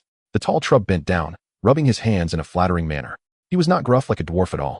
However, let's believe in Tedra's intelligence. This orc before him was indeed the best blacksmith in White Bear City. Li Xiumon took off the fire lizard man's horns from his back and dropped them on the ground with a thud. Trub's eyes lit up upon seeing the horns. Indeed, these are the horns of the fire lizard king. It's been a long time since I've encountered such good materials. Just looking at them makes me want to lick them. Trub's eyes almost popped out of his sockets while looking at the horns. No licking. Sorry, I'm a canine orc. I tend to want to lick things I like. What a strange trait. What can be made from this? Li Xiumon asked while patting the horns. With this shape, dual daggers would be the most suitable. You see, the most valuable things from special magical creatures in the dungeon are their horns and magic stones. Trub paused for a moment, then continued. However, if Lord Skeleton is willing to spend the money, these horns can also be forged into a breastplate. I am confident I can make it into a magical item breastplate. Hearing this, Li Xiumon felt somewhat tempted. As for weapons, he had a magic wand and a skeleton sword. Besides, he wasn't used to dual daggers. How much? Li Xiumon asked. Materials that can match these lizard horns are not cheap. Moreover, the craftsmanship is quite complex. And I might need help from a few other blacksmiths in the shop, so the labor costs won't be cheap either. Approximately 150 gold coins. Trub cautiously probed. After all, this price was indeed not low. 150 gold coins. Li Xiumon currently had over 400 gold coins in savings. He also had shares in the Rebbe Trading Company, so he could afford it. If he could truly forge a magical item breastplate, this money would be worth it. After all, the cheapest magical items start at over 300 gold coins. Let us go with the breastplate then. Li Xiaomon promptly took out a bag of gold coins and handed it to Trub. Alright, Trub excitedly accepted the gold coins. This time he landed a big order. And with such precious materials to work with, it would greatly enhance his forging skills. By the way, do you know any good tailors? Li Xiaomon took out a bag of fire crocodile skin and fire winged beast skin. These were the highest quality skins he had collected from the fire crocodiles and fire winged beasts he had killed. I can also be a tailor. Is the blacksmithing industry that competitive? Trub took the leather, weighing it. With this much, it's too much for one set. Make a set for her too. Li Xiaomon pointed at Rorona beside him. Alright, that works perfectly. The blacksmith moved the materials into the blacksmith shop. When can I pick it up? If I rush it. In a week. After all, this forging process is quite complex, Trub replied, clapping his hands. Master, master, big trouble. Another burly man rushed in, flustered. Can't you see there's a customer here? Trub kicked the muscular man who rushed in. Seriously, how long will it take for you to learn to be as calm as me? Master, master, the ore. That batch of magic steel of yours was robbed on the way. What? Trub shouted. Damn it. Those bastards, they even robbed my goods. Chapter 59. The skeleton's brain is finally acting up. They looked at each other in dismay. Customer. No, now you are the customer. Li Xiaomon waved his hand, and then took out his adventurer's proof. I can take on the task, and help you get back that batch of goods. For the price. 10 of that batch of magic steel. Deal. After inquiring about the strength of the bandits from Trub's apprentice, Li Xiaomon left the blacksmith shop. Rorona, you are indeed my subordinate, right? This task is assigned to you. This might be what is known as layers of outsourcing. The legendary conscientious boss, the skeleton. Master, I will definitely complete the task. Rorona was not unhappy. On the contrary, she was very happy, her face full of excitement. What an outstanding employee. Li Xiaomon felt incredibly gratified. If all his future subordinates could have Rorona's awareness, then his skeleton group would be able to thrive even more. Li Xiaomon did not shortchange Rorona either. Rorona had just become his subordinate, and her level had increased by 2 levels in a row. And she had mastered a new skill. She really needed to adapt to her new strength through battle. Moreover, through Li Xiaomon's inquiries about the apprentice of Trub, those robbers were not beyond Rorona's capability, but they were still somewhat dangerous. They were just enough to serve as her sharpening stone. Since Rorona chose to become his follower, Li Xiaomon would not go easy on her. What he wanted was not a vase but a sword. Therefore, the sword must be sharpened. Then, I'll wait for you at home. I hope you can come back before dark. Li Xiaomon took out the rib sword from his chest and handed it to Rorona. I hope you can return this sword to me before nightfall. Yes, master.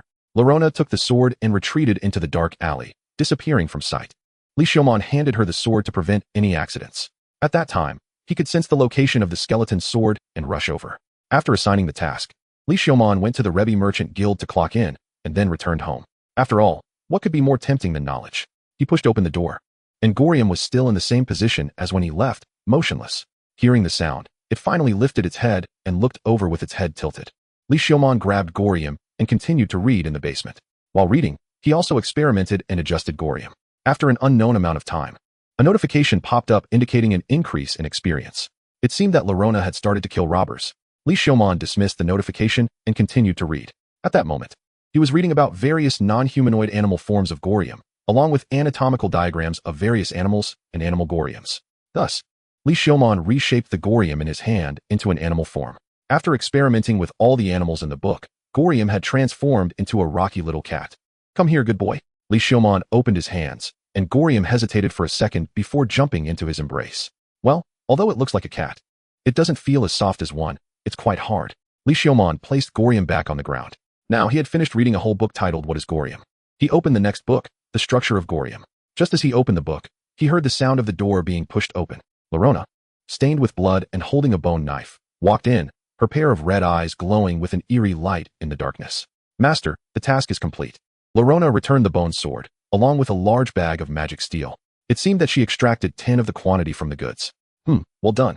Li Xiaomon took the sword and magic steel from Rorona's hands. You've worked hard. Go take a shower and rest well. Yes, master. Rorona left the basement. She reattached the bone sword to her chest and took out a piece of silver steel ingot from the bag. Magic steel, a relatively rare forging material, is a special magical alloy made from magic crystals and secret iron and silver.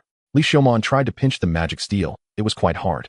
The reason he wanted this magic steel was that it was relatively rare, only accessible to blacksmiths with stable acquisition channels, and could also be used to create Goriums. This amount should be enough for his experiments. Li Xiaomon placed the magic steel back into the bag, stacking it with other ingots, and set it aside. Then he continued to immerse himself in the sea of knowledge. The structure of Gorium was obviously much more obscure than the previous introductory book, requiring Li Xiaomon to spend more time reading and understanding. The complex structures made his head ache. He could only experiment, comprehend, and memorize them one by one. Just like that, Li Xiaomon saw the dawn again. Another night without sleep. He felt neither exhausted nor particularly excited. At this moment, he placed a magic steel ingot on the ground, then placed Gorium on the magic steel ingot, raising his magic wand. Merge. A bright light shone on the magic steel ingot, gradually merging into Gorium's body. Next, the earthy yellow Gorium also began to glow with bright silver light. On the surface of its rocky body, straight, interlaced silver patterns spread out. Li Xiaomon carefully constructed Gorium, slowly integrating the magic steel, until the entire magic steel merged and disappeared. Gorium had changed dramatically. It looked denser and had reached the height of an average person. It was like compressed rock, with silver patterns spreading out from its chest. Its arms were exceptionally long, with thick forearms, and at the ends of the forearms, there were 3 fingers. The shoulders and upper body were particularly broad, exuding strength. On its head, there were 2 silver circular holes that glowed with a ghostly blue light, staring at Li Xiaomon. Name: Gorium Li level, 15 class, heavy armor Gorium skills, giant strength 2, elemental resistance 2, hard rock 2, toughness 2, rock transformation 2, combat 1. Self-healing 1 status degradation, expected to collapse in 15 days. Description: a fine Gorium created by the wizard Xiaomon Poundley. Is a qualified heavy armor warrior with excellent strength and defense, average crafting skills, but very characteristic. Raise your hand. Li Xiaomon gave the command. Gorium quickly raised its arm. The delay was almost gone. But what about intelligence? Li Xiaomon looked at the Gorium he had created with his own hands. Looking into its eyes, he felt no intelligence. So he asked, what is 2 plus 2? Gorium delayed for a second, extending its only 3 fingers. Look how dumb. Clearly able to inherit my skills, yet cannot touch a bit of my intelligence. Li Xiaomon continued to study the structure of Gorium. The more he looked, the more remarkable he found it. What kind of genius created the first Gorium? Chapter 60. The skeleton is stunned by knowledge from dawn to dusk again. Li Xiaomon finally lifted his head from the book. He stared blankly at the dim sky outside the vent. 0. Time passes so quickly. Li Xiaomon sighed to Gorium. Gorium tilted its head, seemingly not understanding the meaning of Li Xiaomon's words. 0 was the name Li Xiaomon gave to this Gorium. Come here, I'll modify you a bit more. 0 obediently walked in front of Li Xiaomon. Li Xiaomon began to adjust some details and unreasonable aspects of 0 little by little. After completing the modifications, Li Xiaomon tapped 0's head and asked it to try moving. It seemed to be a little more agile. Indeed, did I misunderstand this page? Li Xiaomon flipped the book and carefully read it again, then summarized it in the magic book of skeletons. After recording, Li Xiaomon calculated the time. He had not slept for 2 nights. Moreover, he had been consuming mental energy intensively during this period, and now he only felt slightly tired. It was far from the point of needing sleep. Just right, there wasn't much left of the structure of Gorium. Li Xiaomon decided to finish it before sleeping. Then it was dawn again. He had gone 3 consecutive days without sleep. Li Xiaomon finally felt drowsy. Ding! Golem 1 was upgraded to Golem 2. And the sensation was similar to the enhancement from magic analysis. A wealth of knowledge surged from the depths of his memory. The knowledge he had been memorizing day and night these days quickly corroborated each other, filling his mind. It was as if a chisel had engraved these memories onto his soul. Li Xiaomon looked at 0. In an instant, 0 seemed to turn transparent, and the magic flowing within it, and the parts became crystal clear. Li Xiaomon knew it wasn't that he had gained the ability to see through things. Rather, he clearly remembered all the adjustments made during the creation of 0, every part's creation, and every magic circle's imprint. He believed that the upgrade from Golem to Golem 2 alone would not have this effect.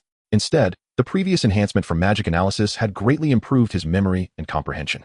This time, the upgrade of Golem's level further amplified his memory and understanding. Although the 2 enhancements to memory and comprehension were not through the same means, they influenced each other, elevating his memory to an unprecedented level. It was as if he could remember everything at a glance, like a photographic memory. This enhancement also, in turn, improved the effect of magic analysis too, significantly boosting his memory and understanding of magic. A vast amount of knowledge related to golems was being deduced and integrated in his mind. Once the effect stabilized, Li Xiaomon eagerly picked up 2 books on golems and read through them again from start to finish. This time, he understood everything thoroughly. The previously overlooked knowledge points were picked out from the books like crumbs and eagerly stuffed into his mind. Just like that, it was already night. 0. Let me give you a comprehensive upgrade. Li Xiaomon grabbed a magic steel ingot and walked towards 0. The fully upgraded 0's level increased to 18 and was equipped with Earth Magic 2 and Swiftness 2. Its broad back and sturdy arms shrank a bit, but its strength indeed increased. A thick shield was also attached to its arm, looking indestructible. The collapse time was extended to a month. Li Xiaomon looked at the newly refreshed 0 with satisfaction. 0, Give me a shoulder massage, not too light and not too heavy. Not too fast and not too slow. Not too eager and not too slow.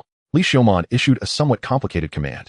However, Zero moved to Li Xiaoman's back without any delay and carefully pinched his shoulders with its slightly smaller but still exaggerated rocky hands. This processing speed was a revolutionary improvement. Currently, Zero was the limit of what he could create. After all, his level was only 20. But in combat, unless golems were made in advance and carried around, they wouldn't be very effective. He left the basement, got dressed, and packed up the 2 books he had finished. The thirst for knowledge drove him to continue. Even though it was dark outside, he needed to borrow more books. Arriving at the library, he returned the 2 books he had finished and borrowed 2 new ones. Practical Techniques for Golems and Creating a Golem in 3 Seconds. Li Xiaoman displayed a look akin to a rogue seeing a stunning beauty. It was a gaze of pure desire without any concealment. It turned out that even skeletons could show vivid expressions with the soul fire in their eye sockets. Holding the books, he hurriedly returned home. Pushing open the door, he ignored Verona and dove straight into the basement. Impatiently tearing off the book bag, he laid Practical Techniques for Golems bare before him. He gazed hungrily at the exposed cover of Practical Techniques for Golems. Under the skeleton's strength, the pages could only be splayed open, revealing the knowledge nakedly before him. The bookmark slipped weakly from the pages and fell to the ground. Practical Techniques for Golems vaguely remembered that this bookmark had been inserted by its last guest, who said that once he gathered enough money, he would redeem her from the library. How many years ago was that? Practical Techniques for Golems couldn't he remember? She had been treated roughly by too many people, only able to helplessly open her pages again and again. So wonderful. I can feel the knowledge. Knowledge flows through my mind. Li Xiaoman exclaimed with excitement as he looked at this book. This book mainly introduced the techniques for quickly creating golems, which utilized surrounding materials in actual combat to rapidly produce golems. These golems had a very short existence time, but indeed represented the best techniques for practical use. The techniques themselves weren't particularly difficult. The challenge lay in testing one's memory. Most of the content in this book detailed the identification methods for 63 common types of soil, 43 types of rock, and 54 types of ore in the magical world. Based on the different types of soil, rock, and ore, there were a total of 157 different rapid golem creation techniques. Depending on the environmental materials, the corresponding techniques could be selected to quickly create golems for battle. It was likely that the author of this book would also forget these magic circles after designing them. Yet, with Li Xiaoman's memory now enhanced to an extraordinary level, he could remember all the identification methods and corresponding creation techniques. This was simply tailor-made for him. Li Xiaoman began memorizing. It made him feel like he was back in high school, memorizing English vocabulary. If only he had had this memory back then, he wouldn't have ended up feeling so unhappy. There would have been no need to think about unhappy things. Morning came again. Li Xiaoman had memorized most of it. After 4 consecutive days without sleep and intense studying, he was starting to struggle. His memory and reaction time had significantly declined. Damn it, the knowledge is right here. Yet I have to sleep? That's disrespecting knowledge. Zero. Help me up. I can still learn. Chapter 61. Skeleton Golem demonstrates techniques. In the end, Li Xiaoman was overwhelmed by knowledge as he had wished. When he woke up, it was already dark. Without saying much, he picked up the book and continued to eagerly read. The skeleton declared for itself that it wasn't usually like this. It was all a side effect of skill enhancement. The initial skill analysis had gone the same way. It could also be that the skeleton simply enjoyed the feeling of being stimulated by knowledge. The poor skeleton was toyed with by knowledge. So, cherish life and stay away from knowledge. A little knowledge could ruin a lifetime. After memorizing an entire book, Li Xiaoman's mind was filled with images and identification methods for various rocks, soils, and ores, along with their corresponding rapid golem creation techniques. He greatly benefited from it. Li Xiaoman took out the other book, Creating a Golem in 3 Seconds. This one was based on completely different principles. This book aimed to reduce the golem creation process as much as possible, along with training hand speed and reducing the quality of golems. But it was more suitable for the average person. The ingenious techniques for shortening the process made Li Xiaoman's eyes light up. Li Xiaoman, who was tired of the old and eager for the new, quickly set aside Golem's combat techniques and opened Make a Golem in 3 Seconds, reading it intently. Combining these 2 books turned them into his wings. 3 seconds. He could be faster. 3 seconds was the limit for an average person, but not for him. While reading, Li Xiaoman experimented, honing his speed and technique until he reached perfection. Daylight returned. Sleep was unnecessary. Gaining knowledge was his best form of rest. Putting down the book, Zero approached obediently, carefully tidying up the messy desk. The sturdy Zero was meticulously organizing the table with its fingers, looking somewhat comical. Had it already acquired some basic wisdom? Li Xiaoman pondered as he watched Zero. He decided to test it further. Zero, what is 22 equal to? Zero paused its actions, glanced at Li Xiaoman, then looked down at its 3 fingers. Afterward, it raised its head again, tilting it as it looked at Li Xiaoman. In that moment, Li Xiaomon saw a spark of wisdom deep in Zero's eyes. Zero's processor was running at full speed. Then, it raised one hand, straining to stretch its 3 fingers as much as possible. He could feel that Zero was trying hard to stretch its fingers, causing them to tremble slightly. However, Zero didn't understand that no matter how hard it tried, it couldn't make 3 fingers into 4. Zero withdrew its hand, staring at its 3 fingers, motionless. Then, it extended both hands. A total of 6 fingers, retracting 2 and extending 4. It had evolved. Li Xiaomon looked at Zero with a sense of satisfaction. A skeleton actually revealed a fatherly expression through its fiery eye sockets. Then this bizarre father figure continued to speak. Zero, well done. Now, please answer the next question. What is 34 equal to? Zero quickly raised both hands, extending all 6 fingers with all its might. It glanced at its 6 fingers, straining to stretch them. It still looked a bit clumsy. Li Xiaomon shook his head and left the basement, leaving Zero to ponder hard. Although filling his brain with knowledge was a very pleasant experience, that feeling of being gradually filled with knowledge was never enough, no matter how many times it happened. However, once the influence of skill enhancement faded, the excitement gradually diminished. The irresistible feeling also became somewhat bland.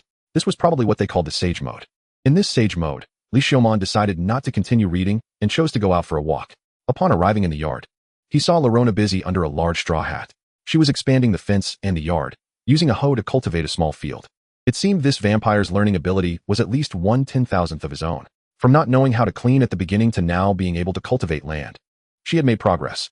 Master, you're out. Upon seeing Li Xiaomon, she looked up, waved, and greeted him. Li Xiaomon's gaze swept across the field. What are you doing? You mentioned before that this yard could be expanded, since there was no one else around. I thought I would create a flower garden and a field to plant some flowers and crops. How industrious. At this rate, Stella might soon lose her position as his first tool. That's not bad. Li Xiaomon scanned the yard, imagining the desolate area filled with flowers, and thought it might actually be nice. However, it didn't quite seem like a thought a skeleton should have. Li Xiaomon then moved to a more desolate area behind the house. He planned to practice the golem techniques he had been honing these days. The soil and rocks here were enough for him to work with. First, Li Xiaomon intended to create some enemies. He used earth magic to find a good quality rock underground. This rock was suitable for making a decent golem. Gripping his wand tightly, Li Xiaomon pointed it at the rock. Awaken, golem. A brown magic circle opened up on the rock. Then, the rock began to crackle and move slightly, soon transforming into a robust golem. Its left arm bore a heavy stone shield, while its right arm held a blunt great sword, resembling a heavily armored warrior. Name, Golemly level, 15 class, heavy armor golem skills, giant strength 2, hard rock 2, toughness 2, combat 1. Elemental resistance 1 status, deteriorating, can last about 2 more hours. Description, a heavy armor golem created by the wizard Li Xiaomon. A temporary warrior that sacrificed sustainability for a boost in power. Delaying might be a good strategy against this golem. Li Xiaomon could only bestow upon the golem the skills he possessed. The more skills he granted, the more magical energy it consumed. As for Zero, which served as his experimental subject, the final enhancement not only consumed 2 pieces of magic steel ingots, but also cost him 500 experience points. Zero was the pinnacle of what he could create at the moment, and certainly not something that could be compared to this temporary creation. Next, Li Xiaomon unearthed 5 more good quality rocks from underground, spending magical energy to create them one by one. 1 swordsman golem, 2 elemental mage golems, 1 healing golem, and another new heavy armor golem. The healing golem had merely mastered Li Xiaomon's modified earth magic. After all, Li Xiaomon didn't possess any healing skills. Thus, the healing golem could only temporarily patch up damaged golems. Chapter 62. Rapid golem techniques of the skeleton. Creating golems took up quite a bit of Li Xiaomon's time. After all, these golems were quality creations meant to support him in battle, not just hastily made. Once most of his magical energy was restored, Li Xiaomon drew out his skeleton sword and wand. Attack me. All the golem's eyes lit up with a ghostly blue light, as if they had all activated at once. Then, without hesitation, they charged at Li Xiaomon in an instant. After all, they only had combat instincts and no wisdom, merely following orders. The concept of attacking their master was beyond their comprehension. They couldn't even grasp what a master was. Watching the swarm of golems rushing towards him, Li Xiaomon felt somewhat disappointed. The golems' lack of intelligence prevented them from understanding teamwork and coordination. They simply charged forward in a chaotic manner. Such a team posed no threat to him and could not serve as effective practice. Stop. Li Xiaomon halted the advancing golems. They needed a commander. Zero, come here. After some thought, Li Xiaomon decided to turn to Zero. Zero, lead these golems to attack me, he commanded as he looked at Zero emerging from the basement. Zero took 2 seconds to process and understand Li Xiaomon's command. Then, it walked into the golem squad. Zero was a golem created by Li Xiaomon, infused with a large amount of magical power and even 500 experience points. Among the golems created by the same creator, Status could be easily defined. That is, golems with more creator's magical power and strength had higher authority than those with less magical power. Therefore, as soon as Zero entered the golem squad, all the golems bowed their heads one by one, indicating obedience. After a short while, Zero had unified the entire squad, and Li Xiaomon nodded in satisfaction, appearing like an old father. Truly, it was a masterpiece crafted by a genius like himself. Zero, attack! Li Xiaomon commanded. Zero's eyes shone with a dazzling blue light as it led the group of golems forward. Zero was designed by Li Xiaomon as a heavy-armored soldier, so its position at the front of the line was not a problem. However, that was not enough. Li Xiaomon gripped his magic staff and easily deflected Zero's heavy sword strike, then kicked away a swordsman who attempted a sneak attack from the side. The elemental mage's charged whirlwind cone was also shattered by his skeleton sword. Zero rushed forward, wanting to use its robust body to break the situation. But Li Xiaomon merely took a step back, causing the mire to open up in the direction he originally stood. Zero had to dodge the area of the mire and raised its hand to aim at Li Xiaomon. A yellow magic circle opened, and earth bullets shot towards Li Xiaomon one after another. The swordsman charged out from both flanks, with a stone sword aiming for Li Xiaomon's sides. Another heavy-armored soldier blocked the retreat from behind. Not bad, not bad, Li Xiaomon praised Zero. Although he did not understand whether Zero could comprehend the meaning of praise. Dragon transformation. Li Xiaomon activated his newly acquired skill. A pair of bony horns erupted from his forehead, and scales appeared on his entire body, while a tail resembling a bone whip wrapped around the leg of the heavy-armored soldier behind him. Then, with a pull of the tail, the heavy-armored soldier lost its balance and toppled backward. A stone shield opened instantly on his left arm, blocking the stone sword that came from the left flank. With his other hand, he unleashed great strength, forcefully deflecting the stone sword that attacked from the right. Meanwhile, Zero leaped up, bringing down its great sword. Li Xiaomon stepped onto the ground, and the mire opened up around him. The three golems surrounding him were instantly submerged by the mire, disrupting their offensive. He stepped forward, crossing his skeleton sword and magic staff, and slightly sank his body to withstand Zero's heavy strike. However, Zero's strength exceeded his expectations. The strength correction of the golem? Great strength too had a different effect on his naturally weak skeleton and golem. If it weren't for his strength point corrections, he definitely wouldn't have been able to match Zero's strength. But he also wanted to test Zero's power, otherwise, Zero's sword would not hit him. He raised his foot and kicked Zero in the chest. Zero quickly pulled back its arms to resist, and Li Xiaomon changed his grip, sliding the skeleton sword and magic staff into the inner side of Zero's sword, crossing them to lock Zero's great sword and arm. Bang! A heavy sound echoed. Zero's body flew backward, and the rock great sword was snatched from it by Li Xiaomon. Continue. He weighed the great sword a couple of times, then tossed it back, spinning it as it landed beside Zero. Zero drew the great sword and once again led the golem squad forward. Li Xiaomon retreated, increasing the distance.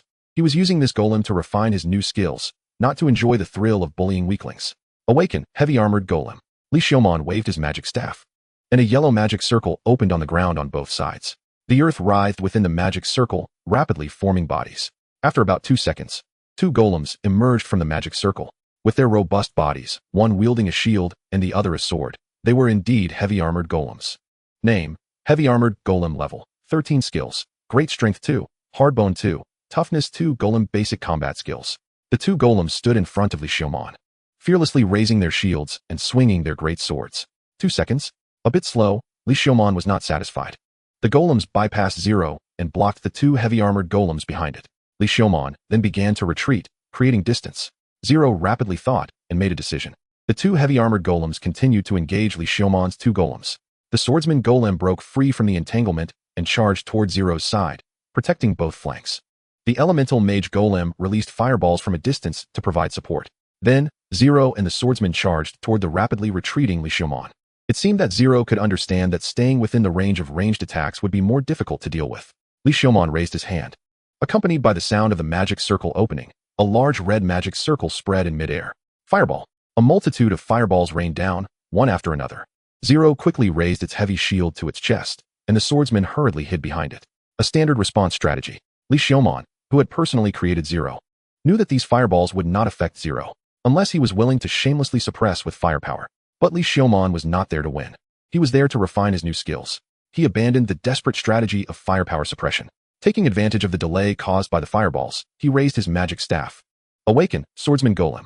This time, 3 yellow magic circles opened, and the earth writhed and grew, taking more than 2 seconds to produce 3 swordsman golems, who charged toward Zero and the others. The fireballs also halted at this moment. Swordsman golem level, 13, possesses swordsmanship 2, agility 2, combat 1.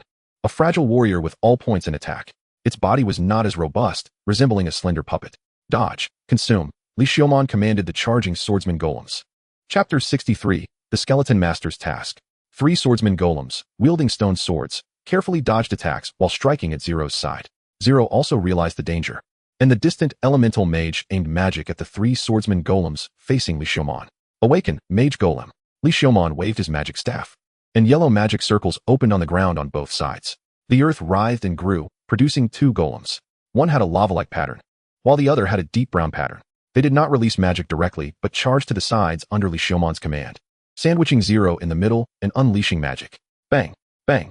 2 sounds of shattering echoed. Finally, the heavy-armored golem on Zero's side managed to shatter the swordsman golem, charging toward them with a thick shield and great sword. Li Xiaomon calmly raised his magic staff, aiming at the incoming heavy-armored golem. First-tier magic, Whirlwind Cone. 2 double magic circles opened simultaneously, with whirlwinds swirling around stone cones flying rapidly towards the 2 heavy-armored golems. The heavy-armored golems braced their shields, but still had their shields and one arm shattered. If Li Xiaomon hadn't been holding back, it could have pierced through the cores of both golems. He continued waving his magic staff, and yellow magic circles opened one after another, with more and more golems being created. Soon, Zero was completely overwhelmed by the golems and lost the battle. Li Xiaomon raised his wand and restored the golems on Zero's side one by one, then withdrew all the golems on his side. Continuing on, a new round of organized attacks began. This time, Zero slightly modified the formation, making the attack a bit more ferocious. However, it still did not cause Li Xiaomon much trouble, and in the end, he was defeated again. With each continuous attack, Li Xiaomon quickly adapted to the new skills and the rapid production techniques of the golems. The golems on Zero's side also collapsed several times, and Li Xiaomon had compressed the production technique for a golem down to just half a second for the fastest production. Producing 2 at the same time took only 1 second. Many could be produced at once, 5 and 3 seconds, but they could not be interfered with. What surprised Li Xiaomon even more was Zero, the golem. They sensed that Zero was becoming increasingly intelligent. It seemed to be learning from external information, from repeated failures. Zero would slowly summarize experiences, familiarize itself with its internal skills, and enable the golems to launch more effective attacks, based on its understanding of the golems. The other golems definitely did not possess such learning capabilities. Upon careful consideration of Zero's changes, it was likely that he had not only infused magic power into Zero, but also 500 experience points. Perhaps, more expectations could be held for Zero. The sky was getting dark. Zero, stop now. Li Xiaomon commanded Zero, who was leading the golems in the attack. The dashing Zero and the other golems came to an abrupt stop in place. Returning home with Zero, it seemed that Rorona was taking a bath. After all, working in the yard must have gotten her quite dirty. Zero, go to the basement and tidy up. Take out the books related to second-tier magic that I borrowed from the library and place them on the table. I want to read them tonight. Li Xiaomon issued the command, and Zero did not delay, turning and walking into the basement to start fetching the books. So useful. The title of the number 1 tool person, transferred from Tedella to Rorona, seemed to be changing hands again. However, Zero's body was still too robust. It was not suitable for delicate tasks. After all, the materials that made up Zero were rock and magic steel. If it continued to shrink, Zero's quality would inevitably decrease. Therefore, the current robust physique was theoretically the most reasonable size for Zero. To modify Zero to be slender without reducing strength, stronger materials would be necessary. If there were materials similar to silicone in this world, perhaps skin could be made for Zero. By then, there would be no trace of a golem in its appearance. It seemed that the next time he infiltrated the underground city, he needed to pay attention to collecting some ores. Li Xiaomon noted this in his notebook and pulled out a map, marking places that seemed to have ores with his strong memory. Creak. The sound of the door opening interrupted Li Xiaomon's research. He looked towards the bathroom and saw Rorona coming out naked. Why aren't you wearing anything? You're a guy? Li Xiaomon was shocked, directly scaring out the skeleton's original voice. Master, didn't I say? Yes, is that so? Anyway, put on some clothes. A beautiful girl's face combined with such an impact was really too strong. It turned out this guy was indeed a pretty boy. A young fresh meat like this would have no worries about eating and drinking for the rest of his life if he came to Earth. Just swaying on stage, shouting a few notes, making a heart sign, and female fans would throw money at him in droves. Yes, master. Rorona obediently put on her clothes. Although she was a guy, this guy had no sense of shame at all. Looking at Rorona, it was also time to consider arrangements for her. After all, the ability of a vassal meant that having Rorona accompany him in conquering the underground city was the least efficient arrangement. The effect of the vassal made Rorona more suitable to lurk in the shadows, handling matters for him. In other words, letting her develop independently. Giving back experience to Li Xiaomon. Rorona, I have an important task to assign to you next. Li Xiaomon said seriously. Rorona's eyes lit up, excitedly replying. Master. Please feel free to command. Looking at Rorona's eager expression, Li Xiaomon felt a pang of guilt. After all, she was still a child. To have a child call him master, he had really fallen thoroughly in this other world. Free your vampire kin, those poor souls enslaved by despicable humans. That's right. This is the first task Li Xiaomon assigned to Rorona. With companions, he believed he wouldn't be so obsessed with himself anymore. He was really not interested in being any kind of master. Anyway, since Rorona had already become his vassal, letting him and his kind be freed to develop freely was the best for Li Xiaomon. As for the trouble caused to humans, he was a skeleton, not a human. He bet that when his identity as a skeleton was exposed, every piece of bone in his body would be crushed into powder as an abominable evil. Who knows? There might even be rumors that he had some aphrodisiac effect, and nobles would happily brew it in water, just like the predecessors of mummies. However, I hope you can rescue some well-behaved souls, rather than the violent ones. Rorona thought for a moment. Suddenly, her eyes burst with unprecedented brilliance. Master actually entrusted such an important task to me. Rorona will definitely complete the Master's mission, even if it means being shattered to pieces. Chapter 64. The skeleton's new equipment, huh? So excited? This guy must have misunderstood something. No, I understand everything, Master. It is the honor of our vampire race to serve you. I will make sure every vampire understands your greatness. Rorona knows better than anyone about your kindness, Master. I believe my poor companions, who are enslaved by despicable beings, will also understand your greatness. Vampires will become the sharpest sword in your hand. And Rorona is willing to guarantee the loyalty of those companions. Rorona spoke with admiration, her words flowing nonstop. Wait, I just want you to let your race develop freely, and then give me experience in return. Wait, you will naturally lead the vampires you rescue. Master, you would entrust such a heavy responsibility to Rorona. Rorona will definitely cultivate their loyalty and will not let you down. Educating them on your behalf is my duty. Rorona knelt on one knee, bowing like a knight. And Li Xiaomon looked stunned like a shocked princess. No, a king, to be precise. Just as you said, as expected of my first vassal. She can grasp my inner thoughts so accurately. Li Xiaomon replied, bracing himself. It seemed he had inadvertently dug himself a big pit. Who knows how many vampires Rorona would rescue, and these vampires would become his subordinates, doing things for him. This was indeed somewhat tempting. He would suddenly become a big boss in this other world. However, things were not that simple. Where would these vampires live? What would they eat? What work to arrange during free time? Should there be a salary? These are not simple matters. He has just saved up a little nest egg. And if things go wrong, he could easily squander it all. Originally, these issues should have troubled Rorona. Then Rorona would actively hunt monsters, farm coins, and raise vampires. This way, he could receive a large amount of experience feedback from Rorona's monster hunting. This is the right path. If he said he wouldn't help now, how could that be acceptable? Li Xiaomon is also a figure of some importance. Well, he might not have a face, but he is certainly a respectable skeleton. A respectable skeleton like him, as the master, going back on his word would leave a certain impression in Rorona's mind. Therefore, even if he had to jump into a pit, he must do so with his eyes closed. He had already calculated his assets in his heart. Firstly, he had about 300 coins as assets. There were also shares in the Rebi Trading Company. It seems he must find a way to make money. Li Xiaomon thought of the Rebi Trading Company and his noble identity as a transmigrator. Soap, such a thing, has supported countless transmigrators. It wouldn't mind supporting one more transmigrator, right? Let's let the natives of the magical world feel the impact of modern science. He had Rorona buy the materials for making soap, fats, and shells. He also burned some plant ashes. Then, he made soap. After that, it flopped. Because this is a magical world, more popular magical cleaning technologies have already formed. Household magical cleaning tools are more practical than soap. Let the natives of the scientific world feel the impact of modern magic.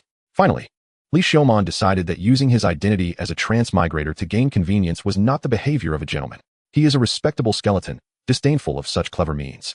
His noble character made him decide to make money using the methods of the magical world. He would abide by others' rules. This is Li Xiaomon's respect for the other world. He obediently began to read books related to second-tier magic. Learning. Night, day. Entangled with knowledge, he would always forget the time. Before he knew it, he had completely immersed himself in it. Master, it's time to get the equipment. The basement door was knocked on, and Rorona's voice came from outside. Is it already this time? Li Xiaomon inserted a bookmark in the page he was reading, closed the magic book, and then looked at the messy desk and various sketches of magical models, saying to Zero, organize it a bit, don't get it mixed up. Zero nodded, and carefully tidied up the messy books on the desk. Li Xiaomon then opened the basement door, changed his clothes, left the house, and walked towards the blacksmith shop. Lord Skeleton, you have arrived. This is your steel armor, name-bound flame. Please take a look and see if you are satisfied. Troop. The blacksmith waved at his apprentice, who hurriedly dragged out a breastplate with a proud expression. Just a glance, and Li Xiaomon liked it. The breastplate was not as heavy as a full plate armor. It was a slightly heavy light armor style. In the center of the chest, one could see the raised patterns of the lizard man king's horns. The horns were polished and forged flat, curving outward from the center of the chest to the shoulders, then bending and winding to the back. At the abdomen, overlapping dark pieces forged from magic steel, arranged and embedded on a soft fire alligator skin base. The entire armor was based on fire alligator skin, blending hardness and softness. It looked understatedly luxurious. Li Xiaoman tried to identify it. Bound flame, a magical item. Excellent breastplate crafted from the lizard man king's horns and fire alligator skin. It nullifies first-tier fire magic, reduces low-tier elemental damage by 30, reduces elemental damage by 5, and slightly enhances fire magic. Green quality. However, its effect is top-notch defense within green quality. Indeed, blue-quality magical items are not so easily obtained. Currently, Li Xiaoman only has an earring and wand given by Ilu. That wand has no special features. It merely reached blue quality due to its hardness. Li Xiaoman suspected that the blacksmith who crafted this wand accidentally hit upon some wonderful ratio and created an unprecedentedly hard alloy. Lord Skeleton, how is it? Trube asked cautiously. I am quite satisfied. Li Xiaoman took the heavy armor named Bound Flame. What about the other 2 pieces of leather armor? Here they are. The quality of these leathers is quite high, so the crafted leather armor is also quite good. Trube handed over 2 sets of dark red leather armor. They were just ordinary plain leather armor, but their strength was far superior to the leather armor Li Xiaoman had previously worn out. Moreover, being made of fire alligator skin and fire wing beast skin, they possessed default fire resistance, making them very suitable for equipping in the dungeons of White Bear City. My lord, there's also this. I made gloves and a belt from scraps. Trube handed over a pair of gloves and a belt. Li Xiaoman casually took them and placed them with the leather armor, saying, I hope there will be opportunities for cooperation in the future. Absolutely. Trube's face lit up upon hearing Li Xiaoman's words. After all, he was a big customer. White Bear City is so small. Adventurers either rely on big trading companies or big nobles. Loot often belongs to trading companies and nobles, making it difficult to distribute on one's own. A strong lone wolf like Li Xiaoman is naturally someone Trube, as a blacksmith, wants to befriend. Chapter 65, Skeleton Rescue Operation Back Home. In the dim basement, Li Xiaoman was reading a magic book. Zero stood quietly in the shadows beside him. Perhaps because of Zero's learning ability and often being with Li Xiaoman, it had also come to like dark places. Meanwhile, Rorona was kneeling on one knee, explaining to Li Xiaoman the information about Viscount Vance that she had gathered over the past few days, as well as the locations where other vampire slaves were held. Li Xiaoman held a grudge. The grudge against Vance, who sent an adventurer team to the dungeon and nearly got him killed, was something he had never forgotten. Moreover, taking revenge on Viscount Vance could also increase Rorona's favorability and loyalty. It would be most appropriate to take the first action against Viscount Vance and free the vampires under his command. The time for action would be tonight. As for where to place the rescued vampires, first, they would open up more basements here for them to temporarily reside in. Afterward, what to do with these vampires seems to be a good idea to turn them into assassins or information-gathering forces. Vampires can fly and master the power of darkness, making them the best choice for stealthy killings. They also have the ability to suck blood and convert followers, secretly transforming humans into followers, gathering intelligence, and then selling it. Thinking about it this way, vampires are really too useful. Having such a group of highly efficient, cost-effective vampires as subordinates doesn't seem like a bad thing at all. Treating this group of vampires as playthings for tormenting nobles is simply a waste. Of course, it is also possible that vampires belong to the evil camp and are unwilling to submit to humans. But Li Xiaoman is different. As a skeleton, he is a true member of the evil camp. He and the vampires are simply like snakes and rats in the same nest, colluding together. Ugh, like-minded, regretting not meeting sooner. The sky gradually darkened, eventually becoming pitch black at midnight. Li Xiaoman put down the magic book in his hand and stood up. Lorona had already changed her clothes. Li Xiaoman also equipped himself with leather armor, but did not wear the flame chest armor that restricts movement. After all, today was not about going to fight in a grand battle, but rather about acting in secret. They set off. Together with Lorona, they blended into the darkness and stealthily made their way toward Viscount Vance's manor. Racing through the empty darkness, they quickly arrived outside the manor. The lights of the castle within the manor were visible, giving a dreamy feeling. There were also maids walking around the manor and guards patrolling the lookout tower. The vampires, however, were located deep within the basement of the manor. Their eyes had been filled with silver water, rendering them blind. Some vampires even had their ears filled with silver water, depriving them of both sight and hearing. They ran around the dark corners of the manor. Should they kill the guards and disguise themselves as guards to infiltrate? Or should they kill the guards from the shadows without attracting anyone's attention? Li Xiaoman's choice was quite simple: dig a tunnel. He was now a second-tier elemental magician, so digging a tunnel straight to the basement of the castle was easy. Gripping his wand, he thrust it into the ground. First-tier magic, collapse. The ground beneath their feet continued to collapse into the depths until it finally stopped. Li Xiaoman confirmed the direction and raised his wand again. Second tier magic, earth wave. The soil and rock in front of him rippled like water, creating a passage. Li Xiaoman did not enter, but instead picked up a rock the size of a human head. Awaken, golem. The rock was enveloped in a yellow magic circle, and moments later, it transformed into a lively little rock cat that jumped down from Li Xiaoman's hand, landing on the ground and licking its paws. Although it was a cat, it possessed abilities of 12, Speed 1, Stealth 1, Earth Magic 2, and Identification 2. A golem this small and with so many skills was actually harder to make than a large golem. Next, he broke off a piece of finger bone and stuffed it into the little cat's mouth. If you encounter anyone or special situations, bite the bone to notify me immediately. The little cat nodded obediently. The bone was a special osteoporosis version made by Li Xiaoman, so the little rock cat wouldn't have trouble biting it. They continued forward. Li Xiaoman and Lorona entered the passage before them. They walked all the way to the end of the passage, where there was a hard rock wall with traces of earth magic. It should be an underground wall formed by earth magic. In front of them was likely the basement beneath Viscount Vance's castle. Wait a moment. Li Xiaoman stopped the impatient Lorona. It seemed this fellow had some feelings for his kind who had suffered the same fate. He had just been afraid of causing trouble and had refrained from telling him before. Remember, joy often leads to sorrow. The more critical the moment, the more one must endure and be steady in order to laugh until the end. Li Xiaoman took the opportunity to educate Lorona. Lorona kept nodding. This made Li Xiaoman unable to help but continue teaching. After all, he was a skeleton who enjoyed being a mentor. Villains always end up unable to resist making harsh remarks at crucial moments, allowing the protagonist to seize the opportunity to counterattack. Or, when the protagonist finally reaches the main villain, they suddenly start rambling, giving the villain a chance to escape. These are all consequences of carelessness. Lorona, do you remember? You must never become that kind of villain who seizes the opportunity and strikes hard, slowly delivering harsh words to the corpse, not in a hurry. The self-cultivation of a villain. It was rare for Li Xiaoman to talk so much. After all, education was important. But why did the master place himself in the position of the main villain? Lorona couldn't figure it out. I will definitely remember the master's teachings, she said with a gaze filled with admiration and respect. Li Xiaoman turned around and created a hole in the stone wall using earth magic, confirming that there was no one on the other side before continuing to wave his wand. He created 3 golems to guard the passage. Then, he opened a wide gap in the stone wall with earth magic, entered the basement, and turned to restore the stone wall to its original state. Of course, it only looked restored on the surface. In reality, it could be easily broken through. This was to prevent any accidents, ensuring a quick escape when needed. As expected of the master, so cautious. Lorona praised inwardly. Do you remember the way? Li Xiaoman looked at Lorona. I'm sorry, master, but I can't see anything here. I don't know the way, Lorona said apologetically. Although she wasn't very skilled, it seemed she would have to try that magic.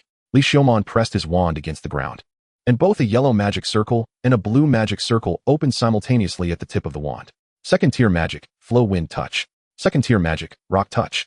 Both spells activated simultaneously, and in an instant, Li Xiaoman felt his feet merge with the earth. His body, in turn, merged with the wind, centered on him. His perception radiated throughout the entire castle, becoming increasingly vague the farther away it reached. The underground rooms buried beneath the ground, intertwined like a maze, appeared in his mind in a 3-dimensional form, which he memorized with his remarkable memory. Only someone with his absurd memory could utilize these 2 second-tier spells to such an extent. Chapter 66, The Skeleton's Plan Completed. Putting away his wand, Li Xiaoman delved deeper into the basement according to the map in his mind.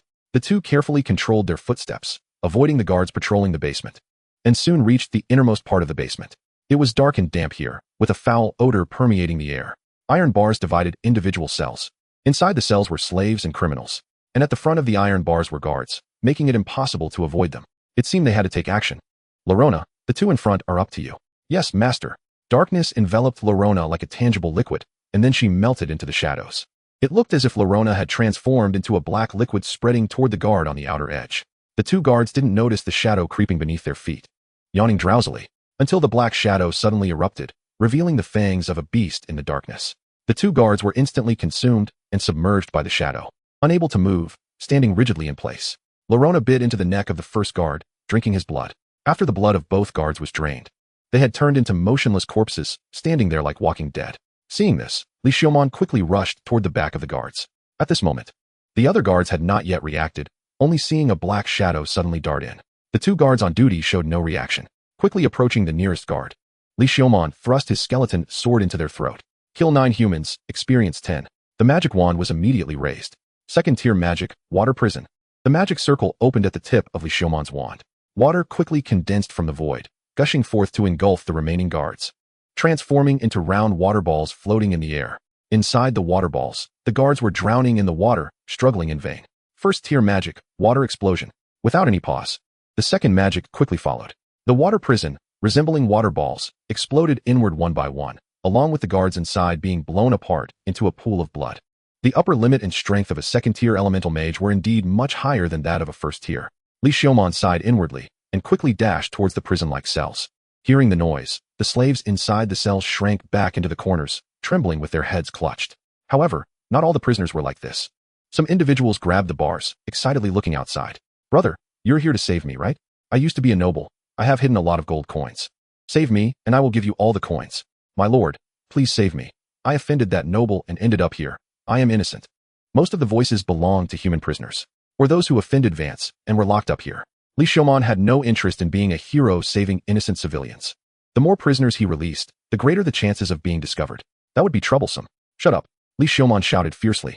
Since the guards had all been killed and they were in the deepest part of the basement, even if someone outside heard a bit of noise, they would think it was the wails of slaves. With Li Xiaomon's fierce shout, carrying the aura of a demon, all the noisy people immediately quieted down.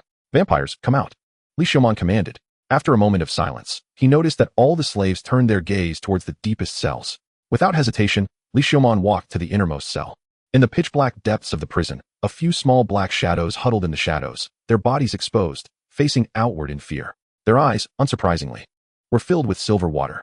The iron bars of this cell seemed to be mixed with silver, giving off a faint silver hue compared to the other iron bars. Li Xiaomon gripped the bone sword and chopped at the iron bars. The bars were all cut off. "Come out. I and Lorona are here to save you." After a brief pause, one of the vampires timidly asked, "My lord, are you saying that Lorona is still alive?" "Lorona, come over and explain the situation to them, quickly." Li Xiaomon shouted to Lorona in the darkness. Lorona quickly approached the group of vampires and said something. The vampires were clearly much less wary of Lorona. Li Xiaomon also shifted his gaze from this group of vampires to the innermost cell. The layout of this cell seemed to indicate that the deeper one went, the higher the danger, and the vampire cell was not at the innermost. Beyond the vampire cell, in the deepest darkness, there were cells separated by iron bars. "Hey, friend, could you help me out?" An entity from within the bars seemed to notice Li Xiaomon's gaze and spoke from the darkness on the other side of the bars. "Who are you?" Li Xiaomon asked. "Come a little closer, and I'll tell you." The voice continued. Li Xiaomon edged a bit closer, remaining alert. "I am your father." Li Xiaomon's eyes widened suddenly, as if nothing had happened. In that deepest part, there was no cell at all, and Lorona was still conversing with those vampires. Li Xiaomon stood there as if he had just experienced a hallucination. "Ding, your body control is being invaded and taken over. Scanning invasion target. Scanning complete. Invasion target is the remnant soul of a 6th-tier elemental mage. 986 fragmentation. What is going on? Possession? I am being possessed." Li Xiaomon was shocked. Having died once, he valued his life more than anyone else. However, upon calming down, he felt no sensation of being possessed at all. Invasion target too weak has been intercepted by the first layer firewall. A new pop-up appeared before him. There was an option to click to expand and view details. He clicked it. The target has invaded the first layer of the 99th layer firewall. Based on the current invasion speed, the target will need 1 trillion years to invade the first layer, second layer. Do you want to activate panel protection to eliminate the invasion target? Yes. Elimination successful. Items obtained. Memory Crystal Remnant X1, 6th tier Elemental Mage Magic Power Crystal Remnant X1. Is that it? And it seems I even got something incredible. But why is there a remnant soul of a 6th tier Elemental Mage here? And why is it that only I discovered it? Is it because I'm a skeleton? Master, I have explained the situation to them. We can start retreating now. Lorona called out to Li Xiaomon. "Okay, wait, brother, save me. I have money. I can give you a lot of money. My lord, please save me, I beg you." "I'll kneel down, kneel down." The remaining prisoners saw Li Xiaomon turning to leave with the vampires and hurriedly shouted. Chapter 67. The Skeleton's Big and Delicious Pancake. "You personal traitor, you can save vampires. Why can't you save us?" The one speaking was cut off by Li Xiaomon's sword before he could finish. Blood and the rolling head immediately silenced the remaining people. Li Xiaomon felt a bit better. He could already see that with this sword strike, the favorability of that group of vampires skyrocketed. Originally, just rescuing this group of vampires had already given a high initial favorability. Now, it had risen even further. Li Xiaomon could already see a group of useful tools that only existed in dreams coming online. Tonight, it seemed his luck was maxed out. "I'm not a soft-spoken honest person. Let us go?" Li Xiaomon led the way, and Lorona cloaked the group of vampires in dark magic as they cautiously made their way back. However, it seemed that today's good fortune had come to an end.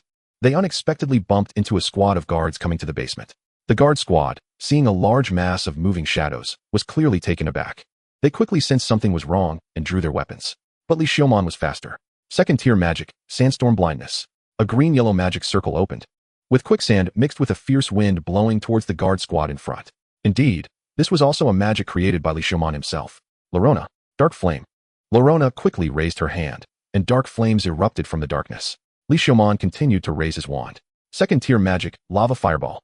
A huge fireball condensed in an instant, rolling along the ground towards the guard squad in front. But no matter how fast it was, there was no way to stop the guards from activating their magical devices. In an instant, a piercing alarm echoed throughout the entire manor and castle. There was no way to hide anymore. Charge forward. Li Xiaoman rushed to the front, with Rorona leading the still-blind vampire behind him. More and more guards were pouring towards the underground city. Finally, they fought their way back to the tunnel they had come through, and a magic wand smashed open the wall. Second-tier magic, lava fireball. Among the guards, a magician raised his wand. A larger lava fireball than the one Li Xiaoman released came crashing down. Golem. A heavy armored golem waiting in the corridor charged out, raising its thick shield to block in front of it. The fireball crashed heavily against the golem's shield. The shield shattered instantly, and a part of the golem melted into lava, but it still stood firm. Good job. Li Xiaoman even wanted to award this golem with the Best Employee Award. The golem held back the enemies while Li Xiaoman and his group rushed into the tunnel. After running out of the tunnel, a rocky kitten jumped into Li Xiaoman's arms. Holding the stone cat in one hand, he turned his wand with the other. A yellow-brown magic circle opened up in an instant. Collapse. The long corridor collapsed in an instant, raising a cloud of dust. Rorona seamlessly cast dark magic, and in the pitch-black night, shadows enveloped everyone.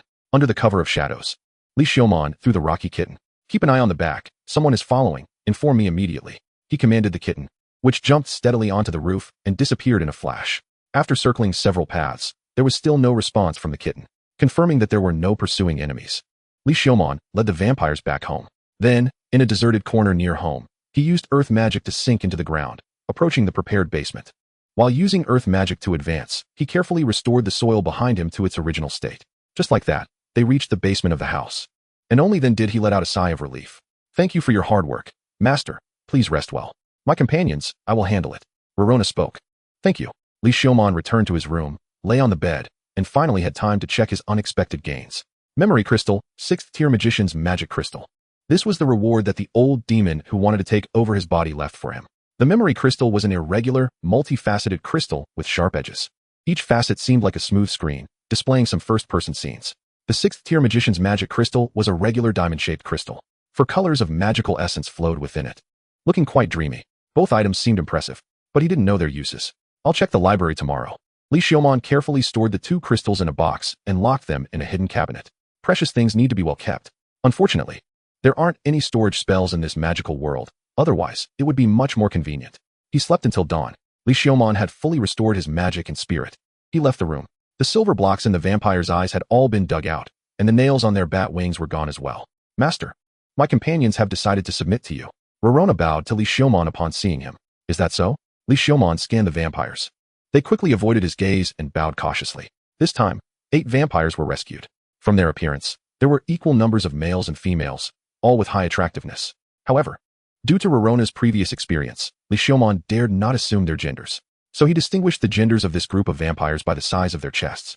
Then you will manage them, Rorona. Yes, Master. Rorona nodded. Wait a moment, Master. Just as Li Xiaoman was about to leave, a voice called him back. He turned around to look at the vampire who spoke. It was the vampire he presumed to be female based on chest size, named Jetis. Master, can you grant me your true name so that I can become your follower? I also want to gain the power to serve you like Lady Rorona. Jetis's words drew eager glances from the other vampires as well. If your contributions satisfy me in the future, I will grant you a true name. Li Xiaoman replied, and the vampires instantly became excited, looking motivated. It is known that in this magical world, having the ability to grant true names is extremely rare. Obtaining a true name can increase the talent and level cap based on the true name owner's abilities. Li Xiaoman also unexpectedly gained this ability. This ability was not something someone at his level should have. Even for Li Xiaoman, naming was very challenging, and his soul strength could only accommodate one follower. But that didn't stop him from making big promises. After all, Rorona was genuinely granted a true name by him. Thank you for your kindness, Master. Jetis spoke, bowing respectfully. Thank you for your kindness, Master.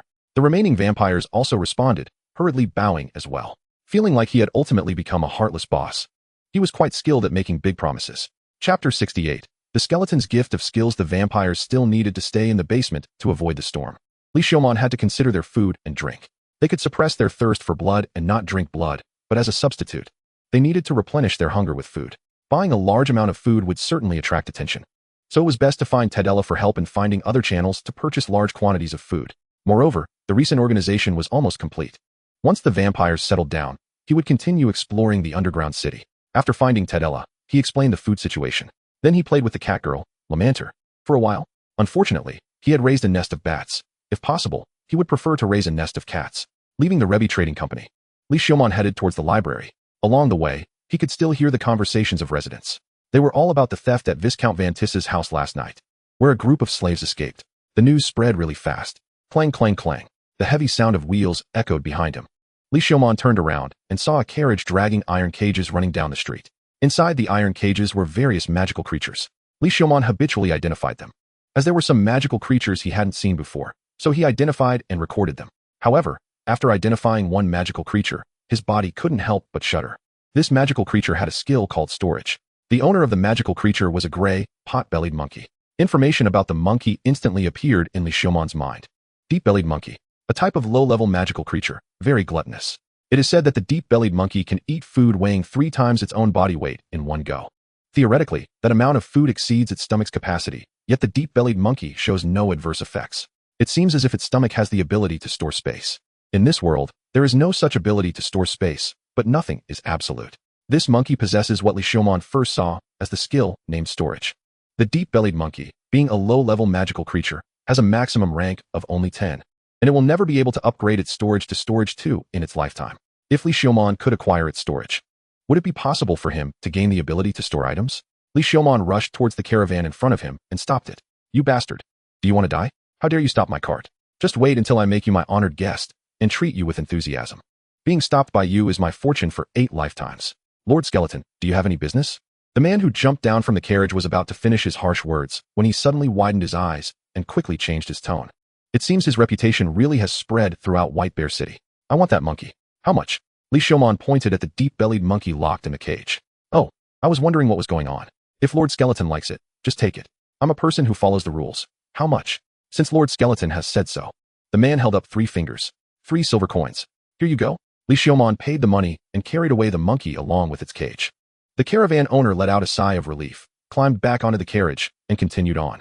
However, this time they clearly slowed down, seemingly afraid of bumping into someone. Li Xiaomon, carrying the monkey, arrived at the library. He was already attracting a lot of attention on the way, and now his attention rate was nearly 100. After searching for a while, he found 2 books related to memory crystals and 6th-level magician crystals. One was titled What is a Memory Crystal, and the other, How Magician Crystals Are Formed. After handling the borrowing procedures, Li Xiaomon took the books home. He decided to give the monkey a painless death. Li Xiaomon removed its left leg and dissolved the flesh and blood. Since this monkey only had the storage skill, he didn't have to worry about it going wrong. Then, he removed his own left leg bone and replaced it with the deep-bellied monkey's leg bone. Ding! Skill acquired, storage 1. In an instant, Li Xiaomon felt as if some part of his body deep inside had been opened up by a force. He vaguely sensed an extra empty space inside his chest. He tried to grab a stone the size of a potato and stuffed it into his chest, activating storage. The stone disappeared. The extra space in his body seemed to be filled about 1/10. It truly was a storage-type skill. However, the storage space seemed very small. When Li Xiaomon took out the stone, that space became empty again. It seemed he could only hope to level up this skill in the future to see if he could increase its capacity. Li Xiaomon shook his short left leg. The deep-bellied monkey's leg bone was too weak, making him feel quite uncomfortable. In the past, he had always used bones of better quality than his own. This significant downward compatibility was a first for him. After controlling the deep-bellied monkey's leg bone to grow and change to a normal size and strength, Li Xiaomon slowly adapted. He paid his respects to the deep-bellied monkey master who sacrificed its life to impart the skill to him. Then, he burned the monkey's corpse to ashes and buried it. Back in the basement, Li Xiaomon opened the books about memory crystals and magician mana crystals. Memory crystals are a technology that uses special magic to turn memories into physical entities. This is often a means for high-level magicians to leave behind their magic achievements and heritage before dying. As for magician mana crystals, they are organs used by 5th level and above magicians to contain their massive mana. Because magicians tend to have weaker physiques after reaching the 5th level, their bodies often cannot withstand that immense mana. Therefore, they condense crystals within their bodies to store and gather mana. These are the most important and precious things within high-level magicians. They have a wide range of uses, including casting large-scale magic, creating magical items, and helping high-level magicians break through their ranks. When these two things are combined, they represent a portion of a 6th-level magician's legacy, albeit incomplete. In all of White Bear City, the highest-level magician is only 3rd rank, and that was what Illa told him. Although White Bear City is not considered a large city, he needs to find a way to let someone take over his body. This game made Li Xiaomon harbor such thoughts. Li Xiaomon attempted to activate the memory crystal according to the magic circle and the recorded ancient magical language in the book. Suddenly, a vast amount of memories surged into Li Xiaomon's brain. He felt as if he were an observer, watching someone else's experiences. However, since this memory crystal was extracted directly from the remnant soul, it was not a proper inheritance. Therefore, the memories inside were very fragmented and useless. For example, the 6th-level magician was seen eating boogers by their crush when they were a child, or the awkward moment of not being able to perform due to nervousness for the first time. Although they were interesting, they were useless. There was very little valuable information about magic. Li Xiaomon could only extract and record bits of relevant magical memories, skimming over the rest. Chapter 69. The skeleton understands magic models with the assistance of the skills Magic Analysis 2 and Golem 2. Li Xiaomon gained the ability to remember everything at a glance and could delete unnecessary information. Soon, the information from the memory crystal quickly passed before his eyes. All unimportant memories were deleted from his mind, while important memories related to magic were retained. By the time he had gone through all the memories in the memory crystal, the recorded memories about magic amounted to only a little. After all, the one trying to take over him was just the remnant soul of a 6th-level elemental magician, and the memories were inherently incomplete. In the end, Li Xiaomon only acquired the knowledge of high-level elemental magicians. For example, 1st to 3rd rank are low-level elemental magicians, 4th to 6th rank are mid-level, and 7th to 9th rank are high-level. Li Xiaomon naturally understood this information. However, he lacked complete information about how these ranks of magicians are classified. The memory crystal clearly indicated the classification requirements. Low-level magicians only need to accumulate their mana to the corresponding rank to learn the corresponding magic. As for the 4th-level magician, they need to master magic models to wield the corresponding magic. Even if their mana, which corresponds to their level, reaches the 4th rank standard, they can only be called a quasi-4th-level magician. Only those who master 3 or more 4th-level magic models can truly be called 4th-level magicians. Magic models are extremely difficult to learn and hard to self-study. One must find a high-level magic teacher and learn according to the teacher to master magic above the 4th level. These magicians typically cherish their knowledge and do not easily teach the magic they have mastered. Apart from paying a price, one can only become a trusted disciple of a high-level magician to have the opportunity to be taught. There is another method, which is to create one's own magic model and invent magic. But this can only be done by true geniuses. The magic models mastered will be imprinted on the caster's magic circle, forming magic patterns. The more magic patterns there are, the stronger the magician's magic will be. When casting magic, Li Xiaomon could only see the framework constructed by magic power on the magic circle, without any magic pattern amplifying the crisis. This is also a standard for identifying a magician's strength. Therefore, even if a high-level magician uses low-level magic, its power will far exceed that of a low-level magician. Besides the high-level magician's greater magic power and understanding of magic, the main reason is the enhancement provided by magic patterns. Of course, a magician can also choose to hide their strength by concealing the magic patterns on the magic circle. However, in doing so, the magic will naturally lose the enhancement of the magic patterns. Moreover, to cast high-level magic corresponding to the magic patterns, the patterns must be revealed on the magic circle. Unexpectedly, high-level magicians also have to take this path. Li Xiaomon found 4 magic model memories from the memory crystal. 2 are 4th-level magic models, 1 is 5th level, and 1 is a fragmented 6th-level magic model. The 2 4th-level magic models are the Roar of the Wind Dragon and the Flame Judgment Spear, both offensive magic. The 5th-level magic model is the Wind's Protection, a defensive magic. The fragmented 6th-level magic model is the Weeping Lich, a mental attack magic. This is the greatest treasure he obtained from the memory crystal. No 5th or 6th-level magician would mind mastering an additional precious magic. Even higher-level magicians wouldn't dislike acquiring a low-level magic model. Therefore, this memory crystal absolutely cannot be exposed. Otherwise, this 2nd-level magician, who hasn't even reached a month, could really be dismantled. He tried to analyze one of the 4th-level magic models, but couldn't understand it at all. And just looking at it for a while made him feel a headache and mental fatigue. Well, it seems that he should obediently take it one bite at a time. Li Xiaomon dug out some fragmented 2nd-level magic knowledge from the memory crystal and began to nibble away at it. Although these are incomplete and broken memories, they are still much better than the generic ones in the library. At the same time, acquiring this common knowledge of high-level magicians made Li Xiaomon understand why there are libraries in this world and why low-level magic knowledge is so easily accessible. It is simply because those high-level magicians do not care about such low-level magic knowledge at all. The knowledge of high-level magic models is firmly held in the hands of high-level magicians.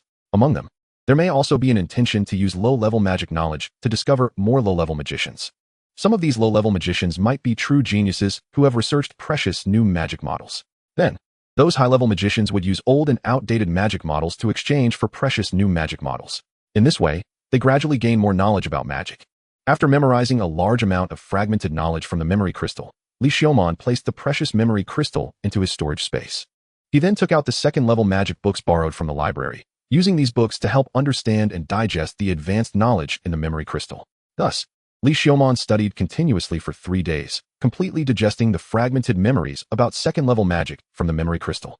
The second-level magic books he borrowed from the library were also thoroughly understood. At this moment, when he tried to understand the fourth-level magic models recorded in the memory crystal, he felt a slight sense of accomplishment.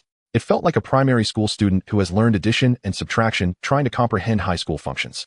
During these 3 days, Li Xiaomon also attempted to learn a large amount of magic knowledge, aiming to elevate his magic analysis to another level. Improving magic analysis could greatly enhance his understanding of magic and his magical talent. It is a true divine skill. The improvement of this skill might allow him to understand even a little bit of magic model knowledge in advance. He could feel that if he could understand magic models ahead of time, it would greatly enhance him, not only in strength, but also in the potential of his magical path. However, his wishes were not fulfilled. After 3 days of studying, he realized that he still had quite a way to go before his magic analysis could accumulate to a level of improvement. Perhaps only by creating his own second-level magic series could it stimulate the improvement of his magic analysis. He had rested long enough. It was time to begin the third exploration of the dungeon. This time, Li Xiaomon set a goal for himself, to explore down to the 30th floor. Therefore, this descent might take a long time in the dungeon. He would return the borrowed books to the library. As for the group of vampires in the basement, Li Xiaomon handed them all over to Rorona for management, disguising their appearances and sending them into the dungeon in batches. Then, he formed a team in the dungeon to train while earning their living expenses and assisting Rorona in killing monsters to gain experience for himself. This was an all-around exploitation method. Li Xiaomon was eager to recover the initial investment of 5,000 experience points he had put into Rorona. However, these vampires were still too low-level, with only 2 professionals, both of whom were dark mages. Li Xiaomon could only get the only 2 job scrolls from the Rebbe Chamber of Commerce, the Heavy Knight and Elementalist job scrolls. He promoted the 2 level 10 vampires to Elementalist and Heavy Knight. Among them, the one who abandoned their dark mage profession to become an Elementalist was the previous shatters. Chapter 70. The skeleton trio explores the dungeon after resting for a night. The next morning, Li Xiaomon dressed in full gear. Underneath was a soft garment, then a fire-resistant leather armor made from fire crocodile skin, and a binding flame on his chest. His right arm wore the arm guard of the Fire Lizard Man King. Dressed in this way, he looked even more imposing. However, apart from the magic staff, his equipment did not seem very much like that of an elementalist magician. Furthermore, the straight metal magic staff, even though its tip was embedded with a magic stone, looked more like a stick than a wand. In actual combat, it was indeed more like a stick. In front of the city tower, among the many adventurers entering the dungeon, Li Xiaomon stood out remarkably. Besides Li Xiaomon, there was also a team of adventurers whose equipment was even more eye-catching. It was a large team of 16 people, each with a decent level and well-equipped. But based on their positions, it seemed to be 2 teams combined. They appeared to be adventurer teams from 2 large merchant associations. Given this configuration, along with half of them equipped with water attribute magic wands, the target of this joint adventurer team was self-evident. They were going to hunt the Floor King on the 30th level of the dungeon. The Floor King is naturally filled with treasures. Magic stones are top-grade magical materials, and their horns can be used to forge high-quality magical items. Moreover, there is a good chance that such a Floor King will possess magical items. After the hunt, if luck is on their side, they might even obtain a magical item from the dungeon.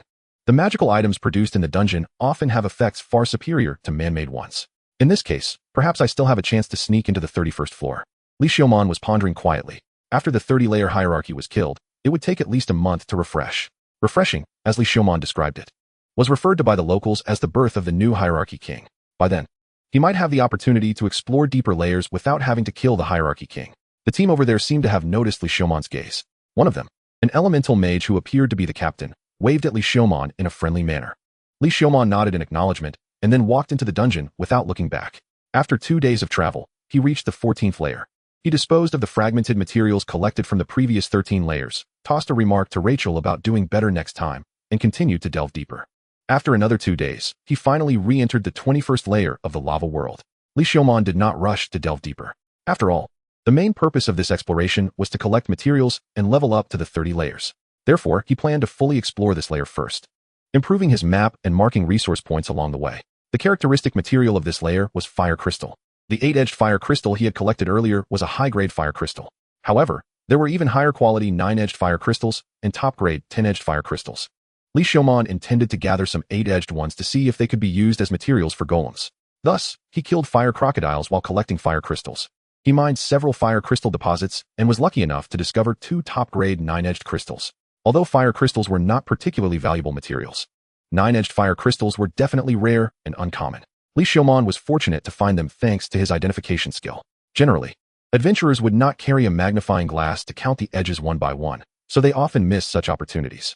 He spent 3 days on the 21st layer. Li Xiaomon's experience bar was more than half full. After leveling up to 20, his experience bar reached 10,000 points, and with each level gained, the cap increased by 5,000, slowing down his leveling speed. He reminisced about the days when he could level up multiple times in one go. He put the collected 8-edged fire crystals into his bag, while the 2 9-edged fire crystals were safely stored in his storage space. Following the lava waterfall, he arrived at the 22nd layer. He continued to fight monsters and collect fire crystals. This time, he thoroughly searched the entire 22nd layer before finding a 9-edged fire crystal. Finally, as he pulled out a fire crocodile skull with his skeletal sword, he saw a delightful notification pop up. Ding! Killed fire crocodile 20, experience 500. Your experience is full, level increased to 21. Constitution 1, Spirit 2. Dragon Blood Skeleton Strength Correction triggered, additional Strength 1. Freedom Attribute Point 1.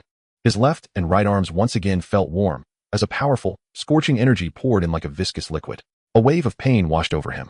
His bones began to crackle again. If it were only one side's energy, Li Xiaomon's current constitution could easily handle it. However, with both energies entering simultaneously, he had to endure the pain. He gripped the skeletal sword tightly, standing stiffly in place, silently bearing the pain that surged from both sides.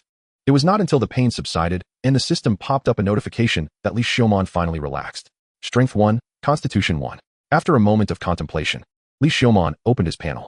Besides the attribute corrections for both arms and the racial correction for the dragon blood skeleton, the actual upgrades were just 1 point in Constitution, 2 points in Spirit, and 1 point in Freedom attribute.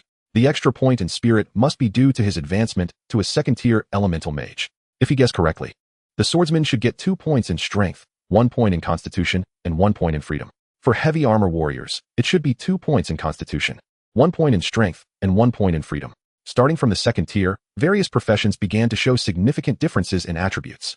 Warriors focused on strength. Heavy armor professions focused on constitution, and mages focused on spirit. Fortunately, Li Xiaomon had various mixed attribute corrections. It was just a pity that these corrections might not last long. Li Xiaomon looked at both arms. The energy remaining in his right arm was still strong. It seemed he could upgrade several more times. No wonder it was a legendary sword that only appeared in fairy tales, the previous owner of the Icebound sword. A bone from who knows how many years ago was still so sturdy. However, the left arm's red bone color had lightened again. It seemed he wouldn't be able to upgrade many more times before the energy inside was completely depleted and returned to its normal color. To avoid being left behind, should he find some famous bones to use in the future? Perhaps he should go dig in some hero's grave? He had heard that royal families were very strong. Maybe he should excavate royal tombs. Li Xiaomon couldn't help but start to scheme. A skeleton going to a graveyard. Was there anything more reasonable than that? Tomb raiding was a shallow way to put it. Only despicable humans would use tomb raiding to describe it. This noble skeleton would call it visiting relatives. Taking something away when leaving would be called a souvenir. As for why he was still holding onto the owner's arm bone when leaving, that would be called reluctance. The owner of the grave couldn't bear to let go, loving it too much. Chapter 71. The maternal heart of the skeleton. No longer considering the issues of bones in the future, Li Xiaomon looked at the freedom attribute points on the panel. He still hadn't used the 3 points from the last level up, and with this 1 point, he had a total of 4 points. He decided to save 2 points for emergencies and poured the rest entirely into Spirit. Adding Spirit as a mage was definitely the right choice. Adding Strength brought short-term benefits. Adding Constitution was life-saving, while adding Spirit offered long-term gains. Spirit would allow him to stay awake longer, giving him more time to study and farm monsters. It would also increase his magic power and total mana. As an elemental mage, adding Spirit was undoubtedly a wise decision.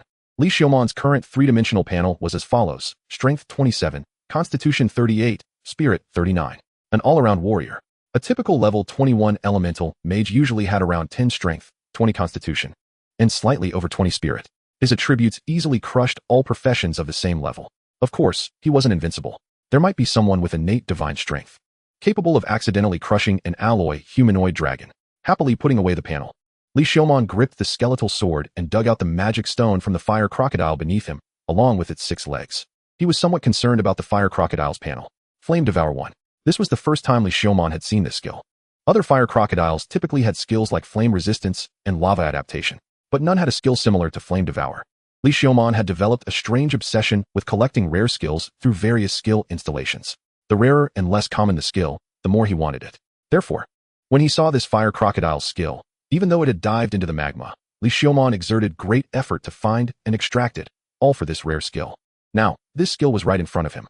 Li Xiaomon suppressed his greedy emotions, tore off his right leg, and began to test his legs. The fire crocodile pool was replicated once again. At this moment, Li Xiaomon's heart surged with love for the 6-legged lava fire crocodile race. The fire crocodile had painstakingly evolved in the lonely underground city for so many years to develop these 6 legs. All of this was to fulfill him and increase his probability of installing desired skills, holding back his inner emotions and tears, although skeletons do not have tears. The first leg, crawling. This must be the dying resentment of the fire crocodile. Crawl for me, you worthless skeleton. No rush. The second leg, fire resistance. The third leg, fire devouring. 3 skills acquired. The azure soul fire swayed, and a marvelous change occurred within all his bones. He tried to condense a ball of flame and then reached out to grasp the flame. A sense of devouring came from his bones. The flame was steadily devoured by his bones, transforming into magical energy that flowed into his body, until the entire ball of flame was consumed. Li Xiaomon tried to sense it. He had probably devoured 20 of the magical energy consumed to create the flame. In other words, this skill could devour 20 of the flame energy and convert it into his own magical power. A very powerful skill, equivalent to a fire weakening skill. Combined with elemental resistance, it further reduced fire magic damage. Plus, he also had the low-level water magic nullification from the water spirit earring given to him by Ilu. Now, he was a moving nemesis to elemental mages. Indeed, the rarer the skill, the more powerful it is. Li Xiaomon looked at his skill bar, happy to have collected another rare skill. He transformed the short claws of the fire crocodile into a normal shape, expressing gratitude to the dismembered and incomplete fire crocodile. Then he peeled off the crocodile's skin. After all, this was the skin of a fire crocodile with a fire-devouring skill, and it already had fire resistance. This skin could be considered top-notch among crocodile skins, with maximum fire resistance. After simply processing the fire crocodile skin, he roughly draped it over his shoulders and waist. Then he tossed the bloody body of his fire crocodile teacher into the magma he loved throughout his life. Such a saintly act made him hardly seem like a skeleton. Although it was a monster's body, the soul was so noble and sincere. Sigh. He couldn't change this saintly side towards enemies. Li Xiaomon wiped the blood of the fire crocodile's owner on the crocodile skin, then covered the new fire crocodile bone leg with the crocodile skin pants, and put fire crocodile boots on the fire crocodile foot bones, adjusting the dyed fire crocodile cloak with a helpless expression. This unexpected skill gain made Li Xiaomon even more eager to identify the skills of the fire crocodile, fearing he might miss any rare skills. Although he currently had 2 skill slots filled, he could pack them. 2 bone arms occupied his 2 skill slots, so he only had the 2 skill slots for his legs left. As for whether dismantling bones from other parts could yield skills, he had tried removing ribs, but it had no effect. The pelvis, on the other hand, was not human and had difficulty matching sizes. After all, the pelvis is not like limb bones. They fit easily even among different races. Moreover, even after painstakingly connecting, he had not gained any skills. Li Xiaomon speculated that most skills were activated by hands and legs, so the power of skills unconsciously flowed to the limbs after death. There was also energy in the torso. Theoretically, if the entire torso were replaced, skills could also be obtained, but that would require removing the head. As for the head, there was no need to mention. It was the seat of the spirit, and the energy was definitely dense. But both the head and torso burned with soul fire, which was crucial to Li Xiaomon's life, and could not be moved. He continued to search for ore and fire crocodiles at a steady pace. Luck did not continue to favor Li Xiaomon. The remaining fire crocodiles had skills that were rather common. He also didn't find any good ores. Thus, he stayed on the 22nd floor for 3 days. Following the lava waterfall to the 23rd floor, this floor began to have fire-wing beasts appearing. There might be some flying skills, and he could also try whether his bone wings could be replaced. After all, the bone wings grew and spread from the ribs and scapula on both sides. Aside from activating skills, they normally did not exist on his back, so whether they could be replaced, Li Xiaomon was unsure. But this time he could give it a try. The fire-wing beasts leisurely flew in the air, overlooking the magma below, completely unaware they had been targeted by a skeleton. Wing slash. All fire-wing beasts possessed the wing slash skill. Although somewhat common, Li Xiaomon didn't think much of it. However, it should be quite practical, so he reluctantly chose this skill. He focused on one that was chasing after a male fire-wing beast's tail, wanting to catch the female fire-wing beast in front for an indescribable activity. The righteous and kind skeleton could not stand it any longer. His saintly heart surged. Bullying the weak in front of others, harming young firewing beasts, was morally corrupt, and he could not agree. Brandishing his wand and flapping his bone wings, he charged into the sky and aimed for the firewing beast's rear. As for why he didn't use the skeleton's sword, it was simply because the skeleton's sword was connected to his own body, and he was afraid of getting dirty. Chapter 72. The skeleton's unexpected or harvest. The wand smoothly penetrated the firewing beast's body. Magic activated. Water explosion. Water surged within the firewing beast, violently exploding, causing its body to be ripped apart with a gruesome crack. Blood mixed with water sprayed outwards from the fissures. Hell! The firewing beast let out a mournful cry, twisting its neck as flames erupted from its mouth towards Li Xiaomon. At that moment, Li Xiaomon wanted to test the extent of his fire resistance. Watching the flames shooting towards him, he opened his palm, facing the oncoming flames barehanded. Fire devouring. The scalding flames poured over Li Xiaomon like magma. The searing heat spread throughout his body in an instant. Simultaneously, centered on his open palm, the flames formed a vortex-like shape, being absorbed by Li Xiaomon. The remaining flames, weakened by his magical breastplate, were endured by Li Xiaomon, who had elemental resistance. It was a bit hot. Li Xiaomon felt the magical power within him continuously recovering and kicked the firewing beast's chin with one foot. The firewing beast in the air shook violently.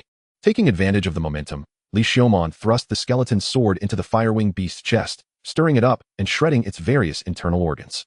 The firewing beast could no longer hold on and helplessly plummeted to the ground. It wasn't until the firewing beast's body crashed heavily onto the ground, producing a loud noise, that it finally died. Ding. Killed firewing beast 21, gains 750 experience. Ignoring the experience notification, Li Xiaomon tightened his grip on the skeleton's sword and dismantled the pair of wings from the firewing beast.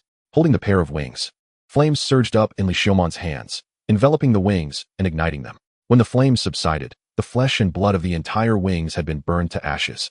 While the bones showed no damage at all, this was probably skillful mastery. Even a barbecue stall master with 10 years of experience would find it hard to match this skill. This is all the contribution of the fire crocodiles. Bone wings. When the bone wings activated, a pair of fierce white bone wings pierced out from his back. Li Xiaomon looked at his bone wings, and without much hesitation, he grasped the bone wings, activated his immense strength, and tore the two bone wings off his body, perhaps because they were connected to his spine. The pain of tearing off the bone wings was much more pronounced than that of his limbs. Then, he inserted a pair of bone wings from the firewing beast into the severed area and activated the bone transformation. In an instant, a surge of scalding energy came from the connection point on his back.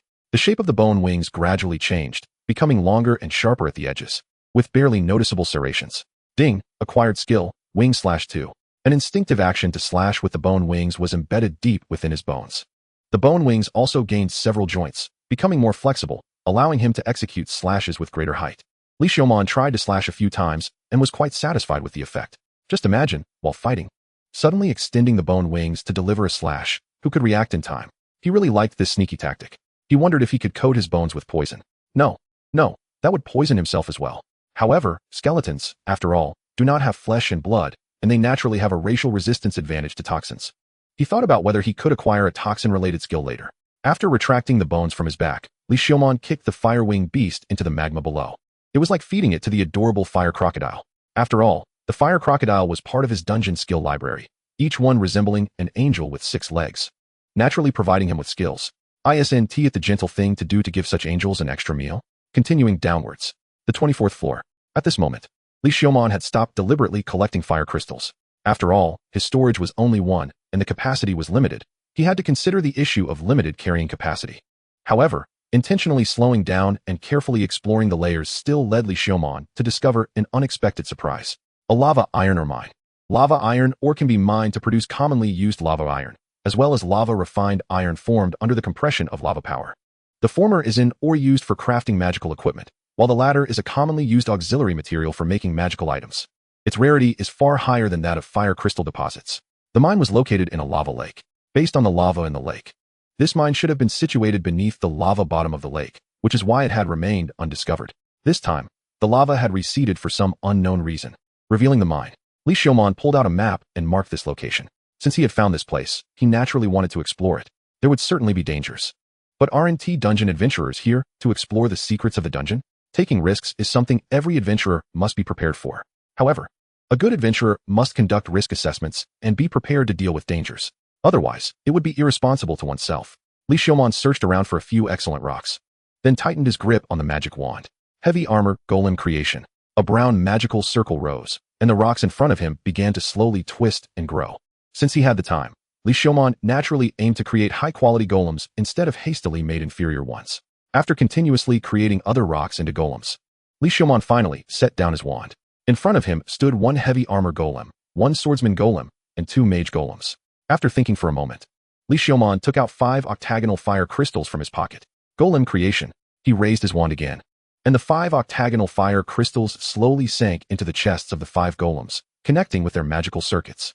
However, using precious octagonal fire crystals for the creation of temporary golems was indeed a bit wasteful.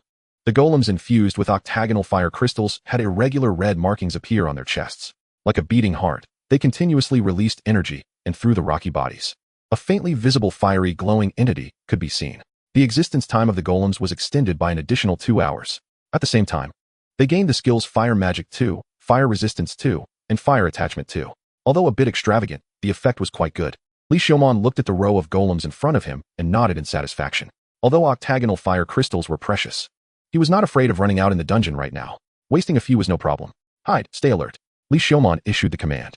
The light in the eyes of all the golems lit up simultaneously, and then, following the command, they each hid into the lava below.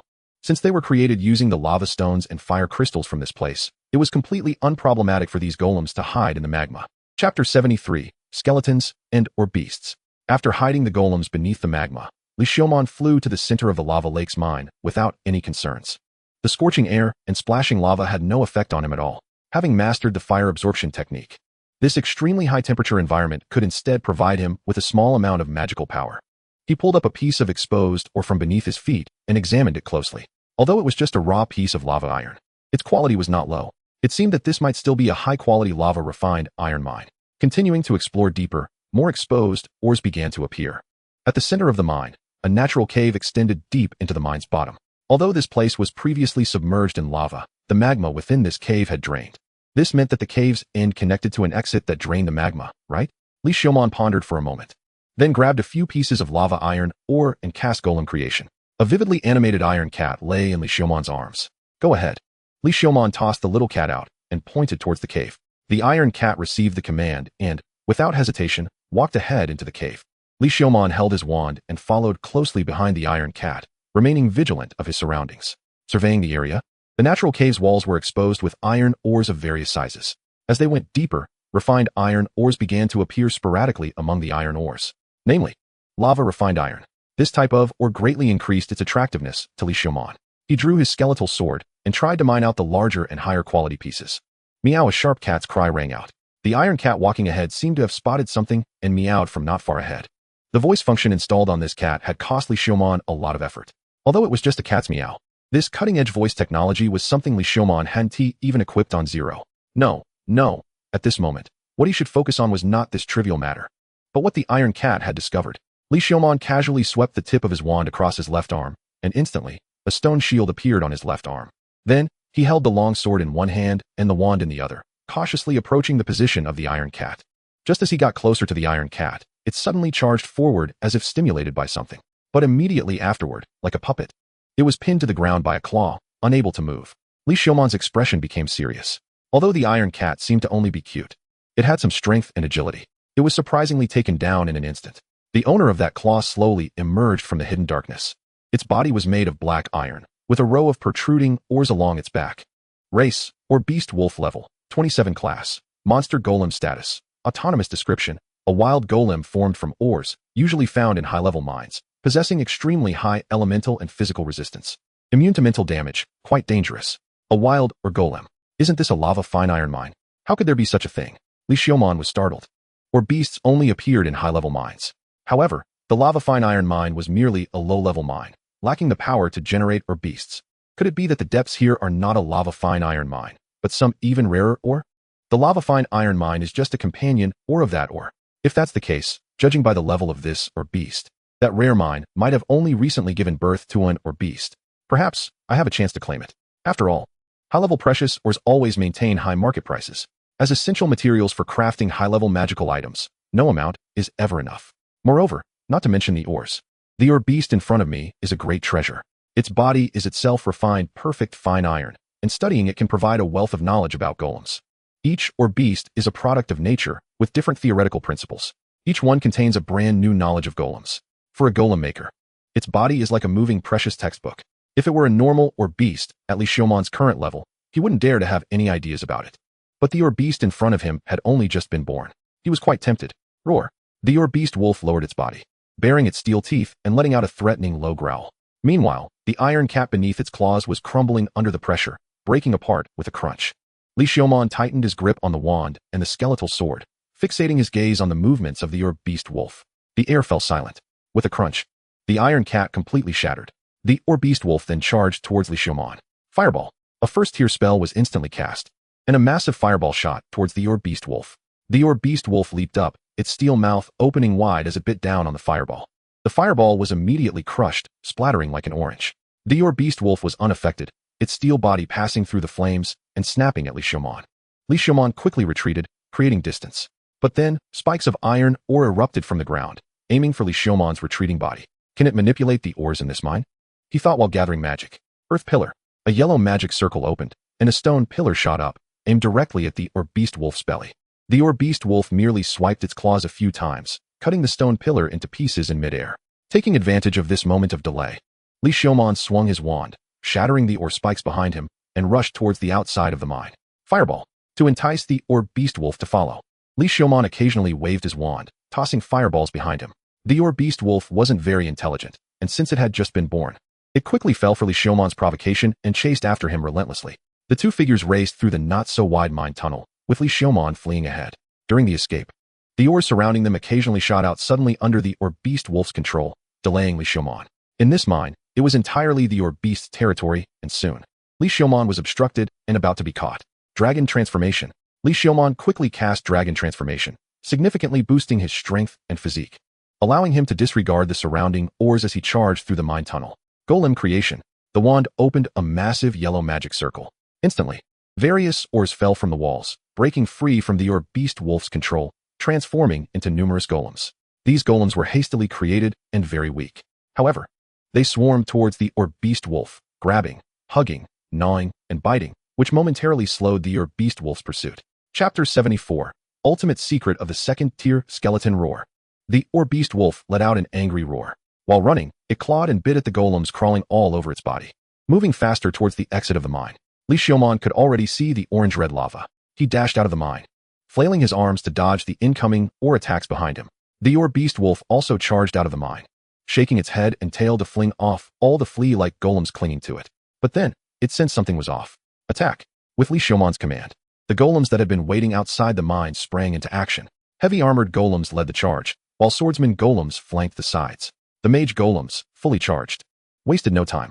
First-tier magic, Lava Whirlwind Cone. First-tier magic, Water Flow Whirlwind Cone.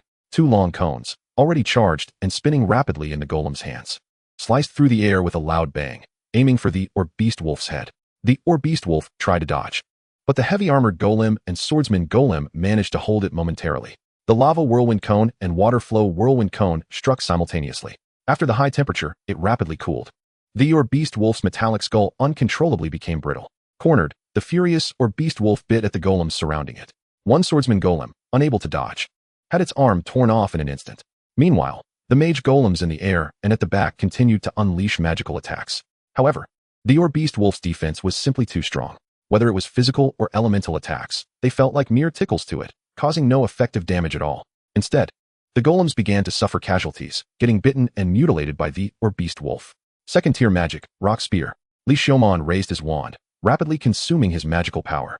A massive earthy yellow magic circle opened, and yellow rock elemental light points gathered from all directions towards the center of the magic circle. In just a breath, a gigantic rock spear several meters long coalesced at the center of the magic circle. Li Xiumon quickly opened another wind magic circle. Second-tier magic, Wind Spiral. The azure magic circle unfolded right above the yellow magic circle, transforming into a whirlwind that enveloped the rock spear, which began to spin slowly. After all, Li Xiumon had just recently become a second-tier magician, and he had not yet mastered mixed second-tier magic. Therefore, he could only cleverly cast two spells simultaneously to achieve the effect of mixed magic. The enormous rock spear spun faster and faster in the whirlwind. Around the rock spear, a visible tornado formed. As it spun, it roared like a wind dragon, tearing at the listener's eardrums. although there wasn't a single creature present that had eardrums. Roar. The mining beast wolf lifted its head at that moment, looking at Li Xiaomon, who was floating in the air, maintaining the giant magic circle that supported the tornado-like rock spear. The shallow intelligence of the mining beast wolf sensed a threat from that magic. It swiped its claws, batting away the two tattered swordsmen, golem. Then, with all four paws, it prepared to break the ominous magic in the air. But then, it felt its tail being grabbed. Turning its head, it saw the heavily armored golem, which it had bitten, missing half of its body. It flicked its tail to shake off this golem. However, this momentary delay allowed Li Xiaomon to finally finish charging the storm rock spear. The entire rock spear was now imposing, stirring up a fierce wind over the exposed or bed. Second-tier magic, storm rock spear. The huge rock spear shattered the two enormous yellow azure magic circles, releasing a yellow azure magical tail that shot toward the ground. At the same time, 5 golems raised their hands, opening magic circles from 5 directions simultaneously. First-tier magic, flame infusion. 5 layers of magic circles unfolded before the descending storm rock spear, and for every layer of magic circle it penetrated, the whirlwind around the storm rock spear became infused with more flames. In an instant, as the storm rock spear pierced through the 5 layers of orange-red magic circles, it became entwined with roaring red flames. Second-tier magic, storm lava spear. The mining beast wolf roared as chunks of ore fused into its body, forming thick armor. But the enormous rock spear mercilessly pierced through its neck. The flames dissolved its body, and the whirlwind tore at the cracks, pushing the rock spear further in, raising a large cloud of smoke. The surrounding magma was also stirred up by the fierce wind. Is it dead? Li Xiaomon saw the rock spear pierce through the mining beast wolf's neck, but there was no system notification window appearing. Is it because the target is a golem, and thus there is no experience? Li Xiaomon slowly descended, waving his wand. Flowing wind. An azure magic circle opened at the tip of the wand, dispersing the smoke. The mining beast wolf, with its neck pierced, lay motionless on the ground. Li Xiaomon was not careless and let the 2 remaining active swordsman golems approach. Suddenly, the mining beast wolf sprang up and bit one of the swordsmen. It's still alive? Seeing that the mining beast wolf, with a rock spear stuck in its neck, could still move, Li Xiaomon couldn't help but exclaim. But it seemed to be greatly weakened and wouldn't last long. The mining beast wolf charged at Li Xiaomon without hesitation, its sharp claws swiping fiercely.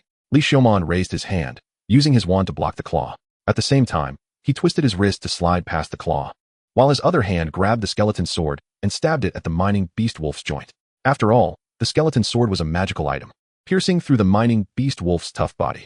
Then, he carefully used the skeleton sword to dismantle the mining beast wolf, demonstrating exquisite swordsmanship while trying to preserve its integrity. The mining beast wolf became increasingly weak, and with the enhancements of combat and swordsmanship, every attack from the mining beast wolf was precisely anticipated. Until the final strike pierced its head, a notification window finally appeared.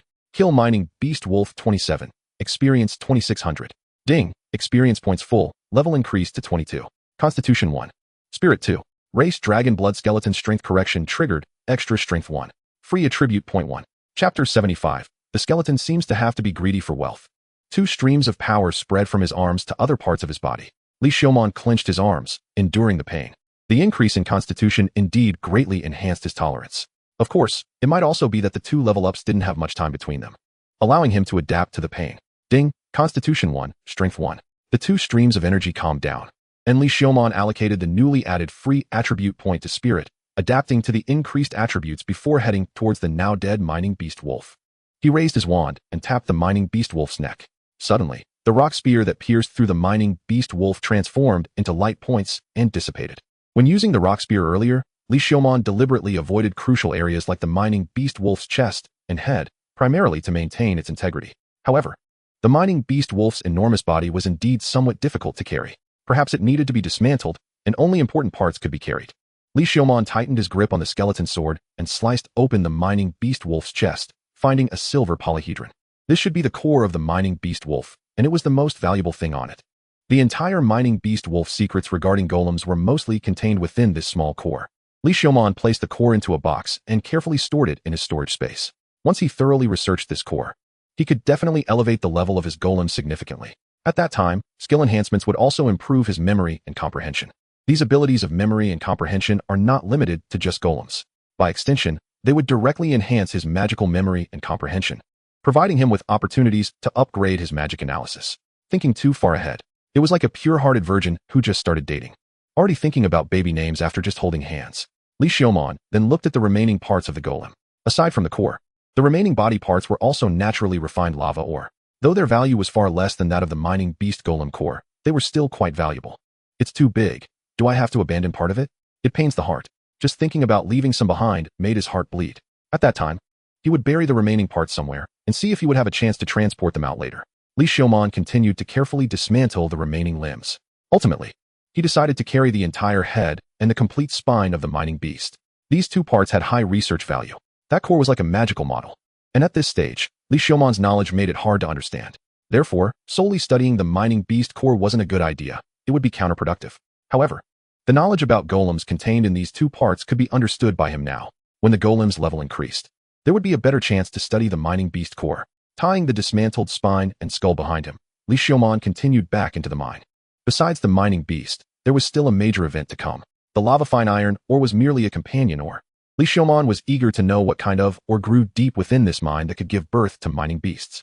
Returning to the place where he encountered the mining beast, Li Xiaomon held a shield in one hand and a magic wand in the other, cautiously approaching.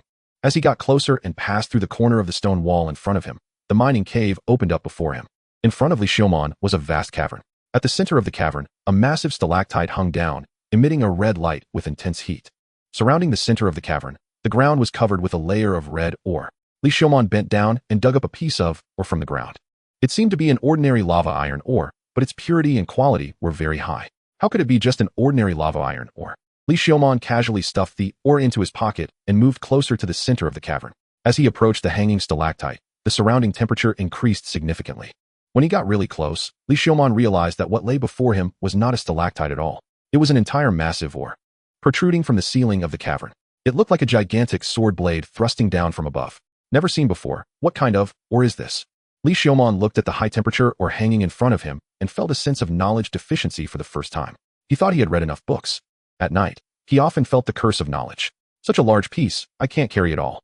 Li Xiaomon looked at the ore in front of him and tapped it with his wand. A crisp sound echoed throughout the cavern. The color of the ore began to change, its glow gradually dimming, and then the surface started to peel off bit by bit. Li Xiaomon was startled and stepped back, watching the ore warily. The peeled-off parts of the ore crumbled to dust as if they had become ordinary rocks. As the surface layer fell away, what was inside the ore began to reveal itself. It was a series of bright red, regular cubic blocks embedded in a central column of ore. Cubes? Red-faced square gold ore? Red-faced square gold, a rare magical ore, typically found in the underground cities of lava regions. It is extremely rare and one of the materials for crafting high-level magical items. It is also a material for creating red dragon alloy. Red dragon alloy is a superior quality steel that possesses power comparable to the flames of a red dragon. In simple terms, a small piece of this could be worth a house in White Bear City. And in front of him, there was a pile. The flames in Li Xiaomon's eyes flickered wildly. He had been quite lucky recently, making him feel a bit overwhelmed. Could this be the compensation from the heavens for his miserable fate? Otherwise, he would suspect that the heavens were treating him so well because they wanted to lure him into bed with his bones. Li Xiaomon drew his skeleton sword and carefully began mining the column of ore in front of him. As he mined one piece of red-faced square gold ore after another, the surrounding temperature started to drop. Ding! Proficiency requirement met. Storage level 1 upgraded to storage level 2. As Li Xiaomon stuffed piece after piece of red-faced square gold ore into his storage space, a pop-up window appeared in front of him. At the same time, he felt a sudden expansion of the special space within him. The previously cramped environment became spacious in an instant. The cube space, originally only 0.5 meters on each side, expanded by several meters. Now it had about 3 cubic meters of capacity. Actively placing precious items into the storage space would speed up skill leveling. He also learned how to upgrade this skill. The more precious the items placed, the easier it is to level up the skill. Chapter 76, Skeleton turns bad luck. Theoretically, memory crystals, 6th tier sorcerer mana crystals, and mining beast cores should all be considered precious items. So why hadn't the level increased before? Was it about the material's value? Memory crystals are indeed precious, but what is valuable is the knowledge they carry. If what is stored inside is just a performance, then naturally it becomes worthless. The same reasoning might apply to mana crystals. A precious chip versus a sharp stone. In front of primitive people, the latter would definitely be more valuable. Having figured out this judgment standard, Li Xiaomon continued to mine the red-faced square gold ore without further thought. Once the last piece of red-faced square gold ore was mined, the mining bed in front of him was completely empty. In his storage space, all the red-faced square gold ores piled together formed a heap about half his height. This was a normal yield for red-faced square gold ore mining. After all, this was a rare ore. It was impossible to mine several tons at once. Next, Li Xiaomon began to mine the high-quality lava iron ores on the ground. These lava iron ores were not considered precious, depending on who you compared them to. For Li Xiaoman at this moment, he didn't dare take out too many of the red-faced square gold, but he was fine with these lava irons. Moreover, he controlled the golems, which made him a big consumer of ores, and he also had storage. In the future, whether for research or practical combat, he would need various ores, so the more, the better. The entire cavern looked as if it had been gnawed by a dog. The original splendor was gone, leaving only a pockmarked landscape. Li Xiaoman glanced at his masterpiece with satisfaction and left the mining cave. Since the size of his storage space had increased, he no longer needed to consider so much when dealing with the mining beasts. He would continue to dismantle them and neatly stack them into the storage space. The harvest was so abundant that Li Xiaoman felt a bit unsettled. If he had a heart, it would probably be racing wildly right now. Too excited, he decided to calm down by killing a few fire alligators. Fire alligator, continue to dive. After reaching the 26th level, 3 days had passed. Li Xiaoman became fixated on acquiring precious materials to enhance his storage space, perhaps due to the similarity of the items. The red-faced square gold, or that theoretically could further enhance his storage space, did not increase the storage level, so he began searching for other valuable materials. However, luck could not always be on his side. In these 3 days, he only found a piece of 9-sided fire crystal and a batch of 8-sided fire crystals. With the storage skill, he didn't have to worry about his backpack, and he was practically sweeping through the entire underground city. Li Xiaoman finally understood why there were no storage-type skills in this world. It would really empty the underground city. The 26th level of the underground city was not much different from the previous levels. He descended through the lava waterfall, facing the same molten lava. Now, looking at the molten lava, he no longer felt the initial shock and surprise. Instead, he felt a bit nauseous. Moreover, he was still a skeleton. He really didn't know how humans managed to survive in this molten lava underground city. He dug out the Firewing Beast's magic stone beneath him and stored it in his storage space.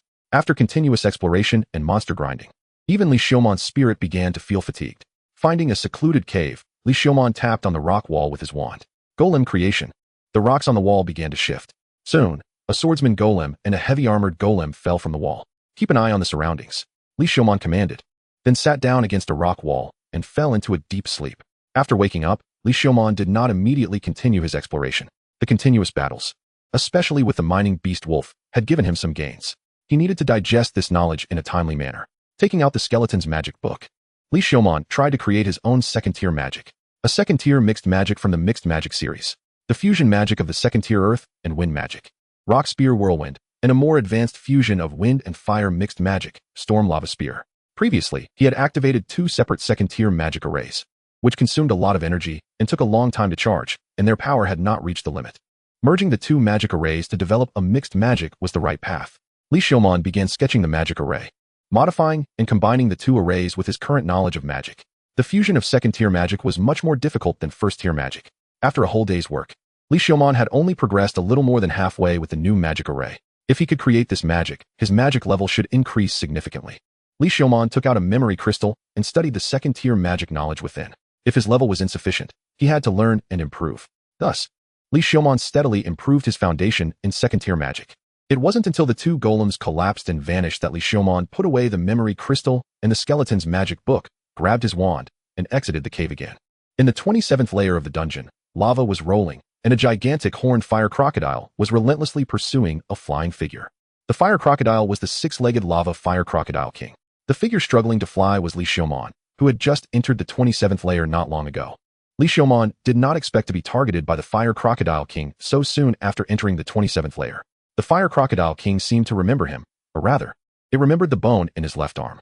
There was still some residual energy in his left arm bone, which usually had little effect and was gradually digested as he leveled up. But at this moment, in the eyes of the fire crocodile king, it was an unmistakable mark. It remembered this detestable human who had escaped from its mouth last time. Wind spiral cone. Li Xiaoman turned around in midair, raising his wand and aiming at the fire crocodile in the lava. A cyan-yellow magic array unfolded in front of him. The wind vortex wrapped around the earth cone and shot out continuously. The fire crocodile opened its mouth, and a massive lava bomb was mercilessly spewed out, crashing toward Li Xiaoman with the sound of an explosion. Even if the wind spiral cone hit the lava fireball, it was like a cow sinking into the sea, only stirring up a blaze on the surface of the lava fireball. Second-tier magic, water prison. Li Xiaoman quickly switched spells. A blue magic array enveloped the lava fireball, and water flowed together, suddenly erupting with a sizzling sound as it exploded into boiling steam. The lava fireball condensed into a steaming rock ball, crashing toward the skeleton. Li Xiaoman raised his wand, pointing straight at the incoming rock ball, and a yellow magic array opened in front of the wand. Golem creation. The wand with the open magic array swung toward the rock ball under immense force. At the moment of impact, the magic array created ripples on the surface of the rock ball. The straight wand bent slightly, carrying immense power, and knocked the rock ball back like a baseball. The rock in midair continuously wriggled, transforming into a golem wielding a giant sword, striking down toward the Fire Crocodile King. The Fire Crocodile King shook its lava-covered head violently from the blow, and its massive mouth was forced shut under the tremendous force. Chapter 77. The Skeleton's Bad Luck. Second-tier magic, rock spear. Li Xiaomon raised his wand, and a massive rock spear quickly formed with the cracking sound of stones within the brown-yellow magic array. Meanwhile, the golem that had landed on the Fire Crocodile King's head was doing its utmost to damage it. However, as a level 30 special species, the Fire Crocodile King's defenses were not something a temporary golem could break through. The Fire Crocodile King shook off the golem on its head and bit it in half. Then, with a flick of its tail, a large amount of lava was flung into the air towards Li Xiaomon. There was no time to mix spells. He could only use the rock spear. Li Xiaomon had no choice but to swing his wand, and the rock spear shattered the magic array behind him, tearing through the air and piercing the lava that the Fire Crocodile had flung, shooting toward the Fire Crocodile King. Facing the sharp rock spear, the Fire Crocodile King dove into the lava. The rock spear struck fiercely into the magma, creating a void. What a despicable creature. Li Xiaomon couldn't help but curse. However, he was a noble and intelligent skeleton and had never expected the Fire Crocodile King to be as noble as him. Suddenly, a loud whoosh sounded, and a massive fire-winged beast swooped down from the sky. Li Xiaomon barely managed to evade it. Upon closer inspection, he realized it was a giant fire-winged beast, twice the size of a normal one, with a pair of horns. Its name was Fire-Winged Beast King. Level 30 class, monster status, healthy description, a special species king among fire-winged beasts, possessing even more powerful strength and speed. Its flying speed is extremely fast, immune to low-tier fire magic, with high elemental resistance, and is extremely dangerous. Fire-Winged Beast King. Li Xiaomon looked at the Fire-Winged Beast King in disbelief. What was going on? Had his previous luck been borrowed from a loan, and now he had to pay it back with interest so quickly? Two special species. How could he possibly defeat them? The fire-winged beast flapped its wings, igniting flames, and drew a red afterimage in the air as it charged toward Li Xiaomon. Water wall. Li Xiaomon quickly opened a water magic barrier, but the fire-winged beast merely folded its wings, compressing the red flames into a layer of fire membrane that stuck to its body. It dove straight into the water wall. With a sizzling sound, the water wall instantly evaporated, and the fire-winged beast's sharp beak lunged toward Li Xiaomon's chest. He quickly retracted his arm to block, raising his shield against the sharp beak. A tremendous force spread throughout his body, and the shield was instantly pierced. Relying on his outrageous physique and strength, he endured it. But in midair, with no point of leverage, he was thrown back, flapping his bony wings to barely slow his fall. However, at that moment, the Fire Crocodile King in the lava did not forget to deliver a finishing blow. Lava columns erupted from the magma, shooting toward the falling Li Xiaomon. The fire-winged beast also puffed up its chest, looking down from above to spit out a lava fireball, attacked from above and below simultaneously. Li Xiaomon gripped his wand tightly, facing downward. Second-tier magic, whirlwind. The cyan magic array opened like a thrusting mouth, and a fierce wind blew out, forcefully pushing Li Xiaomon's falling body back up. If it were an ordinary person, such a sudden stop would probably tear them apart. But Li Xiaomon's 39 points of constitution were no joke. Drawing his bone sword, wind magic transformed into a flowing wind, and water magic enveloped the blade, striking diagonally at the lava fireball. The lava fireball was elegantly split in two by the brilliant sword light. The remaining flames were weakened by the skeleton's sword, absorbed by the flames, and the breastplate resisted. By the time the flames reached Li Xiaomon's body, his elemental resistance directly immunized him from the fire damage. Without a moment's hesitation after slicing through the fireball, Li Xiaomon tightened his grip on the wand, the flowing wind swirling, and he threw it with immense force. The wand emitted a sound as it sliced through the air, and water flowed continuously from the top, where the blue water magic stone was seeping out, entwining the wand and spinning with the whirlwind. Watching the rapidly approaching wand, the fire-winged beast king flapped its wings, stirring up a fiery hurricane. As the wand pierced through the flame hurricane, it merely grazed the scales of the fire-winged beast, leaving a trail of blood. Golem creation. The earth-colored magic circle opened on the wand. The straight metal wand cracked open like a transformer, then blossomed like a flower. It transformed into a spider-like golem, with each sharp claw firmly gripping the wound. Then, the blue magic stone head of the spider golem lit up. Water wrapped around the claws and began to seep into the wound. It should be noted that the monsters on this level are weak to water. The pain of the water flowing into the wound drove the fire-winged beast king into a frenzy. Good job, Li Xiaomon shouted. This wand golem will be called number 1 from now on. The fire-winged beast shook its head and tail, biting at the wound. But number 1 merely clung to the wound, relying on its hard body. No matter how the Firewing Beast King tore at it, it wouldn't let go. In the end, the Firewing Beast King made up its mind and tore off a piece of flesh along with number 1, flinging it away. At this moment, Li Xiaomon had already approached the Firewing Beast King, grabbing the iron spider-like number 1. Number 1 obediently transformed back into the wand form, allowing Li Xiaomon to hold it. Water Flow Tornado Cone.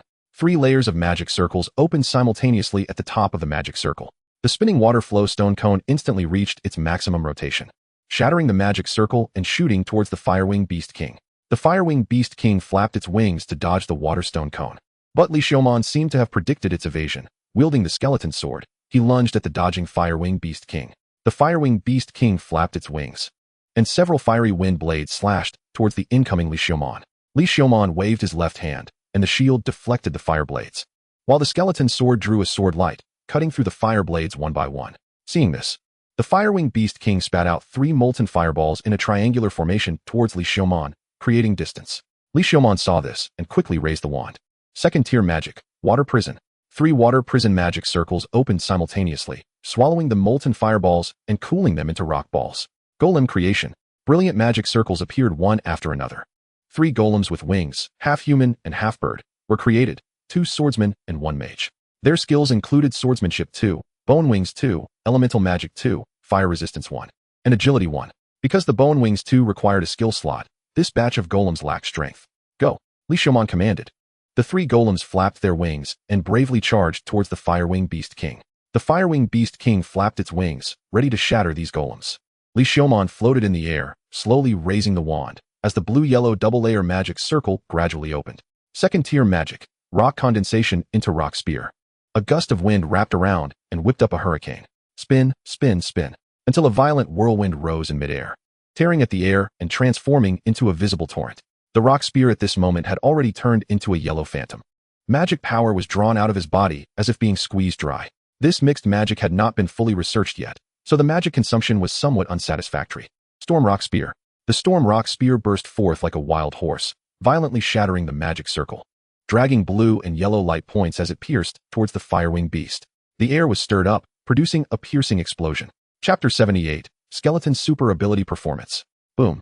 A loud sound. The Storm Rock Spear, Li Xiaomon's currently strongest single-target attack skill, accurately hit the Firewing Beast King. The rock spear spun wildly, and the swirling storm seemed to want to tear the Firewing Beast King apart completely. The turbulent airflow forced the Firewing Beast King to flap its wings desperately, trying to maintain normal flight.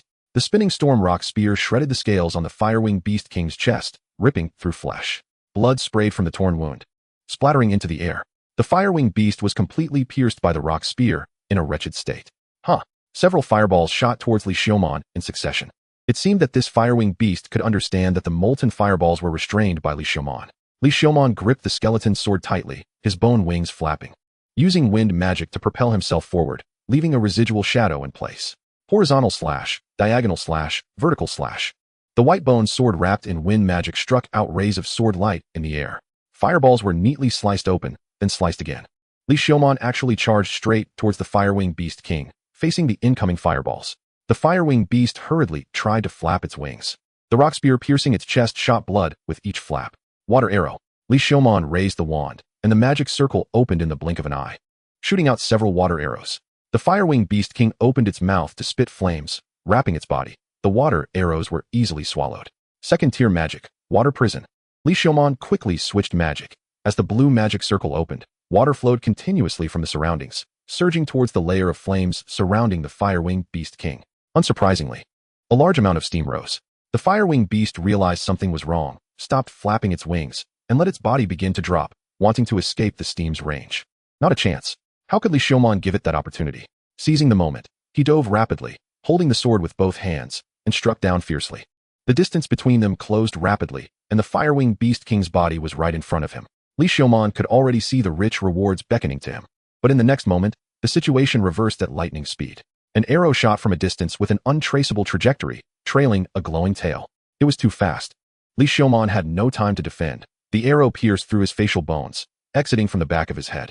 The Firewing Beast King seized this fleeting opportunity and unleashed a fireball at close range. The exploding fireball detonated between Li Xiaomon and the Firewing Beast, instantly sending both flying. The Firewing Beast King dove into the magma. The Fire Crocodile King seemed to sense danger and shrank into the magma alongside the Firewing Beast King. Meanwhile, Li Xiaoman was quickly covered by several arrows, along with several fireballs. This left Li Xiaoman, who wanted to play dead, with no way to do so. He flapped his bone wings, narrowly dodging the fireballs in the gaps, maintaining his flight. Is he really not dead from that? He truly did not disappoint me. Accompanied by a voice of surprise, a sword light slashed out from behind Li Xiaoman. Li Xiaoman hurriedly dodged, bracing against the skeleton sword, which grazed his chest armor and sparked. His body was uncontrollably thrown back a distance. Second-tier magic, water prison. A chorus of voices echoed from around him. 7 elemental mages had surrounded him. Blue magic circles opened one after another, and a large amount of water flowed from midair, surging towards Li Xiaoman. Not a chance. Second-tier magic, whirlwind. Li Xiaoman raised his hand, and the cyan magic circle opened, a fierce wind rising around his body, blowing the water flow away. But this was a joint magic of 7 elemental mages. The water flow blown away quickly recongealed, wrapping around Li Xiaoman again. This time, Li Xiaoman was not so easy to deal with. He resisted with the skeleton sword for a few moments before being submerged by the water prison, unable to move. Who are you, and why are you attacking me? Li Xiaoman struggled to speak in the water prison. He produced sound by vibrating the bones in his throat, allowing him to talk even underwater. Little skeleton, have you forgotten your old master after all this time? You really tricked me badly back. Then the burly swordsman who ambushed him covered his mouth and revealed a delicate smile, making Li Xiaoman feel uncomfortable. Is that you, Lucia? Li Xiaoman looked at the swordsman in front of him with confusion. More and more people emerged around them, all neatly lined up. Forming the joint team he had predicted would challenge the Tier King outside the dungeon. Now it seemed uncertain whether they could conquer the Tier King. They were truly here to deal with him. I didn't expect you to be living so well after your betrayal. You must have some big secret within you. But don't worry, I will study it thoroughly. Li Xiaoman observed the team around him for a while. Did you control them? It seems you didn't come in person. In Li Xiaoman's assessment, these people were all normal human races. Although I wanted to come in person, dealing with you, this is enough. In front of me, no matter how clever you try to be, you're just a low-tier skeleton. Lucia wore a confident expression as if she had Li Xiaoman completely in her grasp. However, I still don't understand why you chose skeleton as a code name. Aren't you afraid I'll come after you? Lucia stepped closer to Li Xiaoman in the water prison. Her expression filled with curiosity. Li Xiaoman remained silent, struggling in the water prison, but it was futile. Speak obediently. Lucia raised her hand, and the water prison tightened inward, compressing Li Xiaoman as he struggled. Gagaga! The skeleton cried out in pain. I said, in front of me, you're just a low-tier skeleton. A low-tier skeleton has no right to remain silent before me. Lucia slowly lowered her hand, and the compressing water prison stopped, allowing Li Xiaoman to relax his tense body. What secrets do you have? Tell me everything. Come closer, and I'll tell you. Li Xiaoman spoke with difficulty. You don't have the right to negotiate with me. Lucia raised her hand again, and the water prison compressed inward once more, this time with greater force, causing Li Xiaoman's body to creak under the pressure. Gagaga, I said. I'll tell you everything. Lucia did not stop immediately. She seemed to enjoy this torment. Low-tier skeleton, it's your honor to speak for me. It seems you still haven't realized this. Now you can speak. After saying this, Lucia finally lowered her hand, and the compressing water prison ceased. I wanted to attract you here using the skeleton code name, and then take revenge. But I didn't expect you to come so quickly. Li Xiaoman confessed truthfully. What a humorous idea. No wonder you are a low-tier skeleton. Your foolishness surprises me. Lucia revealed a charming smile, which looked particularly unsettling on the burly swordsman's face. Indeed, I thought the same. Li Xiaoman suddenly slashed out with the sword in his hand, and his body seemed unaffected by the water prison at all. With one strike, he decapitated Lucia, who was smiling. Ding! Killed Swordsman 27, gained 2,500 experience. But unfortunately, it is I who is surprised by your foolishness. Li Xiaoman grabbed the head that had been severed. Chapter 79. The identity of the skeleton is a skeleton water burst. The water surrounding Li Xiaoman exploded violently, creating a large pit in the ground. The power of the water explosion cast by 7 water elemental mages was evident. But unfortunately, the earrings sent by Ilu made him immune to 3rd-tier water magic. Li Xiaoman, unaffected, threw his magic wand, piercing the chest of the nearest mage directly. His low-tier water magic immunity was all an act. Don't use water magic. One of the elemental mages controlled by the succubus shouted. Quickly, all the elemental mages changed their magic. The archers shot arrows again, targeting Li Xiaoman's head, as arrows were difficult to harm a skeleton. Meanwhile, heavily armored warriors charged in first, followed closely by swordsmen. This was becoming troublesome. Li Xiaoman quickly created distance. At the same time, he flapped his wings and soared into the sky. After all, occupying the aerial advantage allowed him to suppress ground units with firepower. Shoot him down. A large amount of magic was fired in Li Xiaoman's direction. Facing them head-on was not Li Xiaoman's style. He quickly dodged the magical bombardment and created distance. Using frontal combat against such a team was the worst strategy. Harassment and guerrilla warfare were the best strategies. Unfortunately, the adventurers in this team were controlled by the succubus, fearless of death, making it difficult to inflict psychological damage. Bastard. Seeing Li Xiaomon disappear into the sky, all the adventurers manipulated by the succubus couldn't help but curse. After all, this skeleton clearly had no immunity to low-tier water magic, yet pretended to be weak. He was captured by the water prison in just a few moments while feigning pain. These succubi, who lived with low-tier skeletons every day, looked down on them like pigs and had no respect whatsoever. The same went for Li Xiaomon, this special traitor skeleton. How smart could a traitorous low-tier skeleton be? Even if he had killed many succubi before, it was merely due to their carelessness. They had learned their lesson and would not be careless again. And then they were careless again. This made them extremely displeased. Clearly just a low-tier skeleton, yet they were played by a low-tier skeleton. Rage filled their minds, making them want to tear apart Li Xiaomon, the instigator. Meanwhile, Lucia had been killed by Li Xiaomon due to her carelessness right under the noses of the other succubi. At this moment, her main body was probably in a terrible state. Looking at the furious succubi, and then at the head he held, Li Xiaomon felt optimistic. He tied the head to his magic wand and slung it over his shoulder. What a humorous idea. No wonder you are a low-tier skeleton. Your foolishness surprises me. He swung the wand, making the head that maintained a charming smile sway like a flag. At the same time, he repeated Lucia's classic lines. Oh, no wonder you are a low-tier skeleton. Your foolishness surprises me. Surprise, how dare you insult Lady Lucia like that? I'll kill you, low-tier skeleton. The angry succubi, provoked by the skeleton, showed gritted teeth as they bombarded the direction where Li Xiaomon had appeared. Li Xiaomon quickly hid. After a while, he leaped out from another direction, waving the Lucia flag. How dare you insult Lady Lucia like that? I'll kill you, low-tier skeleton this time. He repeated the angry succubi's lines as well. The succubus who had spoken turned red with rage. Thinking that this was just a controlled body anyway, she charged recklessly toward Li Xiaomon, wanting to crush the despicable skeleton into dust. But she was stopped by another, clearly more composed succubus. Don't fall for that despicable low-tier skeleton's trick. Yes. Li Xiaomon kept provoking them, but this group of succubi remained calm, surprisingly managing to hold back their anger. No matter how furious they were, it only resulted in them casting spells on themselves. Li Xiaomon saw this and did not rush. He followed behind the succubus team, sneakily harassing and depleting them, taking it slow, grinding them down bit by bit. Despicable, truly too despicable. Skeleton, do you have no sense of shame at all? After a whole day of harassment and attacks, this group of succubi was already exhausted. Li Xiaomon had a high mental point score, allowing him to go for a long time without sleep. But the succubi couldn't do that. They were manipulating others' bodies, and it wasn't that easy. Moreover, they had to remain constantly vigilant against Li Xiaomon's sneak attacks and couldn't let their guard down for a moment. Li Xiaomon was the same. He just had to follow behind and strike whenever the situation called for it. Did I hear wrong, or did you say something wrong? I'm just a skeleton. Second tier mixed magic, storm rock spear. A massive rock spear, entwined by the storm, tore through the air and shot toward the adventurer team ahead. In an instant, the succubi were frightened and dodged. When they had hidden before, they had seen the power of Li Xiaomon's magic. Charging took too long, and the accuracy was poor.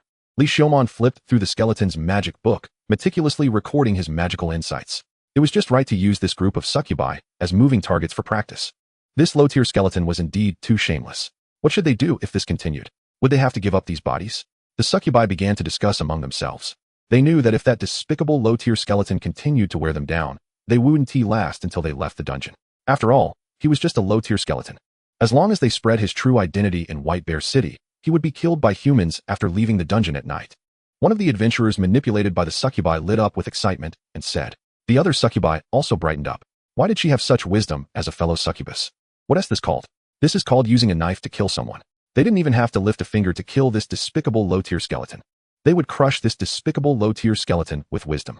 This despicable low-tier skeleton couldn't possibly stay in the dungeon forever. After all, he was just a foolish low-tier skeleton. Thinking he stood on the second layer, while they succubi stood on the third layer. How to spread the news to expose this despicable skeleton's true form. What are you talking about? Isn't it obvious? Just tell those despicable humans that he is a skeleton. We are currently consuming these despicable human bodies, wearing down that low-tier skeleton. When the time comes, once we leave the dungeon, this skeleton will surely have no place to be buried. Wait. All the succubi slowly caught on. How to spread the news that the skeleton is actually a skeleton. What are you being silly about? What skeleton? Skeleton? Of course. It's about revealing the skeleton's identity to those people and so on. How could you all be so foolish, not realizing that he predicted it? Cute little succubi. Try my super big rock spear. Chapter 80. The skeleton scheme. The massive rock spear struck again. The succubi didn't understand why this low-tier skeleton's magical power seemed inexhaustible. There was no way. Li Xiaomon had the highest mental point score, outperforming other mages of the same tier by double. This made his magical capacity and recovery speed significantly higher than that of other mages. Moreover, in this lava dungeon, the flame-devouring skill could continuously absorb heat from the air and convert it into magic power. With such a dream configuration for sustainability, tormenting a few succubi was not difficult at all. There was no way out. They had to fight to the death. Although these human bodies were of high quality, White Bear City also had better ones. Let that low-tier skeleton trader pay the price. A few succubi seemed to have found the right direction, turning around in unison and charging toward Li Xiaomon. Li Xiaomon also made his choice. The wind magic unfurled, and with the flapping of his bone wings, he propelled his body forward, creating a significant distance between him and the succubi. In the previous second, Li Xiaomon had been boasting and provoking them without restraint, but he turned and fled without hesitation. The skeleton didn't want to confront them head-on. Despicable and shameless. How could there be such a despicable and cowardly low-tier skeleton like you? It was simply a disgrace to monsters. Disgusting. The adventurers controlled by the succubi cursed one after another. Li Xiaomon didn't care at all. He didn't want to take risks and confront this group of guys head-on. These succubi were merely controlling the adventurers to fight, while their real bodies were hiding in some corner. Li Xiaomon was the genuine entity here, precious and valuable. What would happen if he got injured? Such a perfect skeleton body, regarded as a work of art. If it got damaged, it wouldn't just be a loss for Li Xiaomon as a skeleton. The entire magical world's aesthetic of bone forms would regress by hundreds of years. Since this despicable skeleton ran away, we should run too. The leading succubus cursed a few times and led the succubi to charge toward the upper levels of the dungeon without hesitation.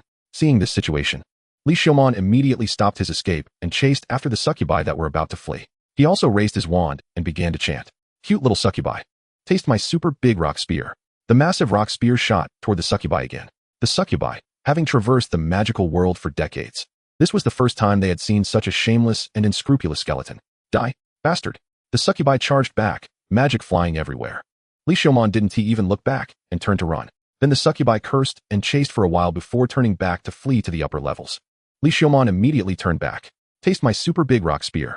The succubi were very agitated. Li Xiaomon was very happy. Thus, in this dungeon, the two sides continuously pulled back and forth, tugging.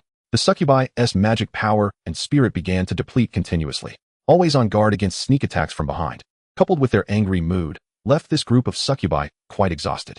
The succubi's minds were filled with the brainwashing phrase, taste my super big rock spear. This phrase echoed repeatedly in their minds. In the end, even if Li Xiaomon didn't cast magic and just shouted this line, the succubi in front were thrown into chaos, wary of where the super big rock spear might come from. The timing was almost right. Looking at the adventurers, who were severely depleted of magic power and spirit, each sporting dark circles under their eyes, Li Xiaomon knew it was about time to strike. He was now full of energy. These little succubi were truly tormenting little demons. It took them 2 days of relentless effort just to wear him down. Golem creation.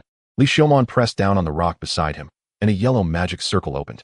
The rock twisted and grew, then transformed into a humanoid golem roughly the same size as Li Xiaomon. Go over there, circle around.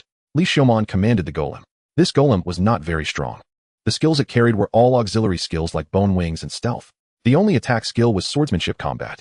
Moreover, Li Xiaomon had stuffed it with a half-finished voice function. In reality, it was a somewhat misleading recording function.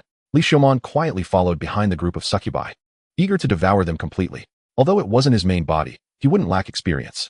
Cute little succubi, taste my super giant rock spear. The familiar voice came again, causing the succubi to break formation, each one alertly looking around. Then, Li Xiaomon, wearing a chest plate and wielding a magic wand, charged forward, looking ready for a decisive battle. The succubi were overjoyed. They were almost toyed with by Li Xiaomon, and now he finally rushed over. Each one more excited than the last. The despicable low-level skeleton lost patience. This was their chance to take down that skeleton. The succubi quickly adjusted their formation.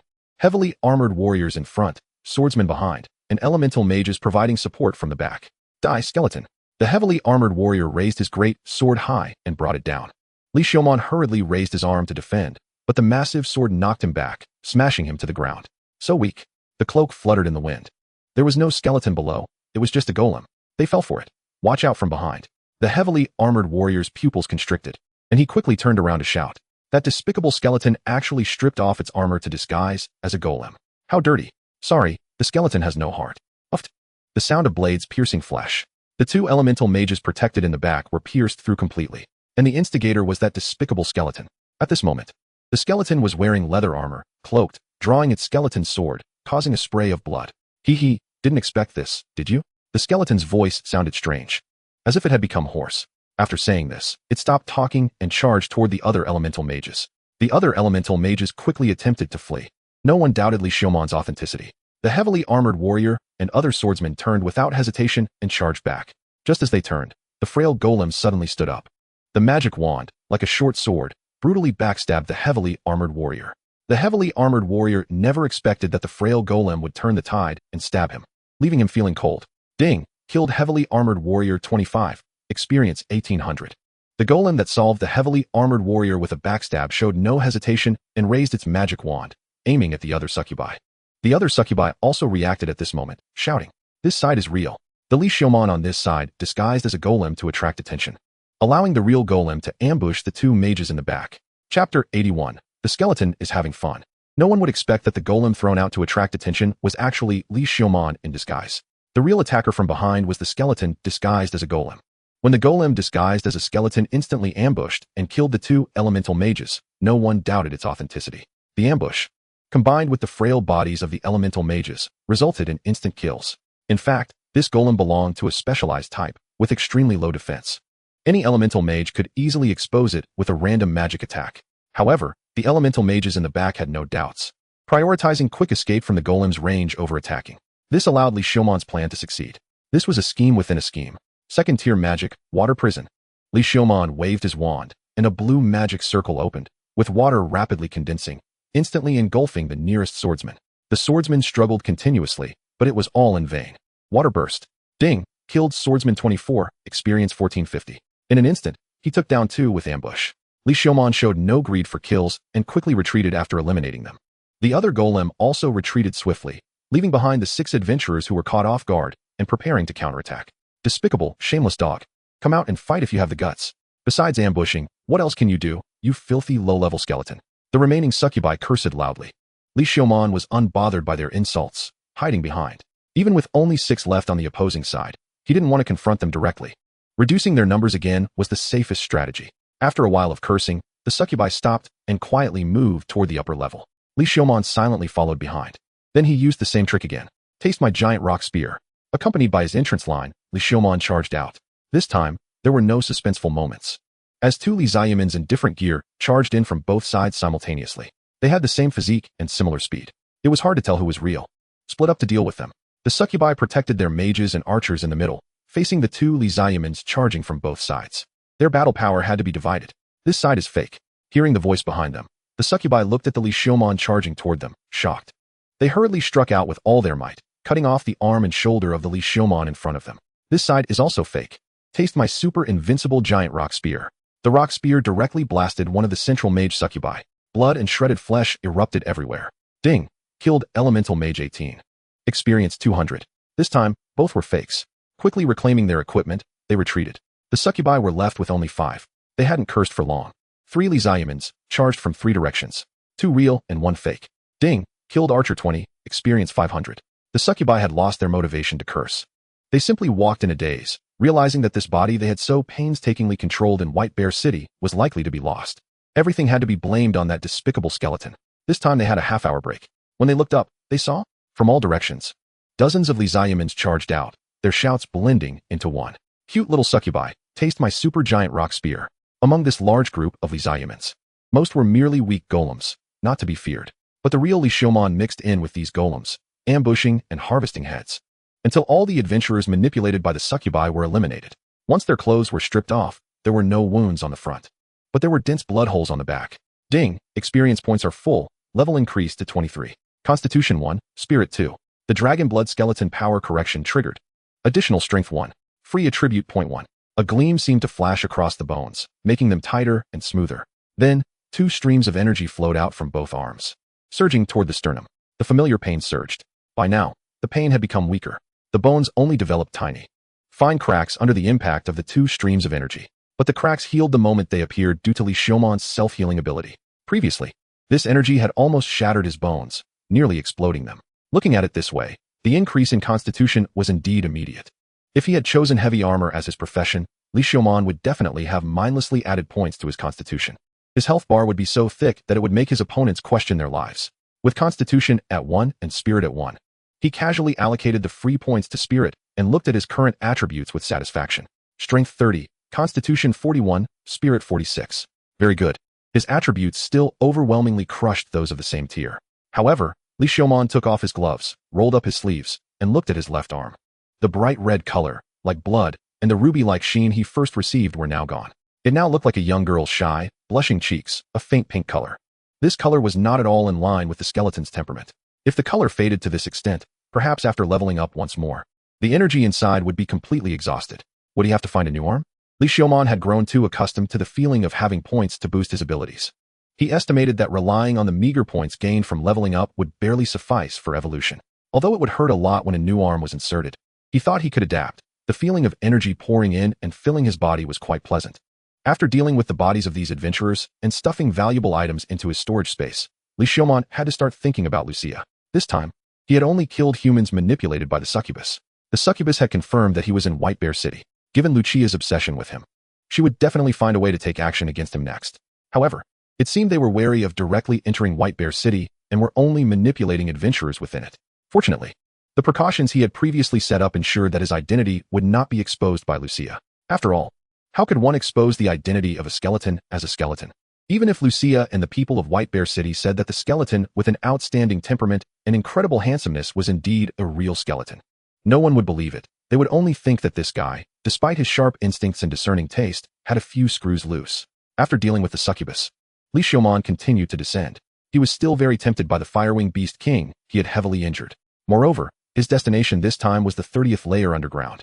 He couldn't just turn back. However, relying on others to clear the layers and then fishing in troubled waters below the 30th layer was not an option. Chapter 82, Skeleton. I have become? At the 30th layer underground, Li Xiaomon looked at the huge stone door towering before him. The stone door was dozens of meters high, resembling a massive rock wall with a rough and uneven surface. Just looking at it gave a sense of heaviness. Behind this stone door was the 30th layer of the underground city of White Bear City. Only by defeating the layer could one explore the layers beyond. Li Xiaomon did not have confidence that he could be the opponent of this layer. Generally, these layers were super monsters that could only be taken down by cooperating adventurer teams. Li Xiaomon planned to observe for a while and level up on this layer before turning back. He had already lost hope of finding those two special species. After chasing the succubus team for quite a distance, he had lost track of the two special species. Suddenly, Li Xiaomon's gaze was attracted by a groove on the huge stone door. The groove was in an inconspicuous position on the stone door, and it was easy to overlook if one did not observe carefully. Ding! Detected Maze 03 Authority Authentication Port. A panel popped up next to the groove. What the hell? This was the first time Li Xiaomon had seen this type of pop-up. The content seemed out of place. Then, the groove seemed to sense something and began to move like rubber, transforming into the shape of a handprint. What should he do now? Of course, he should press it. Isn't that obvious? There's danger. It's too strange. He shouldn't press it. No. How could he have such thoughts? Encountering a handprint groove and pressing it is the right thing to do. Isn't it? He had to press it. His finger fit perfectly into the handprint groove. Ding. Authentication started. Authentication target individual object Dragon Blood Skeleton 23. Can't pull it out? The entire stone door seemed to come alive, spreading along Li Xiaomon's arm, as if it wanted to envelop him completely. A pitch-black magic circle opened beneath his feet. Starting transfer. Transfer successful. Establishing Maze 01. Maze layer generation in progress. Maze layer is 23. Maze generation in progress. Maze is special species, Dragon Blood Skeleton 23. The pop-ups in front of him caused Li Xiaomon's consciousness to become clear again. What is going on? What is going on? How did he press it? How did he get the idea to press it? Was his mind affected? He had 46 points in spirit, yet he was influenced without any resistance? What happened? The pitch-black magic circle beneath him emitted a rising glow, enveloping Li Xiaomon entirely. He could see the surroundings twisting. This looked like the legendary teleportation magic. Unlock special panel. Demon King panel. Special skill obtained. Demon King 2. Demon King 2, King of Monsters, King of the Underground City. You can freely control and modify your underground city. Obtain special profession, Necromancer. Unlock subprofession. Subprofession, Necromancer. Necromancer, a mage who summons the dead, can use necromantic magic to create skeletons, evil spirits, corpses, and other races.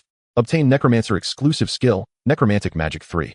The pop-ups continued, and bones were constantly permeated and eroded by black energy. This feeling was like countless bugs continuously burrowing into his body. He could smell the odor of death and decay. At this moment, he felt as if he were the bones buried deep underground, his body constantly rotting. The self-healing power continuously battled against this decaying force. But it was still a drop in the bucket. He couldn't hold on. His body couldn't withstand this decaying power. struggling to manipulate the panel. He added a point of free points to Constitution. The rate of decay slowed down slightly. Gritting his teeth, he added the last point of free points to Constitution. And the decay of his bones finally stopped. But the situation was still not optimistic. Ding! Eroded by the power of decay, Constitution 1. Constitution decreased. What the hell? At this moment, Li Xiumon's once white bones had completely turned pitch black. Only his right arm remained white. Even the skeletal ribcage of the skeleton's sword in his chest had become ragged, though it was slightly better than the other bones. But even in its ragged state, it was still very weakly consuming the pitch-black aura. Ding! Constitution 1. Ding! Strength 1. Strength and Constitution continued to decrease, and his body was constantly being eroded. Pop-ups kept appearing in front of him. Only Spirit still maintained a high ground. Until the pop-up stopped, Li Xiumon's attributes had become a tragic sight.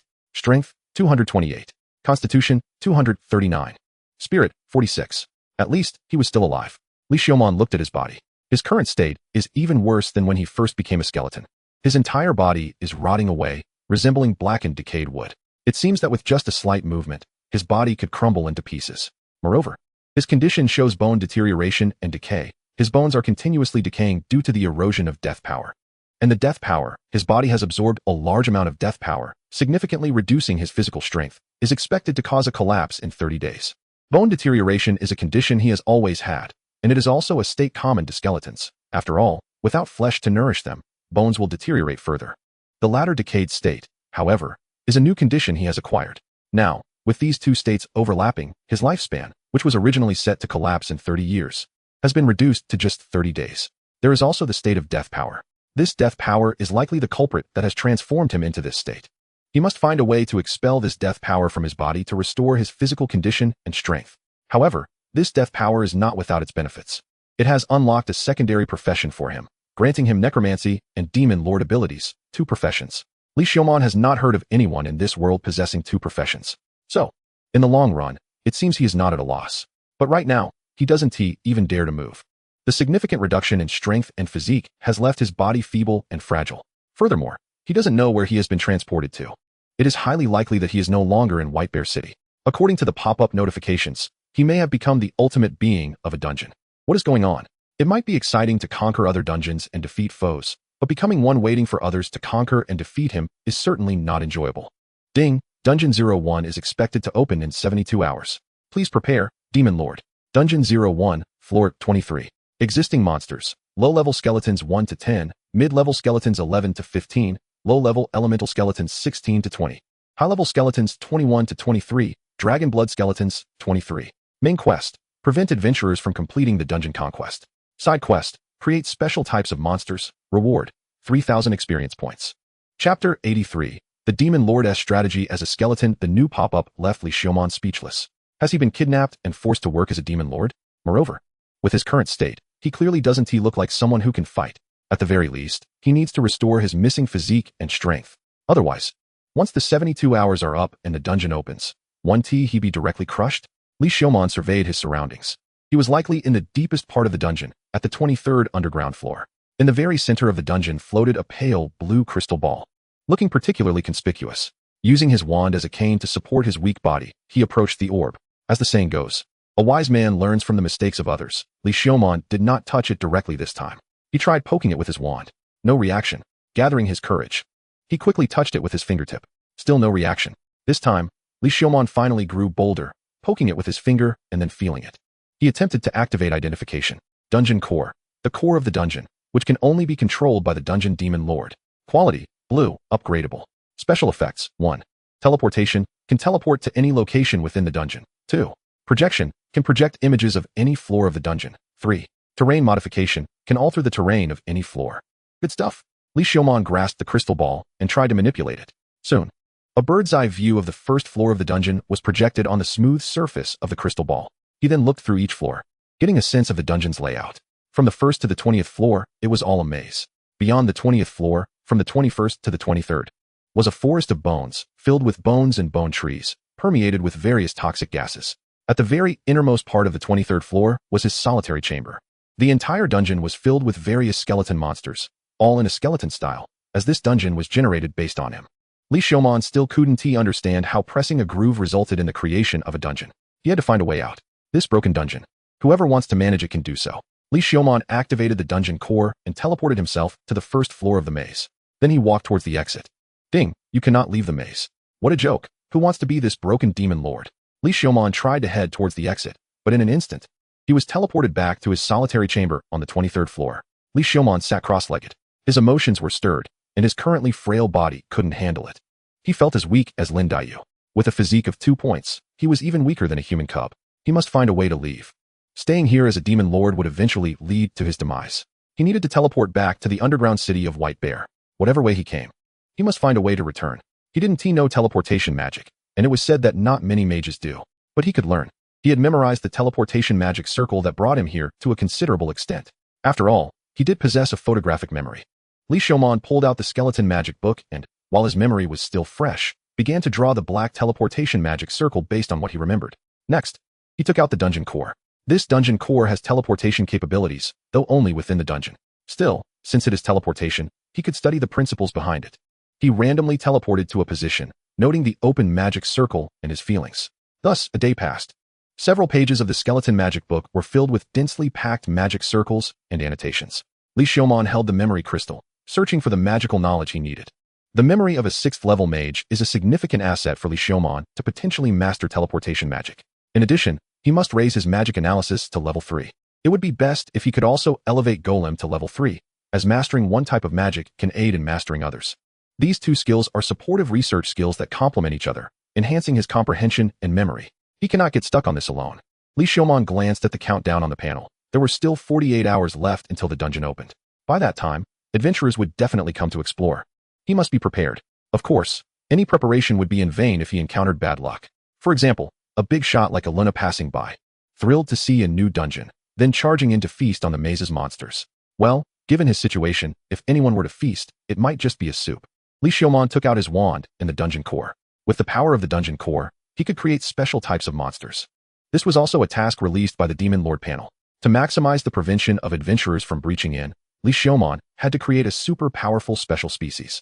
He took out a pile of lava-refined iron, a human head-sized piece of red-faced gold, and 2 rare, 9-sided fire crystals. In short, it was very painful to part with them. But now was not the time to be stingy with resources. Golem, create. The earth-colored magic circle opened over this small pile of resources, and Li Xiaomon focused intently on the creation. Then, he activated the maze core and infused power into this golem. An exaggerated skeleton grew within the golem. The two forces acted together, influencing each other, creating.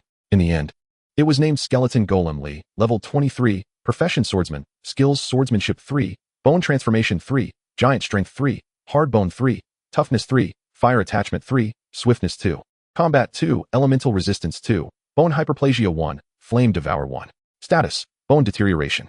Description, a special species monster existing in the Bone Dungeon, with astonishing strength and defense. A dangerous reaper. In front stood a giant skeleton clad in dark red armor, its eyes glowing with an eerie red light. In its hands, it held 2 blazing swords, the blades scorching hot, as if invisible flames were burning on them. On its head were a pair of horns marking its special species identity. A combination of skeleton and golem. The armor and dual swords were not separate from the skeleton but grew together with it, being part of the skeleton. So strong. With you here, I feel at ease. You must protect the dungeon. Li Xiaomon gave the order and continued to study teleportation magic. He had to leave no matter what. Otherwise, it would be a matter of time before he was hunted down. Chapter 84. The first guests of the skeleton dungeon and earthquake? In a remote village. The ground shook violently, causing the laboring villagers to shout in confusion. They all ran to open spaces. The earthquake did not subside. Instead, it intensified. A massive stone tower broke through the earth from the distance, reaching into the clouds, its top unseen. Even these villagers, who had little knowledge, recognized what this tall tower was. The City Mark Tower. The City Mark Tower. A new dungeon has appeared here. Has the countdown ended? Li Xiaomon looked at the countdown on the panel reaching 0 and became alert. Adventurers were coming to raid. Li Xiaomon took out the dungeon core and looked at the reflection in the crystal ball. For the time being, no adventurers had breached in.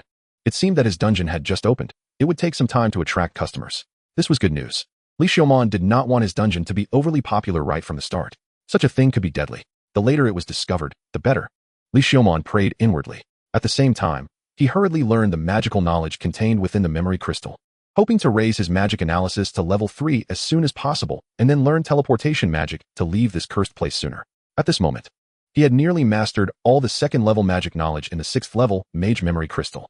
It seemed that with the increase in mental points, not only did his magical power and strength improve, but hidden magical talent also seemed to be enhancing with his mental growth. Thus, Li Xiaomon was studying the third-level magic in the memory crystal. Although he currently lacked the ability to cast third-level magic, learning the theory of it in advance was beneficial for him. However, it was quite difficult to learn. Just as Li Xiaomon reached a critical moment in his studies, a flash of light passed through the memory crystal. Li Xiaomon immediately focused his attention on the projection in the first layer of the memory crystal. At this moment, the dungeon had attracted its first guests. 2 sturdy adventurers entered the dungeon. Their levels were not high, only around level 8. Such weaklings posed no threat at all. Li Xiaomon breathed a sigh of relief. He was worried about high-level experts who could single-handedly raid the dungeon and feast on him. However, from the dungeon's perspective, observing invaders attempting to conquer his dungeon was quite thrilling once he adapted to the setting. The 2 adventurers took out a map, sketching, and beginning their exploration. Soon enough, they encountered the first floor's minor monster, a low-level skeleton of level 1, which they easily dealt with. Li Xiaomon watched as the 2 men explored and effortlessly dispatched the low-level skeletons, losing interest after a while. Opponents of such low caliber were not worth the time to observe. With that time, he might as well continue learning magic and hurry to leave. Li Xiaomon was keenly aware that this dungeon only had 23 levels. In front of real high-level adventurers and teams, it would not take long before it was conquered. By then, with his current weak state, he would absolutely not be able to hold out. He had to hurry and develop. Was this new dungeon primarily filled with skeleton-type monsters? It seemed that using blunt weapons would be more advantageous for exploring this dungeon. Raids would require bringing a light priest. Inside the dungeon, the 2 muscular men recorded their insights while exploring. It was well known that skeletons were most afraid of blunt damage and holy light. Li Xiaomon, observing in secret. It seems I can't let you go now. Although Li Xiaomon had previously compensated for the weakness of blunt weapon critical hits with his super high constitution, the holy light was something he had always been afraid of. There was no way around it. As a skeleton, being weak against holy light was unavoidable. Moreover, with his pitiful 2 points in constitution, he had little resistance to blunt weapons. However, skeletons also had their advantages, such as high resistance to piercing damage from arrows, making it difficult to sustain serious injuries. Hearing that these guys wanted to bring in the light priest he feared most, Li Xiaomon couldn't hold back any longer. Wait, if I let these 2 first guests die here, wouldn't that send a message to the outside world that this place is very dangerous? Li Xiaomon did not want to attract the attention of high-level characters and wake up tomorrow surrounded by big men. So he couldn't kill these 2 guys. Yet he couldn't let them go either. Such a dilemma. In the end, Li Xiaomon decided to abandon his cautious thoughts. Let the light priest come. He would find a way to play dirty and deal with the light priest first.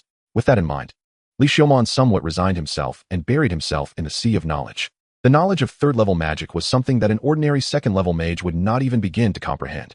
However, with his far superior mental points, along with the support of Magic Analysis 2 and Golem 2, Li Xiaomon had managed to grasp several third-level spells over this period. However, due to the tier restrictions, he could not use third-level magic. This was a hardware issue. Nevertheless, mastering these several third-level spells significantly improved Li Xiaomon's magical prowess. He could feel that he was not far from reaching Magic Analysis Level 3. A week had passed since the dungeon opened. As the number of adventurers increased, the dungeon had already been conquered up to the 8th level. Li Xiaomon, through the hidden screens of the dungeon, learned that his dungeon had been given a pleasant name, the Bone Tomb. Please, can you slow down a bit? 1 level a day? You can't be this hardcore. This dungeon only has 23 levels. It can't withstand you rushing through like this. Li Xiaomon watched as the dungeon was conquered level by level, feeling the pain in his heart. At this rate, it wouldn't take a month for this group of hardcore players to break down his door and knock off their own heads. He had to find a way to hinder them a little. Li Xiaomon took out the core of the dungeon and scrambled the 8 levels of the maze that had already been conquered. This might slow down their exploration a bit. But that wasn't enough. Li Xiaomon looked at the dungeon core in his hand. The few players who were exploring at the forefront were these guys who barely slept for 6 hours a day. Aside from sleeping, they were conquering the dungeon. Moreover, their levels were not low. The highest one was already at level 20. Fortunately, the monsters in this dungeon were all skeletons, which couldn't be hunted for food. This forced them to bring their own rations, and the regular supply of rations also slowed down their exploration speed. So, these hard workers had to be caught and severely punished. Li Xiaomon gripped the dungeon core in one hand and a magic wand in the other. Teleport. He accurately teleported behind the hard-working guy who was conquering the 8th level. Who? Your grandpa. He swung the wand with precision and hit the light priest. A mere weakling, but it had no effect. Damn it, I forgot about the power level 2. Chapter 85. Skeletons need to strike with holy light. Seeing the wand bounce back, Li Xiaomon realized it was bad. Damn it, I got used to power crushing. And I hadn't fought in a while, so I was momentarily out of practice. Holy light. The light priest quickly reacted and aimed a holy light at Li Xiaomon. This scared Li Xiaomon so much that he shivered. The holy light shone down, But nothing happened. In fact, it felt a bit refreshing. What was going on? Where was his weakness to holy light? It seemed to be blocked by the death power within him. This holy light could disperse the death power in his body. Li Xiaomon was overjoyed. He finally found a way to dispel the death power inside him. It was this death power's corruption that caused his physique and strength to drop to a pitiful level of 2. How could he withstand the holy light? The light priest was shocked, but Li Xiaomon wouldn't give him a chance. He raised his wand and began experimenting with new necromancy. Second-tier magic, skeleton hand. Crack, crack. With the cracking sound, countless bones emerged from the air, reaching for the light priest. The light priest quickly cast holy light. Li Xiaomon rushed over, begging for holy light to shine on him. Shine on me. The light priest had never seen a skeleton begging for holy light like this. O great goddess of light. What is happening in this world? Then, Li Xiaomon began to tease the light priest, shamelessly seeking holy light. It wasn't until the light priest's holy light was completely drained that Li Xiaomon finally stopped. Ding, physique 1. His body, which was corroded and pockmarked, emitted a sizzling sound as wisps of thin black gas escaped, restoring a bit of his physique. Draining a level 20 light priest only gave him 1 point in physique. After enjoying the feeling of his physique recovery for a while, Li Xiaomon looked with lingering interest at the drained, collapsed light priest. Is this it? Good looking but useless. Just a silver-plated spearhead. It was drained like this after just 1 time. However, at least he was the highest level light priest in this dungeon, for now. He would take him back to the cave and continue to drain him. Golem creation. With a wave of his wand, the earthy yellow golem magic circle opened easily. For Li Xiaomon, who had been diligently studying third-tier magic during this time, the speed of opening such a magic circle had greatly improved. Pick him up. Li Xiaomon commanded the gorilla-like golem. The golem roughly picked up the light priest, slung him over its shoulder, and stood still, staring at Li Xiaomon. Li Xiaomon raised the dungeon core. Teleport. He and the golem transferred to the deepest part of the maze. He had initially wanted to take care of the other few players who were also having a great time, but now that he had finally found a big treasure, Li Xiaomon no longer paid attention to the others. This was his hope for restoring his power and physique. He needed to study it carefully. The death power that he had no means of dealing with could actually be dispelled with holy light. He didn't know how long it had been. The light priest slowly opened his eyes. He remembered encountering a terrifying skeleton in the dungeon, then being toyed with and fainting from exhaustion. He, surprisingly, had not died. He quickly looked around, wanting to move, but he couldn't move at all. Only then did he notice that he was bound to the stone wall. His hands and feet restrained by rock, and his mouth stuffed with a stone ball, preventing him from even chanting. Not far in front of him, that eerie and terrifying skeleton was reading a book. Oh great goddess of light, a skeleton, this heretic, is actually reading a book. What is happening in this world? You're awake? The pockmarked black skeleton stood up and walked over, a decayed and terrifying aura enveloping him. It was as if he were the embodiment of death, and the fear made him tremble uncontrollably. Don't worry, I just want you to help me with something. With a wave of the skeleton's hand, the stone ball in his mouth turned to dust, leaving him with a mouthful of sand. He spat it out, but fear prevented him from uttering the correct syllables. Don't be afraid. What's your name? Jack. Very good, Jack. Next, listen to my command. Chant, and then cast holy light on me. Take it slow. Jack trembled all over. What the hell does this damned skeleton want? Making him obey this heretic and chant the name of the goddess of light. Blasphemy. This is blasphemy against the goddess. O great and generous goddess of light, descend the holy light that surrounds you. The holy light poured down on Li Xiaomon's head. The bones all over his body sizzled again, and wisps of black gas floated out from within. But this time, the prepared Li Xiaomon did not let the black gas dissipate easily. Based on the description on his panel, this thing was called death gas. Li Xiaomon would not let something that nearly brought his panel attributes to 0 easily disappear. He used his magic power to restrain the death power. But the black gas was like sulfuric acid, corroding his magic power and trying to escape.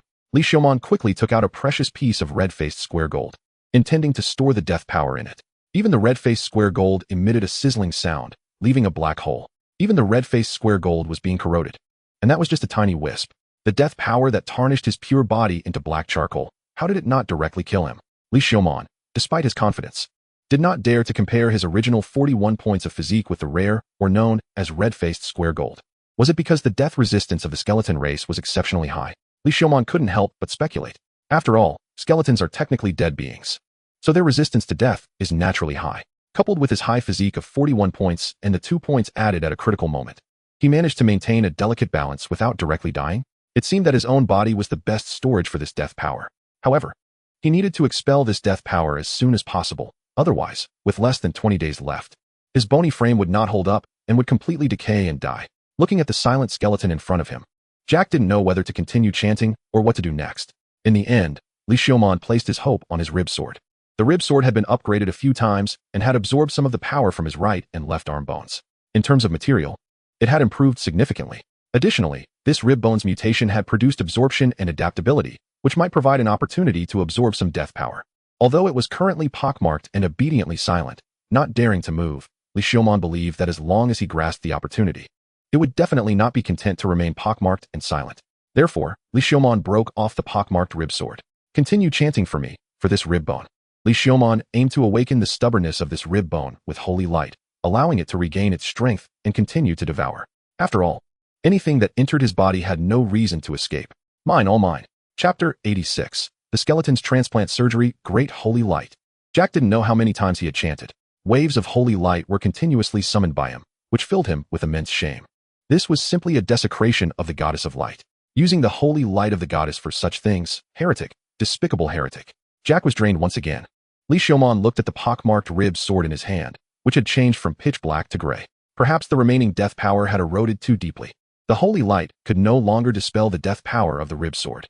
Li Xiaomon felt a bit frustrated. He couldn't wait to see the rib sword unleash its power and devour energy like before. The holy light of the goddess wasn't very effective either. Li Xiaomon was somewhat depressed. Overall, the light priest in front of him was too weak, and the goddess didn't grant him more holy light. You're not devout enough, are you? If you could be a bit more devout, the goddess might give you a stronger holy light, Li Xiaomon urged Jack. Jack bit his lip and remained silent. Just look at you, a light priest who isn't devout enough to the goddess. What use are you? Do you even deserve the goddess? However, this guy was indeed a bit hopeless. He had to think of other ways. He needed to find a way to restore the rib sword completely. After all, the current rib sword was far too damaged, which might also be why it hadn't absorbed the death power. But in Li Xiaomon's current state, he couldn't connect to the rib sword to restore its damaged parts. If the rib sword connected to this big dye vat, it would undoubtedly be dyed black again. Wait, his thinking was too narrow. Li Xiaomon looked at Jack. Since the rib sword couldn't connect to him to recover, what if it connected to someone else? Jack was a level 20 light priest, a devout follower of the goddess. The power of holy light flowed within him, making him the perfect transplant candidate. Not only could he help dispel the death power from the rib bone, but he could also assist in repairing the rib sword. However, there was a possibility that the death power on the rib sword would backfire. But since he was a follower of the goddess, the holy light in his body should suppress a certain degree of backlash, right? The exhausted Jack seemed to sense Li Xiaomon's dangerous gaze and looked over in fear. Li Xiaomon wanted to return a friendly smile. However, as a skeleton, it was difficult to display such an expression. To perform a transplant surgery on this guy, Li Xiaomon still needed an assistant. Wait a moment, I'll be right back. Li Xiaomon raised his hand, stuffing the stone ball back into Jack's mouth to stop his chanting. He then took out the dungeon core and transported it to another level. As Li Xiaomon's figure disappeared, Jack, realizing the danger and filled with fear, struggled wildly. But no matter how much he prayed to the goddess of light, it was useless. In the empty space, only the sound of his breathing echoed. Before long, Li Xiaomon returned again. This time he brought back a trembling female adventurer. From her attire, it seemed she was a life priest. Don't come here, heretic. The priest waved her staff, looking at Li Xiaomon in terror. Sometimes, recognizing the situation is crucial. Li Xiaomon raised his staff, and the two golems easily subdued the priest. What is your name? Heretic, let me go? The female priest struggled frantically. Without continuing the conversation, the golem crushed the female priest's shoulder. Next. If you want to live, follow my orders. Li Xiaomon looked at the female priest, whose face was contorted with pain and tears streaming down. What is your name? Beautiful. Beautiful responded while enduring the pain. Good. Li Xiaomon signaled the golems to release Beautiful and continued. It seems we still have an opportunity for cooperation. Now, let's assess your professional abilities, heal your injuries.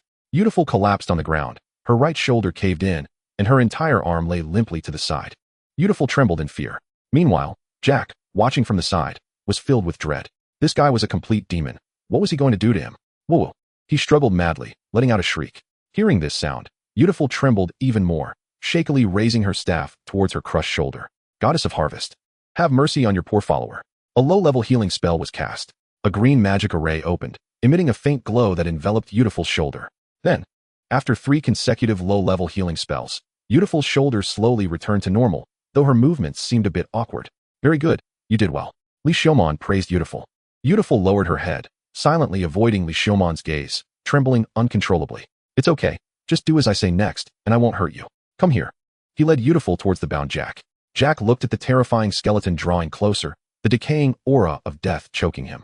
It felt as if death itself was approaching. Not just the skeleton. Watching Jack, who was paralyzed with fear, made Beautiful tremble even more. It seemed she had already seen her own end. Great one. What do you want me to do? Yudifa was a completely different person from the one who had previously shouted heresy. Next, you just need to make sure he doesn't die, Li Xiaomon said in a gentle tone, uttering words that terrified both of them. Jack struggled desperately, trying to speak. But Li Xiaomon showed no intention of removing the stone ball from his mouth. Two golems stood on either side of Yudifa, making her tremble even more. With no thought of resistance. This pleased Li Xiaomon.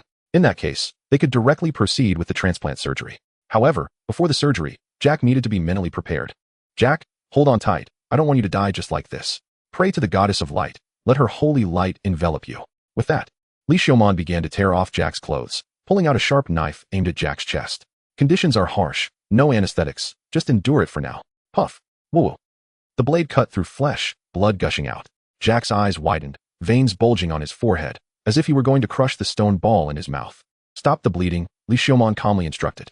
Yes. Terrified, Yudifa dared not resist. In her heart, this skeleton had become a complete demon, a cruel demon that toyed with humans. With magic, he stopped the bleeding, exposing the white ribs. Li Xiaomon aimed at one of them and cut it off in one swift motion.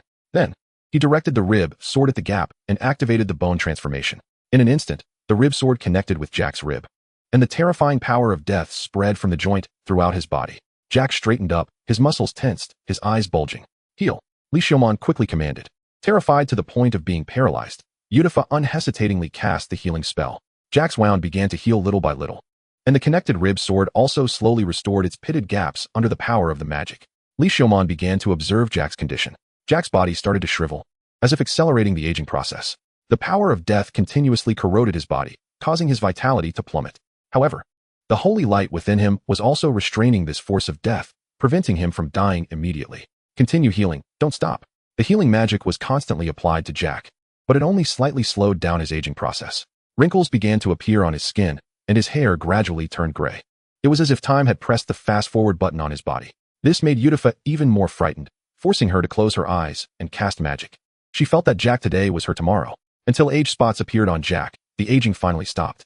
The rib sword also restored its pitted gaps under the healing. Jack's body began to undergo a special transformation. His skin grew increasingly pale, as if the blood within him was disappearing, shrinking away. Li Xiaomon quickly sensed something was wrong. Slicing open Jack's chest and pulling out the rib sword. This guy can't have any accidents. Otherwise, it's hard to find such a useful light priest. As expected, the pulled-out rib sword had regained its ability to devour, greedily consuming the remaining blood. Heal him. Seeing the rib sword regain its devouring power, Li Xiaomon breathed a sigh of relief and ordered Yudifa. Yudifa, pale-faced, squeezed out all her remaining magical power and cast the healing spell. Jack had transformed into a completely different person. His hair was gray, wrinkles, and some age spots crawling across his face, and his breath was weak. He looked as if he had aged decades, but he was still alive. As long as he was alive, he could continue to squeeze out the holy light. Li Xiaomon didn't care about appearances. Li Xiaomon focused on the rib sword. At this point, the rib sword had regained its whiteness, with blood-like patterns on it. Li Xiaomon didn't dare to reconnect the rib sword to the body. With the intense power of death surrounding him, if the rib sword were to be reinserted, it would probably revert to its previous state. Now, he just needed to squeeze out a bit of the power of death with holy light and feed it to the rib sword. Keep an eye on him. Don't let him die. Li Xiaomon tossed a line to Yudifa and then moved to the side, pulling out a memory crystal to study third-tier magic knowledge. Finding a way to restore the three-dimensional structure while also leeching off this hateful power of death made Li Xiaomon feel slightly better. Such smooth progress was welcomed. He hoped for more. For example, raising his magic analysis to level 3. Li Xiaomon felt he was very close. Now, he was just a step away from level 3 magic analysis. Just a poke would break through. But this last step was the most difficult. It required a bit of stimulation to make it burst out. Third-tier magic knowledge couldn't provide such stimulation. Li Xiaomon set his sights on fourth-tier magic models. Although the fourth-tier magic models were a bit better than last time, they still looked like a heavenly book to him. As long as he understood a little, the stimulation provided would definitely allow him to break through to level 3 magic analysis in one go. Currently, the memory crystal contained 2 fourth-tier magic models, Roar of the Wind Dragon and Flame Judgment Spear. The latter was a bit more complex. Li Xiaomon had no interest in tackling something complicated, so he focused on the Roar of the Wind Dragon without hesitation. However, even the relatively simple one was hard for him to understand. He could only use a clumsy method, enduring mental exhaustion and headaches, to select the simplest parts and draw them over and over again. To survive, to escape this broken underground city. The adjustments in the dungeon maze had taken effect. The changes in the maze's terrain left the adventurer teams returning home to replenish supplies in a state of confusion. They had to use various methods to redraw the maps. which significantly delayed their time and provided Li Xiaomon with more breathing room. He continued studying the roar of the wind dragon magic model until Jack woke up, finally putting down the memory crystal and draft paper. Continue to release holy light on me. Li Xiaomon looked at the dazed Jack. Jack stared blankly at Li Xiaomon, his pupils slowly focusing. He wanted to say, just kill me, but he was afraid that this skeleton would actually do it. After a moment of silence, he began to chant the name of the goddess. O goddess, descend your holy light and destroy this demon. Under the holy light, a strand of death power emerged from Li Xiaomon's body with a sizzling sound. Li Xiaomon quickly captured the death power into the rib sword. The rib sword emitted a sizzling sound, leaving behind a black scar as the devouring power activated, struggling to absorb this strand of death power. The speed was extremely slow. If one didn't observe closely, it seemed as if it wasn't absorbing at all. When it first absorbed the power from the remnants of the previous master of the frozen sword, the efficiency was not this exaggerated. At this moment, the material of the rib sword had improved significantly, and it was only absorbing a thin strand of death power. However, Li Xiaomon was also aware of his rib sword's nature. The rib sword had adaptability. As it absorbed more death power, its adaptability would also increase. It could take its time. Li Xiaomon sat by, waiting for the rib sword to absorb this strand of death power, while continuing to study the magic model. It wasn't until half a day later that the rib sword finally absorbed the death power. He quickly got up and approached Jack. Continue. The second holy light.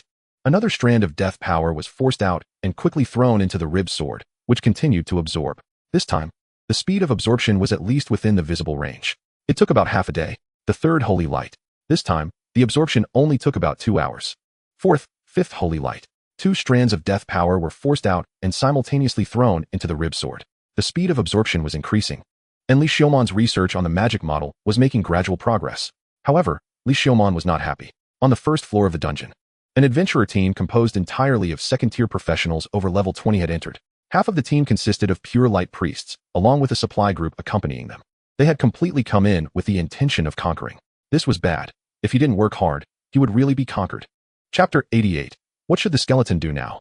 Li Xiaomon's current attributes, as the death power gradually dissipated, had reached a point of strength 4 and constitution 6. This was essentially a situation of being hammered down. Although he had now gained a new necromancer profession, which was a good thing, it also brought him one step closer to the path of a pure mage. Dual mage professions, adding magic to magic.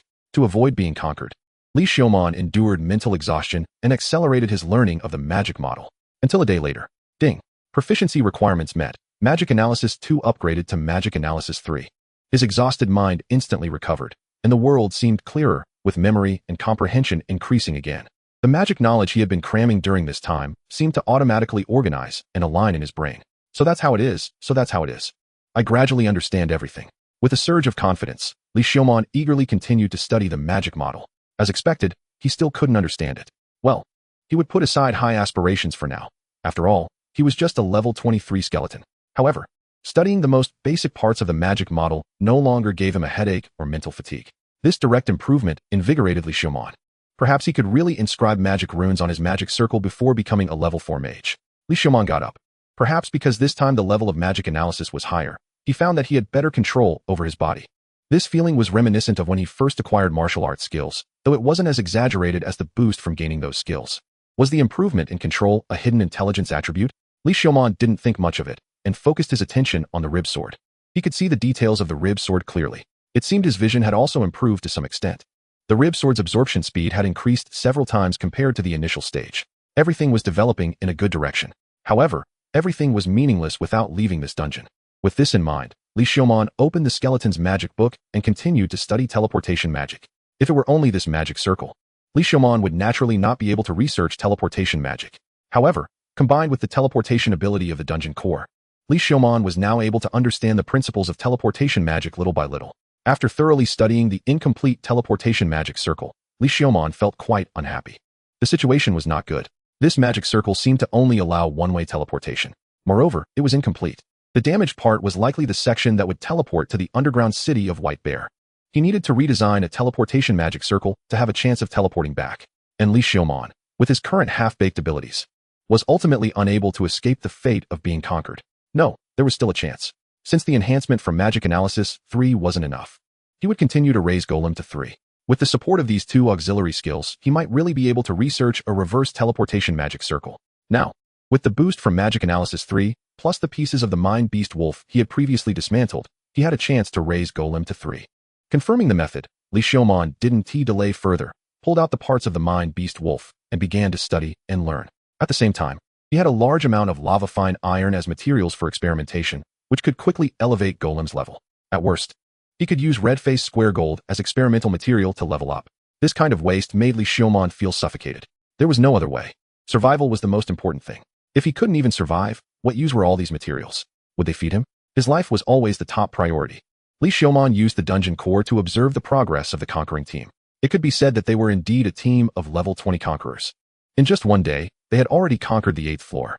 As for the maze, these guys came directly to demolish the house, determined to find the direction and smash through with hammers. How rude to break into someone else's home like this. Li Xiaomon watched with anger in his heart. He could only transform his grief and indignation into motivation, desperately learning about Golem, using the parts of the mind beast wolf to create Golem. Meanwhile, a large number of golems produced could also give the conquering team a surprise. A week passed like this. Ding. Proficiency requirements met. Golem 2 upgraded to Golem 3. Finally leveled up. Feeling the enhancement of wisdom, Li Xiaomon quickly pulled out the skeleton's magic book and began researching teleportation magic. The conquering team had now reached the 18th floor. Li Xiaomon had to hurry. An idea flickered in his mind.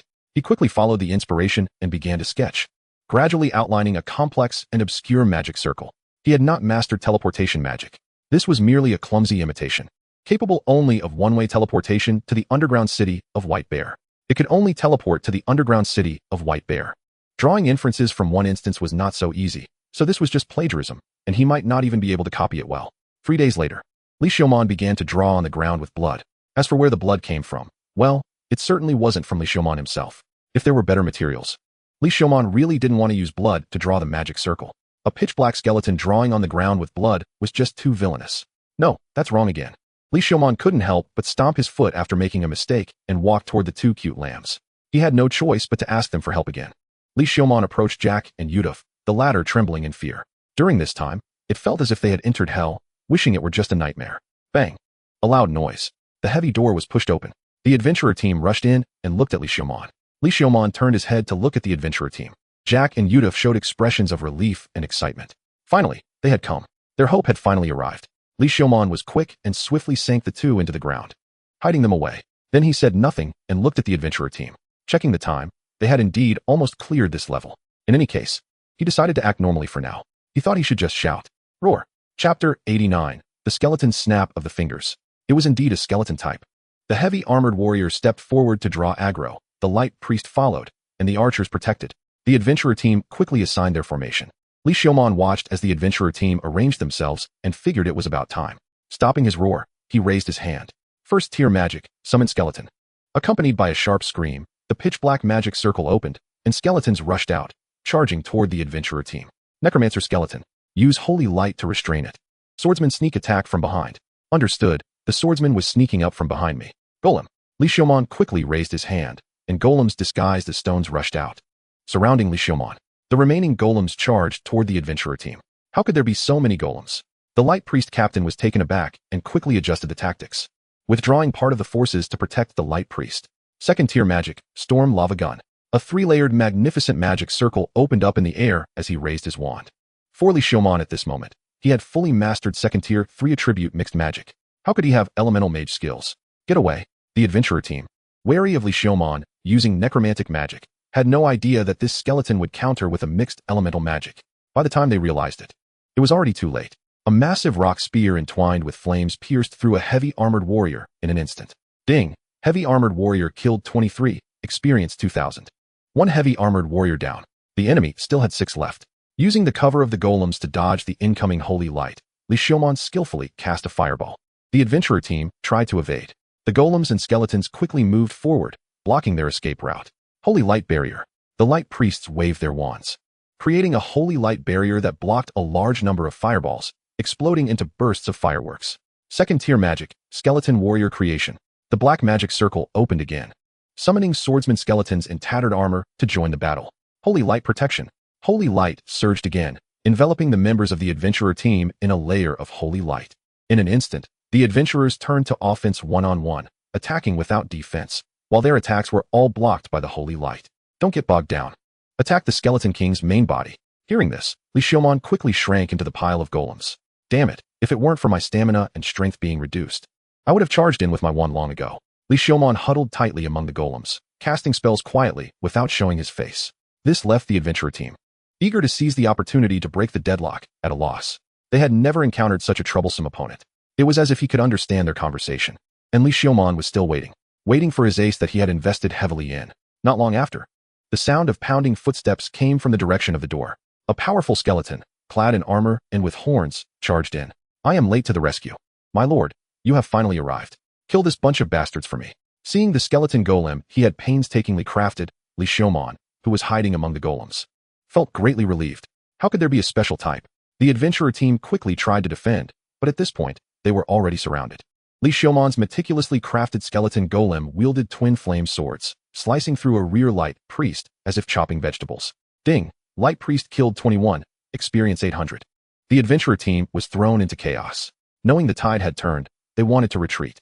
Li Xiaomon would not let the enemy have their way. In the blink of an eye, his resolution was made. The golems charged out, and the general skeleton golem stood firm, blocking the door. In the grand clash, he prevented the enemy commander from advancing even a step. The enemy commander, seeing the situation was dire, quickly devised a plan and decided to take a risky move. He turned his spearhead, leading a swordsman and a light priest straight toward Li Xiaomon. At this moment, Li Xiaomon had no golems left under his command, leaving the main door wide open, making it the only escape route in this deadly formation. As the enemy commander drew closer, he felt increasingly pleased.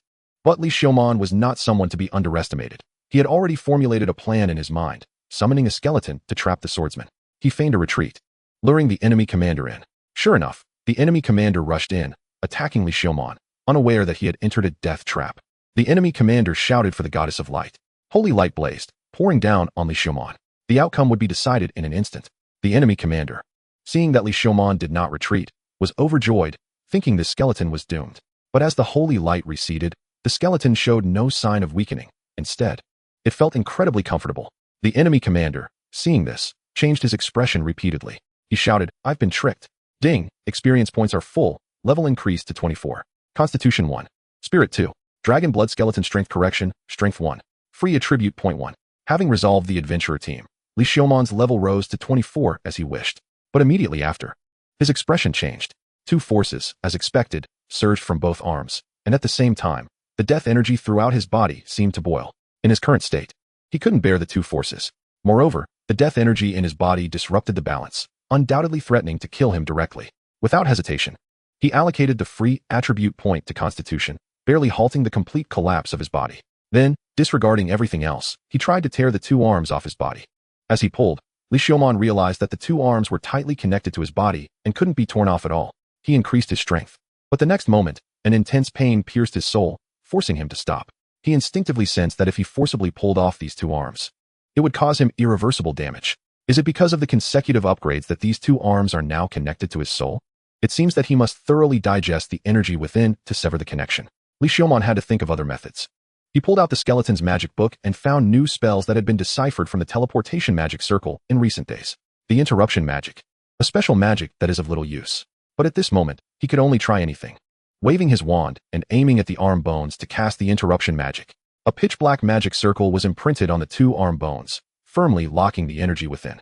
The restless energy in the arm bones finally calmed down, but it kept impacting the magic circle. It seemed that this method wouldn't hold for long either. Li Xiaomon lay on the ground, forcing himself to wait for the death energy coursing through his body to settle.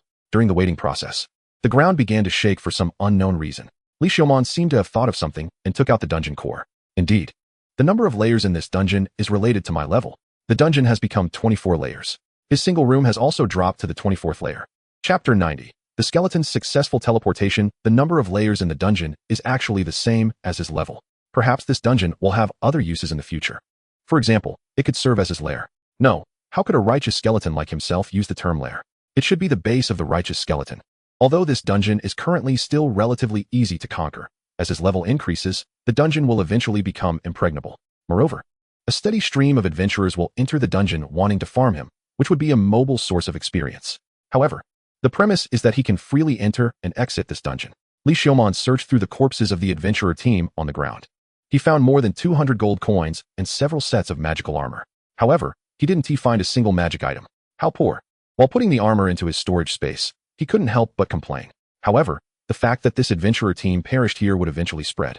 Time was becoming more pressing. The team in front of him was composed entirely of second-tier professionals above level 20, and now that they had died here, it would inevitably attract the attention of people outside. At that time, stronger adventurers would definitely come to conquer. Thinking of this, Li Xiaomon felt even more anxious. The development of the teleportation magic circle must be expedited. While thinking this, he raised his wand and aimed at the corpses on the ground. Second-tier magic, create undead. A black magic circle filled with ominous energy opened, as if to devour, enveloping the corpses scattered on the ground. Then, a sludge-like liquid flowed out from the dark magic circle, submerging the corpses. Soon, the corpses twitched and stood up again, their skin turning pale and dark. Necromancy is really useful. Li Xiaomon looked at the undead around him and nodded in satisfaction. Go, guard the dungeon and eliminate all intruders. Li Xiaomon gave the command, tossing the original weapons back to these creatures. The undead swayed as they picked up their original weapons and left the room. What a pity, if they were all warriors. Their quality could be even higher. Li Xiaomon sighed as he watched the undead leave. Most of the professions that conquered this dungeon were light priests, and their bodies were too weak. After being turned into undead, their quality was also unsatisfactory. After releasing Jack and Yudafu from the ground, Li Xiaomon continued his research on teleportation magic. As the death energy within him was expelled, the time he could endure without collapsing was extended, so he didn't have to worry about deteriorating and collapsing. Then, Li Xiaomon regularly expelled the death energy from his body to feed the rib sword. The time the rib sword spent devouring was used to study teleportation magic. A week passed again. The progress of the adventurers had already reached after the 10th layer. Moreover, as Li Xiaomon had guessed, a stronger team of adventurers entered the dungeon today, led by 34 light priests.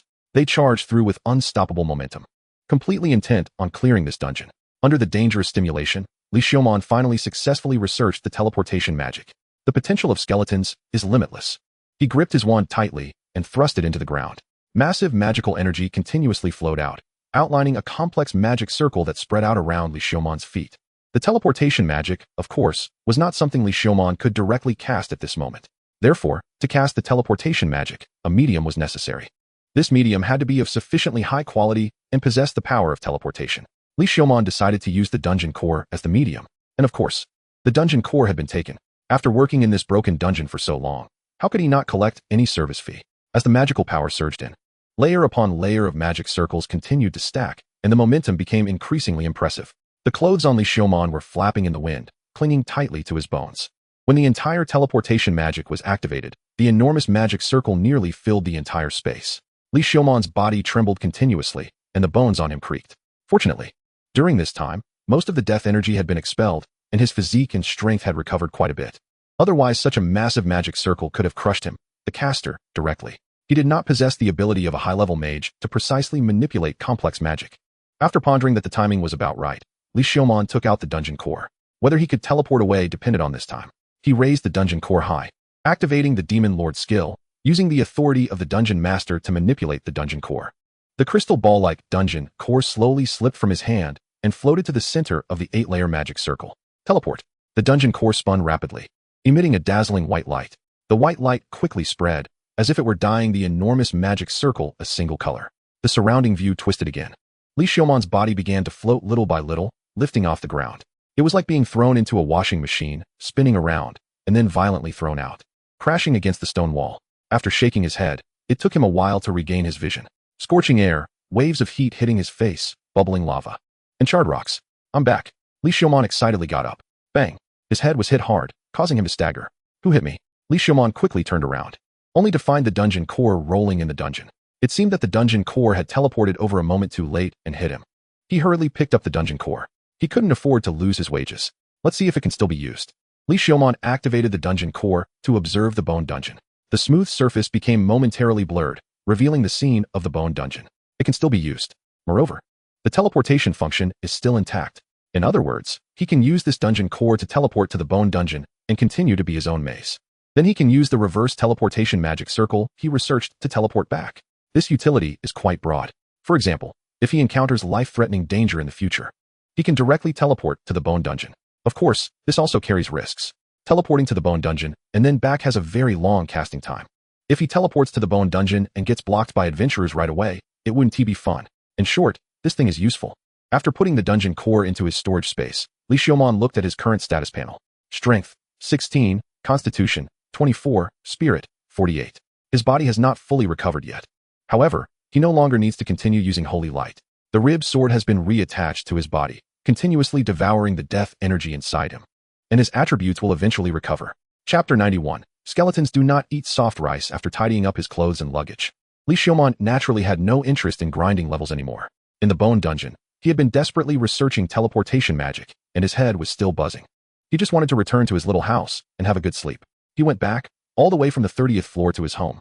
This infiltration yielded a lot. A large pile of magma fine iron, a small pile of red-faced square gold, the complete body of a mining beast wolf, 1 golem core, 1 dungeon core, 5 9-edged fire crystals, 2 used, a small pile of 8-edged fire spirits, and a mass of death energy, along with a full set of armor for the adventurer team.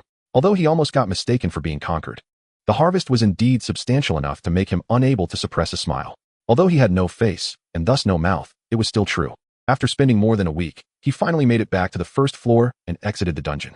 The sun, which he hadn't seen for a long time, was floating in the sky. If he were a believer, he would probably praise the greatness of the goddess of light right now. Li Xiaomon also wanted to put his hands together and sing praises to the goddess of light. After all, if it weren't for the holy light of the goddess of light, he would have truly perished this time. But as a skeleton, praising the goddess of light might result in her disliking him. So he set that thought aside and walked towards his little house. Upon entering, he was greeted with, "Master, you've worked hard. Did you encounter any troubles this time? Do you need me to serve you with a bath?" A whole nest of vampires. His head was aching. He needed to find a way to get rid of them. Li Xiaomon rubbed his head and walked into the house. He took off his tattered clothes and headed towards the bathroom, also throwing out the scheming jetties who tried to sneak in. Soaking in the warm bath, Li Xiaomon let out a long sigh of relief. His bones had already returned to gray, and the signs of corrosion had disappeared. The rib sword in his chest was constantly devouring the remaining death energy in his body. Let us see how my bone dungeon is doing. Li Xiaomon took out the dungeon core, comfortably soaking in the bath while observing the scene in the dungeon. The adventurer team, led by the 34th swordsman, had conquered up to the 24th floor, frantically searching for the entrance to the next floor or room. After searching for a week, their expressions were not very good. They would never expect that the bone dungeon had already run away with the room. Therefore, theoretically, as long as Li Xiaomon didn't return, the bone dungeon would never be conquered. After peeping at the incompetent and furious team for a while, Li Xiaomon put away the dungeon core. Bang! A noise came from outside the door. It seemed to be caused by the vampires. It looked like he had to think of a way to deal with these vampires. Otherwise, his little house would never be peaceful again. Currently, there were only a few vampires in the house, while the rest had entered the dungeon in batches as planned for training. Getting up, drying off the water on his bones, he put on his clothes and left the bathroom. All of you go explore the dungeon. The fastest to improve will be named by me. He easily sent them off. He really was a little demon who played with people's hearts. By the way, speaking of demons, he wondered how Lucia was doing. In the dungeon, he had bullied that group of succubi quite severely. They probably wouldn't let it go easily. May the goddess of light bless. Let these demons meet a bad end. Following the stairs to the attic, he heard the sound of bells ringing. The white feathers on the windows swayed with the wind, and the hanging bell made a pleasant sound. Li Xiaomon approached, opened the mailbox under the window, and indeed found a letter inside. Opening it, he read, "Dear Xiaomon, heading north, the weather seems to be getting colder. On the way, while crossing a snowy mountain, I encountered a snow-white giant wolf at the summit. I fought with it and sustained some minor injuries. Of course, in the end, I was victorious. It was a very good opponent, and my swordsmanship improved a lot from the battle with it. I also left one of its fangs at the bottom of the letter as a gift for you. By the way, I heard that on the snowy mountains further north, there is a frost that can heal the dying. I wonder if it can help you regain your physical body. I'll take a look on my way." Written on the Illuminator Snow Mountain. After reading the letter, Li Xiaomon touched the envelope and indeed felt a hard object inside. It was a pure white fang. As long as his palm. The fang of the wolf god was revered as a divine relic by the residents of the snowy mountain, sharp as can be, containing the power of the snowy mountains. Although he had no physical body, Li Xiaomon could still feel the cold sensation through his bones. It was as if what he held was not a tooth, but a piece of solid ice. Damn! Li Xiaomon looked at the description of the tooth in his hand, and the image of Ilum fighting with the giant wolf unconsciously surfaced in his mind. That guy pulled out a goddess tooth. Wait a minute. She said she won. She wouldn't have climbed a snowy mountain and killed the god, would she? Having obtained the legendary sword, the icebound sword, how strong had Ilum become now? He couldn't think too much about it. Li Xiaomon shook his head and carefully stored the fang in his storage space. Ding. Proficiency reached the requirement. Storage level upgraded from 2 to 3. It was indeed precious, directly upgrading the storage level. How should he write the reply? Li Xiaomon's experiences in the dungeon were too bizarre. It was better not to mention them and worry Ilum. Beautiful Miss Ilum. I have received your reply, and thank you very much for your gift. Hearing about your battle with the giant wolf is truly impressive. I believe that in the future, the hero tale of the Sword Saint, Illuminator, We'll also record this battle of growth for the Sword Saint. Thank you for your concern regarding my physical restoration. I may not be long before I leave White Bear City to follow in your adventurous footsteps. I hope to leave my footprints on the snowy mountains where you fought the giant wolf. Shomon Poundley. He lifted the letter, blew on it, then folded it and placed it in the envelope. However, Li Xiaomon felt a bit embarrassed to send it out. After all, Ilyalu also gave him a gift, so he should reciprocate. But that wolf tooth was too precious, and he really couldn't come up with anything of equal value. If he didn't include a gift, it would seem like he was just living off others. It really seemed that way. No, he had to find a suitable gift to send along with it. Li Xiaomon put the envelope back in the drawer and began to think about what gift would be appropriate. Chapter 92. The skeleton's prepared return gift. The most precious thing Li Xiaomon had on him now was probably the dungeon core. Aside from that, it seemed to be just the magic wand. The wand was a gift from Taedila, a wand that the blacksmith accidentally forged, super invincible and hard. However, this wand was obviously useless to Ilyalu. Wait a minute, this absurd hardness might actually appeal to Ilyalu. After all, that girl had great strength and could easily break most things. Besides the wand, there was only that small pile of red face gold, which was also precious. Red face gold was a truly rare metal, a material for high-level magical items and weapons. However, compared to the tooth Ilyalu sent, it was still a bit lacking in value. Unless he used red face gold to synthesize a more precious red dragon alloy, it would barely match up. Then he could shake off the reputation of living off others. Moreover, Ilyalu at her level should be able to use the red dragon alloy. To prove that he wasn't just living off others, Li Xiaomon put in a lot of effort. He lay in bed all night, and the next day, he first went to the Rebbe Merchant Guild to process various magic stone materials he had. Li Xiaomon's fortune successfully broke through to 1,000 gold coins. After that, he headed straight to the blacksmith shop where he had forged the chest armor before. To synthesize the red dragon alloy, he naturally needed to find a blacksmith. The previous orc blacksmith, Trub, was a very good collaborator. However, Li Xiaomon doubted whether Trub had the ability to synthesize the red dragon alloy. But even if Trub couldn't do it himself, he should have other channels for synthesis. Entering the blacksmith shop, he saw Trub licking a long sword. Their eyes met, and time seemed to freeze. Suddenly, he didn't want that chest armor anymore. Was it too late to return it now? No, don't get me wrong. I'm using my sense of taste to determine the quality of this sword. This is the instinct, the talent of the dog-headed beastman, Trub said, seeming to convince himself. Or perhaps wanting to prove to Li Xiaomon that he was right. He started licking again. Damn, that's pretty perverted. I have a business proposal. Oh, Lord Skeleton. You're a regular customer. What do you need? Trub shook his ears and looked at Li Xiaomon from a 45-degree angle, speaking. Damn, if it were a dog-eared maid. That gesture would perfectly poke at his soft heart. But this was a burly man with dog ears, whose chest hair was about to burst out of his clothes. Why do dog ears have to be on such a muscular man? Li Xiaomon suppressed his inner complaints and continued. I want you to introduce me to a more skilled blacksmith. Lord Skeleton, you don't trust my skills? Let me tell you, in the whole White Bear City, who doesn't know my craftsmanship is the best? Just tell me. I guarantee I will get the job done perfectly. Trub's eyes lit up as he patted his chest confidently. He was eyeing the good materials on Li Xiaomon. The last Lizardman King's horn had made him extremely satisfied and improved his skills significantly. Li Xiaomon thought for a moment and took out the wolf god's tooth. Trub's actions suddenly froze, looking uncertainly at the tooth Li Xiaomon had taken out. Can this be done? I will introduce you to my master right away. Trub didn't hesitate at all. However, could you show that to me? Trub rubbed his hands together, excitedly saying, all right. Since he was the one asking for help, Li Xiaomon carefully handed over the wolf tooth. Trub took it even more carefully, looking at it while clicking his tongue in amazement. The tooth of a legendary creature. Is it from the snow wolf god? How did you get this good thing? Trub accurately recognized the wolf tooth. Slick. Trub looked at it and pretended to lick it. Li Xiaomon quickly punched out, snatching the wolf tooth back. Trub was knocked back by the punch, landing on the ground with a thud. Sorry, I'm used to it. Trub said, rubbing his face with an apologetic expression. It seemed this guy wasn't new to being hit by customers. This material is indeed beyond my capability. But rest assured, my master definitely has the ability to take this job. I'll write you a recommendation letter right now. Just take it to my master when you go. Trub took out a piece of letter paper and began to write with his crooked handwriting. After writing a few lines, Trub folded the paper and handed it to Li Xiaomon. My master, Kuntabar, is a famous blacksmith in Iron River City to the east. Take this letter of introduction to him, and he will definitely be happy to take this job. After all, it's the tooth of a legendary creature. Li Xiaomon stuffed the letter into his pocket. Your master, he's not a dog-headed beast man, right? Li Xiaomon didn't want the item he was sending to Ilyalu to be licked by some greasy beast man. No. My master is a proper red-haired dwarf. From a blacksmith clan. All right then, goodbye. Li Xiaomon left the blacksmith shop without looking back. The reason he didn't mention the red dragon alloy was that he didn't want too many people to know he had red face gold. It was best if only the blacksmith knew. The snow wolf god tooth was precious, but others would be cautious and wouldn't covet it. After all, The snow wolf god tooth couldn't just be found by luck on the ground. It was obvious that someone had pulled it from the mouth of the snow wolf god and given it to him. As for the red-faced gold, he had found it by luck, and if someone wanted to take it, they wouldn't need to think too much about it. Iron River City. Should he leave White Bear City for a while? Li Xiaomon decided to wait until his body recovered before preparing to leave. On the way, he stopped by the library and borrowed 3 books: Lost Ancient Teleportation Magic, Introduction to Low-Level Magic Techniques, and Origin Magic. After that, he returned to his small house and dove into the basement.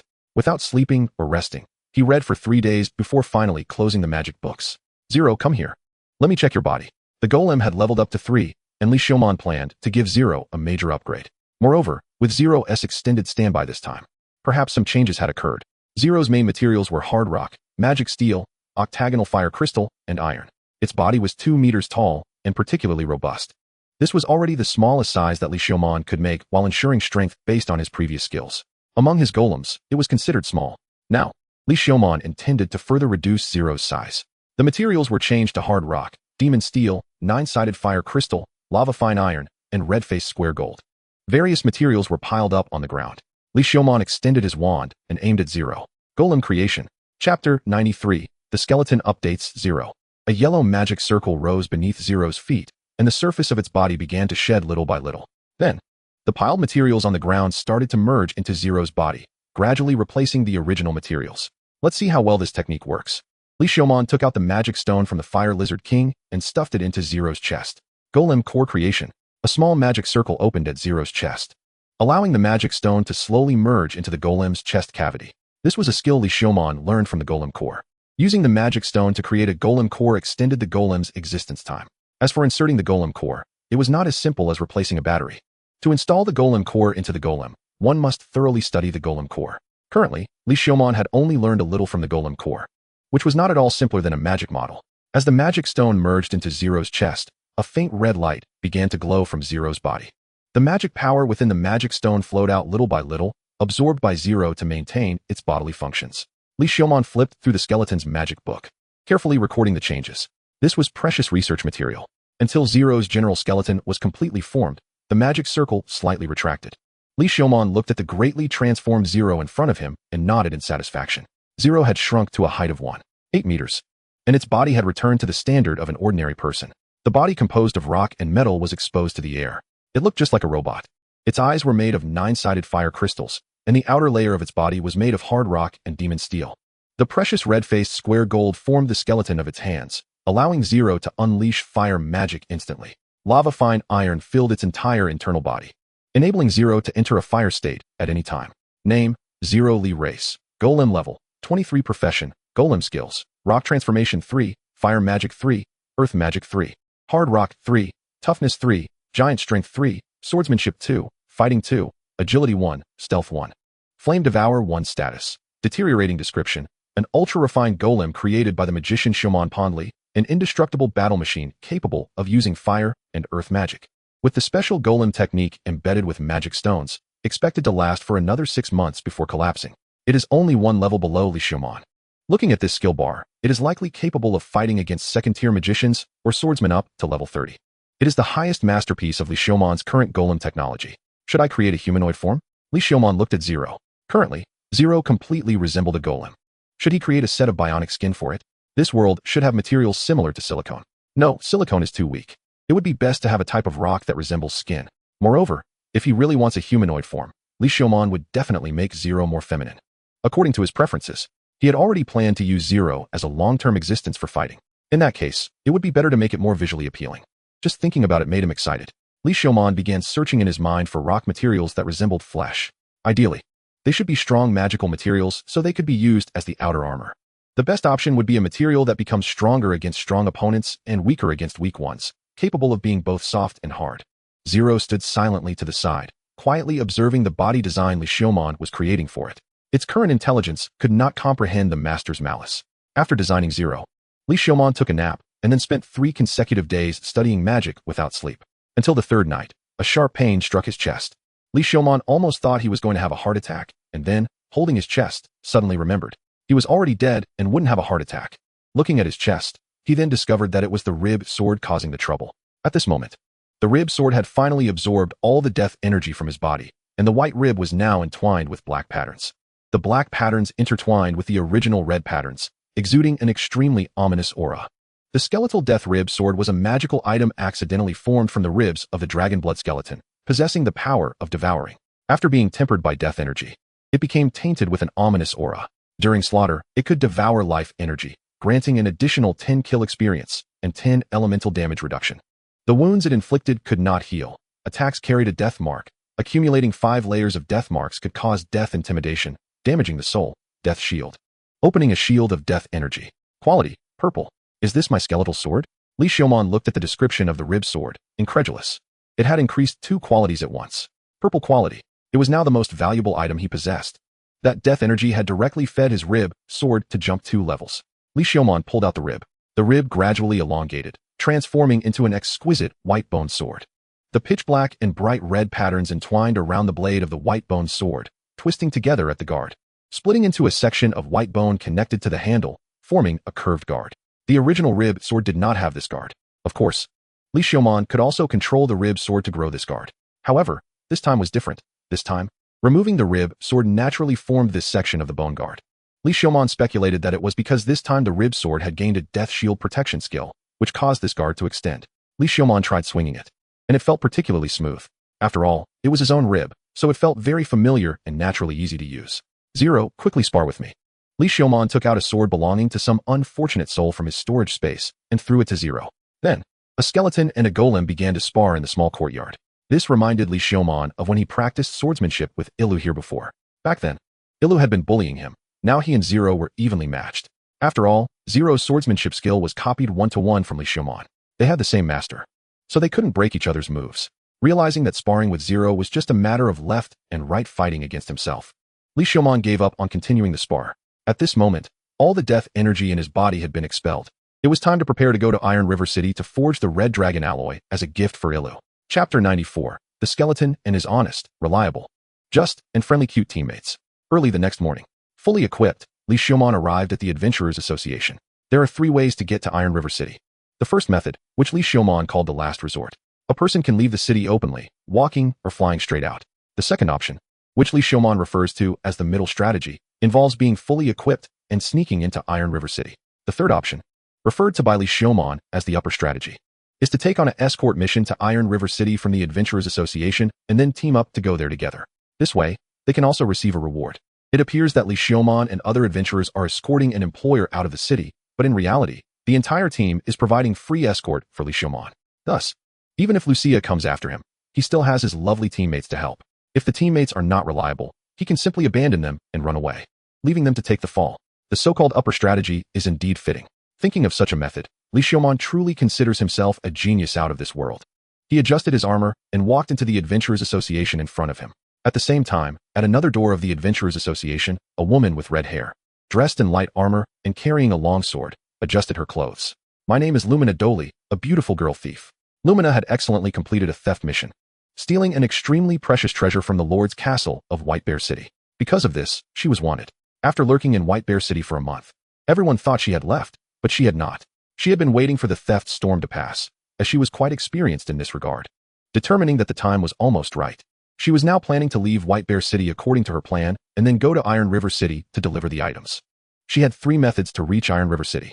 The first, which Lumina refers to as the lower strategy, is to sneak over the city walls and then stealthily make her way to Iron River City. The second, which Lumina refers to as the middle strategy, is to disguise herself as someone else and sneak to Iron River City.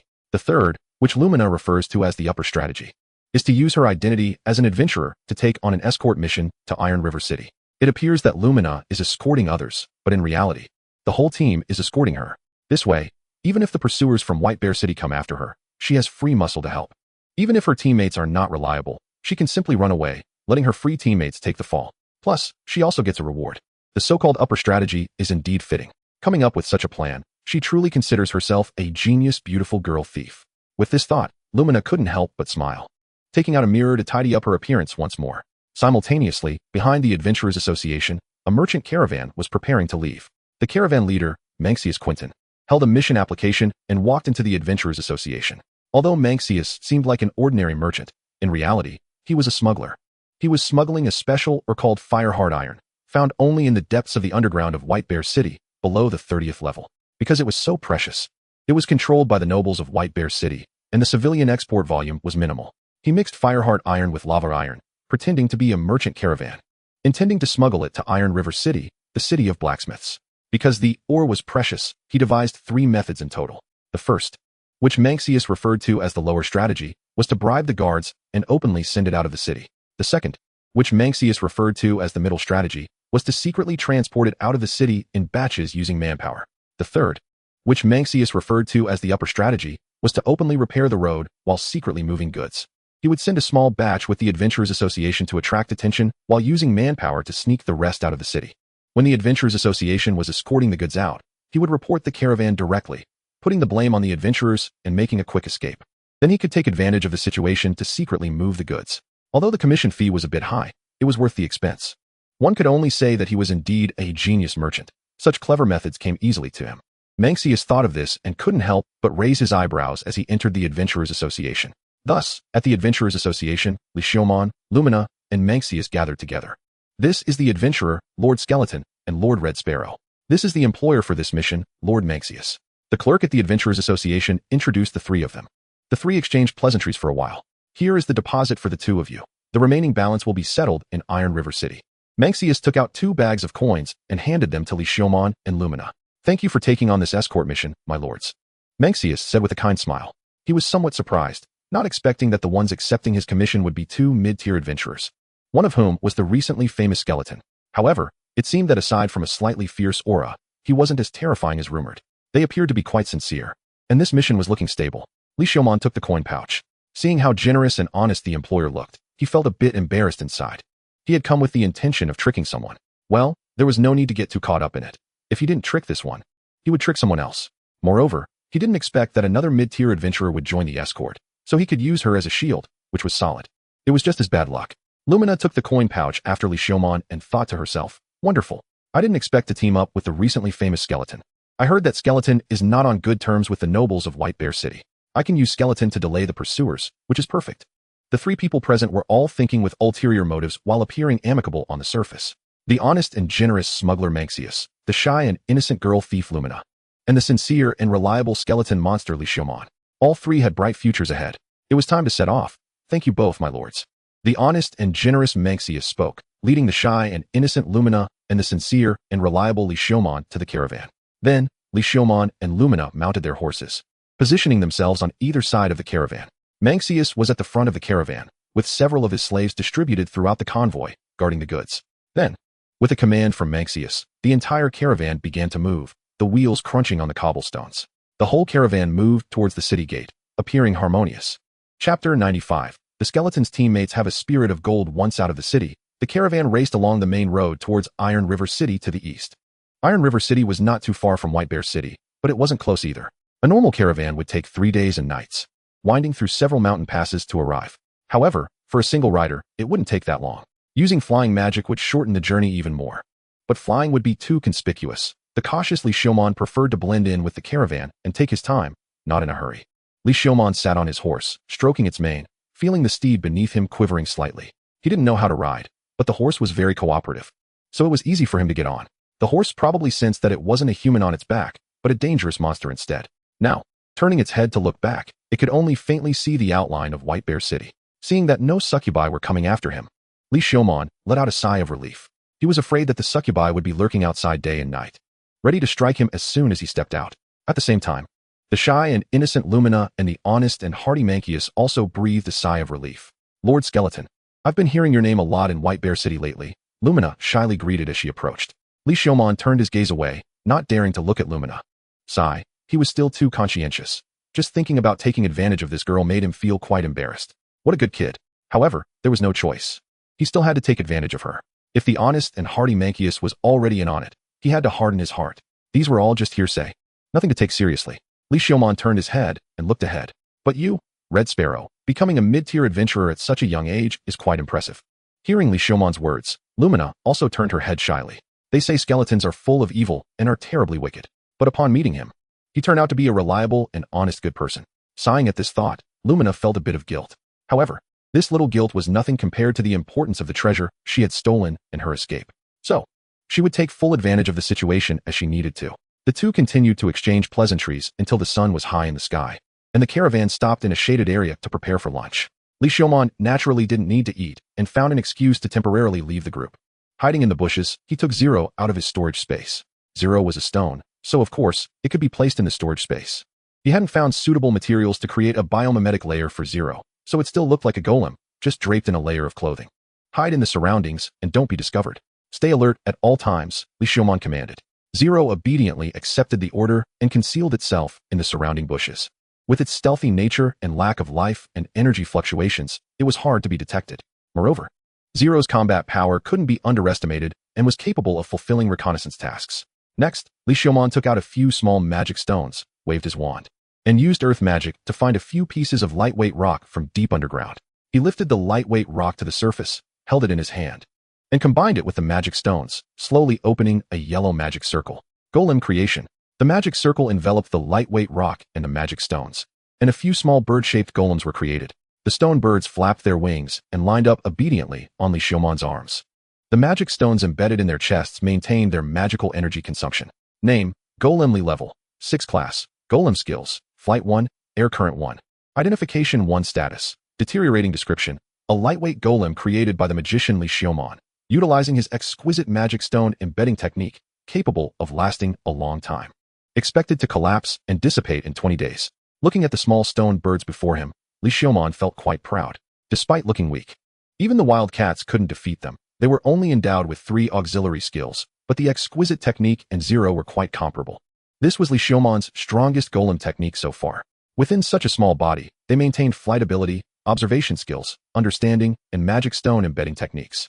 Truly deserving of being called a genius skeleton. Go, assist Zero in keeping watch around. Li Xiaomon shook his arm, and the stone birds flew one by one into the sky, just to be safe. He also crafted a few wild cats from stone and released them into the surroundings before returning to the caravan. The caravan had finished lunch and was preparing to continue their journey. After a whole afternoon of travel, night fell. The sky was cloudless, and the full moon hung high, casting unimpeded moonlight upon the earth, making the land brighter than usual. However, such a wonderful night was destined to be a sleepless one. Someone smuggled fire-hard iron. The convoy just left this morning. White Bear Fortress. My lord, we've found traces of the thieves. Bone Dragon Valley. Finally, the skeleton has come out. White Bear City. White Bear Fortress. Bone Dragon Valley. Bring him back. Achu.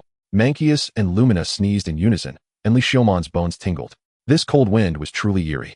Even his bones felt a chill. It's cold at night. Wear more clothes. Li Xiaomon kindly reminded the two who had sneezed.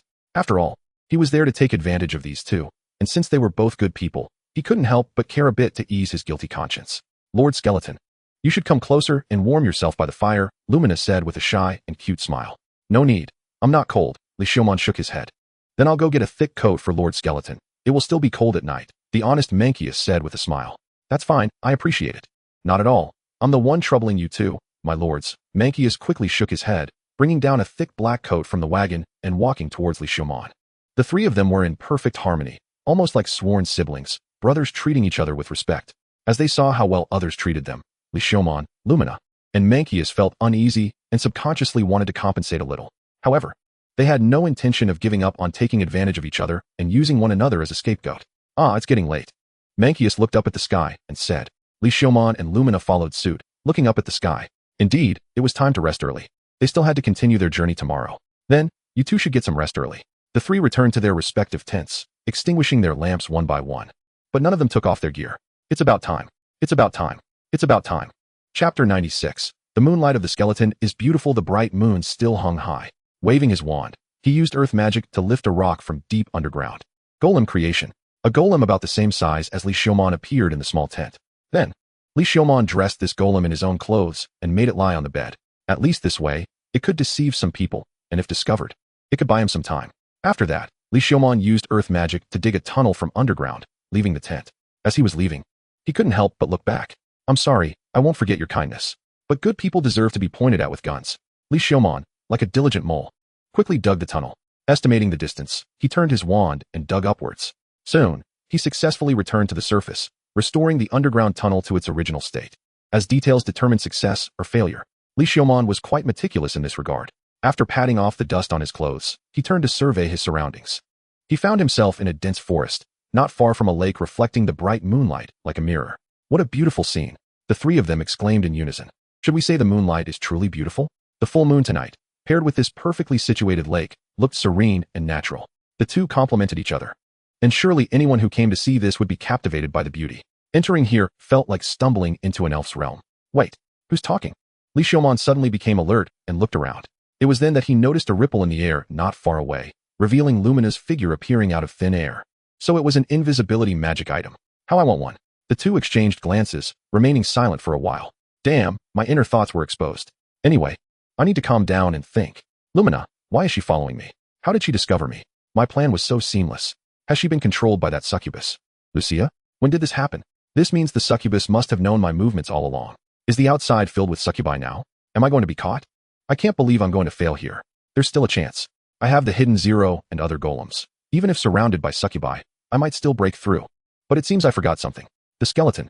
It actually saw through my invisibility magic and followed me here. Is it sent by the nobles? Did it discover me right from the start, sent by that count to follow me? And isn't it said that skeletons and nobles don't get along? This must be a lie. Are there soldiers outside surrounding me now? How could I, a brilliant and beautiful thief, fall here? No, there's still a chance. The treasure the nobles want to reclaim is still in my hands. There's still room for maneuvering. But it seems I forgot something. My amnesia gem. It looks like these two guys should have forgotten about me. What are these two up to? Did they realize I wanted to use them? Or has my smuggling plan been discovered, and they are sent by the nobles? If that's the case, then the batch of goods I was actually transporting must also be disguised as trees. Mancius felt heartbroken. All he wanted was for the two above to leave quickly, and for him to run far, far away from this heartache. Skeleton, it seems you discovered it long ago. After a moment of silence, Lumina spoke. In her view, since Li Xiaoman had come here, it meant that his movements had long been discovered. Li Xiaoman, upon hearing Lumina's words, fell silent for a moment. What does she mean by discovered long ago? Could it be that she really has been controlled by the succubus? Which succubus is it, Lucia? Thinking of this, Lucia and Lumina both have the surname Lu. Li Xiaoman's mind was a bit confused. Who is controlling you from behind? Li Xiaoman asked. He was curious about which succubus had managed to control Lumina so seamlessly that he hadn't detected any flaws. Controlling me from behind? Lumina was taken aback for a moment, then understood. She was being asked who had commissioned her to steal the treasures of Count Wit. It seemed the skeleton was indeed a confidant of Count Wit, sent to disguise itself beside her to investigate her employer from behind. Do you think I would tell you? Lumina pretended to be indifferent as she tested Li Xiaoman. She wanted to know if there was indeed a surrounding circle of soldiers outside, if she still had a chance to break through. Upon hearing Lumina's words, Li Xiaoman's heart sank. The outside had already been surrounded. Truly, who would have thought that Lucia could complete the encirclement so stealthily? His golem hadn't sensed anything at all. It was indeed unpredictable. If it weren't for Lumina's casual demeanor, he would have thought she was just bluffing. Unfortunately, Lumina was merely a puppet under control, and he couldn't take her hostage. Perhaps it was precisely because of this that Lumina could boldly lurk beside him. It was necessary. Rushing in now would lead to mutual destruction, which wouldn't be good for either of them. Li Xiaoman wanted to tell Lumina that his survival held greater research value. When the time came, considerations would lead to opportunities for him to escape. Upon hearing Li Xiaoman's response, Lumina's heart also sank. So they really were surrounded. How stealthily had that group of soldiers and incompetent nobles managed this? Using the skeleton as an insider, they had secretly formed a surrounding circle.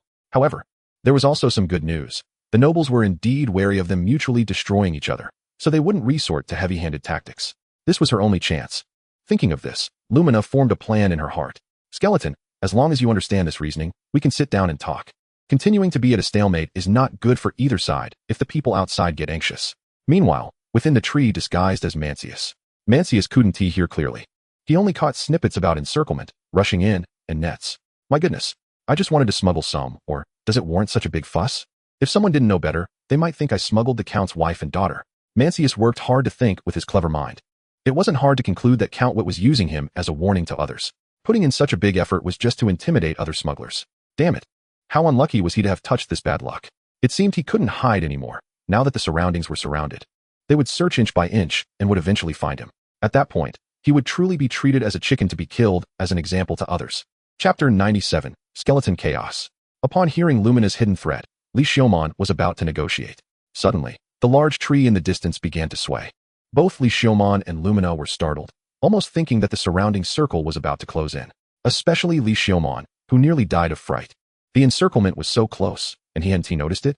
The tree slowly transformed into a phantom and dissipated, revealing Mancius stepping out. He had simply used the amnesia gem to erase the short-term memories of Li Xiaoman and Lumina discovering him. Therefore, at this moment, both Li Xiaomon and Lumina recognized Mancius. They were both astonished. Seeing the mutual shock on each other's faces, they realized that Mancius was not one of the people from the opposite side. There was a third party. Li Xiaomon instantly confirmed that this guy was a noble from White Bear City. He was definitely sent by the nobles from White Bear City. Had he discovered his skeleton identity? Or had he discovered that Lumina was controlled by the succubus? How much of the earlier conversation did he hear? Had he exposed his identity? Lumina instantly realized that this guy was a fellow thief. Her bastard employer had actually hired other thieves. And this bastard wanted to take advantage of her, to rob her directly, which was why he disguised himself as a merchant caravan to deceive her trust. Then, he intended to find a way to snatch away the success that she had already obtained. Despicable. Now that she heard the soldiers surrounding them outside, he finally showed himself. Looking to seek cooperation. Despicable. Despicable. The three looked at each other, all confirming their thoughts. That's right. You too. The encirclement outside is too large. Can I take back my words? This time, Mancius was the first to break the silence. Lumina disdainfully snorted. Looking down on someone who only knew how to reap the rewards and was quicker to beg for mercy than anyone else. When Li Xiaomon heard Lumina's cold snort, he also confirmed it. This guy was indeed a noble from White Bear City, and Lumina intended to ignore him and just kill him. So arrogant and looking down on humans, he was indeed a succubus from Lucia's side. But it was strange. Did this soldier accidentally mix in? Just because he was too unlucky and heard about the succubus surrounding them, he got scared? Wait, is there a possibility that this soldier is actually a pawn? After all, how could a good noble soldier suddenly run into trade? If his identity as a skeleton had not been exposed, then this soldier was planted here because Lumina was controlled and exposed by the succubus. Previously in the dungeon, Lucia controlled a large group of second-tier adventurers, all of whom died in the dungeon.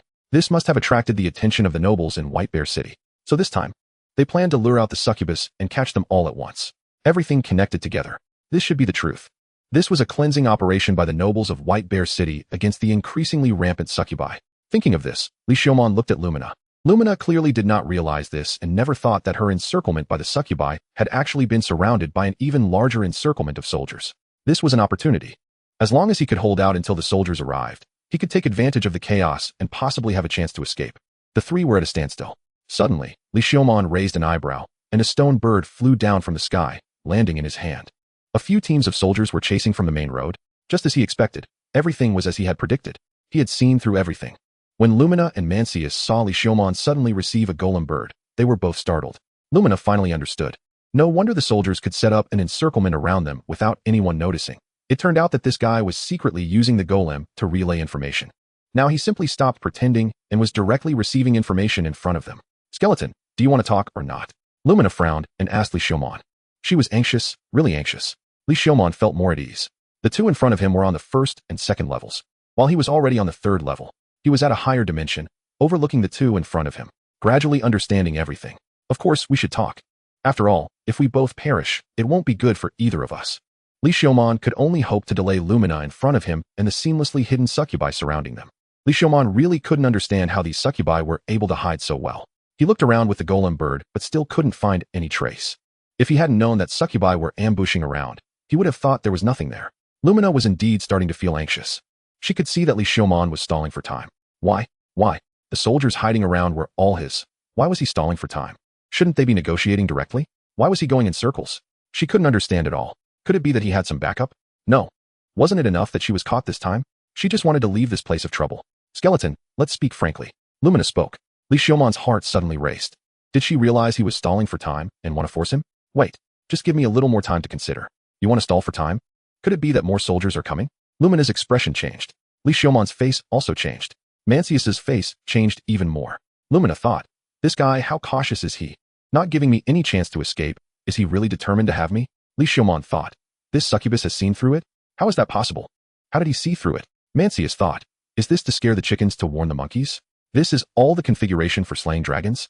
Please, don't torment me, a small smuggler. Just give me a quick end. Do you want to give me no chance to live at all? Don't you want to capture me alive for research? What do I want to capture you alive for? What do you have that is worth stealing? Grandpa and Grandma, I promise I won't smuggle anymore. Shut up. Clarify what you mean by stealing. Something's off, something's off. Who's really manipulating you from behind? I'm not being manipulated. I just want to smuggle some fire hard iron. You think saying this will make me tell you who my employer is? Don't be naive. Really, just smuggling a little. My employer is Rothman from Iron River City. What employer? What succubus is manipulating you? The blacksmith employer. He's a blacksmith. What succubus? What are you talking about? Shut up. So, you want us both to perish now? Mancius went silent. Who am I? Where am I? What do I want to do? Chapter 98. The skeleton's interference. Li Xiaomon was fully focused on thinking. Lumina was also fully focused on thinking. Mancius, under pressure, just wanted to confess everything he could. Without any thought at all. Did he seem to have made some mistake? No. In any case, his goal was correct.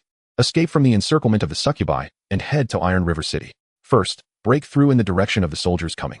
Li Xiaomon quickly increased the distance and charged toward the soldiers. When Lumina saw Li Xiaomon rush out, she instinctively followed. Upon seeing Lumina charging at him, Li Xiaomon raised his wand without hesitation, and several fireballs quickly formed and were thrown at Lumina. Are you crazy? Lumina quickly drew her sword and slashed through the fireballs. Mancius's brain was malfunctioning even more severely. Weren't these two supposed to be together? Why were they fighting? Golem. Seeing Lumina make a move, Li Xiaomon finally stopped hiding his strength, and with a wave of his hand, the golems hidden around surged forward, rushing toward Lumina. Let your people come out. Stop hiding. Li Xiaomon shouted, opening layer upon layer of magic circles, ready to fight desperately. What do you mean, my people? Aren't all of them your people around here? Lumina shattered the approaching golems and shouted, do you really think I ambushed you? Is there no ambush around? Why would I ambush you? Lumina was furious. I didn't ambush you either. Despicable thief. Hand over what doesn't belong to you. Just as Li Xiaomon's words fell, a large number of soldiers surged out from the dense forest, rushing towards them. You still say you didn't ambush. Despicable and shameless. Now, with the mud in your pants. It's not just shit. There are accomplices, arrest them all. The captain of the guard shouted. Wait, I'm not with him. How can you prove that? Li Xiaomon only wanted to distance himself from the situation. He didn't want to provoke a noble after already dealing with the succubus. Since it was confirmed that there was no encirclement by the succubus around, he just wanted to leave this troublesome place quickly. Li Xiaomon glanced at the trembling Mancius. It seemed his previous assumptions were slightly off. Lumina had stolen something, which is why she was being pursued by the soldiers from White Bear City. Mancius was likely a pawn pushed in by the guards. The purpose was not to eliminate demons as he initially thought, but to recover stolen goods. So, if he wanted to prove something, Li Xiaomon's eyes lit up. There's only one truth. I'm with him, not with that thief. I was just about to subdue her. Li Xiaomon loudly pointed at Mancius. Mancius widened his eyes, looking at Li Xiaomon in disbelief, trying to figure out how he was with him, as he had no idea. In fact, when he spoke just now, Li Xiaomon was listening to Lumina and didn't really catch what he said. The captain of the guards and the soldiers were momentarily stunned. I see, is that so? Exactly. That's even more wrong. He's a despicable smuggler, and as his accomplice, do you have any more arguments? Huh. Arrest them all, leave no one behind. A group of soldiers charged at the three. Watching the aggressive soldiers charge, Li Xiaomon opened his mouth, but ultimately didn't shout out. It was too chaotic, and he couldn't sort things out. However, this was already much better than he initially expected. The soldiers from White Bear City were not very strong, and he had a good chance of breaking through. If it were the succubus, he would really be in trouble. Thinking this way, he felt much better. Thankfully, it wasn't Lucia. Li Xiaomon silently thought. Found you. In the dark night sky, a shadow appeared flying. Lucia and her succubi were flapping a pair of pitch-black bat wings. Floating in the air, in Lucia's hand, she held a struggling rock bird. A demon. How could there be a demon here? The captain of the guards exclaimed in surprise, as did the other soldiers. Are you working for the succubus? Please don't add more elements. Perhaps out of desperation or a cornered dog jumping over the wall. Li Xiaomon shouted, Lady Lucia, I have led the humans over as per your plan. It's time to follow the plan and sacrifice these humans to the demon god. Li Xiaomon's voice was powerful, instantly drowning out all other sounds. Then, without giving Lucia a chance to speak, he quickly continued, prepare to be sacrificed to the demon god. None of you will survive tonight. You will die in the most tragic way, pleasing the great and supreme demon god. Even your souls will be devoured, imprisoned, and never escape. Kik. Ah, how shameful. He actually said such embarrassing lines. Wasn't this just a middle schooler? Lucia was a bit confused. What sacrifice? What demon god? What souls not reincarnated? She understood all the words, but how they connected made no sense to her. However, she didn't have any intention of explaining to these lowly humans. Upon hearing Li Xiaomon's words, the soldiers were momentarily thrown into chaos. Silence. Seeing the situation, the captain of the guards quickly shouted, Demon, leave here. The captain of the guards mustered his courage and shouted at the succubi in the air. Humans, I do not wish to conflict with you. That's right. Lady Lucia. Why waste words with these despicable humans? These scum are meant to be sacrificed to the demon god. This is their best destiny. Li Xiaomon didn't want Lucia to clarify the misunderstanding. Number 0, it's time to act. Swish. Number 0 leaped out from the grass, and before anyone could react, it instantly pierced through a soldier. The stalemate was finally broken. The soldiers who reacted first launched an attack on Lucia. At this moment, they had pieced together the truth of the matter in their minds. These demons use thieves and smugglers to trick them into coming for sacrifice to the demon god. Upon careful thought, there were too many coincidences from start to finish. If the demons were behind it, it was completely understandable. Kill them. These demons are too rampant. Chapter 99. Skeleton equals repeater despicable humans. Who wants to sacrifice you?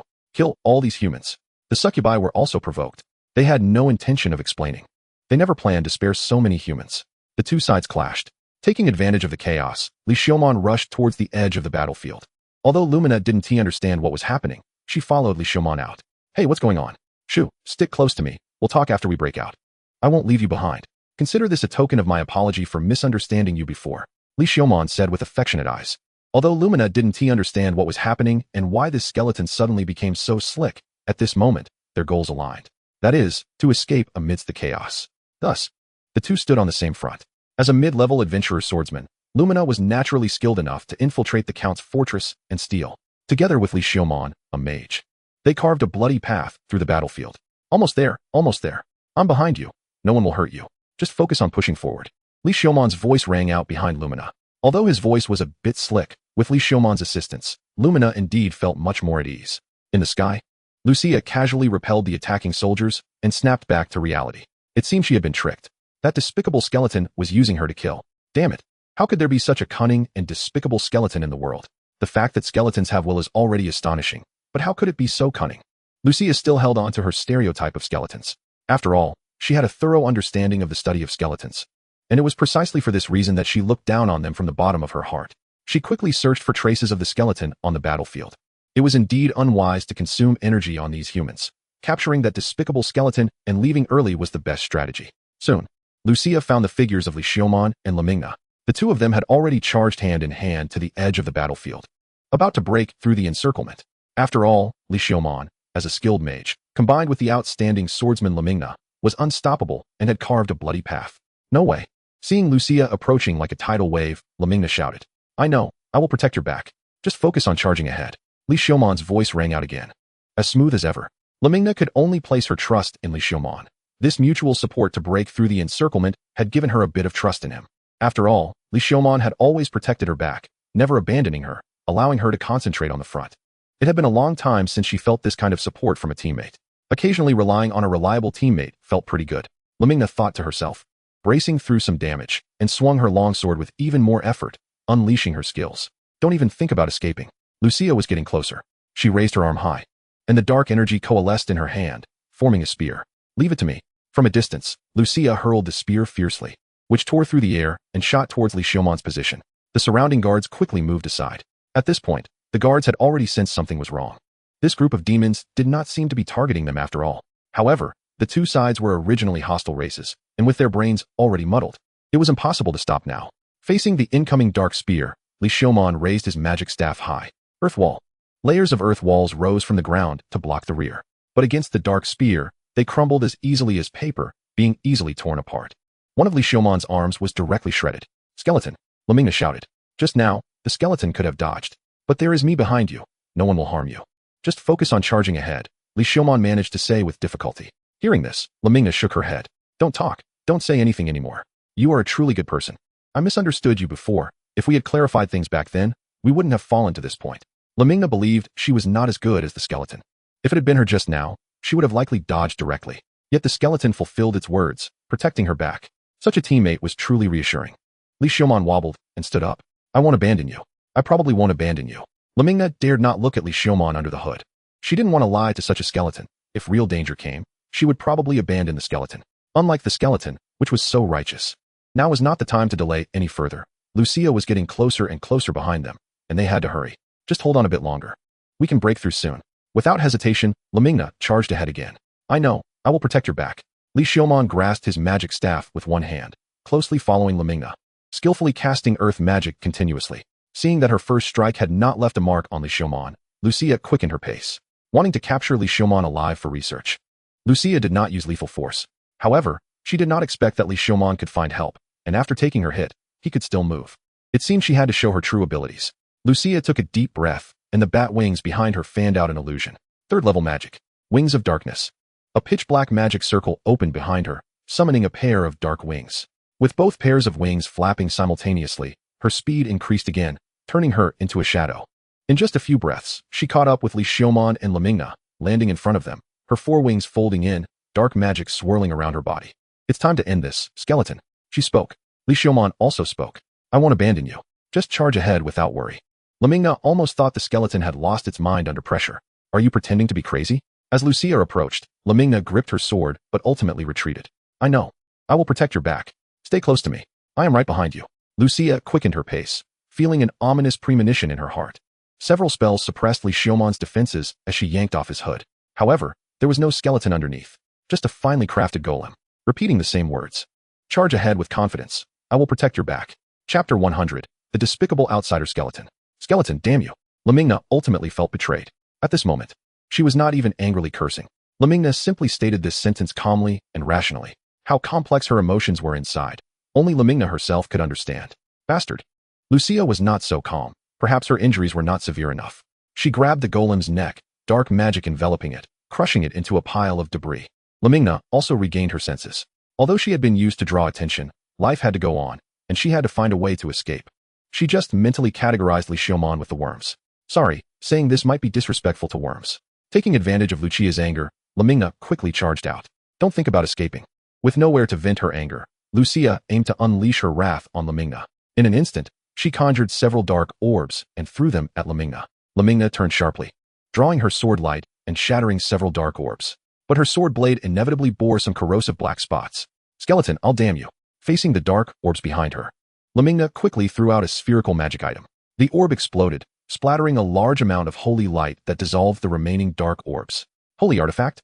Lucia frowned at the remaining orb in Lamigna's hand. She actually hid it until now to throw it out. Lamigna was incredibly grateful she used it now. Otherwise, she would have been truly ruined by the skeleton. Hey, you're chasing that skeleton guy, right? Now if we keep dragging this out, that skeleton will really get away. Lumina shouted loudly at Lucia, gripping her sword. Although she still had quite a few holy artifacts, it was impossible to defeat the powerful demon in front of her with them. So, she had to divert attention. Right now, she felt no guilt at all.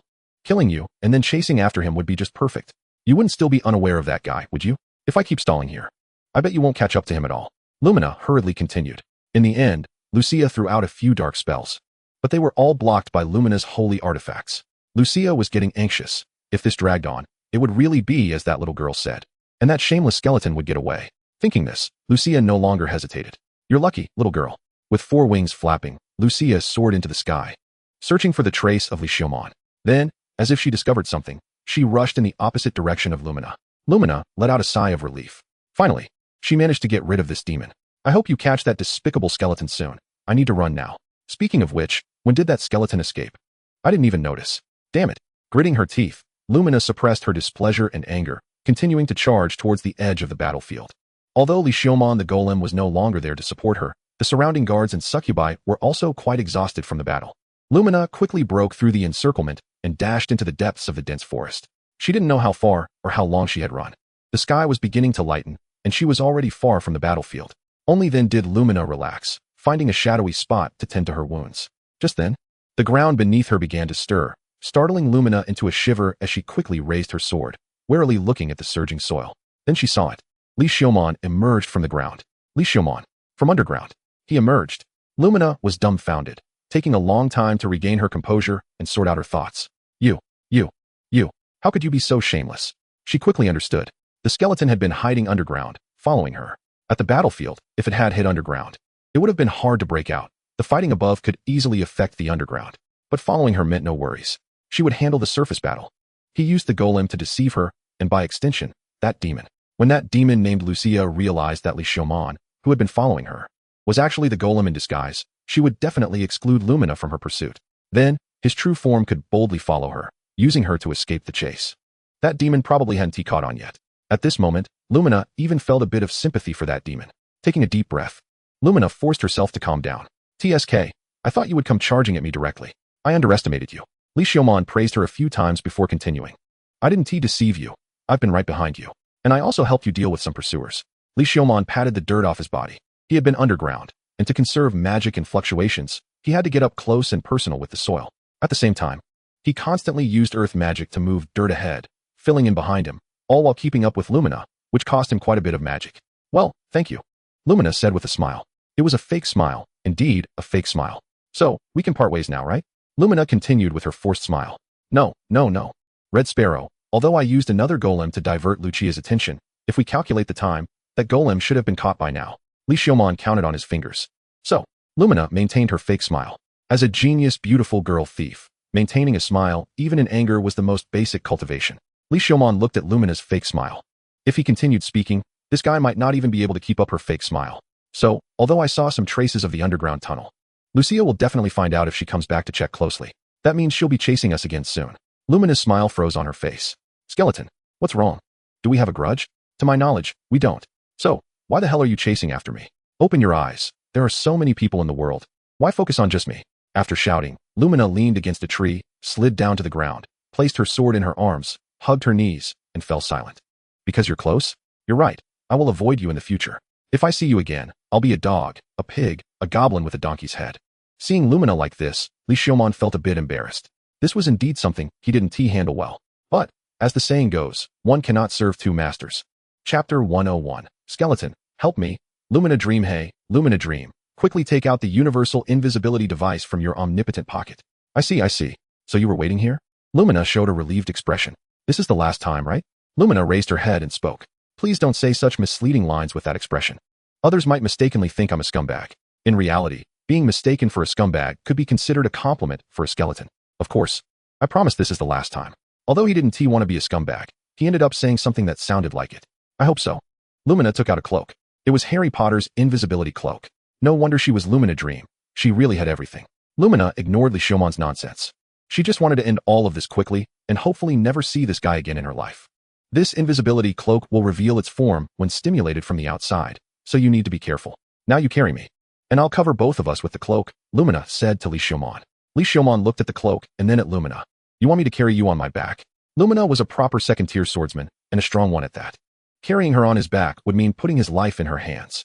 If Li Xiaomon were in Lumina's situation, being constantly tricked by a shameless bastard, he would definitely want to tear that shameless bastard to pieces. Self-awareness, so he couldn't do it this way. Li Xiaomon turned his clever head at this moment. Talking about gentlemanly demeanor was a bit ridiculous. So he spoke up. I want you to carry me. Huh. The harmonious communication in the middle was too harmonious in wording. And to prevent being harmonized, it was harmonized. In the end, Lumina carried Li Xiaomon, who was draped in an invisibility cloak, covering both of them. And then they dashed away. Li Xiaomon was light. And although Lumina was a girl, as a second-tier swordsman, her attributes couldn't be low. Therefore, their speed was not slow. Lumina ran silently, not saying a word, while Li Xiaomon, being carried, was able to use magic to erase their traces behind them. A stone cat jumped out from the bushes and landed in Li Xiaomon's hand. Stop! Li Xiaomon suddenly shouted. Although Lumina didn't know what was happening, she still stopped. With Li Xiaomon on her back, hiding in the shadows. After a few breaths, Lucia flew by from the sky, stopping not far away, her gaze sweeping below. Skeleton, I found you. Come out obediently. Lumina's breath quickened, while Li Xiaomon remained silent. Skeleton, come out now, and I can still give you a chance. Lucia shouted a few times, then changed her tone. That human girl with the skeleton. Can you hear me? You must have been used by the skeleton, right? Hand over the skeleton now, and I can let you go. I only want the skeleton. Li Xiaomon's hand silently fell on Lumina's neck. Lumina's sword was threateningly pointed at Li Xiaomon behind her. A tacit confrontation. After shouting a few more times and seeing no response from below, Lucia casually threw down a few dark magic spells into the forest below. Fortunately, the places hit were far from both of them. After casting the spells, Lucia glanced a couple of times and then flew away. Sure enough, the art of war is deception. This succubus has also learned to be clever and actually faked it. This is not a good sign. Li Xiaomon preferred the old Lucia who looked down on herself and didn't like to think. The thoughtless Lucia, the silly Lucia, was clearly cuter and more likable. Seeing Lucia fly away, the two of them remained in a standoff without moving. After all, the invisibility cloak could only hide them optically, and even a slight movement could attract attention. They remained in this standoff for half an hour before Lumina and Li Xiaomon slowly lowered their guard. Do you think I would sell you out? Am I that short-sighted? Lumina said. Learning this point from you is worth it. No. It seems I haven't learned anything about your thick-skinned nature. What a joke, am I thick-skinned? I don't even have a face, okay? Then, Lumina turned in another direction to avoid the area Lucia was tracking. However, there was also an unfortunate point. The traces hidden by the magic cloak were becoming shallower. Now under the sunlight, their outlines could barely be seen. Does this invisibility cloak have a time limit? Li Xiaomon asked with a bad expression. Otherwise, do you think I didn't use it from the beginning? Lumina replied while running. I also hope to learn your sharp tongue. No need to learn. You're already sharp enough. Look, what a clever comeback. She is indeed talented. Realizing that the time for invisibility was running out, Lumina increased her speed a bit. Li Xiaomon also became more agile in handling the traces behind them. Then, when the invisibility cloak completely lost its effect, Li Xiaomon got down from Lumina. By this time, The two had run quite far, and the pursuers were probably unable to catch up. Lumina's speed was praised by everyone who had experienced it. The best mode of transportation when going out, highly recommended. Although Li Xiaoman wanted to leave a 5-star review like this, the exhausted Master Lu did not think so. Master Lu was straightforward. After taking the cooled invisibility cloak, she said nothing and set off. Such a person must encounter difficulties everywhere in life. However, Master Lu insisted on her character without the slightest change. Life did not crush her, it only became her driving force. Such a Master Lu is a role model for everyone and worth learning from. Li Xiaoman was willing to call her one of the top 10 figures in the magical world of the year. In the Jianghu, fate will bring us together. Li Xiaoman looked in the direction Lumina left, muttering to himself, and then rushed in another direction. The temporary duo disbanded. However, Lucia was still injured. After smashing another golem, Lucia shouted in frustration. No one knew how many golems disguised as Li Xiaoman had released. Even Li Xiaoman himself had not counted. Only the spare cloaks in the storage space had decreased by more than half. But this method could only be used once. Next time they met, Lucia would surely learn her lesson and prepare targeted means. She still needed to become stronger. However, this golem decoy was really useful. I need to study more about the application of golem decoys in the future. Chapter 102, Skeleton and Iron River City. That night, Li Xiaoman successfully arrived at Iron River City. After verifying his identity with the adventurer's proof and paying the entrance fee, Li Xiaoman successfully entered Iron River City. Iron River City, known as a famous blacksmith city, was home to a large number of blacksmiths. It was called Iron River City because there was a wide river running through the city, the Iron River. The upstream of this river passed through a mine, where a large amount of sand had accumulated downstream. This sand had been deposited in this river for an unknown number of years, eroded by the water magic essence, forming another kind of special mineral resource. As a city, Iron River City naturally also had a city tower and an underground city. Similar to the underground city of White Bear City, it was also a fire attribute underground city with a depth of 41 levels.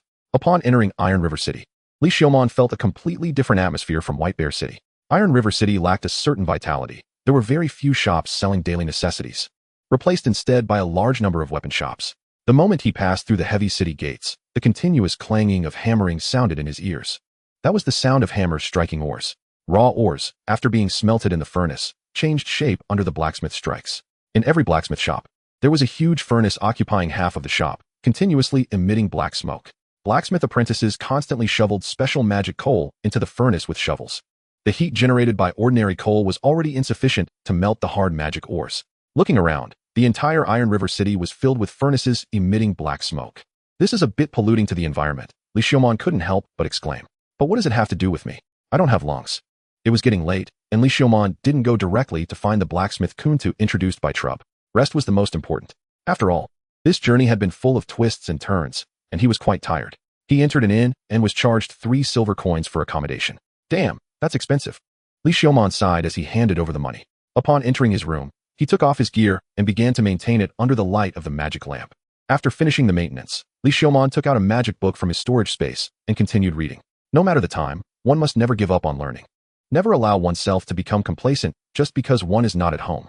Laziness only happens 0 times or countless times. Damn, I'm so tired. I can't read anymore. After a while, Li Xiaoman became too tired to continue reading. See, this is the proof of Li Xiaoman's theory. It's precisely because he had been lazy before that he now finds it so easy to give up. The after effects of desperately studying in the dungeon have finally manifested. He has exhausted his future diligence. Early the next morning, Li Xiaoman woke up, put on his gear, tidied his outfit, and headed towards the location indicated by Trebuchet. As he twisted and turned through the streets, Li Xiaoman complained in his mind about the unreasonable layout of Iron River City. Everywhere he looked were identical and chaotic blacksmith shops, with no landmark buildings to help him navigate.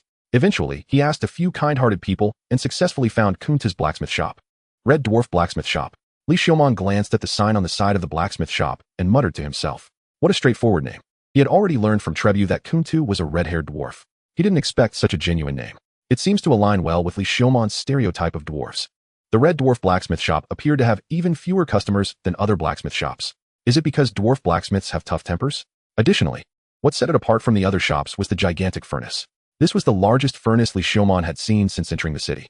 The top of the furnace exceeded the roof, resembling a massive chunk of dark red metal. It was more accurate to say there was a blacksmith shop inside the furnace than to say there was a furnace in the blacksmith shop. Li Xiaoman didn't hesitate outside any longer and walked into the blacksmith shop. Customer, what do you need? If you need weapons, we have finished products. If you need forging, the price will depend on the materials and forging techniques. At the moment he stepped into the blacksmith shop, a burly human man approached him and kindly introduced the options. Forging. Is Kunta Ball, Master Ball here? I have a recommendation letter from Trebu of White Bear City. As soon as Li Xiaomon spoke, he heard a shout from deep within the blacksmith shop. Trebu's recommendation letter. Do you have any good materials that Trebu couldn't handle? Then, hurried footsteps approached, and a short figure lifted the curtain, separating the blacksmith shop from the rest, walking over. A head of dark red hair flickered like burning flames. Not only the hair, but the eyebrows and eyes were also red, reflecting the flames in the furnace. She looked as if she had just jumped out of the fire, still ablaze. What surprised Li Xiaomon the most was that this person looked like a little elementary school girl. What the hell? Where did that skilled old blacksmith go? Kid, what are you looking at? Don't let my appearance fool you. According to your human age, I could be your grandmother.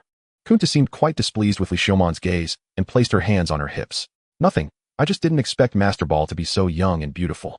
Compliments are always safe. Knowing how to speak appropriately is Li Xiaomon's specialty. Humph, smooth talker. I'm not a girl who can be easily flattered. Kunta raised an eyebrow. Crossing her arms, Li Xiaomon noticed the slight upward curve of Kunta's lips, indicating she was quite pleased to hear someone praise her youth. No. I'm speaking from the heart. Master Ball, here's Trebu's recommendation letter. Please take a look. Li Xiaomon's compliments were kept to a minimum, casually taking out the recommendation letter from his pocket and handing it to Kunta. After all, excessive flattery could come off as insincere. As expected, Kunta took the recommendation letter from Li Xiaomon with a satisfied look, casually tore it open, and tossed the envelope into the furnace before unfolding the letter. Li Xiaomon silently mourned for Trebu for a second. That guy had put in a lot of effort on the envelope, writing it several times before it was barely legible. Kunta quickly scanned the letter's contents. Then she withdrew her gaze from the letter, threw the paper into the furnace, and looked at Li Xiaomon. Come talk with me, kid.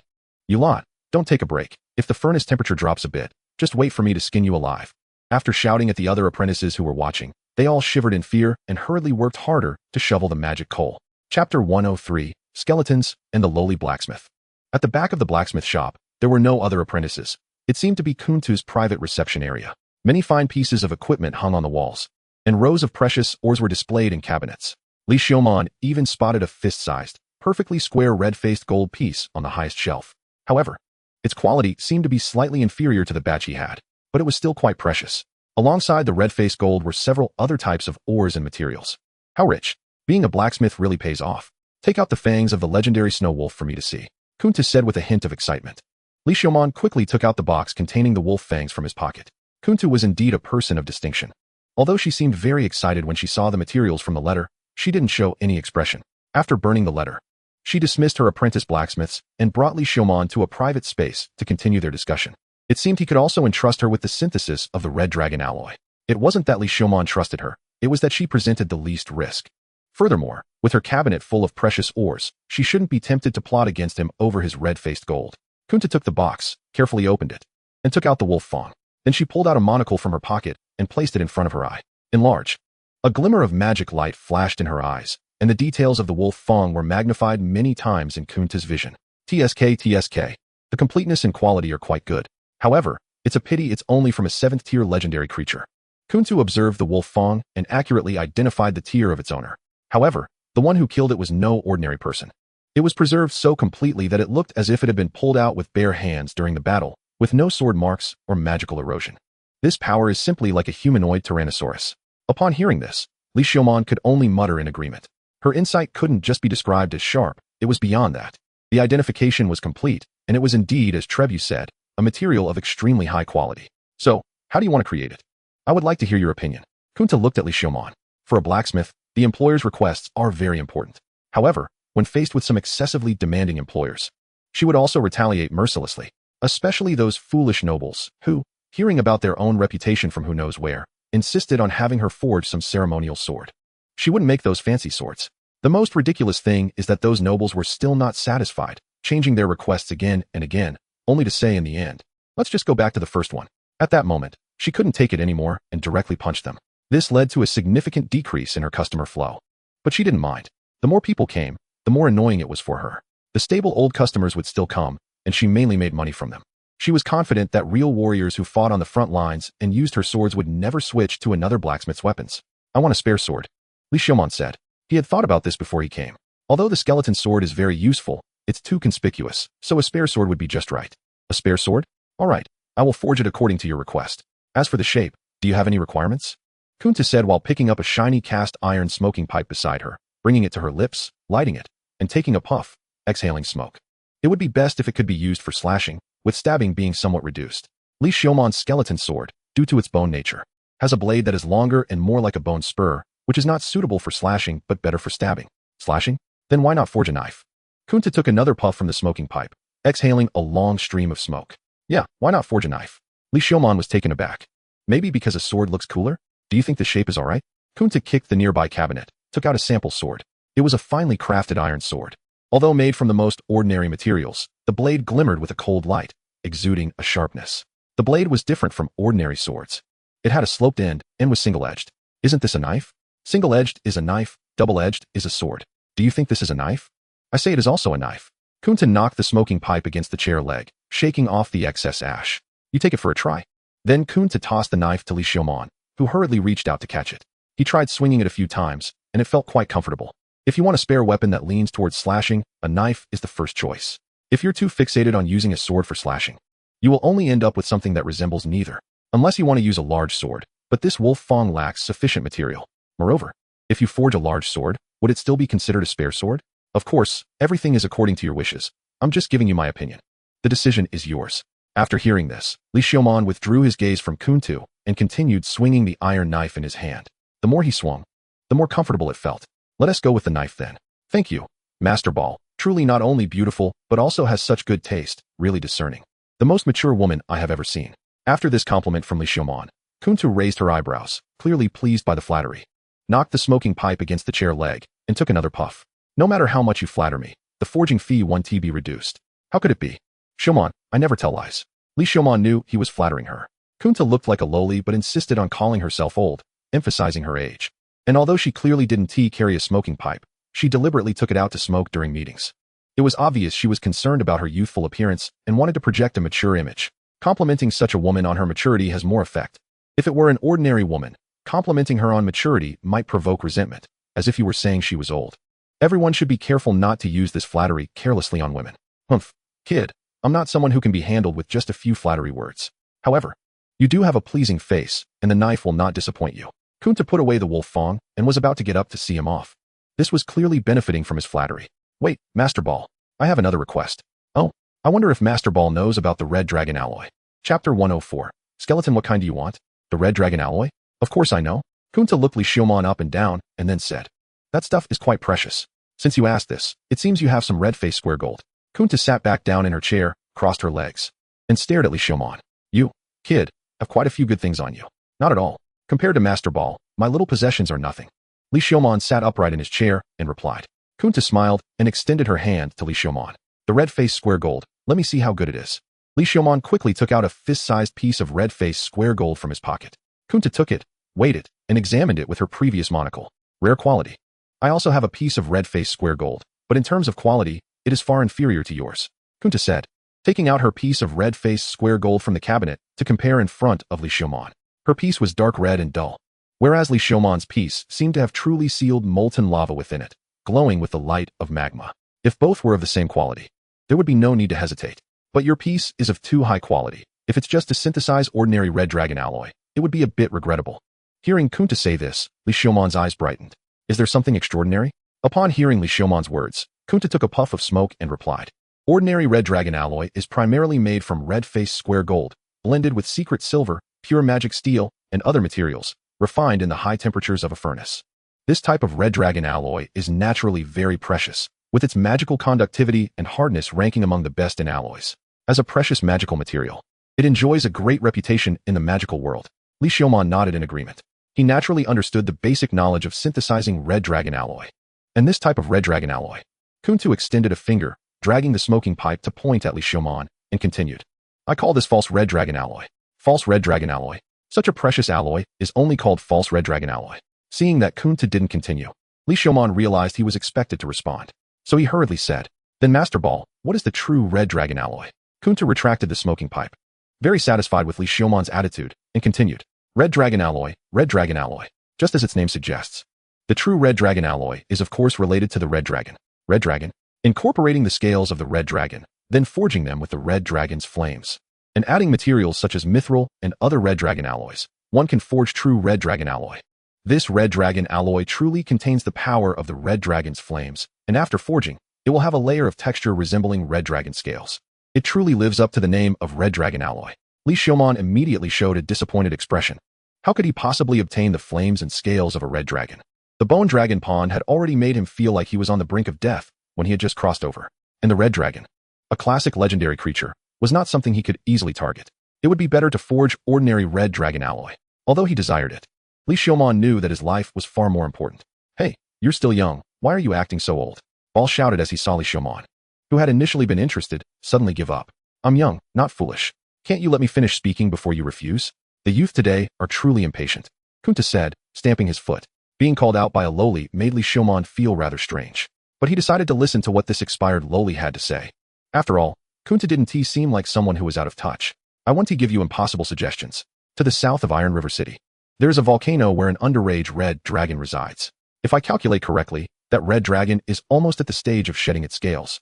Kunta took out a map, unfolded it, circled the location, and said to Li Xiaomon, that red dragon should now be at the 4th tier. However, as a dragon, its strength can equate to a slightly weaker 5th tier creature. Li Xiaomon looked at the location on the map, deep in thought. Directly taking scales from it is naturally unrealistic for you. However, finding a way to collect its shed scales is still possible.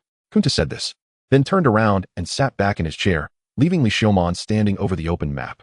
You can choose. If you want to continue forging ordinary red dragon alloy with such a good opportunity, I want to insist. After all, you are the guest, and the choice is yours. I'm just providing timely and appropriate suggestions. Li Xiaomon fell silent for a moment, but he was finally a bit tempted. With the dungeon core, he could hide in the bone dungeon during a crisis. Moreover, since the red dragon was shedding its scales, he might very well have a chance to collect more scales and synthesize more red dragon alloy. He certainly wouldn't complain about having more of such precious true red dragon alloy. Master Ball, you are right. As a young person, how can I lack vigor? I will go and try my luck, Li Xiaomon said as he rolled up the map and tucked it into his bosom. Feel free to use the map. It's just a map. I'll give it to you, Kunta said, but then added, however, if you want to synthesize true red dragon alloy, I actually have a new forging plan for your knife. The premise is that you can safely retrieve the materials. Kunta looked at the red-faced square gold in his hand and then tossed a bottle to Li Xiaomon. Li Xiaomon caught it and instinctively identified it. The flame bottle can devour flames and form fire seeds, which can provide a single burn of the corresponding flame. Quality, green, magic item? It was indeed the blacksmith rich lady, lending out magic items so easily. This flame bottle can collect the flames of the red dragon and form fire seeds. However, it's naturally unrealistic to collect the flames directly exhaled by the red dragon. You just need to collect enough flames and heat around the dragon's nest to form a dragon flame seed. Kunta explained to Li Xiaomon. Li Xiaomon put the flame bottle into his bosom. Thank you, Master Ball. Well then, I'll take my leave. He bowed and left the blacksmith shop. Kunta quietly smoked his pipe, watching Li Xiaomon leave, then took the snow wolf's fang out to examine it closely. Is it my illusion? Does it seem like this wolf fang has been tainted by the aura of the legendary sword, the frozen sword? He thought he would ask that kid next time. Then, Kunta quickly pushed this matter out of his mind. Living a long time, with more memories, the speed of forgetting also increases. Chapter 105. The skeleton's golem show begins after leaving the blacksmith shop. Li Xiaomon did not go directly to find the red dragon. Of course, he couldn't just go to the volcano to find the red dragon. He needed to prepare properly. As a skeleton, Li Xiaomon naturally did not need to prepare food or anything like that. However, with the skills of golem and storage, Li Xiaomon developed a new combat method, prefabricated golems. He planned to create a sufficient number of golems in advance and store them in his storage space so that he could summon them directly during battle. Pre-made golems do not need to be hastily created, and their quality and strength are stronger. However, the current size of his storage space is roughly the size of a room and cannot hold too many golems. But with the improvement of the storage skill, he might be able to carry an army of golems with him in the future. At that time, it would be a matter of you are strong. I can just justly gang up on you. This time, the battle scene would be against the red dragon in the volcano. So, Li Xiaomon prepared to create a batch of water attribute golems. Thus, he needed to collect a batch of water attribute magical or metals. Fortunately, this was the blacksmith city.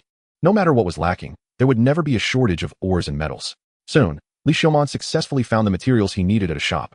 It was the specialty ore of Iron River City, Iron River Sand. Since the ore was originally from Iron River City, the price was much lower compared to other magical materials. Li Xiaomon reluctantly spent 120 gold coins to buy a ton. Yes, a ton. Magical materials can actually be sold at this cabbage price. It truly is the blacksmith city. Originally, Li Xiaomon thought a ton was quite a lot. But when he moved it out, he found it was only one large box. Seeing it like this, he felt it was quite expensive. Hey. Is there really no short wait? Afterward, to avoid drawing attention, Li Xiaomon had the shop staff deliver the materials to the inn. That night, Li Xiaomon stored the Iron River sand in his storage space and used rock magic stones and Iron River sand to synthesize a large number of water attribute golems. Among them were 6 heavy armor golems, 9 water mage golems, 10 swordsman golems, and 8 wolf golems. Because Li Xiaomon's current advanced golem skills were mostly learned from the remains of that or beast wolf, the strongest magical creature golem he was currently creating was the wolf golem. By the next morning, after preparing all the golems, Li Xiaomon left Iron River City and followed the map to the volcano. Since the volcano was not too far from Iron River City and was separated from Bone Dragon Valley by a White Bear City, Li Xiaomon was not as cautious as he had been in White Bear City before. He simply mixed into a mining team's carriage heading to the volcano and went along with them. Then, on the way, he created a few golems, dressed them in his own clothes, and spread them out. The speed of the convoy was naturally not comparable to Li Xiaomon's solo travel. Therefore, they did not reach the volcano until nightfall. Li Xiaomon seized an opportunity to break away from the mining team and set off alone towards the volcano. The mining team remained at the base of the volcano to extract minerals. After all, the higher one goes on the volcano, the more dangerous it becomes. And an average mining team would naturally stay at the bottom to mine ores. The dark rocks were filled with cracks, and cliffs were everywhere, making it difficult to navigate. Some cracks even spewed hot lava and clouds of toxic gas. However, this black smoke posed no threat to Li Xiaomon, as he had no lungs. Li Xiaomon unfurled his bone wings and half ran, half flew towards the top of the volcano. He flew over impassable areas and walked where he could. Thus, he arrived at the crater. The crater was not small, about the size of several football fields, and looking down from the crater, one could see the boiling lava at the bottom and the rugged rocks surrounding the crater. Golem creation. Li Xiaomon casually picked up a rock from the side and created a golem bird, which he threw into the crater. The golem bird struggled to fly and soon found Li Xiaomon's destination, a huge cave at the bottom of the crater, nearly submerged in lava. The entrance was wide open, seemingly with no intention of hiding. The golem bird then flew back and relayed the information to Li Xiaomon. I found it, but how to lure you away?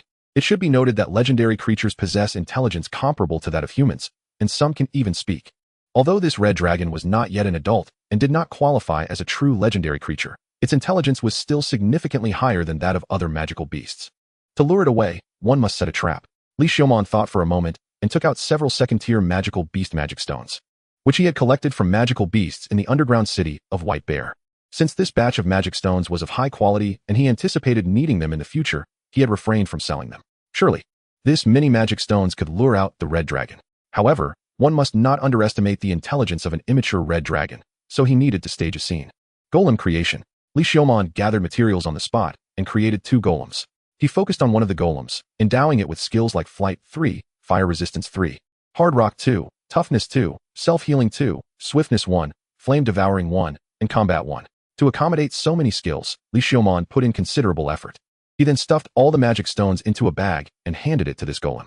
Go, put on a good show for me. After giving the command, Li Xiaomon found a spot to hide and kept an eye on the crater. The 2 golems flew into the crater one after the other. Hand over the magic stones, and I might spare your life. The golem behind shouted at the one in front, then threw a fireball. The front golem quickly waved its wings to dodge, but still got hit by the fireball and fell towards the bottom of the crater. It narrowly adjusted its direction and landed at the entrance of the dragon's cave. The bright red magic stones spilled from its waist pouch, scattering on the ground and emitting an enticing glow. You forced my hand. I didn't want to use this. The fallen golem shouted, pulling out a seemingly unremarkable stone. It looked like a piece of broken rock picked up from the ground. This is the stone of worldly mysteries, the stone of life and death, the stone of chaos. How could you possibly have that? The pursuing golem shouted, quickly changing direction and fleeing the crater. Although it didn't understand what it was, it felt a sense of ominousness. Now you want to escape? It's too late. Under my stone of worldly mysteries, you won't survive. It crushed the seemingly inconspicuous stone in its hand. A blinding light erupted from the shattered stone. With a scream, that golem froze in midair, glowing with the same light as the stone of worldly mysteries. No. It screamed, rigid in the air, and helplessly fell into the lava, disappearing without a trace. Chapter 106. What skeletons should not steal? The remaining golem breathed a sigh of relief upon seeing this, sat down, quickly stashed the magic stones, and prepared to leave the dragon's cave. Suddenly, a roar echoed through the cave, and red flames surged towards the golem. Red dragon.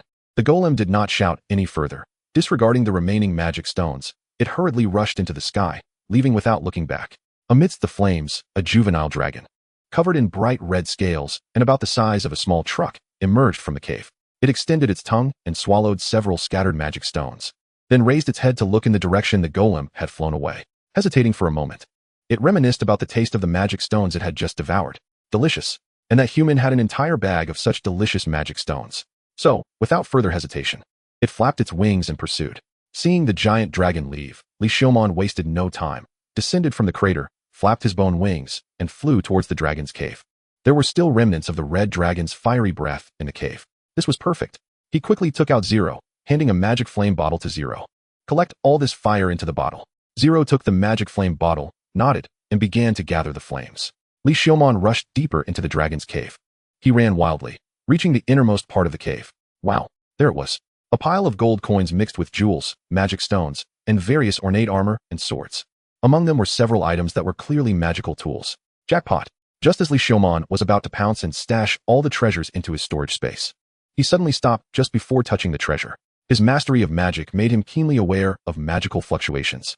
Identification. Under the perspective of identification, a dark red membrane appeared over the treasure, covering all of it.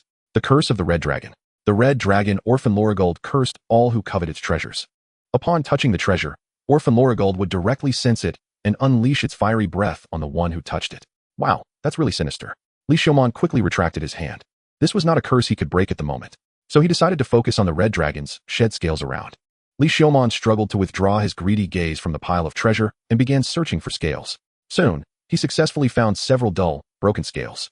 Activating identification, he quickly and accurately scavenged other scales in the dragon's lair. However, his gaze was still occasionally attracted to that small pile of treasure. Damn, it was just too tempting. Finally, after searching the entire dragon's lair for scales, Li Xiaomon collected a bag full of them. Although most were broken, there were plenty. It was time to make a quick getaway. Li Xiaomon looked at the pile of treasure and said, "This should still be worth several tens of thousands of gold coins. If I can get my hands on it, I could live lavishly for many years. This is truly a windfall." Li Xiaomon felt angels and demons appearing in his mind. The angel said, "No, no, no. Wake up, Li Xiaomon. Treasure is the taboo of dragons. If you touch it, you'll be chased to the ends of the earth." The demon replied, "Li Xiaomon, you've already offended a powerful bone dragon. Why be afraid of a juvenile? Just grab it and run. After this job, you can wash your hands of it. With all this gold, you can buy anything you want." The angel countered the demon. "How can you think like that? You need to have integrity. After all, I am a skeleton. Besides, the red dragon will definitely notice its lair has been invaded. For a proud dragon, this is a disgrace, and it will surely hunt you down to the ends of the earth." The demon argued, "If you're going to offend, why not do it thoroughly? Since you want to pursue excitement, then go for it." Exactly. Offending is offending, regardless. Opportunities to bully a juvenile dragon like this are rare. So much gold, and there are magic items among them. Take it all, and your wealth will skyrocket. Faced with such temptation, even a righteous person would find it hard to remain calm. Golems. Li Xiaomon instantly summoned all the water mage golems. The golems surrounded Li Xiaomon in a circle. Zero also collected the dragon flame at the cave entrance and came to stand in front of Li Xiaomon, protecting him from behind. Water wall, water wall, water wall. The golems chanted in unison, wrapping Li Xiaomon in layers of water. Li Xiaomon raised his wand. Second tier magic, water spike. A blue magic circle opened, controlling all the flowing water to form a prism layer in front of him. With everything prepared, Li Xiaomon reached out toward the treasure. In an instant, the magic circle surrounding the treasure was broken, and scalding dragon flame poured out towards the intruder. Sizzle. The high temperature instantly evaporated a large amount of water, and mist filled the entire cave. All the golems struggled to maintain the magic circle, but they couldn't withstand the scalding dragon flame. One by one, the blue magic circles broke open. Zero, collect the dragon flame. Li Xiaomon never missed any opportunity to exploit. Such pure dragon flame was right in front of him. If he let it go, it would be a total disrespect to the red dragon. Meanwhile, in the distance, roar. The red dragon Ophin let out a thunderous roar, preparing to chase down the one ahead. It sensed that its treasure in the lair had been disturbed by a despicable thief. Damn thief, it thought, flying towards its lair. It absolutely would not allow the thief to discover the secrets of its treasure. Never. That was its last shred of dignity. If that secret was revealed, it vowed that it would never let the thief go, even if it had to chase him to the ends of the earth. Ophin shot towards the volcano's cave like a red meteor. At the same time, Li Xiaomon, having withstood the dragon flame, quickly stored the massive pile of treasure into his storage space. He could already envision himself lounging by the pool of a seaside villa, sipping coconut juice and gazing at the sea. And Ilu, dressed in revealing swimwear, lay beside him, fanning herself. Let the evil money corrupt my body to the fullest. Show no mercy. Huh. Li Xiaomon grabbed a handful of gold coins and sensed something was off. Beneath the coins, there seemed to be something hard. What? The red dragon hid treasures? How embarrassing. Li Xiaomon quickly uncovered the surface layer of the treasure, revealing what was buried underneath. It was rock. Oh. As expected of a dragon, it actually hid precious volcanic rock.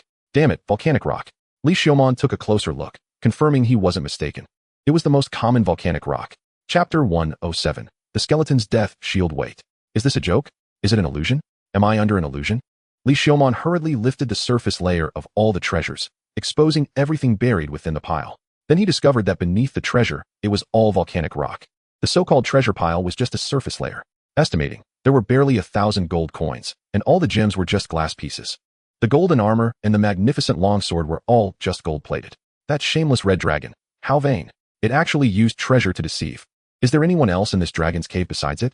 Why would it bother to deceive itself? Damn, this is just insane. Insane. For such a small amount of stuff. It put me at such great risk. Simply a scoundrel. How could I forget this dragon's name? Once I get out, I must spend money to spread the news that all the treasures in the red dragon Ofen Loryuagold's lair are fake. The treasure is merely a thin layer on top, with rocks underneath. I must publicize this matter, so everyone knows. Let this shameless and vain red dragon story spread throughout the magical world. Let it socially die in the entire magical world. Li Xiaomon meant what he said. This is just too much, to deceive me with treasure. And the key point is that I was really fooled. What if other dragons start to emulate this bad behavior? If it gets rich, and when it needs money, it goes to a dragon's lair to stock up. Then what? A pile of treasures, only to find out they're all rocks. Who can stand that? This kind of corruption must be eradicated. If juvenile dragons learn this kind of bad habit, it's fundamentally wrong. It cannot be tolerated. Therefore, those dragons must understand what consequences deception will bring. Ofen Loryuagold must become a negative example for all dragons to learn from. Li Xiaomon felt proud of his foresight. That the treasures were all fake also saved Li Xiaomon a lot of time. Quickly storing the surface treasures into his storage space, Li Xiaomon dismissed the golems and rushed towards the cave entrance. He navigated through the rugged dragon lair and reached the cave entrance. In front of him was still the searing lava. The dragon had not returned. The goddess of luck was on his side.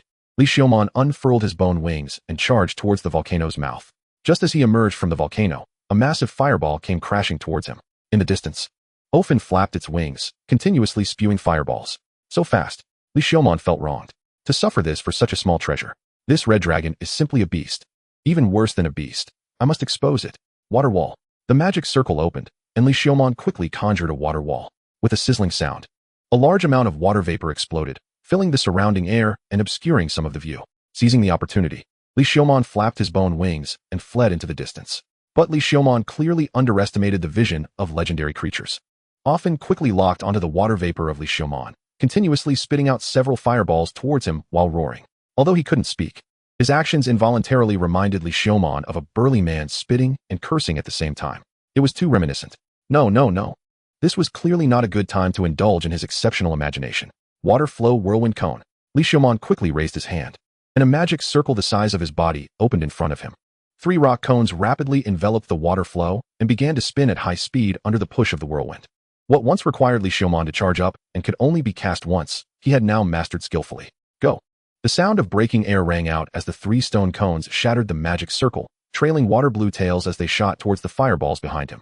The 3 fireballs were instantly pierced through, exploding into a burst of fireworks along with steam. As expected of himself, he was truly impressive. He could easily handle the attacks of a 4th-tier giant dragon.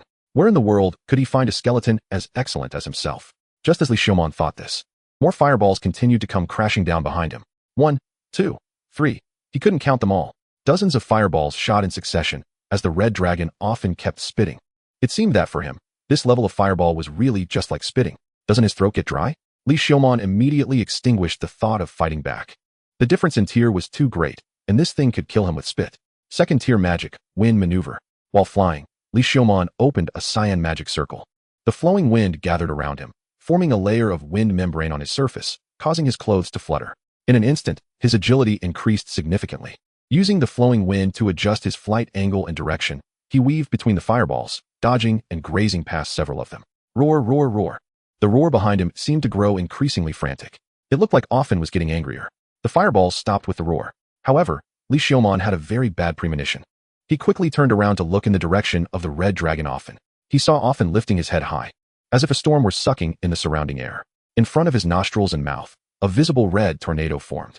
Continuous fire element magic power was being absorbed by Ofen into his mouth along the tornado.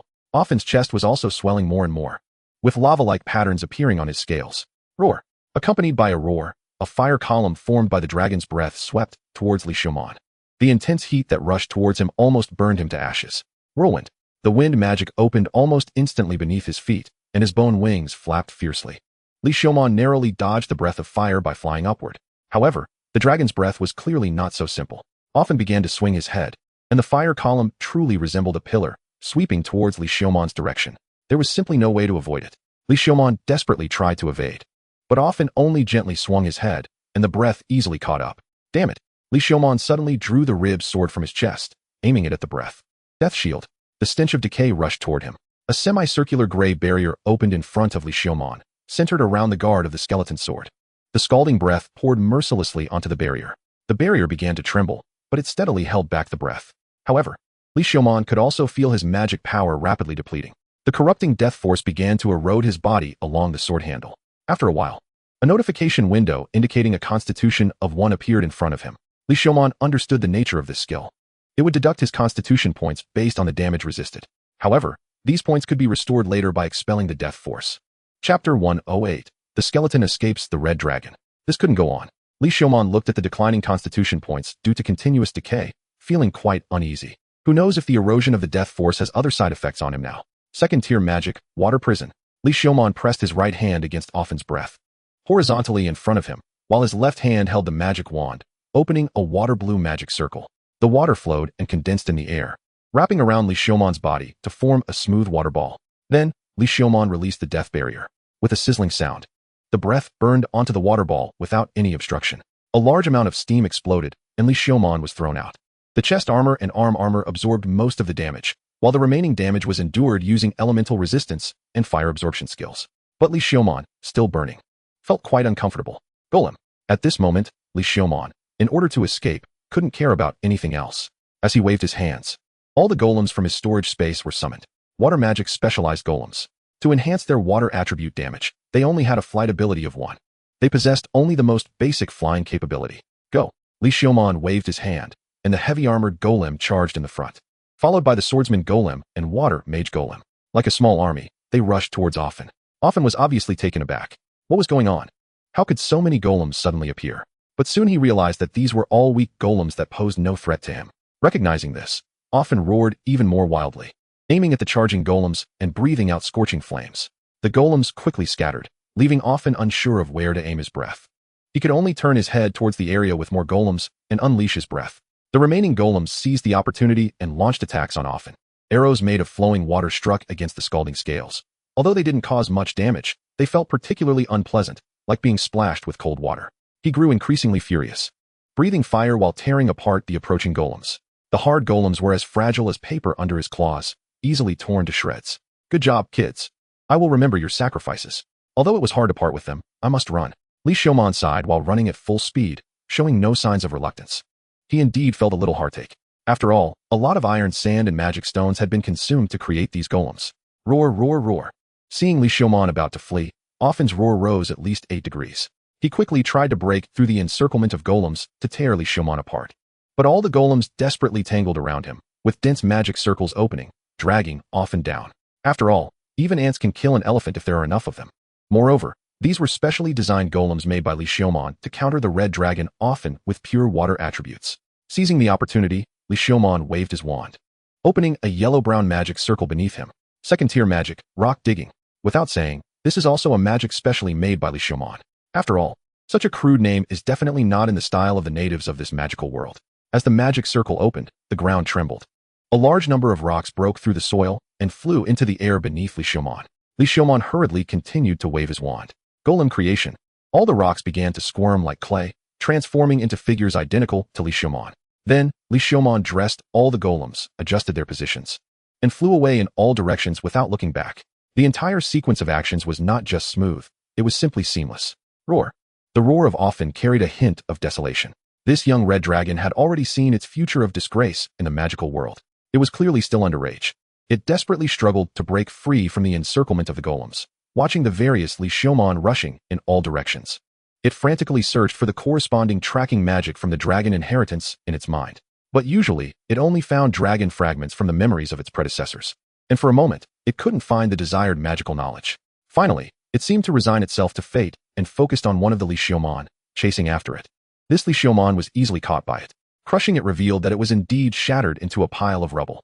It remained silent for a long time, using its claws to lift the clothes on the ground and sniffing them in front of its nose. It deeply engraved this scent in its mind. It vowed to capture this despicable thief and impose the harshest dragon torture upon it. But the immediate priority was, where could a giant dragon change its name? If that despicable thief revealed its secret, it would have no face to meet anyone again. Li Xiaomon noticed that the giant dragon did not pursue him and did not let his guard down. Along the way, he continued to cast spells, creating golems and releasing them continuously. Finally, he found a river, submerged to the riverbed, and drifted downstream for more than 10 miles. Afterward, he came ashore, created a few golems.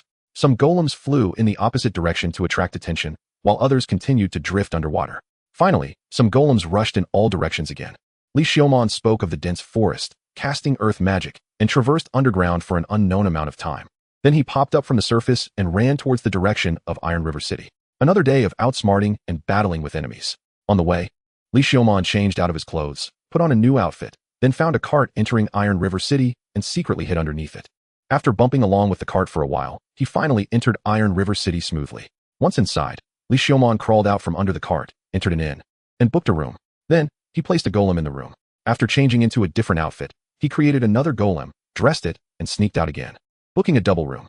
Once in the double room, lying on the bed, Li Xiaomon finally breathed a sigh of relief. Being cautious while out was always a good idea. Now, it was time to count the harvest from this trip. Li Xiaomon pulled up the curtains and took out his haul to count. A total of 1,003 gold coins. Among them, 160 were damaged, and their purchasing power would decrease due to the damage. Damn, so poor, why act so rich? Seeing the unseemly gold coins, Li Xiaomon couldn't help but curse again. He must expose the Red Dragon's crimes. Otherwise, it wouldn't be enough to calm his anger. If he had known there were only this few gold coins, he would never have considered it. Chapter 109. The Alloy Making of Skeletons. The remaining armor and swords looked splendid, but they were all gold-plated. The gems were just glass pieces. Those few enticing magical items were all broken. Damn it. Li Xiaomon couldn't help but grab a fancy sword and was about to smash it, but held back. He couldn't afford to break it, although it was fake. Who knows when he might encounter a sucker who wouldn't recognize it. At that time, he could still profit from it to make up for his losses. As for these magical items, he would see if they could be repaired and whether they could still be used.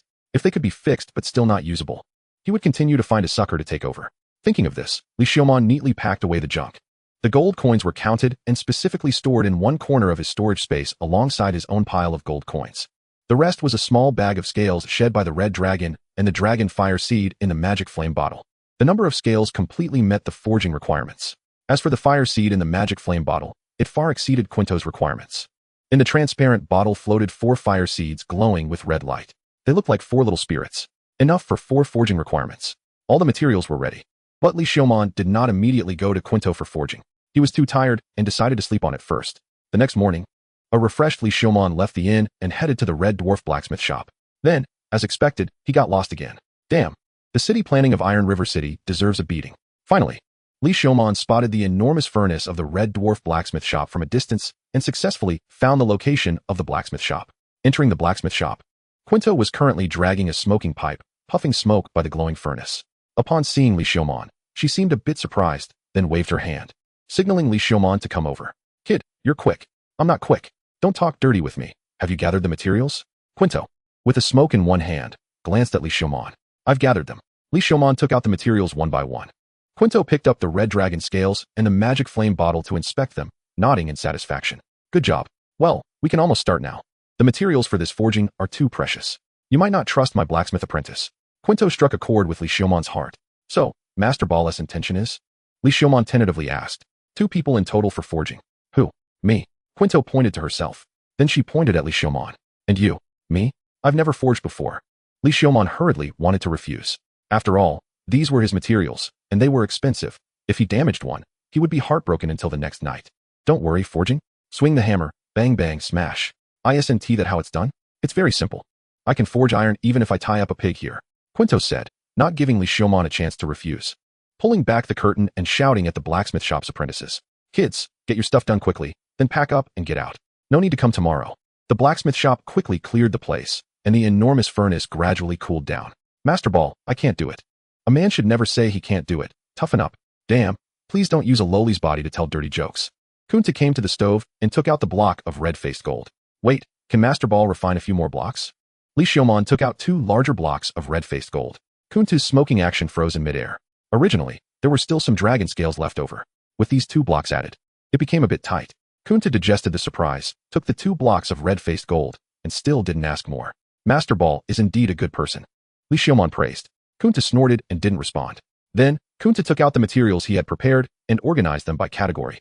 Red-faced gold, red dragon scales, mithril, pure magic steel, and magic sand.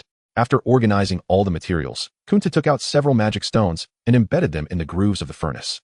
Fill the furnace with magic coal, Kunta shouted to Li Xiaomon. Li Xiaomon quickly picked up the shovel stuck in the coal pile and filled the furnace with coal rapidly. The temperature in the blacksmith shop was rising higher and higher, and the massive furnace seemed to distort under the high temperature. Li Xiaomon was glad he came to Kunta for forging. Other blacksmith skills aside, the furnace probably couldn't withstand such high temperatures. However, Kunta's furnace, the best in Iron River City, was just able to withstand the high temperature of the red dragon's flame. Kunta still had the smoking pipe in her mouth and seemed in no hurry at all. It's almost done. Kunta's voice rang out. Then, the red-faced gold and various materials were all poured into the furnace as if she was pouring beans.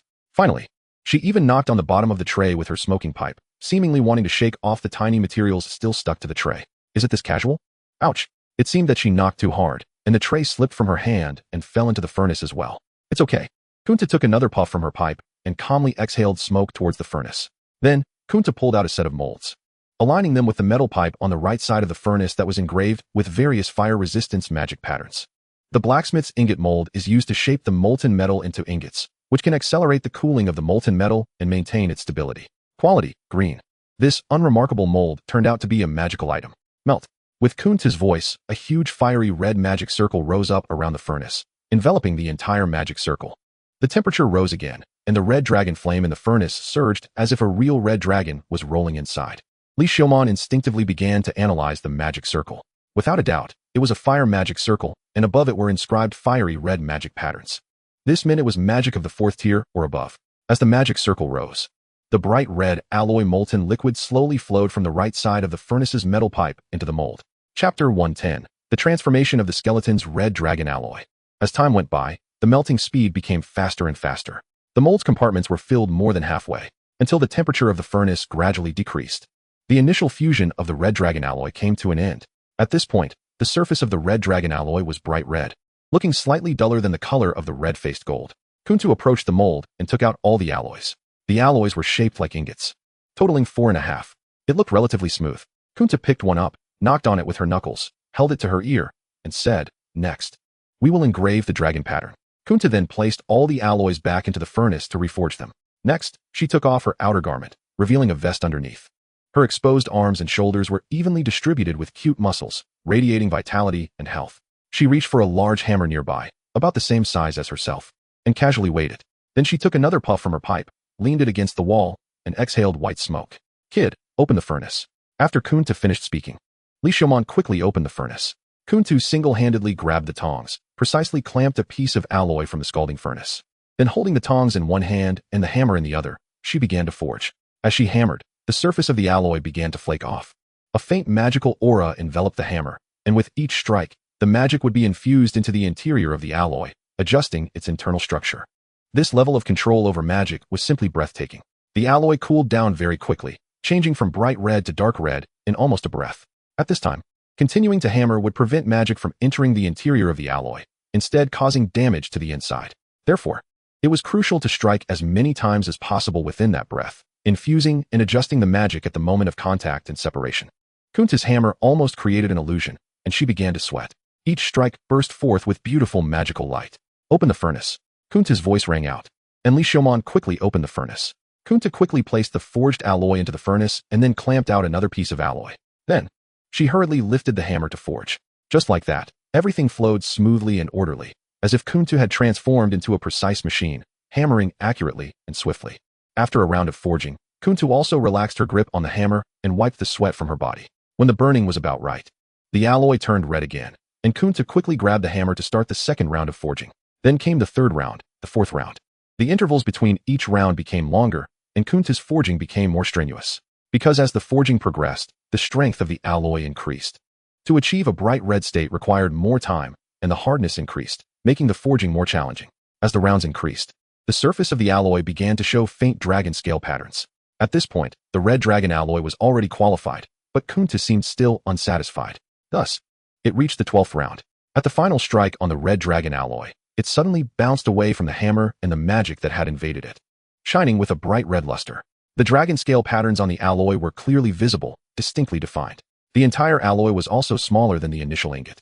The true red dragon alloy, containing the power of the red dragon's flame, was indestructible, possessing magic resistance, fire resistance, and strong fire properties, making it an excellent material for forging high-level magical items, weapons, and armor, quite precious. Kunta then completed the forging of all the alloys. 4.5 blocks of red dragon alloy were neatly stacked together. Each block had clearly visible dragon scale patterns, looking as if they had truly grown out of the alloy blocks. Clang! Kunta slammed the huge iron hammer heavily on the ground, rubbing his shoulders, looking quite exhausted. However, an anomaly occurred next. The vibrant red color of the 4 large and 1 small pieces of red dragon alloy gradually faded. Is this normal? Li Xiaomon looked at Kunta and asked. It might be due to the influence of that tray that fell in. Didn't you say the problem wasn't serious? It shouldn't be. Although that tray is also an alloy, the materials inside shouldn't have much effect. Ding ding ding. Kunta picked up the smoking gun and tapped the red dragon alloy, producing a crisp sound. Then, the red dragon alloy shone brightly again, causing the smoking gun to be knocked away. The 5 pieces of red dragon alloy burst into a dazzling array of colors, flickering among 7 hues. Eventually, the 4 larger pieces settled into silver, dark red, purple, and blue, while the small piece turned pink. The two exchanged silent glances. Li Xiaomon assessed that the properties of the alloy hadn't changed at all. It seemed to have merely changed color. What a dying service. Perhaps it should now be called silver dragon alloy, red dragon alloy, purple dragon alloy, blue dragon alloy, and pink dragon alloy. It actually changed color. Kunta looked incredulously at the 5 pieces of red dragon alloy in front of him. What does this mean? Red dragon alloy, as a high-level magical material, should not change color. This color change might be caused by some materials in that tray. Now calling it a replica. Even I can't revert it back. In other words, these 5 pieces will become unique items of. Li Xiaomon understood what Kunta meant. In other words, these pieces of red dragon alloy have become the only 5 pieces of in the world. To put it simply, they're very valuable. Master Ball, you really are a good person. Li Xiaomon didn't hesitate to express his admiration. Alright, which piece do you want to use to forge your sword? Kunta's words refocused Li Xiaomon's attention on the several pieces of red dragon alloy on the table. This one. Li Xiaomon picked up the large piece of silver red dragon alloy. Silver, indeed, matches well with that wolf tooth. Kunta took the silver red dragon alloy with satisfaction. She didn't want the weapon she forged to become abstract due to the customer's unique aesthetics. The forging of the sword takes a considerable amount of time. Let's just make the sword blank today. The furnace ignited again, and the red dragon alloy was heated to a bright red. Since the length of the snow wolf divine tooth was too short, the first step in forging was to shape the snow wolf divine tooth into a blade. Then, it would be forged together with the red dragon alloy. They forged continuously until deep into the night, producing a long black strip that didn't resemble a sword at all. When Kunta said this is the sword blank, Li Xiaomon had already lost much expectation for the appearance of his treasured sword. You can leave now. Come back in a week to pick up the goods. With the sword blank completed, Li Xiaomon was unceremoniously sent away.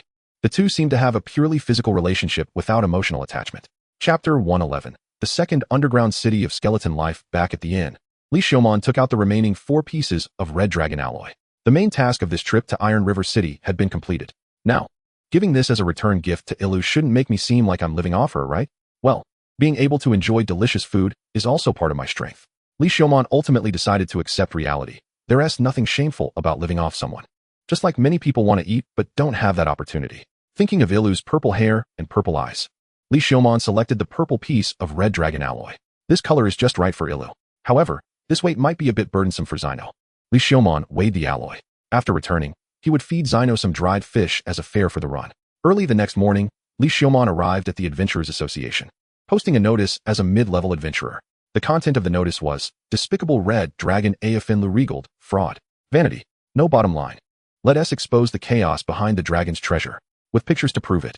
The large red letters displayed the true name of the red dragon Alfin. He even used his sketching skills from his past life to draw Alfin's likeness and a picture of treasures covered in garbage. It is well known that true names have magical effects. Therefore, Li Xiaomon specially wrote the true name of the red dragon Alfin with magic power. Everyone who sees this true name will know which red dragon it refers to, ensuring there's no mix-up. After all, there's a head for every grievance and a master for every debt. Li Xiaomon was just using Alfin to set an example for the other dragons. As expected of me, my writing is so beautiful and imposing. Li Xiaomon looked at his writing and nodded in satisfaction. Then, he took the notice and walked into the Adventurers Association. I want to post this on the notice board. Permanently. Li Xiaomon slapped his mid-level adventurer proof and the notice on the counter. The clerk quickly took it carefully, glanced at it, and gasped. Sir Skeleton, are you sure about this? Don't worry, the money won't be short for you. Sir Skeleton, it's not about the money, but you just said, permanently posted. And the money won't be short? Of course. The clerk's eyes lit up. Then the total is 100 gold coins. Wait, 100? Li Xiaomon looked incredulously at the clerk. Is this notice board made of gold, or is the notice made of gold? Sir Skeleton, this is the price set by the Adventurers Association. If you think it's expensive, I think it's expensive too. Damn. Li Xiaomon's psychological expectation was only 10 gold coins at most. The result of this price was, for 10 years, it would be 50 gold coins. For 5 years, 30 gold coins. For 3 years, 20 gold coins. Don't be fooled by Li Xiaomon's current wealth. In reality, he was quite short on money. The last time he asked Trub to forge a breastplate, it cost over 100 gold coins. This time, Kuntu's skills and workload were substantial. Moreover, the materials for the Red Dragon alloy are not limited to red face square gold and Red Dragon scales. Mithril, pure magic steel, magic iron, and other materials are all from Kuntu. That sword is not just composed of the Snow Wolf Divine Tooth and Red Dragon alloy. There are other materials that Li Xiaomon cannot name.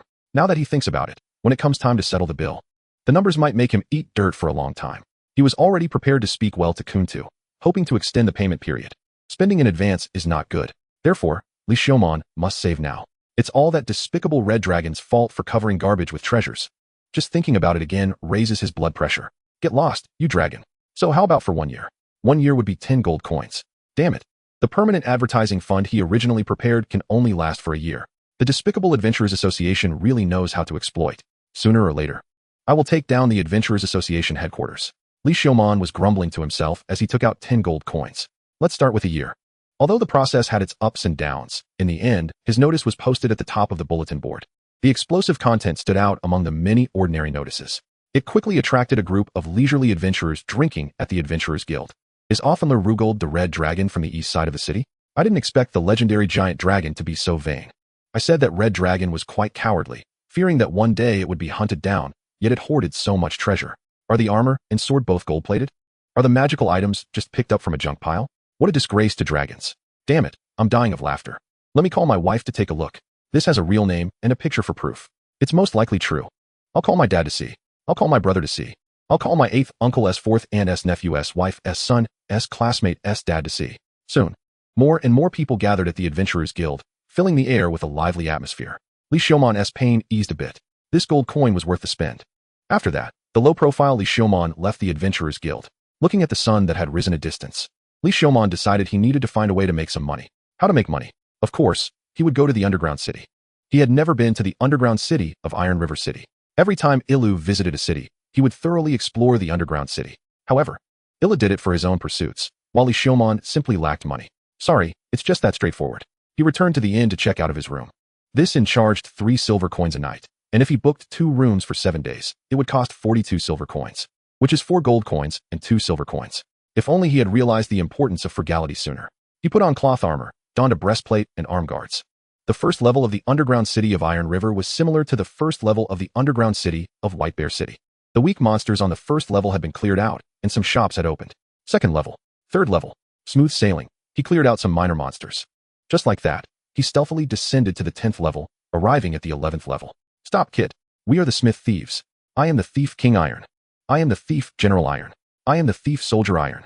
Surrender obediently, and take out all your valuables. We Smith Thieves can spare your life. Stubborn fool. Second brother. Third brother. Big brother. Third brother. Big brother. Second brother. Show this kid a bit of color. Take this, Dragon Slash. Watch my Earth Dragon Drill. Receive my unique Dragon Stab. Brothers united. Their might can cut through gold. Die. When you go to hell, don't forget our names. I am the Thief King Iron. Boom. Damn it.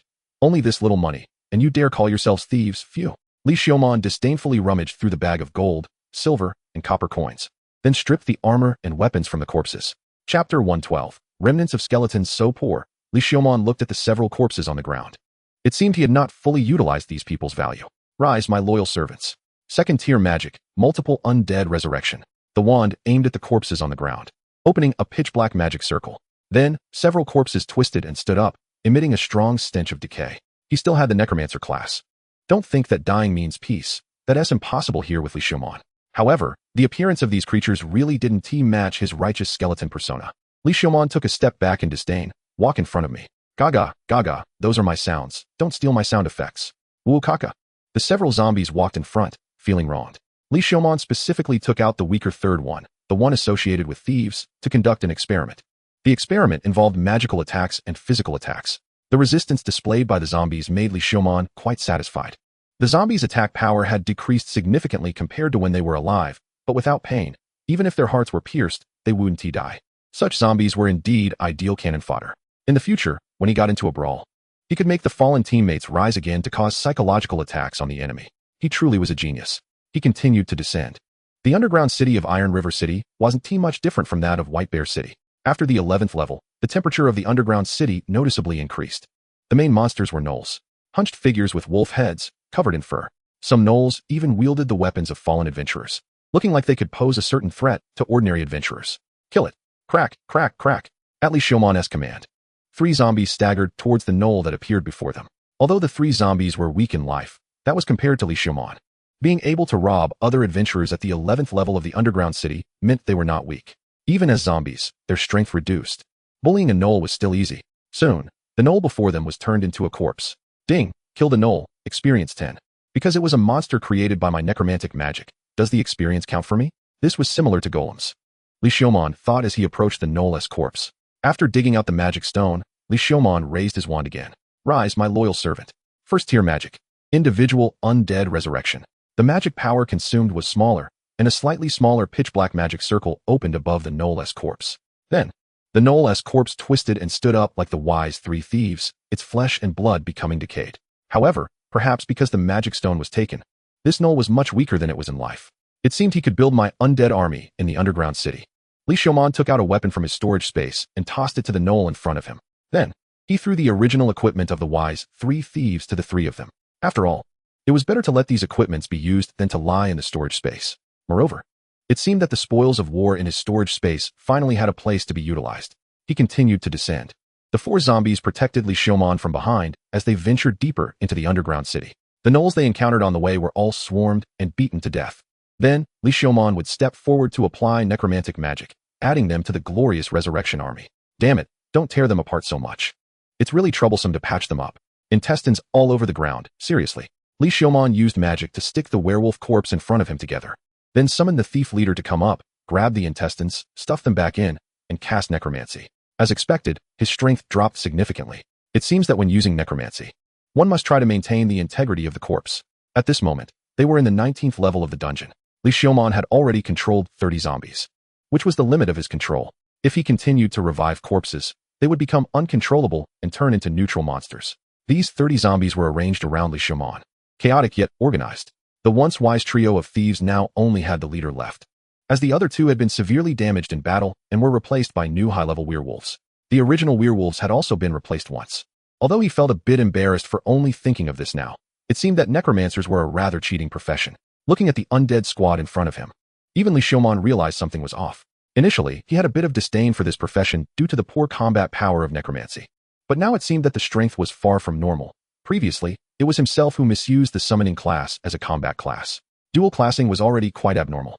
Therefore, this unstoppable undead squad in the dungeon had to be used for the right path.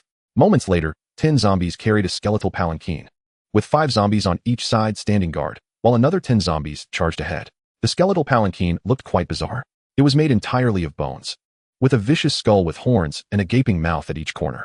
This was a zombie squad that looked strange no matter how one viewed it. Blissful Li Xiaomon sat in his skeletal palanquin, looking quite satisfied.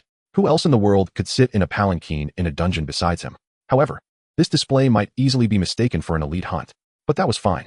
As a righteous skeleton, how could he attack adventurers? But if adventurers came to hunt him, he would be forced to fight back. Then, in an accidental overreaction of defense, he might accidentally kill the adventurers who came to hunt him. And then, during the burial, he might accidentally let the adventurer's money pouch and equipment fall into his storage space. And then, in another accidental slip, he might use the revival magic, causing the adventurers to suddenly stand up during the burial process. This was unavoidable, wasn't it? The plight of casting spell-less magic was right here. Who else in this world could understand the inner pain of someone who always accidentally used magic? Thinking of this, Li Xiaomon couldn't help but feel a bit restless. Damn it, why haven't those damn adventurers come to hunt me yet? I've already set up such a display. Isn't it obvious? This is clearly an elite. That's why I deserve to be an adventurer for life. Chapter 113. The Skeleton's Anthropomorphic Golem Plan. Zero must run. In the 21st level of the dungeon, Li Xiaomon and his lovely, charming, decaying, and foul-smelling servants marched in a neat line through the corridor between the 20th and 21st levels like elementary school students on a field trip. Li Xiaomon looked back longingly at the corridor behind him. His beloved palanquin was too large to pass through the corridor, so he had to leave it behind. Damn it. It was clearly made from many bones he had extracted, and now his beloved skeletal palanquin was left behind. He still felt a bit weak from the extraction. He had hardly sat in it a few times before having to abandon it. Crack crack, the nearby werewolf zombie seemed to sense Li Xiaomon's low spirits and approached to try and comfort him. Looking at the ugly, decaying werewolf zombie with a stench, Li Xiaomon's already unpleasant mood worsened. Although it was a bit abstract for a skeleton to call a zombie ugly, skeletons still had people who liked them. Werewolves were not even liked by their own master. Continuing forward, Li Xiaomon adjusted his mood, surrounded by werewolves, and continued deeper into the hot dungeon. Unlike White Bear City, after the 20th level, the lava dominated, with dark rocks floating like islands above the molten magma. Here in Iron River City, the magma was less prevalent, distributed like rivers among the dark rocks. The monsters found here were goblins with red skin, named Flame Goblin, a special kind of goblin, level 21, profession, Fire Mage. Status, healthy. Skills, Fire Magic 3, Fire Resistance 3, Muscle Enhancement 2, Skin Enhancement 2, Swiftness 1, Great Strength 1, Self-Heal 1. Description, a special goblin living in lava, with stronger fire adaptability than ordinary goblins, breaking the level limit of the goblin race, highly dangerous. One of these goblins charged into Li Xiaomon's zombie army, turning the thief leader, who had been with him the longest, into hero fragments. Li Xiaomon was very sad. So he stripped the thief leader of his equipment and put it on this newly joined goblin. The thief leader was dead, but his will lived on. His will would be passed down through this equipment for generations. Then, Li Xiaomon wandered around this level, wanting to collect rare materials from this level and to upgrade his zombie army. After wandering through the level, half of Li Xiaomon's zombie army had turned into red-skinned goblins. Among them, the Fire Mage goblins, after becoming zombies, could still retain their Fire Magic 3 from their living days. With his new zombie army, Li Xiaomon descended to the 22nd level. He finally found the materials he wanted, powdered molten talc, a type of magical ore that appears grayish-white on the surface. After refining, it can produce powdered molten talc. This powder, when melted, can yield molten stone. Molten stone has good magical conductivity and ductility, appearing white with a hint of pink. Due to its characteristics, it is usually used for the outer layer of magic sword handles. However, because of its color, adventurers disliked it, and it was mistakenly thought to be made of human skin, leading to even more disdain. Due to the many people who disliked it, merchants also stopped selling it.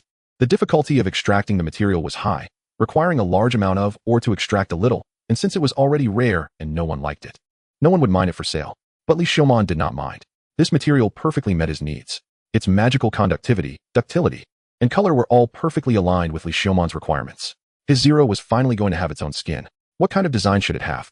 As Li Xiaomon mined, he thought about how to design Zero's image. After wandering around the 22nd level, he mined a considerable amount of powdered molten talc. However, realizing that this powdered molten talc would need to be processed twice before turning into molten stone, he thought that after 2 refinements, there might not be much left. So he needed to continue collecting. In addition to powdered molten talc, Li Xiaomon also gathered a certain amount of other rare minerals. You should be able to exchange some gold coins at Kuntu. Level 23, continue mining talc. At this moment, Li Xiaomon's zombie army has all been replaced with goblins. All red-skinned goblins, finally looking less chaotic than before with a mix of wolfmen and goblins. As for those wolfmen's corpses, the cruel questions are too sharp for Li Xiaomon. In any case, they have been properly disposed of in the magma, leaving no trace behind. After all, being a necromancer, a profession that manipulates corpses, is likely a taboo profession.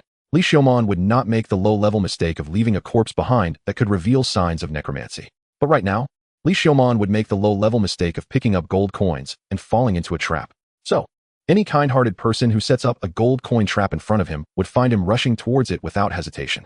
It has been a week since entering the dungeon, and it is time to pick up the sword. He wants to see his beloved sword. Has Kunta taken good care of it? Has his sword been mistreated? Will the other swords at the blacksmith shop bully his sword? Did his sword get covered with a blanket at night? Will it kick off the blanket at night? No one else, but Kunta should touch his sword. Please don't let that happen. Just thinking about it makes him anxious. No, he can't think like this anymore. His mind is about to break down. A day later, level 24. Killing you will just about allow me to level up. Among the zombie goblin troops, Li Xiaomon raised his wand and aimed at the huge goblin ahead. This goblin was over 2 meters tall, with muscles as hard as stone beneath its leather clothing, wielding a bone-spiked club. Its bright red skin looked as if it had been flayed. With long ears and a prominent hooked nose, it wore a golden nose ring. A pair of massive horns pierced through its forehead. Its bald head was adorned with a pitch-black iron crown, simple yet symbolizing its identity. Surrounding it were a swarm of goblins, constantly roaring in this direction.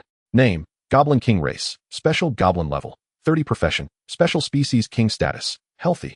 Angry Skills: Fire Magic 3, Staff Technique 3, Giant Strength 3, Fire Resistance 3, Toughness 2, Skin Reinforcement 2, Muscle Reinforcement 2, Self-Healing 2, Agility 2, Combat 2. Hard Bone 1, Elemental Resistance 1. Description: The King of Goblins, the King of Flames, a special species monster in the maze, violent and dangerous, a natural leader of goblins. Extremely dangerous. Chapter 114, Skeleton Goblin King Special Species. Special Species. It seems I have a connection with them. Is this the theory of monster aggregation? Li Xiaomon whimsically came up with a theory. Roar. The Goblin King suddenly roared, swinging its spiked club and pointing it in Li Xiaomon's direction. All the goblins around it surged toward Li Xiaomon. My loyal servants, block them. Li Xiaomon also raised his wand, aiming at the Goblin King from a distance. The clash between the zombie goblins and the Goblin King's goblin army erupted. Flesh and blood flew everywhere, and the stench of rotting liquid and hot blood splattered onto the ground. The situation quickly became clear. Li Xiaomon's zombie goblins could not possibly stand up to the genuine healthy goblins. Moreover, the number of goblins on the Goblin King's side was even greater. Golems. Li Xiaomon quickly retrieved the golems he had prepared from his storage space. These golems were originally meant for dealing with the Red Dragon Orphan and had not been used much. They were just right for the water attribute. Perfect for dealing with the fiery goblins in front of him. One by one, the golems rushed into battle, with the mage golems raising their wands from the back to cast spells forward. The warrior golems charged to the front. Li Xiaomon had to control his zombie army, but couldn't manage the golems. So he simply released Zero to coordinate the battle of these golems. Zero, as a warrior, quickly rushed to the front, effortlessly controlling all the golems. Truly, it was his specially made treasure, Zero. However, watching Zero charge ahead made Li Xiaomon feel a bit anxious. Zero was expensive, and if it got damaged, this poor guy would feel the pain for half a year. With the golems joining the battle, the situation finally stabilized. The zombies finally had the opportunity to exert their advantages. The zombie goblins, unafraid of death and without pain, and with their vital parts missing, fiercely bit down, having an advantage over the living goblins. Ding, killed Fire Goblin 22, experience points 1200. Kill. Ding, experience points are full. Do you want to level up? No. Experience points will continue to accumulate. Excess experience points will be reduced according to the corresponding level after leveling up. At this critical moment, how to level up? Ignoring the pop-up window for upgrading, Li Xiaomon thought the corpses on the ground were about done, so he raised his wand high. Second-tier magic. A massive pitch-black magic circle opened at the tip of the wand, emitting an ominous, decaying aura. Li Xiaomon's magical power quickly began to dwindle. This exaggerated magical consumption confirmed to Li Xiaomon that this was the most consuming magic among all his current spells. Group Necromancy. Buzz buzz buzz. The ominous aura peaked.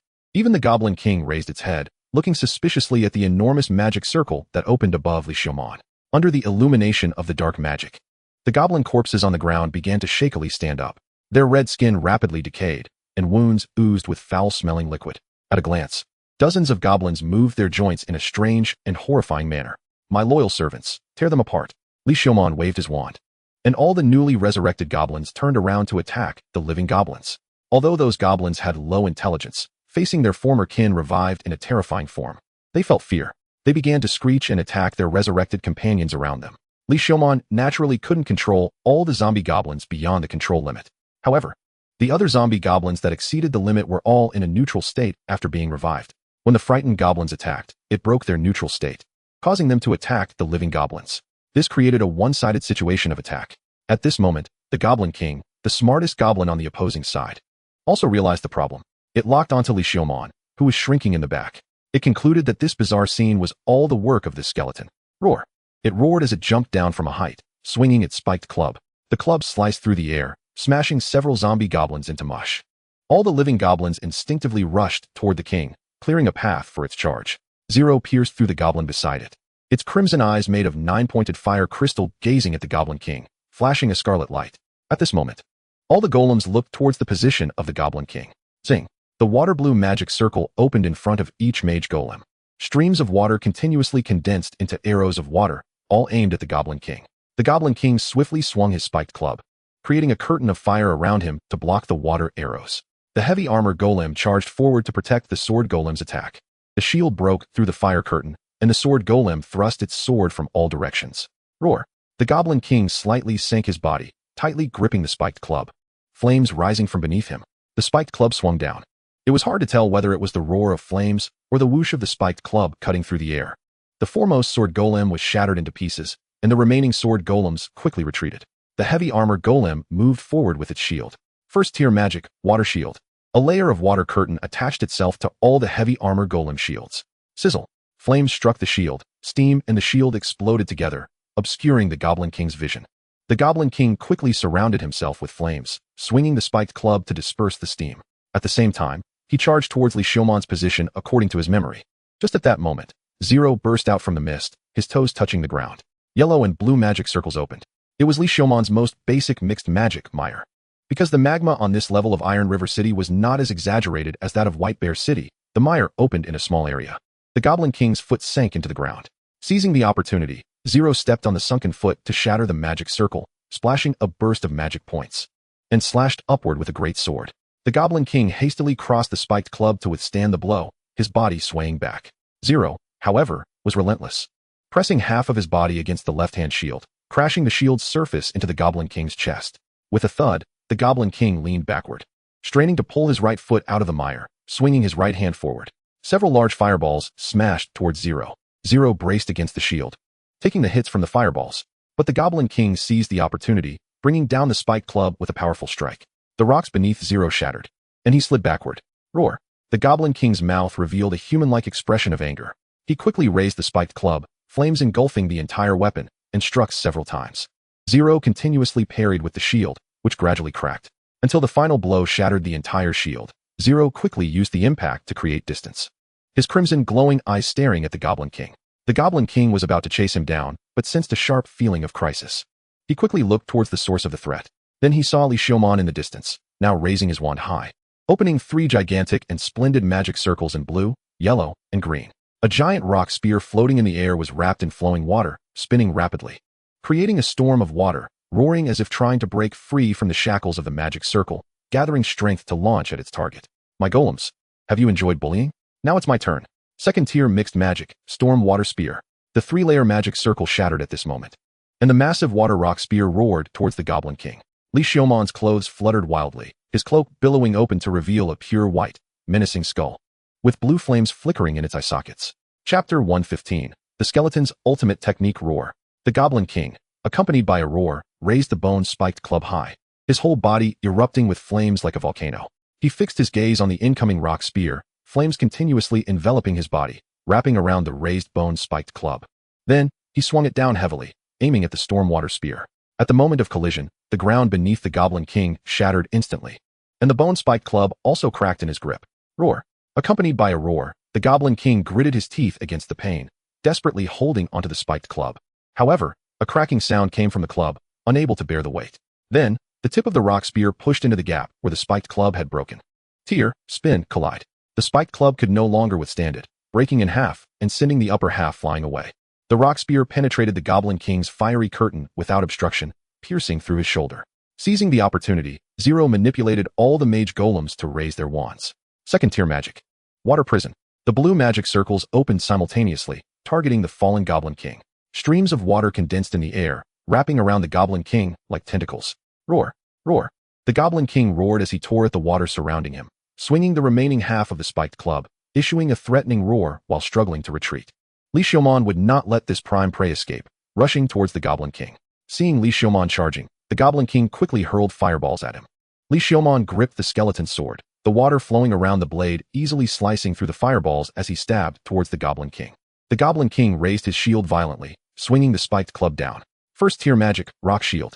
Li Xiumon quickly raised his left arm, the rock shield forming instantly, deflecting the blow as the shield shattered. Then, he swung his right arm, stabbing out with the rib sword. The sword plunged into the Goblin King's chest, infusing him with the power of death, causing the Goblin King to shudder violently. He could feel an extremely bad aura being injected into his body, making him feel weaker. The wound continued to bleed, unable to heal. Roar! In fear, he let out a cry, his left arm unable to move due to the shoulder wound, only able to strike weakly with his right arm. Li Xiumon easily deflected his strikes, continuously pressing closer to stab with the bone sword. The wounds on the Goblin King's body increased, and his breath grew weaker. The surrounding golems continuously cast water magic, trying to cover his body with flowing water. It's time to end this, Goblin King. After deflecting another of the Goblin King's increasingly feeble strikes, Li Xiaomon closed in, raising the hand holding the wand to press against the Goblin King's chest. The Goblin King swung the spiked club fiercely, trying to shake Li Xiaomon off. Li Xiaomon raised the other hand holding the sword, the shield of death enveloping his body. Second-tier magic, water prison. As the blue magic circle opened at the tip of the wand pressed against the Goblin King's chest, a violent stream of water surged forth, like a raging water serpent. It coiled around the Goblin King in circles. The Goblin King desperately tore at the water, but it was all in vain. All the golems simultaneously cast water magic. More streams of water condensing into the water serpent, wrapping around the Goblin King's entire body, until the water completely enveloped the Goblin King into a water sphere. Slowly floating into the air, the Goblin King continued to struggle, bubbles constantly escaping his mouth. Li Xiaomon raised his wand again, aiming at the Goblin King, lowering and raising it, still and moving, in and out. The Goblin King stared wide-eyed, watching the distorted skeleton due to the refraction of the water. Li Xiaomon's eyes flickered with flames as he quietly watched the struggling Goblin King. Then, second-tier magic, scalding water burst. A blue magic circle opened at the tip of the wand. Bang! The water trembled inward violently, and the Goblin King let out a mouthful of blood, struggling even less. Second-tier magic, scalding water burst. The blue magic circle opened again. The water orb trembled once more, creating ripples on the surface. Second-tier magic, scalding water burst. This time, the Goblin King could no longer hold on, blood staining the entire water orb as it lost its breath. Ding! Killed Goblin King 30. Experience 550-0550. Killed special type blue. Received treasure chest blue. Li Xiaomon slowly lowered his wand. The water orb suspended in the air fell to the ground with a thud, as if losing its support, along with the corpse inside it. Bright red water splashed onto Li Xiaomon's robe. Li Xiaomon showed no special reaction and walked over to the Goblin King's side, raising his wand. Slap, slap. His feet stepped on the mixed blood and water, making a special sound. Second-tier magic, special individual resurrection. Li Xiaomon pointed the lowered wand at the Goblin King's corpse. The pitch-black magic circle opened, but the Goblin King's corpse showed no reaction. Has it exceeded my resurrection level? Li Xiaomon took out a small knife and dug out the magic stone from the Goblin King's chest cavity. The orange-red magic stone was like a heart, larger than the one from the Fire Lizard King he had killed before. Second-tier magic, special individual resurrection. Li Xiaomon aimed his wand at the Goblin King again. Under the pitch-black magic circle, magic power was rapidly consumed. Until about one-third of Li Xiaomon's magic was used up, the Goblin King finally showed some movement, standing up unsteadily. Its body had not completely rotted, merely changing from bright red to dark red. After advanced individual resurrection, does the body not have rotting effects? It seems that the strength gained from removing the magic stone just happens to reach the limit of my resurrection ability. Saved a magic stone, that's good. Li Xiaomon looked at the Goblin King and sighed. Wait, what is this? Li Xiaomon discovered an additional special status in the Goblin King's status bar. Status bar corruption. Death power. Gains the enhancement of death power, body ability enhancement, magic effect enhancement. Death power? Wait, could it be? Li Xiaomon looked at the death sword in his hand. Could it be that the bone sword that pierced the Goblin King during their battle earlier granted the Goblin King the death power status after its death? This made the resurrected zombie Goblin King even more effective. So what had I missed before? Looking at the ground full of zombie goblins, Li Xiaomon felt a bit regretful. As for why Li Xiaomon only discovered it now, it was a bit embarrassing to say, once he entered the dungeon. Apart from dealing with the wise three thieves at the beginning, he hadn't made a move. When he felt interested, casting 2 spells from a distance was quite nice. As for pulling out the rib sword to fight up close, although the rib sword had experience enhancement, he looked down on that little bit of fly meat when killing low-level monsters. It was just tiring. It was better to watch his zombie army fight. He had to stab each one with the rib sword to gain experience, and the time wasted was made up by grinding elsewhere. Moreover, watching the zombie army fight had a kind of joy similar to fighting crickets. Chapter 116, The Skeleton's Great Harvest. Just in case, Li Xiaomon stabbed the zombie goblin again with the rib sword to test it. Sure enough, it didn't work. He must kill the opponent with the rib sword while still alive to gain the enhancement of death power. Come here, bend down. Li Xiaomon waved to the zombie Goblin King. The Goblin King obediently walked in front of Li Xiaomon. Give me the hammer and crown. Li Xiaomon extended his hand. The Goblin King hesitated for a moment before handing over the half-bone wolf tooth club in its hand and the crown on its head to Li Xiaomon. The Goblin King's crown, a crude iron ring made from smelting iron ore, possessing the power of flames and commanding low-level goblins, enhances the wearer's physique by 2. Quality, green. The Goblin King's bone club, a wolf tooth bone club that the Flame Goblin King possessed and polished, can enhance a certain degree of strength and deal blunt damage. Quality, green. They are indeed magical items. My vision is sharp as always. It's just that their appearance is a bit too poor. The Goblin King's crown looks like a crude iron ring forged by an apprentice blacksmith. The bone club looks even more primitive, appearing to have undergone only simple polishing. But it is a magical item. Although he felt some disdain, having usefulness means it's a good magical item. Li Xiaomon lifted his cloak and placed the Goblin King's crown on his head. A rough, primitive iron crown sat atop his pure white skull, making Li Xiaomon look somewhat out of place. He tried to gather a fireball in his hand and found that the temperature and power of the fireball had indeed been enhanced to some extent. Now, it was time to check this bone club. Li Xiaomon looked at the bone club in his hand. Zero. Li Xiaomon called out to Zero, who quickly understood and obediently picked up the upper half of a bone club that had been broken and thrown away during the fight, bringing it to Li Xiaomon. Connecting the two broken parts together, Li Xiaomon removed his gloves, broke off a piece of his fingertip bone, ground it into powder, and sprinkled it on the fracture. Then, he activated bone transformation. The crushed bone powder acted like glue, seeping into the fracture and connecting the broken bone club together. Subsequently, the layer of the broken edge began to grow and repair gradually. The entire wolf tooth bone club looked brand new, with only a pure white ring pattern added at the original fracture site. The Goblin King's bone club, originally held and polished by the Flame Goblin King, can enhance a certain degree of strength and deal blunt damage. After being repaired by the wizard Li Xiaomon, it now harbors weak magic power and can weakly self-repair. Quality, green. Could it be that I am a genius craftsman? Li Xiaomon looked at his hands in disbelief. Could it be that my bones can also enchant bone weapons? Looking at the bone club in front of him, Li Xiaomon felt a sense of affinity, as if there was a feeling of blood connection. Though he didn't have any bloodline, this is my own flesh and blood. Li Xiaomon gazed affectionately at the bone club, then tossed it back into the Goblin King's hands. Child, I'm sorry you were born into a royal family. Historically, kings are the most ruthless. If you want to blame someone, blame your lack of ability. The Crown Prince's rib sword does not allow anyone who can threaten his position to exist nearby. Child, I am also doing this for your own good. Being sent to the frontier is also to protect you.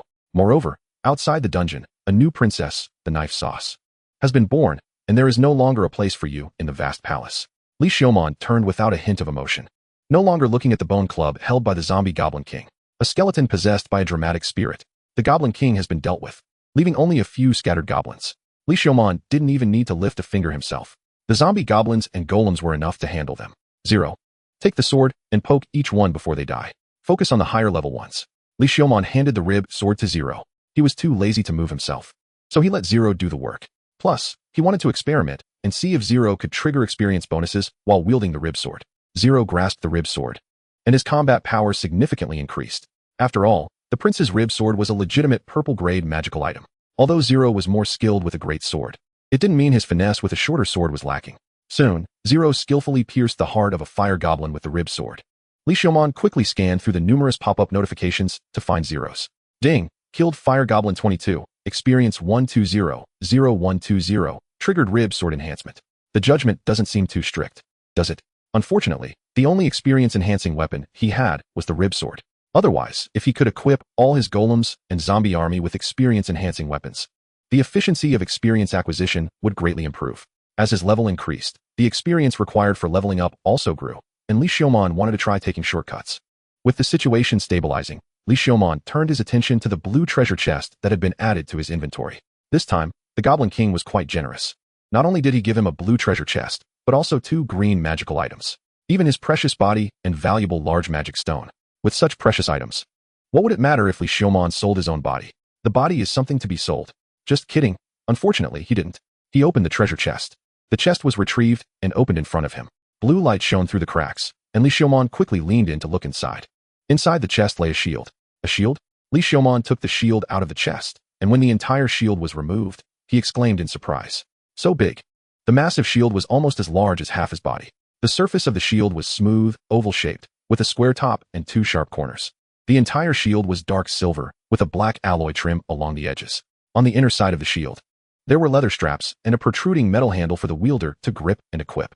The king's shield, held by the king, was heavy and hard. Only a ruler's strength could wield it flexibly. It could open a magical shield on the surface. The body could rebound and weaken damage. The king's power, wielder strength 10. Heavy, enhancing the wielder's defense but reducing agility. Quality, blue. Li Xiaomon looked at the shield and then at the magic wand in his hand. My good magic wand. Look at it. You are both blue quality. While it has flashy effects and various enhancements, you are just solid. A wand that reaches blue quality solely based on hardness implies it can withstand all forms of magic. However, reducing agility? Li Xiaomon tried to grasp the king's shield. The enormous shield covered half of his left body, and a sense of weight spread throughout his body. He could feel his body covered by a special force field, his bones becoming hard, as if he had donned a layer of transparent armor. However, this weight also made his bones feel heavier, reducing agility by about 20. That's quite a significant drop. As a nimble mage, Li Xiaomon couldn't ignore this. Zero, take it. In the end, Li Xiaomon tossed the king's shield to Zero. Zero took the shield, tried to equip it, and seemed quite satisfied as he waved it.